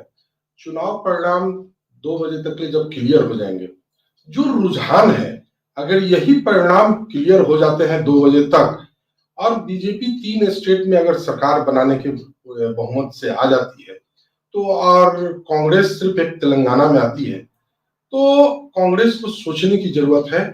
आज तक इंडिया गठबंधन को जो उन लोगों ने इग्नोर करके छोड़ दिया था, सभी अपने सहयोगियों के साथ जो पूर्व में उन्हें बैठक करनी चाहिए थी, आज मल्लिकार्जुन ने आज ध्यान उनको आया है कांग्रेस के अध्यक्ष जी को कि 6 तारीख को बैठक बुला रहे हैं इंडिया की, परंतु गठबंधन में तो उन्होंने अपने सभी छोटे पार्टियों को तो कोई भाव ही नहीं दिया। वे अपने आप को ही समझ रहे थे कि हम ही अकेले काफी हैं, और अकेले में वो 3 राज्यों में अपने कंपटीटर बीजेपी से पूरी तरह हार चुके हैं, जो रुझान बतला रहे हैं। तो ये कहीं ना कहीं कांग्रेस को आत्ममंथन करने की जरूरत है कि आपने जब गठबंधन बनाया तो गठबंधन का धर्म निभाना चाहिए था, सभी रीजनल पार्टियों को साथ लेकर इस चुनाव में आपको उतरना चाहिए था। आपने इस चुनाव में सभी रीजनल पार्टी को साइड कर दिया। अपना वर्चस्व दिखाने के चक्कर में आपने न सपा को, न जेडीयू को, न आरजेडी को, न अन्य दलों को, हेमंत सोरेन जी को, किसी को भाव आपने नहीं दिया। आज आपको सोचने की जरूरत है, आत्ममंथन करने की जरूरत है कि अगर हमें 24 में अगर चुनाव में आना है तो अपने सभी सहयोगियों को बैठ के उनके साथ राय मशवरा करने की सख्त जरूरत है आपको। All right, so clearly breakbacks coming in for the Congress party and of course the alliance partners INDIA, if that can be called an alliance, because electorally it has never really come to an agreement. But let's move on. There are far more reactions coming in. Some piece of breaking news. KTR has taken to social media to make a statement, and he goes on to say that he's grateful to the people of Telangana for giving his party BRS 2 consecutive terms of the government. He goes on to say that not saddened over the result today, but surely disappointed as it was not expected for us. But we will take this in our stride.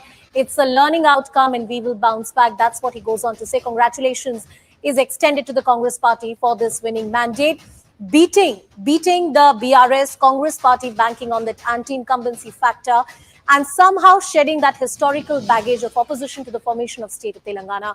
Something has worked right for the Congress party. Toya, what has worked right for the Congress party in the state of Telangana? Okay, let's take a look. So if you take a look, this is what the map is looking right now, 2023, as you can see over here. But let's just switch back very quickly.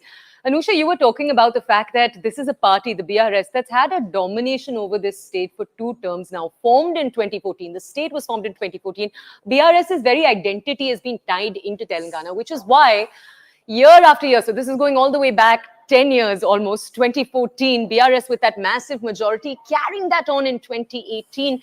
They had a lot of faith going into these elections, that with schemes like Raitu Bandhu, welfare schemes for farmers. Raitu Bandhu, you give 5,000 rupees to farmers that own land before the Kharif season, before the Rabi season. The hope was that would pay off with their agrarian supporters. Largely in this area, you can see that bet has not paid off at all, with the BJP also making inroads in this region. This region is a Congress stronghold. A Revanth Reddy runs in this region too. This is a stronghold. It stayed with them, but they've also, as you can see, had a massive intake over here towards the south of Telangana. We knew that they would have to win. Any party would have to win at least 2 of these 3 regions that we're talking about. Here you can see Congress has almost formed a ring of sorts around the state. Anusha, back to you. Absolutely, Toya. AIMIM continues to hold the Hyderabad seats, which they already have. But as Toya showed on the magic wall, the sea of blue, and how the Congress party has swept the rural parts of Telangana and once again retained that foothold that at one point existed for the Congress party in the undivided state. Cutting across to my colleague Swastika, she's joining us on the broadcast. Swastika, so you have the word coming in from the top BRS leader that they take this defeat in their stride. The reactions, the voices that you're hearing after these results.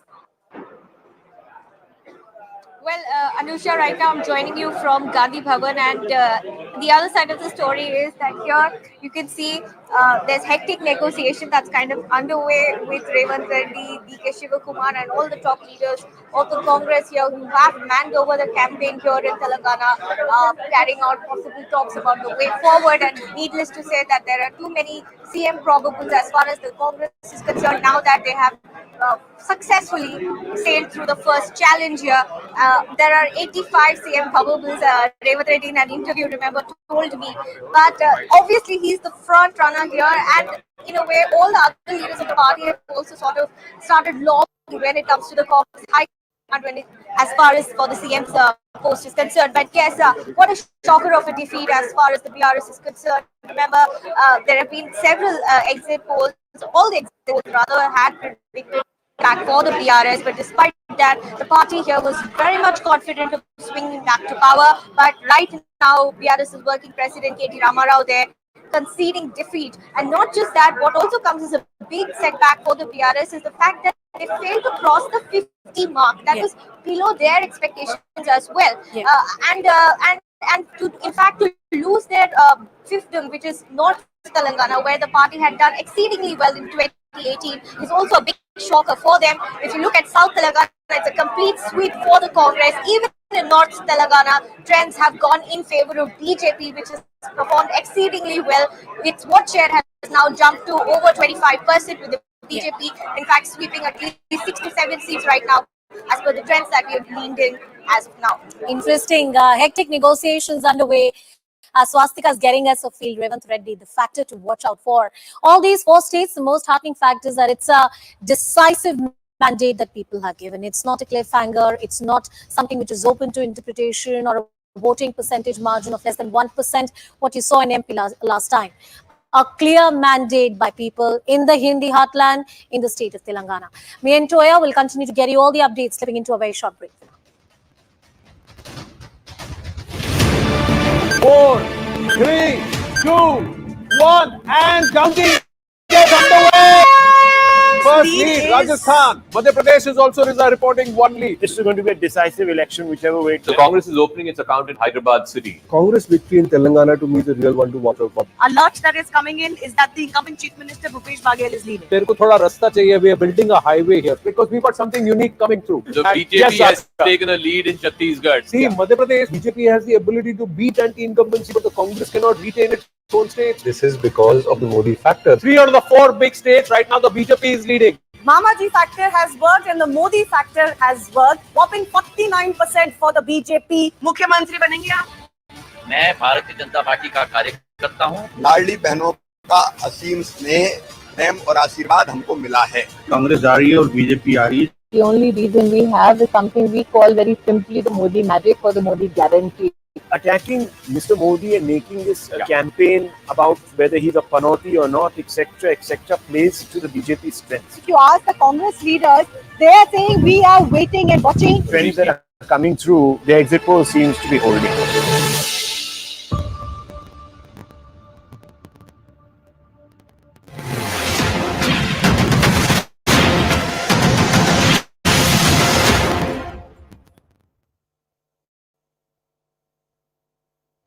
ICL FinCo महिलाओं के खिलाफ जो तरीके लगातार यहाँ पे crime थी, लगता है वो सब जो है देखिए, राजस्थान की जनता ने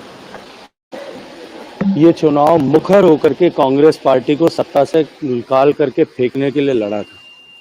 तमाम तरह के प्रलोभन दिए गए, झांसे दिए गए, लेकिन राजस्थान की जनता स्वाभिमानी जनता है और उन्होंने ये मानस बना लिया था, तय कर दिया था कि महिलाओं का सम्मान की रक्षा न करने पाने वाली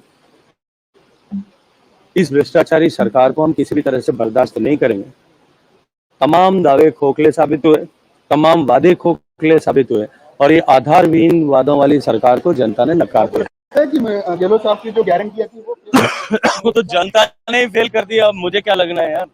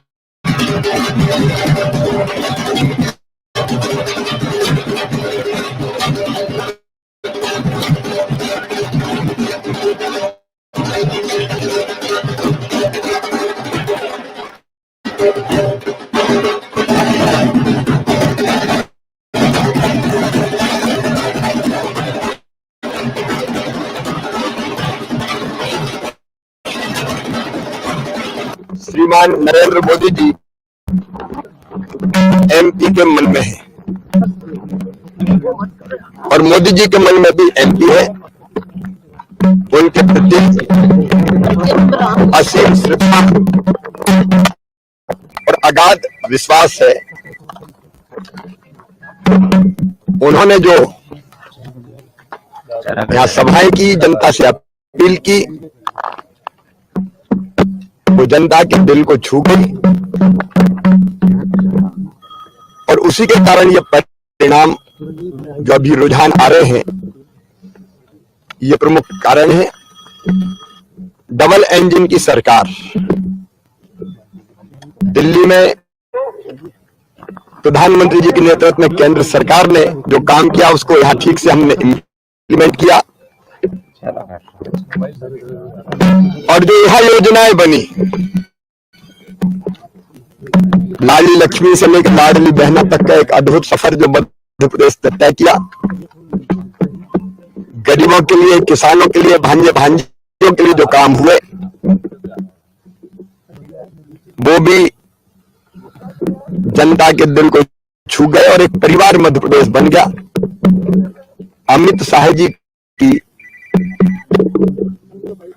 अचूक रणनीति, उनका जिस ढंग से यहां साथ मिला, और हमारे राष्ट्रीय अध्यक्ष श्रीमान जी का मार्गदर्शन, हमारे संगठन के नेतृत्व में कार्यकर्ताओं ने अनथक परिश्रम किया।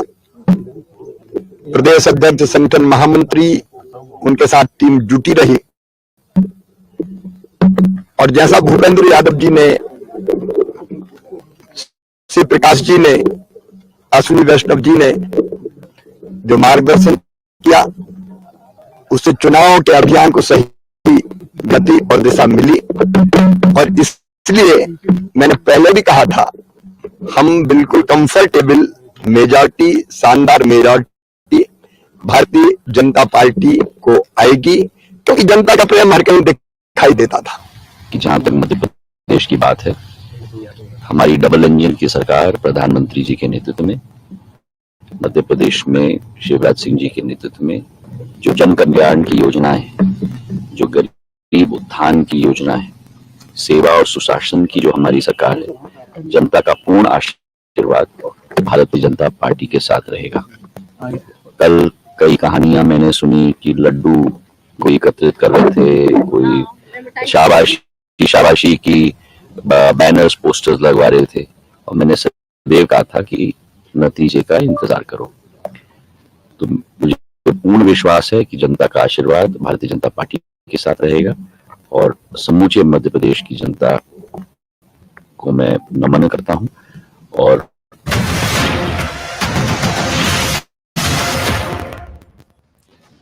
Welcome back. You're watching CNN News 18. We continue to keep our focus on the big results. A historic mandate that has been given to the BJP in the Hindi heartland, sweeping the states of Rajasthan, Madhya Pradesh and Chhattisgarh, and of course proving everyone wrong who thought that Chhattisgarh was going back to the Congress party. Interesting trend that we witnessed in Telangana, where the Congress party, taking advantage of the anti-incumbency, is in a position to form the government. What led to that victory of the BJP in the Hindi heartland, and are they disappointed with what has happened in Telangana?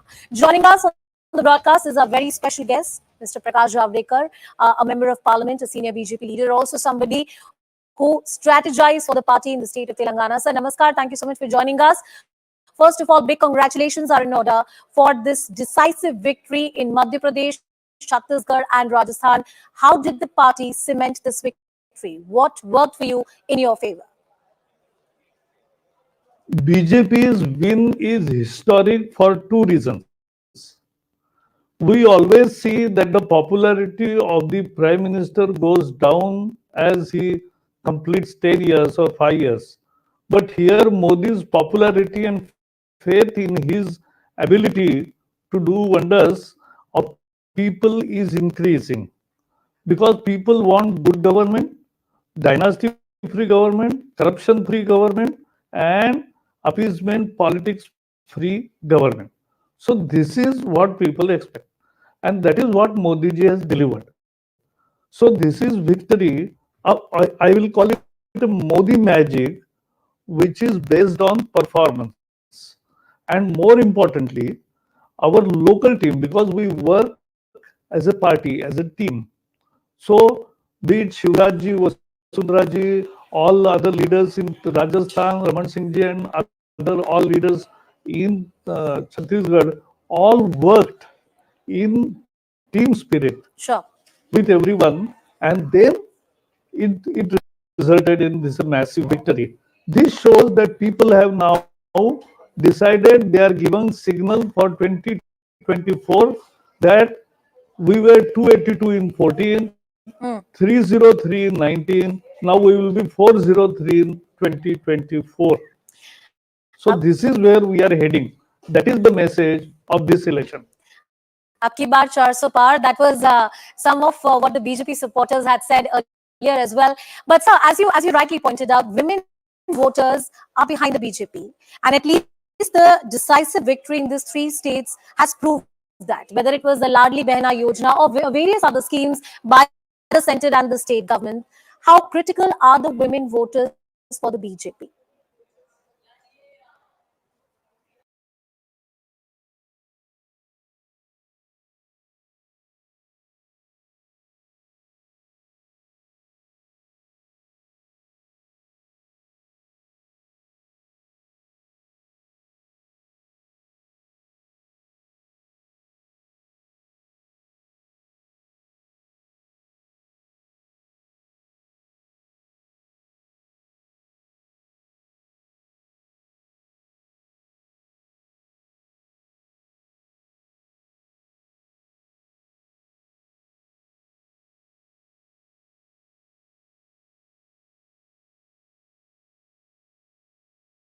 Months more. So people are really happy. Mudra loans to 35 crore, creating employment of more than 20 crore people. So this is new employments.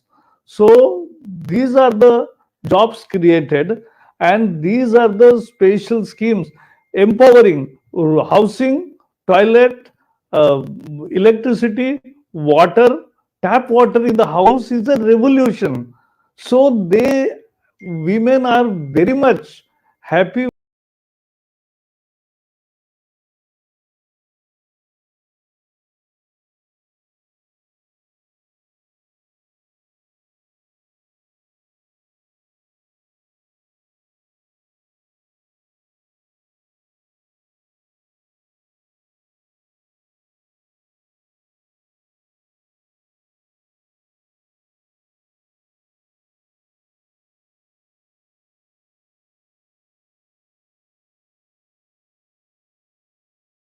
Modi magic has worked. There is only one guarantee which works in India. It's a Modi guarantee.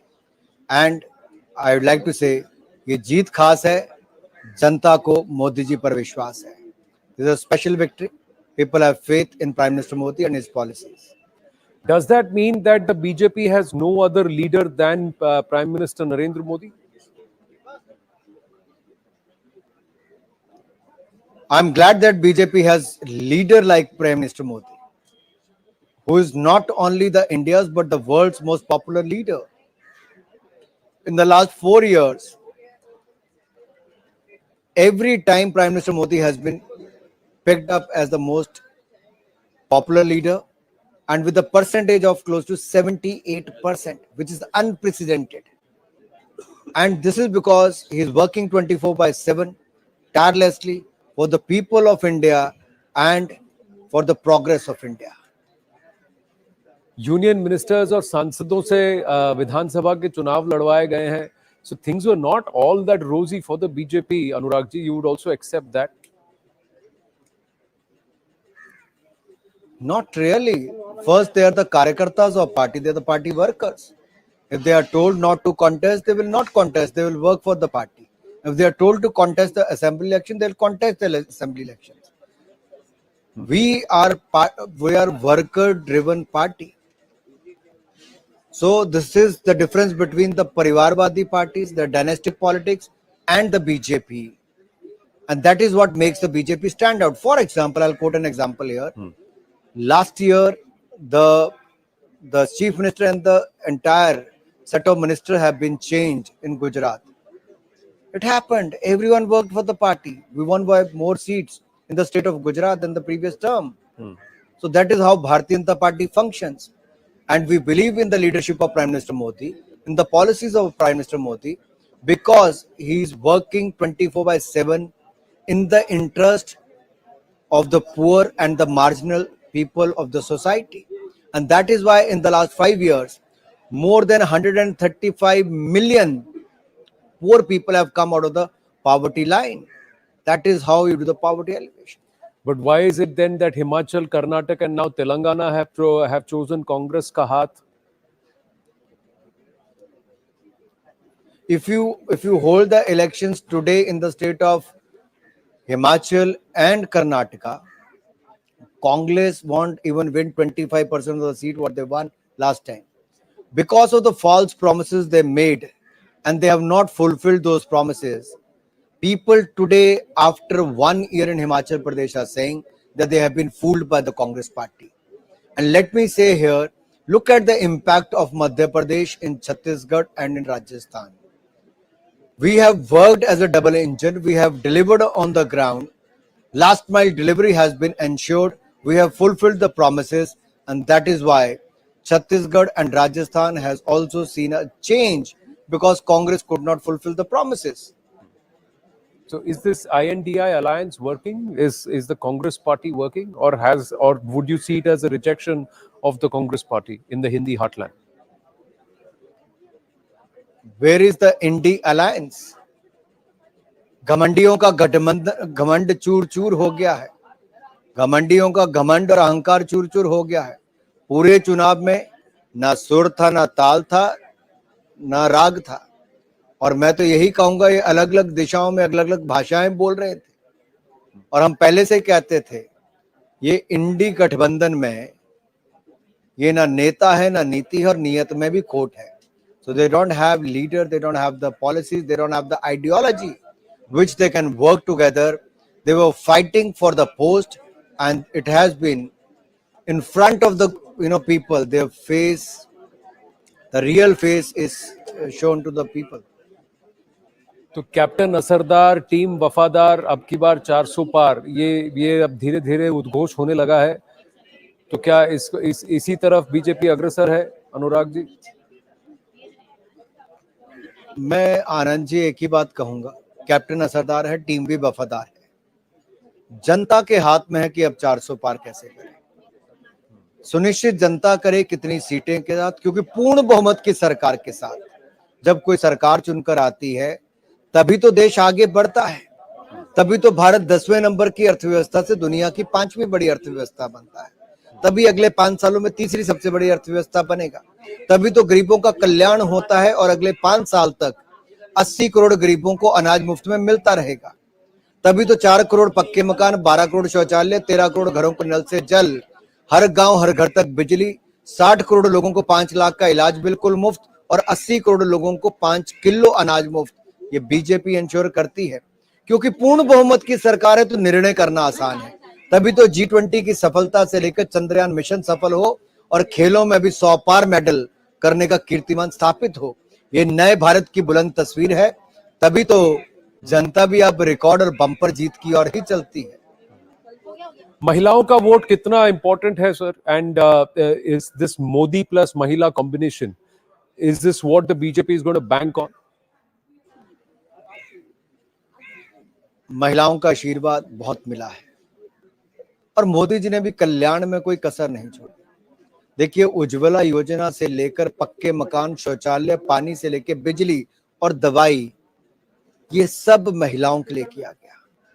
नारी शक्ति वंदन bill, 33% आरक्षण विधानसभा से लेकर लोकसभा तक. Others have only promised 33%, but BJP has fulfilled that promise, which others couldn't deliver in last 70 years. BJP has done that under the able leadership of Prime Minister Modi.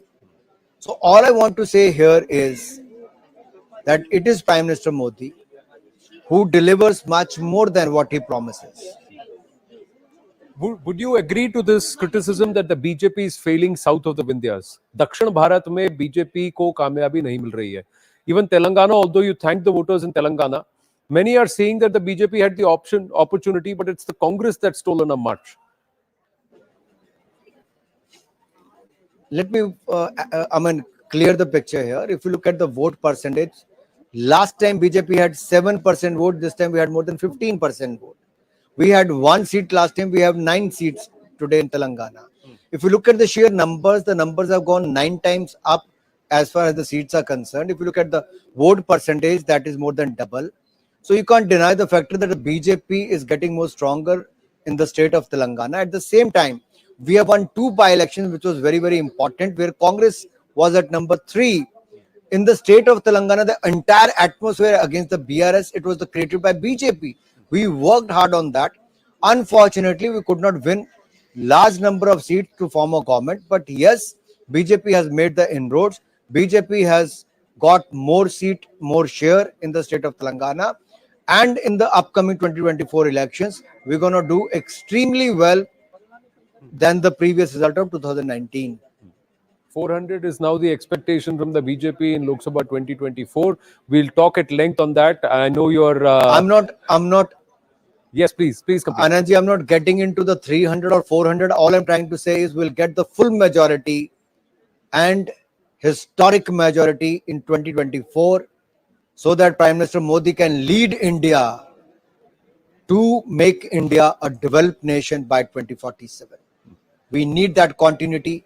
We need that progress of India, and that comes with the able leadership like Prime Minister Modi at the helm of affairs. Thank you very much, Anurag Thakurji, for speaking with us here at CNN News 18. The coverage continues. Over to you, Anusha. Dhanyavad, Anandji. Thank you for that exclusive conversation, Anand, and Union Minister Anurag Thakur pointing out how the women voters, महिलाओं का आशीर्वाद बहुत सारा मिला है, and in the times to come, if this was a precursor to the big battle of 2024, it will be advantage BJP. Janta Janardhan, the people of this country and the world's largest democracy are going to decide in the times to come. Slipping into a very short break.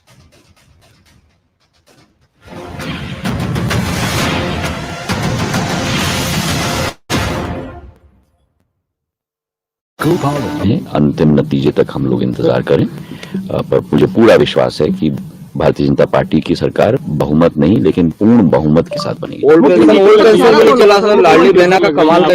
अब मैंने आपको सदैव कहा मैं ज्योतिष नहीं हूँ, तो मैंने कहा है बहुमत नहीं पूर्ण संपूर्ण बहुमत के साथ सरकार। क्या कारण मानते हैं जनता को इतना समर्थन मिला है, क्या वजह है? मैंने यही कहा कि हमारी डबल इंजन की सरकार, प्रधानमंत्री जी का नेतृत्व, प्रदेश में हमारी जन कल्याणकारी योजनाएं, इन सभी के आधार पर हमारा जनता के साथ एक व्यक्तिगत और हृदय का संबंध, सुशासन की सरकार, यही कारण है। मुझे पूर्ण विश्वास है कि दिग्विजय सिंह 2 दिन से आप अटैक कर रहे हैं। कल भी उन्होंने कहा कि हमारे पास इंडिया जैसे नहीं है, हमारी कांग्रेस नहीं टूटेगी, नहीं होगी। उनके हर एक बद्दुआ का मैं स्वागत करता हूं और दिग्विजय सिंह जी को मैं अपने तरफ से, अपने दिल के गहराइयों से मैं उनको शुभकामनाएं भी देता हूं। ठीक है, थैंक यू सर। तो इस वक्त हमारे साथ सबसे बड़े दंगल में बातचीत करने के लिए मध्य प्रदेश में भोपाल में जो बीजेपी के अध्यक्ष हैं वी.डी. शर्मा इस वक्त हमारे साथ है। हम मुझसे समझते हैं सर, क्या ये मतलब आपका जाहिर तौर पर आपका दावा है कि मध्य प्रदेश में बीजेपी की सरकार बनेगी? प्रदेश में भारतीय जनता पार्टी की प्रचंड बहुमत की सरकार बनेगी। ये कोई हमें न घमंड है न गुरूर है। भारतीय जनता पार्टी की सरकार ने माननीय प्रधानमंत्री मोदी जी के नेतृत्व में मध्य प्रदेश के अंदर भारतीय जनता पार्टी की सरकार ने, डबल इंजन की सरकार ने जो विकास और गरीब अभी इस वक्त किशोर हमारे साथ वी.डी. शर्मा मध्य प्रदेश बीजेपी के अध्यक्ष हैं, हम उनसे बात कर रहे हैं। अभी तो जो ट्रेंड आगे किशोर आपसे कह रहे हैं कि अभी ट्रेंड नए जो अभी ट्रेंड है, ताजे ट्रेंड है, वो तो बीजेपी को आगे दिखा रहे हैं। बीजेपी को आगे दिखाएंगे और देखते जाइए, बीजेपी प्रचंड बहुमत के, अभी तक की सर्वाधिक सीटें भारतीय जनता पार्टी जीतेगी। ये जो भ्रम था, कांग्रेस केवल भ्रम और छल कपट की राजनीति कर रही थी, लेकिन जनता ने इन्हें जवाब दिया है और जनता भारतीय जनता पार्टी को आशीर्वाद दे रही है कि माननीय प्रधानमंत्री मोदी जी, हमारा इस अभियान का कैंपेन था कि मध्य प्रदेश के मन में मोदी और मोदी जी के मन में मध्य प्रदेश, उसको जनता ने भरपूर आशीर्वाद दिया है।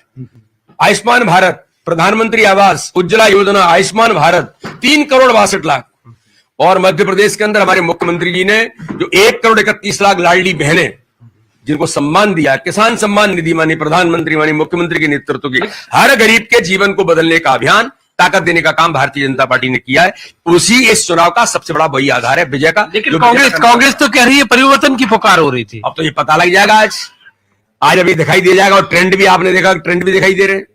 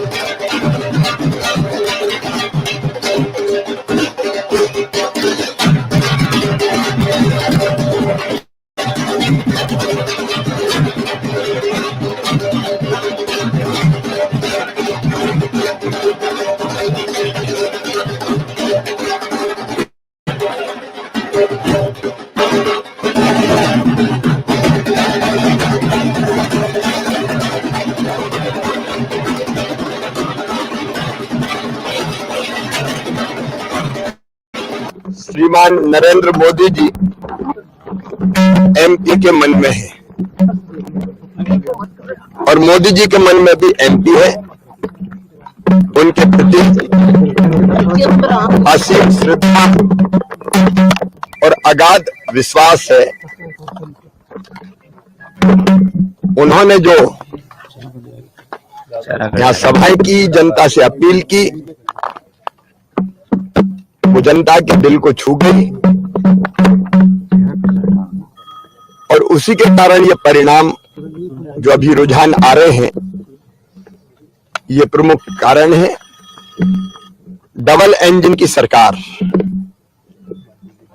दिल्ली में प्रधानमंत्री जी के नेतृत्व में केंद्र सरकार ने जो काम किया उसको यहाँ ठीक से हमने इम्प्लीमेंट किया और जो यहाँ योजनाएं बनी,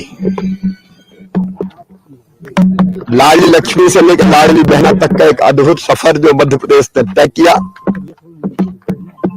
गरीबों के लिए, किसानों के लिए, भांजे भांजियों के लिए जो काम हुए,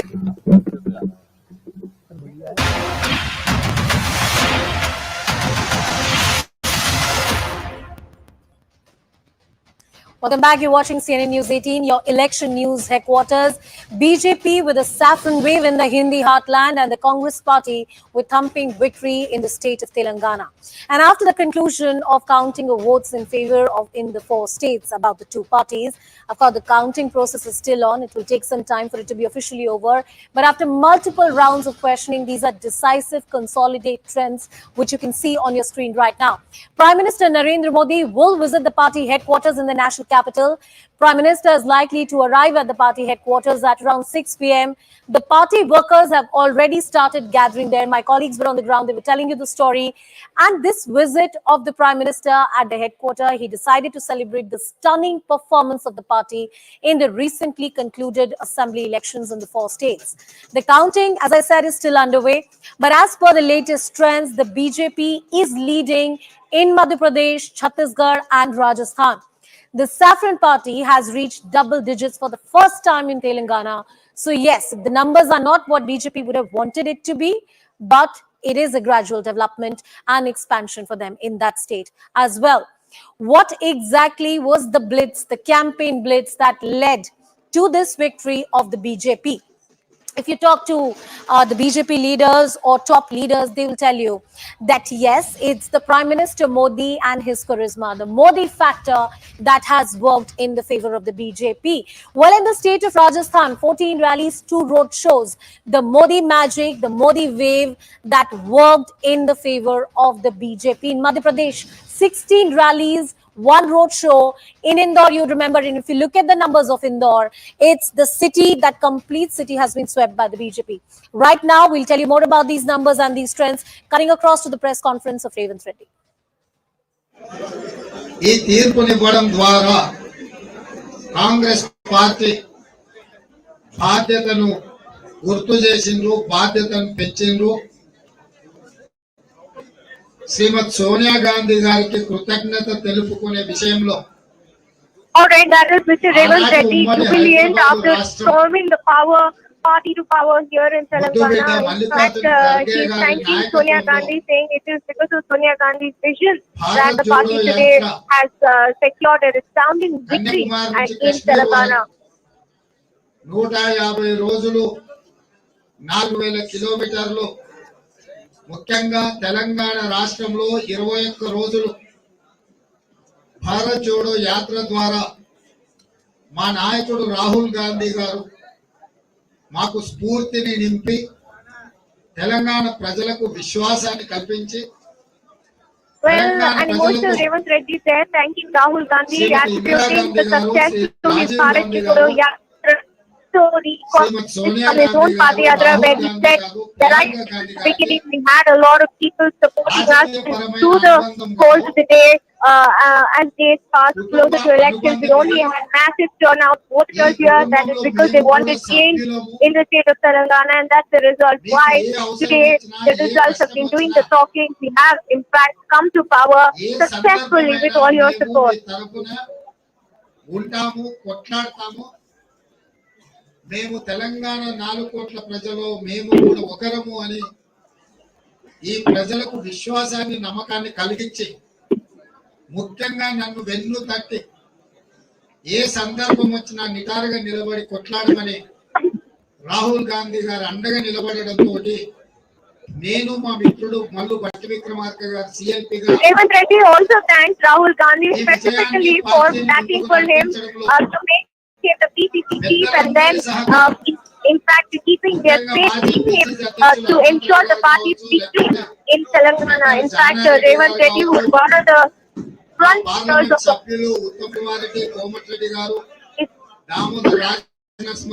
for their unwavering support to him despite all the obstacles that he has faced. Senior నాయకులందరి సహకారంతో ఈ రోజు ఈ విజయాన్ని సాధించినము. ఈ విజయాన్ని తెలంగాణ అమరవీరులకు అంకితం చేస్తున్నాము. Revanth Reddy says it's not the result of one person's hard work, this is the collective hard work of the entire senior leadership, right from Rahul, Priyanka Gandhi to AICC President Mallikarjun Kharge to all the leaders in Telangana who have in fact put up a grip to ensure that not only do they storm to power but also hand out a estimated defeat to the Bharat Rashtra Committee. ప్రపంచానికి ఒక ఉద్యమ స్ఫూర్తిని మానవ హక్కులను కాపాడడంలో Congress party ముందుంటుంది అని మానవ హక్కులను పునరుద్ధరించి The Congress party will fight for social justice. It will ensure that every single citizen of Telangana gets justice, gets all the things that they deserve, whether it is our guarantees or the welfare schemes that they have promised. They will ensure that in Telangana, nobody holds with a empty hand. Everybody is taken care of by the state government. Kalvakuntla Taraka Ramarao గారు అభినందించారు, వారిని స్వాగతిస్తున్నా. ప్రజలిచ్చిన తీర్పుకు తల వంచి కొత్త ప్రభుత్వం ఏర్పాటు చేయడానికి సంపూర్ణంగా ప్రతిపక్షము సహకరించి ప్రభుత్వ ఏర్పాటు ప్రక్రియలో కూడా ప్రతిపక్షాలందరూ He's also taking a deep that KTR, remember, who had expressed confidence of sweeping to power, also KTR making a hat-trick. He says that far from reality, the BRS continue to believe that they would come to power, but today the people in fact have shown the mirror to them and have voted for a party which will ensure the overall development of the state. Telangana రాష్ట్రంలో ప్రజల యొక్క హక్కులను కాపాడడానికి, పౌర హక్కులను నిలబెట్టడానికి Congress party సంపూర్ణంగా ప్రయత్నం చేస్తుంది. ఇదే కాకుండా తెలంగాణ ప్రజలకు ఇచ్చిన 6 గ్యారెంటీలు, మిగతా ఏమైతే రాహుల్ గాంధీ గారు చట్టబద్ధత కల్పిస్తామన్నారో వాళ్ళకి ఇచ్చిన రాహుల్ గాంధీ గారి మాటను నిలబెడుతూ మా సహజ మిత్రులైన కమ్యూనిస్టులు, ముఖ్యంగా సిపిఐ కూడా ఈరోజు మాతో కలిసి ఎన్నికలలో నెగ్గింది. ఎన్నికల్లో కలిసి పోటీ చేయకపోయినా సిపిఎం పార్టీని కూడా పరిగణలోకి తీసుకుంటాం.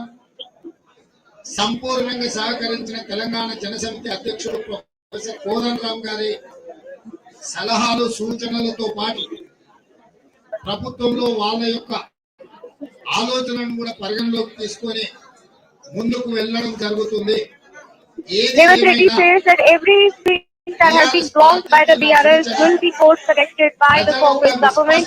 He has said that the Congress right from day one had to believe in themselves that they will in fact come to power, and today that has become a reality. He also goes on to say that the unwavering faith, in fact you can reiterating this point, unwavering faith that Rahul Gandhi bestowed on me is in fact the reason why I have able to pull this off, not individually but through the collective effort of all the colleagues who have worked together relentlessly day and night to ensure that the Congress comes to power in Telangana, the state that they fought for, by ultimately went into the hands of KTR, who became the beneficiary in 2014 and 2018, but not anymore, Revanth Reddy says. BRS ముందుకు వస్తదని మేము ఆశిస్తున్నాము.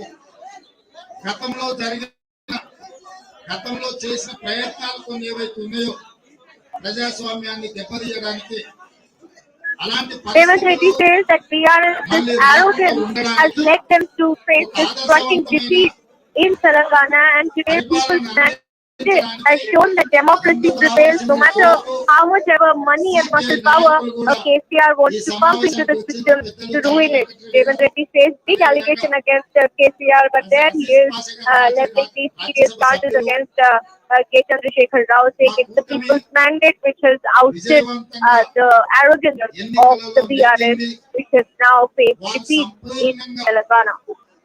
సహకరించినందుకు CPI పార్టీకి సంపూర్ణంగా సహకరించిన తెలంగాణ జనసమితి కోదండరామ్ గారికి PCC అధ్యక్షుడిగా నేను కృతజ్ఞతలు తెలియజేస్తున్నా. మీడియా మిత్రులకు నా విజ్ఞప్తి ఒకటే, ప్రజాస్వామిక విలువలను పెంపొందించడానికి అవసరమైన అన్ని చర్యలను మనము కలిసి భాగస్వాములమై మిగతా దేశానికి ఆదర్శంగా నిలబడడానికి సహకరించాల్సిందిగా నేను కోరుతున్నా. గతంలో జరిగినట్టుగా ఉండదు. సచివాలయ గేట్లు సామాన్యులకు తెరుచుకుంటే Pragathi Bhavan doctor Babasaheb He's saying that this will be people's governance. This will be Congress will come up with a government in Telangana where he will ensure that people's mandate prevails over any kind of autocratic rule that we saw in Asia. In fact, huge celebrations here in Bandi Bhavan right now. You can hear chants of Revanth supporters supporting him, calling him the next CM face of Telangana. And that's why he's been receiving a rousing reception from his supporters in Bandi Bhavan. Revanth Reddy, in fact, they're the man of the moment as far as the Congress is concerned. కాబట్టి తెలంగాణలో గతానికి రేపటి భవిష్యత్తుకు పూర్తిగా భిన్నంగా గతంలో 2004 నుంచి 2014 వరకు ఏ రకమైన ప్రజాస్వామిక పరిపాలన కాంగ్రెస్ పార్టీ ఇచ్చిందో దేశ స్థాయిలో, ఇక నుంచి తెలంగాణలో కూడా అదే స్ఫూర్తితోనే ముందుకు వెళ్తాము. కాబట్టి మళ్ళొక్కసారి శ్రీమతి సోనియా గాంధీ గారికి, శ్రీ మల్లికార్జున్ ఖర్గే గారికి ప్రత్యేకంగా నాకు ఒక స్ఫూర్తినిచ్చి భుజం పట్టి ఒక సోదరుడిగా Revanth Reddy there thanking Mallikarjun Kharge for campaigning here in Telangana and for giving him for keeping their faith in him and the state leadership, in fact, to go on with decisions for helping him. Well, the Revanth Reddy phenomena that has led to the victory of the Congress party. Let's also get you some more information, some more latest piece of breaking news which is coming in. The first challenge is done for the Congress party, which is to win the state of Telangana. Now, the race for the chief minister begins as several leaders start the internal lobbying. What are the front runners? Revanth Reddy, of course, who's the face of the party, who's being credited for reviving the Congress party. He has won from his constituency. And also KCR to land at second position in Kamareddy. Uttam Kumar Reddy, the 7th-term MLA, is another front runner that we're talking about.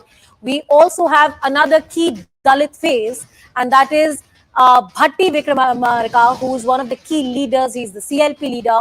There are several other front runners who have emerged in the last few hours. And as expected, Revanth Reddy, of course, is the biggest name that you can think of.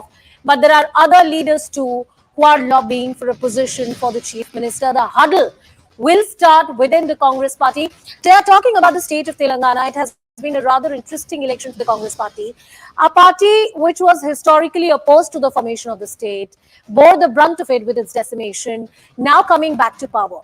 And it's largely the rural areas where it has swept. Would it be correct to say that? Or is there a rural-urban divide, Toya, perhaps, that we can talk about? Let's take a look at it on the map over here. And Anusha, as we do, let me also just tell our audiences very quickly. So Telangana is where, as you might remember a little earlier, we were pointing out to you that ring of the Congress's winnings almost right now. So when you want to understand the farmer story, the agrarian story in the state of Telangana, always remember it's in the north. This is also the BRS's stronghold. It's with the farmers in Telangana that they had that stronghold because of schemes like Raitu Bandhu, agrarian schemes that had farmers that had land very happy. It's the farmers without land that were unhappy because they weren't covered by schemes like that. But those are the rural areas up north. Now, the Congress's stronghold, and I just want to show you, we're operating off a 2018 map.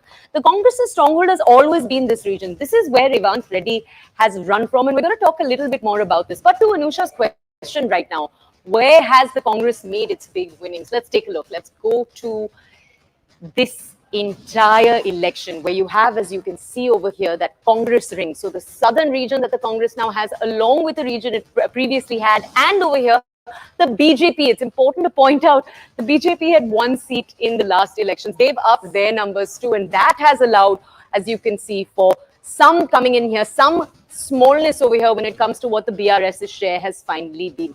But the most interesting question, and we'll go back to Anusha to understand more about this. The most interesting question is, what really worked for the Congress? Was it just a question of anti-incumbency against KCR, 2 terms of the BRS and Telangana wanting a change? Yeah. Or were there things that Revanth Reddy for the Congress did really well? He obviously had that early start, Anusha, but what else was it? Can you tell us more? So, Toya, of course, one factor, as you rightly pointed out, is the fact that in the manner in which the Congress party has been able to revive itself, the Reddy factor is a factor in the state of Telangana. That seems to work. And BRS also made that last-minute pitch about trying to get some minority votes. They promised an IT park, especially for the Muslim community in some portions of Telangana and the city of Hyderabad. That minority consolidation, that push of reaching out to the minority voters, I don't think that has really worked for the BRS that they really wanted to. I want to come across to Swastika as well. Swastika, a lot of key names emerging as this race for this chief minister, who will be the next chief minister, that picks up momentum. Tell us about what you're hearing, how the political chatter really is in the power corridors. Swastika. Well, very briefly, let me give you the scenes here at Gandhi Bhavan. You can see scores of supporters of the Congress here waiting to catch a glimpse of the man of the moment, who is Revanth Reddy. In fact, needless to say, he's the front runner as far as Congress's CM candidate is concerned. He has swept Kodangal. He has, in fact, pipped KCR to arrive at the 2nd position and take a lead, just a few, perhaps few numbers less than BJP's K T Rama Reddy. So Kamareddy is a fight that's still underway, 19 rounds to go. But as far as the mood here is concerned, there have been chants of Congress supporters jeering for Revanth Reddy's name, picking him as the chief ministerial face. But having said that, this is not going to be an easy ride as far as Congress's CM pick is concerned. They have managed to win the first challenge by winning Telangana. The second challenge is CM face. Hectic negotiations have already started. Various leaders were given to understand have also started lobbying for their individual portfolio. The second candidate I would say right now is Batti Vikramarka, a prominent SC leader who has in fact won his constituency, Madira. He's also the CLP leader of the party, and we're given to understand that he too has been vying for the chief ministerial post, has been in fact reaching out to the Congress High Command for it. The third phase is of course Uttam Kumar Reddy, and then the list kind of goes on. As far as Revanth Reddy is concerned, in an interview to me earlier, he said there are 85 chief ministerial probables, and that's certainly not going to be an easy one. Revanth, for one, is definitely hopeful of becoming the chief minister because of 2 things. One, the whole factor of bringing the Congress to power, at least from the face value, is riding on his shoulder, and also the fact that he directly took on KCR in Kamareddy. So the Congress effectively not just has scripted history as far as Telangana is concerned, they have managed to dislodge the BRS, which has failed to cross even 50 mark. And the second part is the anti-incumbency fort that KCR was facing has completely gone into Congress's favor, certainly about it. Absolutely. Stay with us, Swastika. I'm coming back to you. I'll just reiterate a piece of breaking news that has come in. K. Kavita, one of the top leaders of the BRS, has put out a tweet on social media. She has hailed the party. The family, and said that thank you for all the hard work. She goes on to acknowledge all the hard work of the party workers that has gone into it. And she also said that we are the servant of the people of Telangana, and whether in power or outside power, we will serve the people. So this is one of the messages that she's put across. And Toya, interestingly, Kavita was one of the leaders who was involved in a lot of controversy, the excise policy scam, allegations of corruption, and Kavita was one of the leaders who was talked about. Yeah, very much. That whole South lobby, as it was called during the excise policy controversy, controversy as it was playing out. The BRS saying that the centre is trying to nail them. So we saw all of that politics play out. I want to just see if Swastika remains connected with us. We'll take a question to her also to understand more about the situation right now in Telangana. But keeping a keen eye, remember, on the entire state and the factors that are at play over there. Let's go back to Swastika. Swastika, are you with us? Are you able to hear us? All right, Swastika, can you tell our audiences, many reports saying that the AICC had micromanaged the Telangana efforts similar to what they did in Karnataka. You were on the ground. Did you see that micromanagement take place, or was this Revanth Reddy's win?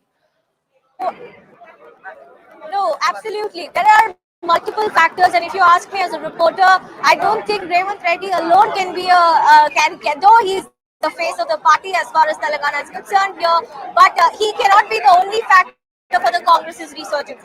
Main thing here is the anti-incumbency. Okay, there you see Toya just drifting away a little bit. There you can see supporters of Mr. Revanth Reddy with his cutouts, anxiously waiting to catch a glimpse of him. He's suddenly the man of the moment for the Congress here. He has been we've been chasing him for interviews, but he does not even have the time to sit down even for a minute right now, because after the Congress's sweeping mandate in Telangana, we are now waiting for the final numbers. There's hectic activity happening here at Gandhi Bhavan. I have not seen this kind of crowd ever in Gandhi Bhavan, but this is something that was expected, certainly, because the Congress, remember, is extremely confident of its win. And in fact, right now, inside the Gandhi Bhavan, there are meetings that are currently underway. Revanth Reddy, DK Shivakumar, all the Congress leaders from Karnataka, Deepa Dash Munshi, all of them, the AICC observers, are all inside waiting and in fact discussing the way forward. The biggest guest remains who's going to be the Chief Minister right now. But yes, Toya, back to you. So you can hear me still. Swastika, as you're getting us all the pictures and the hustle bustle and the enthusiasm at the party headquarters, the Congress party headquarters in the state of Telangana. I remember you tracking all these rallies while the campaigning was on. And the Revanth Reddy phenomena, or the manner in which he led this entire campaign for the Congress party, is something to be remembered for. What exactly worked in his favor? What is it that he was able to do as the leader of the party in the state that is responsible, one of the critical factors responsible for the victory of the party? As you rightly said, there are multiple factors at play, but he indeed is one of them. Definitely. As far as Revanth Reddy is concerned, just two words: conviction and grit. Right from the moment when the party started its campaigning, right from the word get-go, Revanth Reddy had given us a number. Revanth Reddy had said that he will, in fact, ensure the party wins at least 70 seats. We're waiting for the final number, but Revanth Reddy, remember, he's a man who's totally obsessed with service. Whenever he always tells me about numbers, and this time his arithmetic is completely right. The other factor is Sunil Kanugulu's extensive campaign. They've copied, or they have in fact stuck to their tried and tested and successful model in Karnataka. Here in Telangana, they came up with 6 guarantees and a welfare-driven manifesto, which definitely was the biggest positive factor. And the third big attribute would be the anti-incumbency against KCR. As far as Congress is concerned, Revanth Reddy, Uttam Kumar Reddy, Bandi Reddy, all of them are strong players, but what really worked in their favor, which bolstered their campaign, is the anti-incumbency factor. KCR took the risk of repeating 95% of its MLAs. 40% of them were facing anti-incumbency. But today, all of them have lost. That's also a big learning lesson for the BRS. The anti-incumbency, remember, was not as much against KCR as it was against his MLAs. Because if you look at the exit poll survey, many say that the Chief Minister face of KCR is still a popular mandate, but he lost out simply because the party took a risk of repeating MLAs who were facing severe anti-incumbency, and that's the thing that the party needs to retrospect on. Anusha, briefly, you get to see how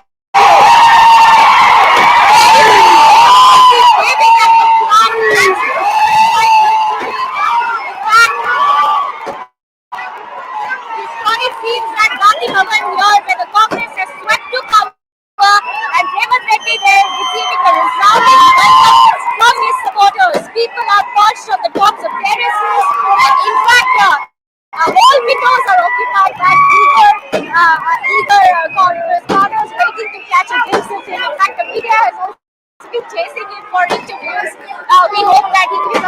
very soon. Revanth Reddy, there, what an innings that has been for him. He has not only won Kodangal, a seat that he lost last time, but this time around, he also picked KCR in Kamareddy to arrive at the second position. The BRS's candidate still continues to be, sorry, the BJP's candidate still continues to be at the lead position. But as far as Revanth is concerned, all pains were riding on him. In fact, Revanth had an aggressive campaign style. He's a street fighter. He's a man with conviction. He has a lot of grit about him. He's, in fact, ruffled the feathers of many of the senior Congress leaders who have been upset with his style of working. But today, all of that really gets compensated because Revanth Reddy really is the face as far as Congress's Telangana win is concerned. Whether or not he'll become the chief minister, only time will tell. But certainly, he's going to lobby hard for that post. Swastika, tell us, you were just saying he's someone who's known as an outsider too. He was part of the ABVP. He's been part of the TDP too. Tell our audiences a little bit more about the man himself, and has he actually won over the insiders in the Telangana Congress yet entirely? Definitely, and in fact, Toya, if you ask me, that was never even a consideration for voters because we went across different constituencies in Telangana. We tried to ask them about different themes based on which the parties were campaigning. But as far as Revanth Reddy is concerned, though he comes with an ABVP background in the early days of his political life, he went on to work with the TDP, was one of the strongest leaders of the TDP, broke apart with the TDP, joined the Congress in 2017, lost Kodangal in 2018 elections, and now here he is, the man really being, he is in fact, he's somebody who has crushed a BRS's vehicle. Today he's on top of an open top vehicle there, waving at his supporters eagerly. But Revanth Reddy, remember, has not had a peaceful or rather a non-controversial innings at the Congress. He has in fact stuck to two things, conviction and grit. These are the two words that I would really use to describe Revanth Reddy. And today not only has he won Kodangal by a huge margin, but also in Kamareddy, where he was directly taking on Chief Minister K Chandrasekhar Rao. KCR is at the third position, Revanth is at the second position, and the BJP candidate is at the top position. No surprises there because the BJP candidate is very strong. But to Revanth, nip the CM and then come to the second position is definitely a big message that has gone out. And the other thing is, Revanth is somebody who was initially blamed for breaking the party apart. In fact, now things have turned. The Congress here has put up a united fight. Definitely, Sunil Kanugulu takes the maximum credit for leading the campaign for the Congress the way they have, from social media to offline. You asked me about poll management. Congress had excellent micromanagement of elections on the ground, specifically in the rural areas, Anusha. In fact, they won the mandate of the rural people. Rural population used to be the core voters of the BRS. That has shrunk away, and Revanth Reddy or the Congress has clearly walked away with that piece of cake. Swastika Das reporting from the ground. The biggest festival of democracy are elections. And when people decide, the Janta Janardan decides that it's this particular party who's going to govern us for the next 5 years, the visuals at the Congress party headquarters in Telangana of celebration, similar visuals that you will see at the BJP headquarters as they have swept the Hindi heartland. One state that was very keenly watched out for is the state of Rajasthan, where BJP has cemented its victory. It's a swing state, which means the parties like BJP and Congress take turns to form government. What is it that has worked for the party in the state? We talk more about those factors, the caste equations that the party has got right, the kind of voters that they've been able to reach out to, and more importantly, the split within the Congress party. Is that something that added to the losses of the Grand Old Party? Let me try and cut across to my colleague Siddhant, who's joining us live, getting us more details on that entire story. Siddhant, tell us about the mood at the BJP headquarters in Jaipur. Well, that's right, Anusha. Crazy celebrations here at BJP headquarters, which is on Deen Dayal Upadhyay Marg. Perhaps you can see they have won 3 states. And what I could witness here, Anusha, is that the traditional music of all these 3 state are being played, is being played outside the venue where Prime Minister Modi is going to arrive sometime from now. And there you see the drums are being played. These are the traditional Rajasthani drums that are being played as a sign of a victory in Rajasthan. So this slowly has come from Rajasthan, and the drums are being played. On my right, you can see Anusha. This is the Sohan band, the typical Indian band. They are playing trumpet, and they have also come here. Then the dhols are being played. A typical Punjabi style celebration is also taking place. So people have come here in large numbers. These are BJP Karyakartas who have gathered here to celebrate the victory of Bandi Sanjay Kumar. So this is traditional Indian band which is on my right is the Bhangra which is right now underway. So they all are waiting right now here. In some time from now, the gates will open and they'll be allowed inside the BJP headquarters where Prime Minister Modi is going to come and address the Karyakartas. There's a lot of enthusiasm, energy today outside the BJP headquarters, especially when BJP has swept in the heart. And there has been a major victory for Bharatiya Janata Party. In fact, quite contrary to what exit polls have been telling us, one more state has fallen in BJP's bucket, and that has perhaps added more energy and more enthusiasm in Karyakartas here in National Capital.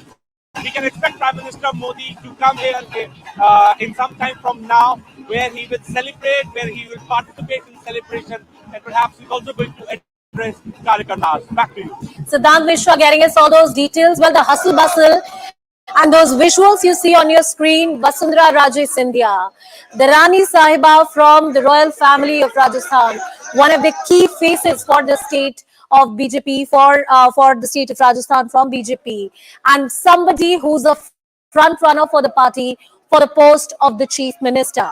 She has held on to her position. You can see her just walking out of the crowd. The media is trying to get a reaction from her. This victory was something that nobody was really sure of, but it has finally come in.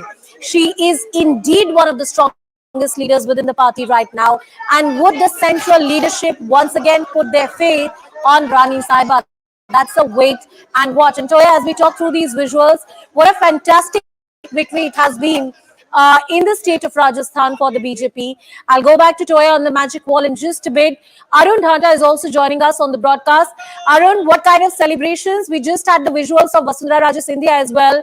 She was trying to talk to the media, everyone trying to get a reaction from her. The million-dollar question on everybody's mind: who would be the chief minister? Am I audible to you, Arun? Can you hear me? Not able to hear your question properly, but of course, let me show our viewers the celebratory mood here at the BJP office. Remember, this is the outside of BJP office. The entry for Karyakartas has not started yet. We know that Prime Minister Modi will be reaching here at around 7 o'clock, and that's when we will see Prime Minister Modi, coming together with these people. We have few people here.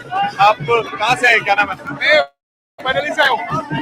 आज जो 3 राज्यों में Bharatiya Janata party की जो जीत हुई है, क्या कारण मानते हैं? सर देखिए, जीत होना निश्चित था, क्योंकि अब हिंदुस्तान से आगे आए और हिंदुस्तान में रहने का सही मजा मोदी की सरकार के बाद ही आना शुरू हुआ है। तो अब हिंदुस्तान के अब जीत निश्चित है। I can see these visuals here. All these Karyakartas who have come here to witness Prime Minister Modi. Will speak to some of them as well. आप कहाँ से आए? मैं उत्तर प्रदेश के बलिया से आए हैं। तो 3 राज्य जो है भाजपा जीत रही है, उम्मीद थी तो क्या कारण है इस जीत का? देखिए, प्रधानमंत्री जी का जिस तरीके से देश के प्रति जो विकास है, उस विकास को देखते हुए जो है मध्य प्रदेश की, छत्तीसगढ़ की और राजस्थान की जनता ने अपना पूरा आशीर्वाद दिया है। और दूसरी विकास यह है कि वहाँ पे महिलाएं जो है पीड़ित थी, वहाँ पे महिलाओं के साथ अपराध हो रहा था, और वहाँ पे महिलाओं ने जो है उस अपराध को देखते हुए जो है वहाँ पे प्रधानमंत्री वोट किया है, क्योंकि हमेशा प्रधानमंत्री जो है हमेशा महिलाओं के, युवाओं के, किसानों के उत्थान के लिए जो है कार्य करते रहे। आपको उम्मीद थी कि झारखंड भी जीत जाएंगे, छत्तीसगढ़ भी जीत जाएंगे? उम्मीद था प्रधानमंत्री जी के काम पे, और वहाँ बिल्कुल उम्मीद था। On that side you can see this is the entry gate. The floodgates are about to open in a short while, and then you will see all these BJP workers will be entering. And remember, you can see the Diwali lights being used in that BJP extension building. Flags you can see on the balconies of those rooms there. This is the new extension of the Bharatiya Janata Party, where for the very first time the victory celebration of Bharatiya Janata Party is going to take place. We have a few women as well here. We talk to them. क्या है ma'am इसमें बताइए, कैसे देखती है जीत को? आज बहुत खुशी का दिन है। मोदी ने जाति समीकरण को बदलते हुए आज साबित कर दिया है कि कोई छोटा नहीं है देश में, कोई बड़ा नहीं है, क्योंकि मैं खुद जनजातीय समाज से हूँ। उन्होंने समानता को तवज्जो देते हुए आज ये साबित कर दिया है कि हम सब एक हैं। भारत माता की जय। आप बताइए, आप महिलाओं ने काफी सपोर्ट किया है इस बार भाजपा को? बिल्कुल बहुत सपोर्ट किया है। मोदी है, मोदी है। That's what जो देखिए, राज तिलक की करो तैयारी, आ रहे भगवाधारी, और मोदी मैजिक जो मोदी गारंटी है वो लोगों में सर चढ़ के हो रहा है। अब ये 2029 तक लगातार रहेगा बरकरार। Modi magic, they're talking about Modi magic, and it will continue till 2029. That's what BJP कार्यकर्ता are saying. Modi ki guarantee और 400 के पार, the two slogans that you hear from the BJP headquarters. And of course, a build-up before the Prime Minister arrives there for the mega celebrations. It has been an extended Diwali for the Saffron Party. This remains our top focus here on CNN News 18. For now, slipping into a very short break. Stay tuned, stay with us.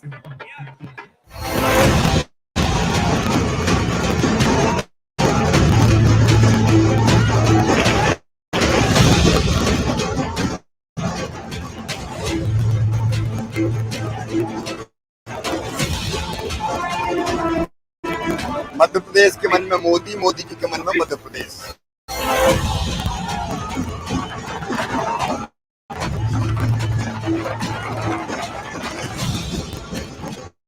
From day one, I am telling that we are going to form the government with a comfortable majority, and now also I am telling we will have a very comfortable majority. And totally, people have rejected in Chhattisgarh, Rajasthan, and Madhya Pradesh. People have totally rejected the Congress party.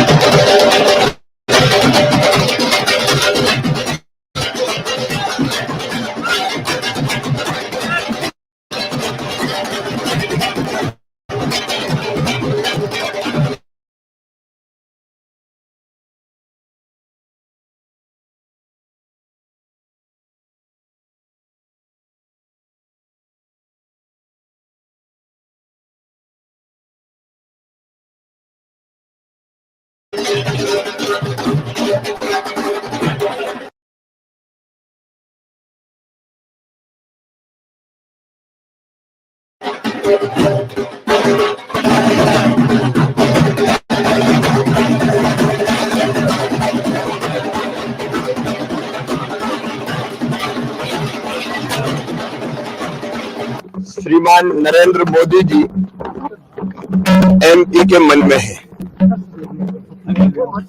और मोदी जी के मन में भी MP है। उनके प्रति उन्होंने जो सभाएं की, जनता से अपील की, वो जनता के दिल को छू गई और उसी के कारण ये परिणाम जो अभी रुझान आ रहे हैं, ये प्रमुख कारण है। डबल इंजन की सरकार, दिल्ली में प्रधानमंत्री जी के नेतृत्व में केंद्र सरकार ने जो काम किया उसको यहां ठीक से हमने इंप्लीमेंट किया। और जो यह योजनाएं बनी, लाडली लक्ष्मी से लेकर लाडली बहना तक का एक अद्भुत सफर जो मध्य प्रदेश ने तय किया, गरीबों के लिए, किसानों के लिए, भांजे भांजियों के लिए जो काम हुए वो भी जनता के दिल को छू गए और एक परिवार मध्य प्रदेश बन गया। अमित शाह जी की अचूक रणनीति, उनका जिस ढंग से यहां साथ मिला और हमारे राष्ट्रीय अध्यक्ष श्रीमान जेपी नड्डा जी का मार्गदर्शन, हमारे संगठन के नेतृत्व में कार्यकर्ताओं ने अनथक परिश्रम किया। प्रदेश अध्यक्ष, संगठन महामंत्री, उनके साथ टीम जुटी रही और जैसा भूपेंद्र यादव जी ने, शिव प्रकाश जी ने, अश्विनी वैष्णव जी ने जो मार्गदर्शन किया, उससे चुनाव के अभियान को सही गति और दिशा मिली। और इसलिए मैंने पहले भी कहा था, हम बिल्कुल कंफर्टेबल मेजॉरिटी, शानदार मेजॉरिटी भारतीय जनता पार्टी को आएगी, क्योंकि जनता का प्रेम हर कहीं दिखाई देता था। कि जहां तक मध्य प्रदेश की बात है, हमारी डबल इंजन की सरकार प्रधानमंत्री जी के नेतृत्व में, मध्य प्रदेश में शिवराज सिंह जी के नेतृत्व में जो जन कल्याण की योजनाएं, जो गरीब उत्थान की योजनाएं, सेवा और सुशासन की जो हमारी सरकार है, जनता का पूर्ण आशीर्वाद भारतीय जनता पार्टी के साथ रहेगा। कल कई कहानियां मैंने सुनी कि लड्डू कोई एकत्रित कर रहे थे, कोई शाबाशी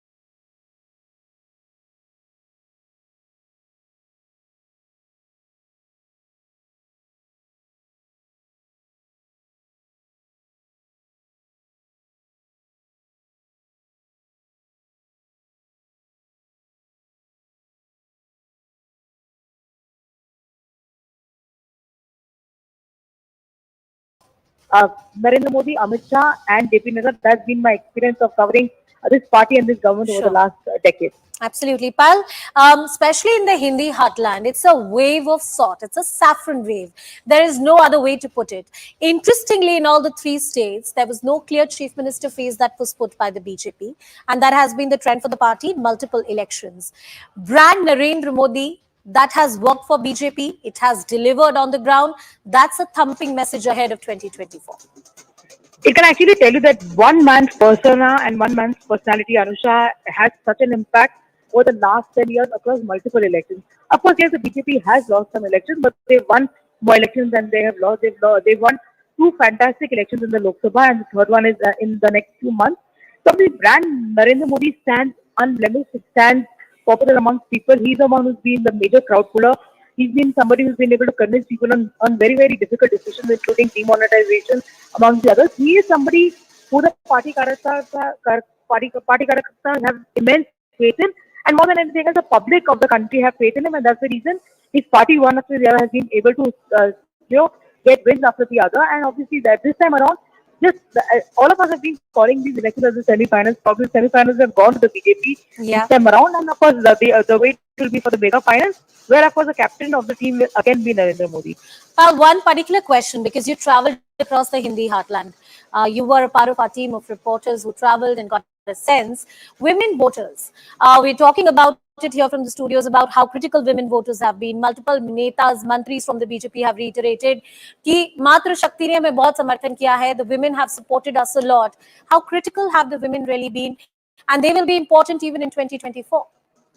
The women will be important not only in 2024 but even beyond that, given the fact this Narendra Modi-led government had the courage and the political will to in fact bring in what they call as the Women Reservation Bill and have it passed in the historical special session of Parliament. Having said that, the kind of schemes, the kind of benefits that they've been extended to the women in particular have been very, very well spoken about. That whole Ladli Behna scheme has turned around the fortunes of the Southern Party in Madhya Pradesh alone as well. In the other states, I remember even in the earlier Bihar election, the fact that Narendra Modi, was very, very supportive of the liquor ban is something which actually turned around the election in the BJP's favor, even though they were with Nitish Kumar at this point in time. And of course, the fact that, the Garib Kalyan Anna Yojana has been given, women have been empowered at multiple levels, their health has been looked after, benefits have been extended to them for maternity as well. So various things are women holding a very, very important spot. And what's very important, I've tried to all these states, it's very difficult to get the mood of the women. They will never come and tell you who they're voting for, but obviously the votes are there for everybody to see that they voted for development, they voted for work, and they voted for welfare. Okay, thank you, Payal. Payal has been part of our team of reporters on the ground. My colleague Anusha Soni and I will continue to bring you coverage from the news studios. The BJP taking in 3 of the states of the 4, the Congress securing a victory in Telangana. We'll keep our eyes on this. We'll see you in just a few minutes.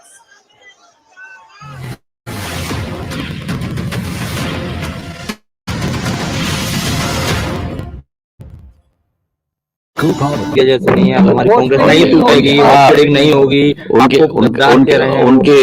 उनके हर एक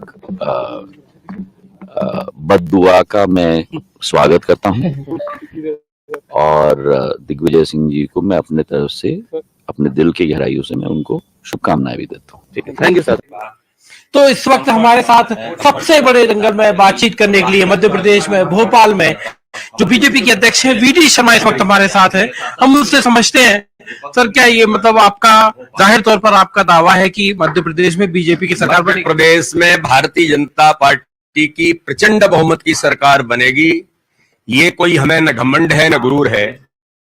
Bharatiya Janata party की सरकार ने माननीय प्रधानमंत्री मोदी जी के नेतृत्व में मध्य प्रदेश के अंदर भारतीय जनता पार्टी की सरकार ने डबल इंजन की सरकार ने जो विकास और गरीब अभी इस वक्त किशोर हमारे साथ वीडी शर्मा मध्य प्रदेश बीजेपी के अध्यक्ष हैं. हम उनसे बात कर रहे हैं. अभी तो जो ट्रेंड आने किशोर आपसे कह रहे हैं कि अभी ट्रेंड नए जो अभी ट्रेंड है, ताजे ट्रेंड है, वो तो बीजेपी को आगे दिखा रहे हैं. बीजेपी को आगे दिखाएंगे और देखते जाइए बीजेपी प्रचंड बहुमत की, अभी तक की सर्वाधिक सीटें भारतीय जनता पार्टी जीतेगी. ये जो भ्रम था, कांग्रेस केवल भ्रम और छल कपट की राजनीति कर रही थी, लेकिन जनता ने इन्हें जवाब दिया है और जनता भारतीय जनता पार्टी को आशीर्वाद दे रही है कि माननीय प्रधानमंत्री मोदी जी, हमारा इस अभियान का कैंपेन था कि मध्य प्रदेश के मन में मोदी और मोदी जी के मन में मध्य प्रदेश, उसको जनता ने भरपूर आशीर्वाद दिया है. आयुष्मान भारत प्रधानमंत्री आवास, उज्ज्वला योजना, आयुष्मान भारत, 3 करोड़ 62 लाख। और मध्य प्रदेश के अंदर हमारे मुख्यमंत्री जी ने जो 1 करोड़ 31 लाख लाडली बहनें जिनको सम्मान दिया, किसान सम्मान निधि मानी प्रधानमंत्री मानी मुख्यमंत्री के नेतृत्व की, हर गरीब के जीवन को बदलने का अभियान, ताकत देने का काम भारतीय जनता पार्टी ने किया है। उसी इस चुनाव का सबसे बड़ा वही आधार है विजय का। लेकिन कांग्रेस तो कह रही है परिवर्तन की पुकार हो रही थी। अब तो ये पता लग जाएगा, आज अभी दिखाई दे जाएगा। और ट्रेंड भी आपने देखा, ट्रेंड भी दिखाई दे रहे हैं।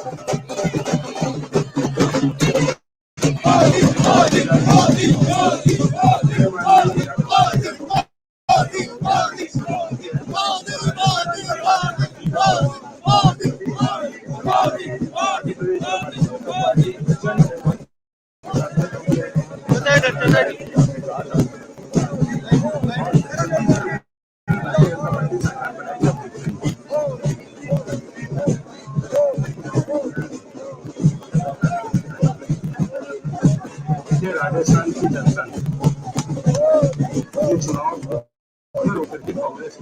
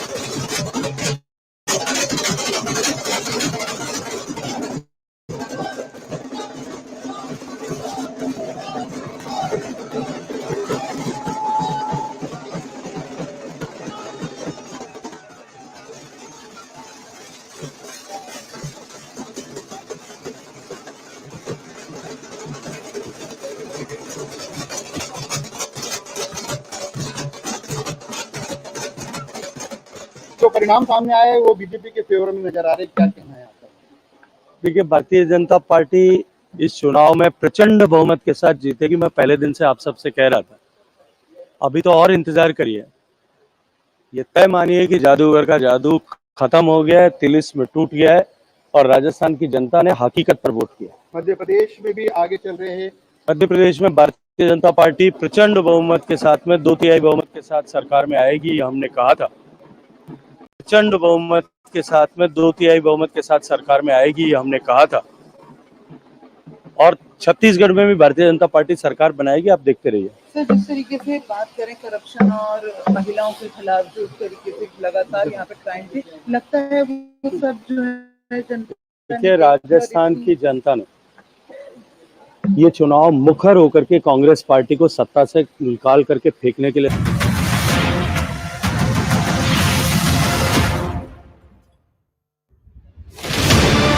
4, 3, 2, 1 and counting gets underway.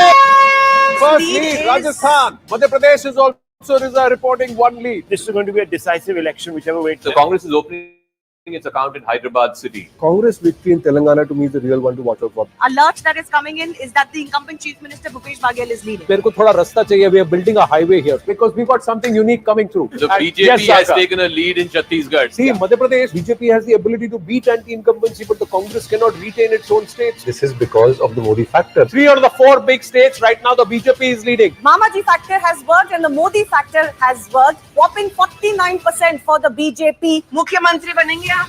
मैं भारतीय जनता पार्टी का कार्यकर्ता हूं। लाडली बहनों का असीम स्नेह प्रेम और आशीर्वाद हमको मिला है। कांग्रेस जा रही है और बीजेपी आ रही है। The only reason we have is something we call very simply the Modi magic or the Modi guarantee. Attacking Mr. Modi and making this campaign about whether he's a panoti or not, etc., plays to the BJP strengths. If you ask the Congress leaders, they are saying we are waiting and watching. Trends that are coming through, the exit poll seems to be holding.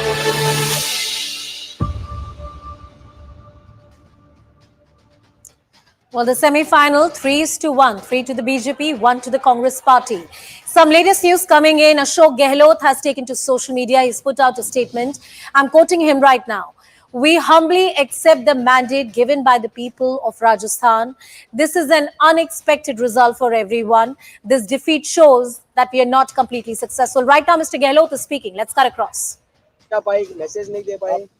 ये लगता है कि जो स्कीमें शानदार थी हमारी, कानून में ऐतिहासिक बनाए, पूरे देश में चर्चा उसकी है। स्कीमें ऐसी बनाई जो पूरे देश में चर्चा हो रही है।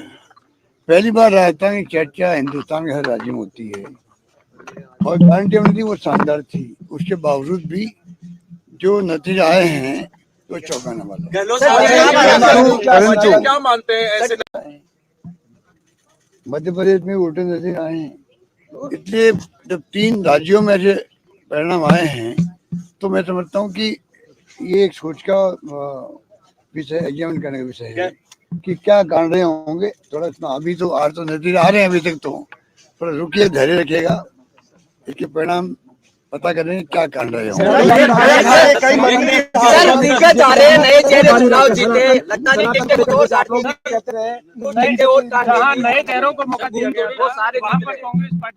अभी मेरी बात सुनो, जो ये जो प्रॉब्लम यहाँ थी, हम भी जानते हैं कि ये नए चेहरे लाने की बात थी कि नए उम्मीदवार आने चाहिए, पर ये मांग मध्य प्रदेश में थी नहीं, छत्तीसगढ़ में नहीं थी, तभी वहाँ भी चुनाव हारे हम लोग। तो ये कहना कि भाई नए चेहरे तो जीत जाते, वो गलत बात है। नंबर 2, नए चेहरे को हम सब लाइक करते हैं, पर जो सर्वे आए थे, जो भी आए थे, उसमें अगर किसी के खिलाफ में एंडिंग में थी तो नो ऑप्शन। इस प्रकार हालात बन गए थे, इसलिए वो भी जो फैसले हम करना चाहते थे वो नहीं हो पाए। लेकिन जो भाई मैंने कहा ना आपको, ये प्रॉब्लम मध्य प्रदेश में थोड़ी थी, ना एमपी में थी ना छत्तीसगढ़ में थी, चुनाव भी हमारे हैं। सर मेरा एक सवाल, अपना रोल क्या देखते हैं? अपना रोल क्या देखते हैं? देखिए, मैं तो जनसेवक हूँ, मैंने कहा अंतिम सांस तक मैं प्रदेश वाली सेवा करूँ। सर मेरा एक सवाल है, क्या भले मैं उसमें कोई पद पर रहूँ या नहीं रहूँ, मुझे तो सेवा का बचपन से शौक है और मैं उसी के अंतर्गत काम करता रहूंगा। आप लोगों के बीच में रहूंगा, राजस्थान और छत्तीसगढ़ प्रदेश वासियों के बीच में रहूंगा, उनकी सेवा करूंगा। सर ये फैसला क्या लोकसभा चुनाव को लेकर के जो कांग्रेस की तैयारी है, इंडिया अलायंस की तमाम कवायद चल रही थी, उसके लिए भी एक झटका मानते हैं? देखिए, इन बातों का फर्क तो पड़ता ही है, पर मैं समझता हूँ जैसे खड़गे साहब ने कहा है, क्योंकि चुनाव में खड़गे साहब ने, राहुल गांधी जी ने, प्रियंका जी ने कोई कमी नहीं रखी, सबने हमारे नेतृत्व में जम के कैंपेन किया यहाँ पर और हमारी स्कीम इतनी शानदार थी, हमें उम्मीद थी कि स्कीमों के आधार पर आगे जो वादे करें उनके आधार पर और कानून कैसे ऐसे पास किए उसके आधार पर सरकार हमारी बनेगी। नहीं बन पाई। खड़गे साहब ने आज भी कहा है कि जो हुआ तो हुआ है सबके सामने, हम इसको भी देखेंगे क्या कारण रहे होंगे, आगे पार्लियामेंट तैयारी करने की हमें शुरुआत करनी चाहिए। मेरा मानना कार्यकर्ताओं में कहना चाहूंगा, चुनाव में हार और जीत होती रहती है, कई कारण बन जाते हैं, उसमें जो मोदी जी, अमित शाह जी और जितने नेता आए थे बाहर थे, 5-7 मुख्यमंत्री आ गए, पूरा धावा बोला मेरे पर और सरकार पर। उनका टारगेट था क्योंकि सरकार गिरा नहीं पाती हो। मुझे उम्मीद थी कि जनता बदला लेगी उनसे कि आप लोग लोकतंत्र की हत्या कर रहे थे, सरकार गिराने का काम कर रहे थे, हॉस्टिंग कर रहे थे, जैसे आपने मध्य प्रदेश, कर्नाटक, महाराष्ट्र में करी। तो मैंने कहा जनता बदला लेगी। हो सकता है कि जनता वो बात समझ नहीं पाई होगी, इसलिए मैंने जो उम्मीद की थी कि जनता बदला लेगी इन लोगों से जो लोग हत्यारे हैं। उल्टा हो गया, जो भाषा बोल के वो गए हैं वो भड़काने वाली भाषा थी। तनाव पैदा करने वाली भाषा थी, दंगे करवाने वाली भाषा थी। बार बार कन्हैयालाल का नाम लेना, बार बार जो 370 और 3 तलाक की बात करना, मतलब उनके कोई मुद्दा था ही नहीं। जो वो राजस्थान में हम क्या काम किए, हमें उसकी आलोचना करते, वो उसकी कमियां बताते, खामियां बताते, हमें खुशी होती, बहस उस पर होती। होना वही चाहिए था। चुनाव विधानसभा के हैं, सभी लोग आए भड़का के गए। अब हो सकता है हिंदू और मुस्लिम और जो धर्म की बात ये लोग करते हैं वो भी एक कारण हो सकता है, क्योंकि जो दूरीकरण हुआ है, लगता है कि मध्य प्रदेश में छत्तीसगढ़ जैसे राज्य में जहाँ की एक तरफा जीत थी, मध्य प्रदेश में जनता इलेक्शन लड़ रही थी बीजेपी के खिलाफ में, ये माहौल था आज 4 महीने पहले, 3 महीने पहले, और राजस्थान के अंदर शानदार माहौल था। कल रात तक उम्मीद थी सरकार हमारी बनेगी, तब भी मैंने कहा परसों नहीं बनेगी तो हम विद ह्यूमिलिटी स्वीकार करेंगे मैंडेट। सर, जो सचिन पायलट के साथ, जो सचिन पायलट और आपके बीच में जो तनाव था, उसका भी असर पड़ा। Well, that's one factor he won't like to talk about, the pilot factor, but we'll talk about it. But first, a quick question from my colleague Pal to put this more into context. Pal, clearly it's difficult to accept defeat. Mr. Ashok Gehlot said he did not anticipate that Congress party would lose in this way. I'm sure the BJP would have anticipated this victory. What led to the victory of the party in the state of Rajasthan? Pal. Well, as far as Ashok Gehlot is concerned, it is politically correct on his part to at least accept the mandate of the people. That's the least that leaders can do, because elections come and elections go, but the public stays forever. Having said that, the BJP did 3 things that they did consistently. A, they kept on pointing out that there is a flaw in the Congress leadership. Ashok Gehlot and Sachin Pilot are not on the same page. That is something they dug deep in the minds of the people, and that's why governance is going to suffer. They relentlessly kept on pursuing the cases of these women who were being subjected to all kind of activities, including rapes and gory gang rape. That is something that they kept their focus on. There was relentless campaigning as far as that is concerned. And the third and the most important thing was when it comes to the future of the youth, that was being tampered with the paper leak.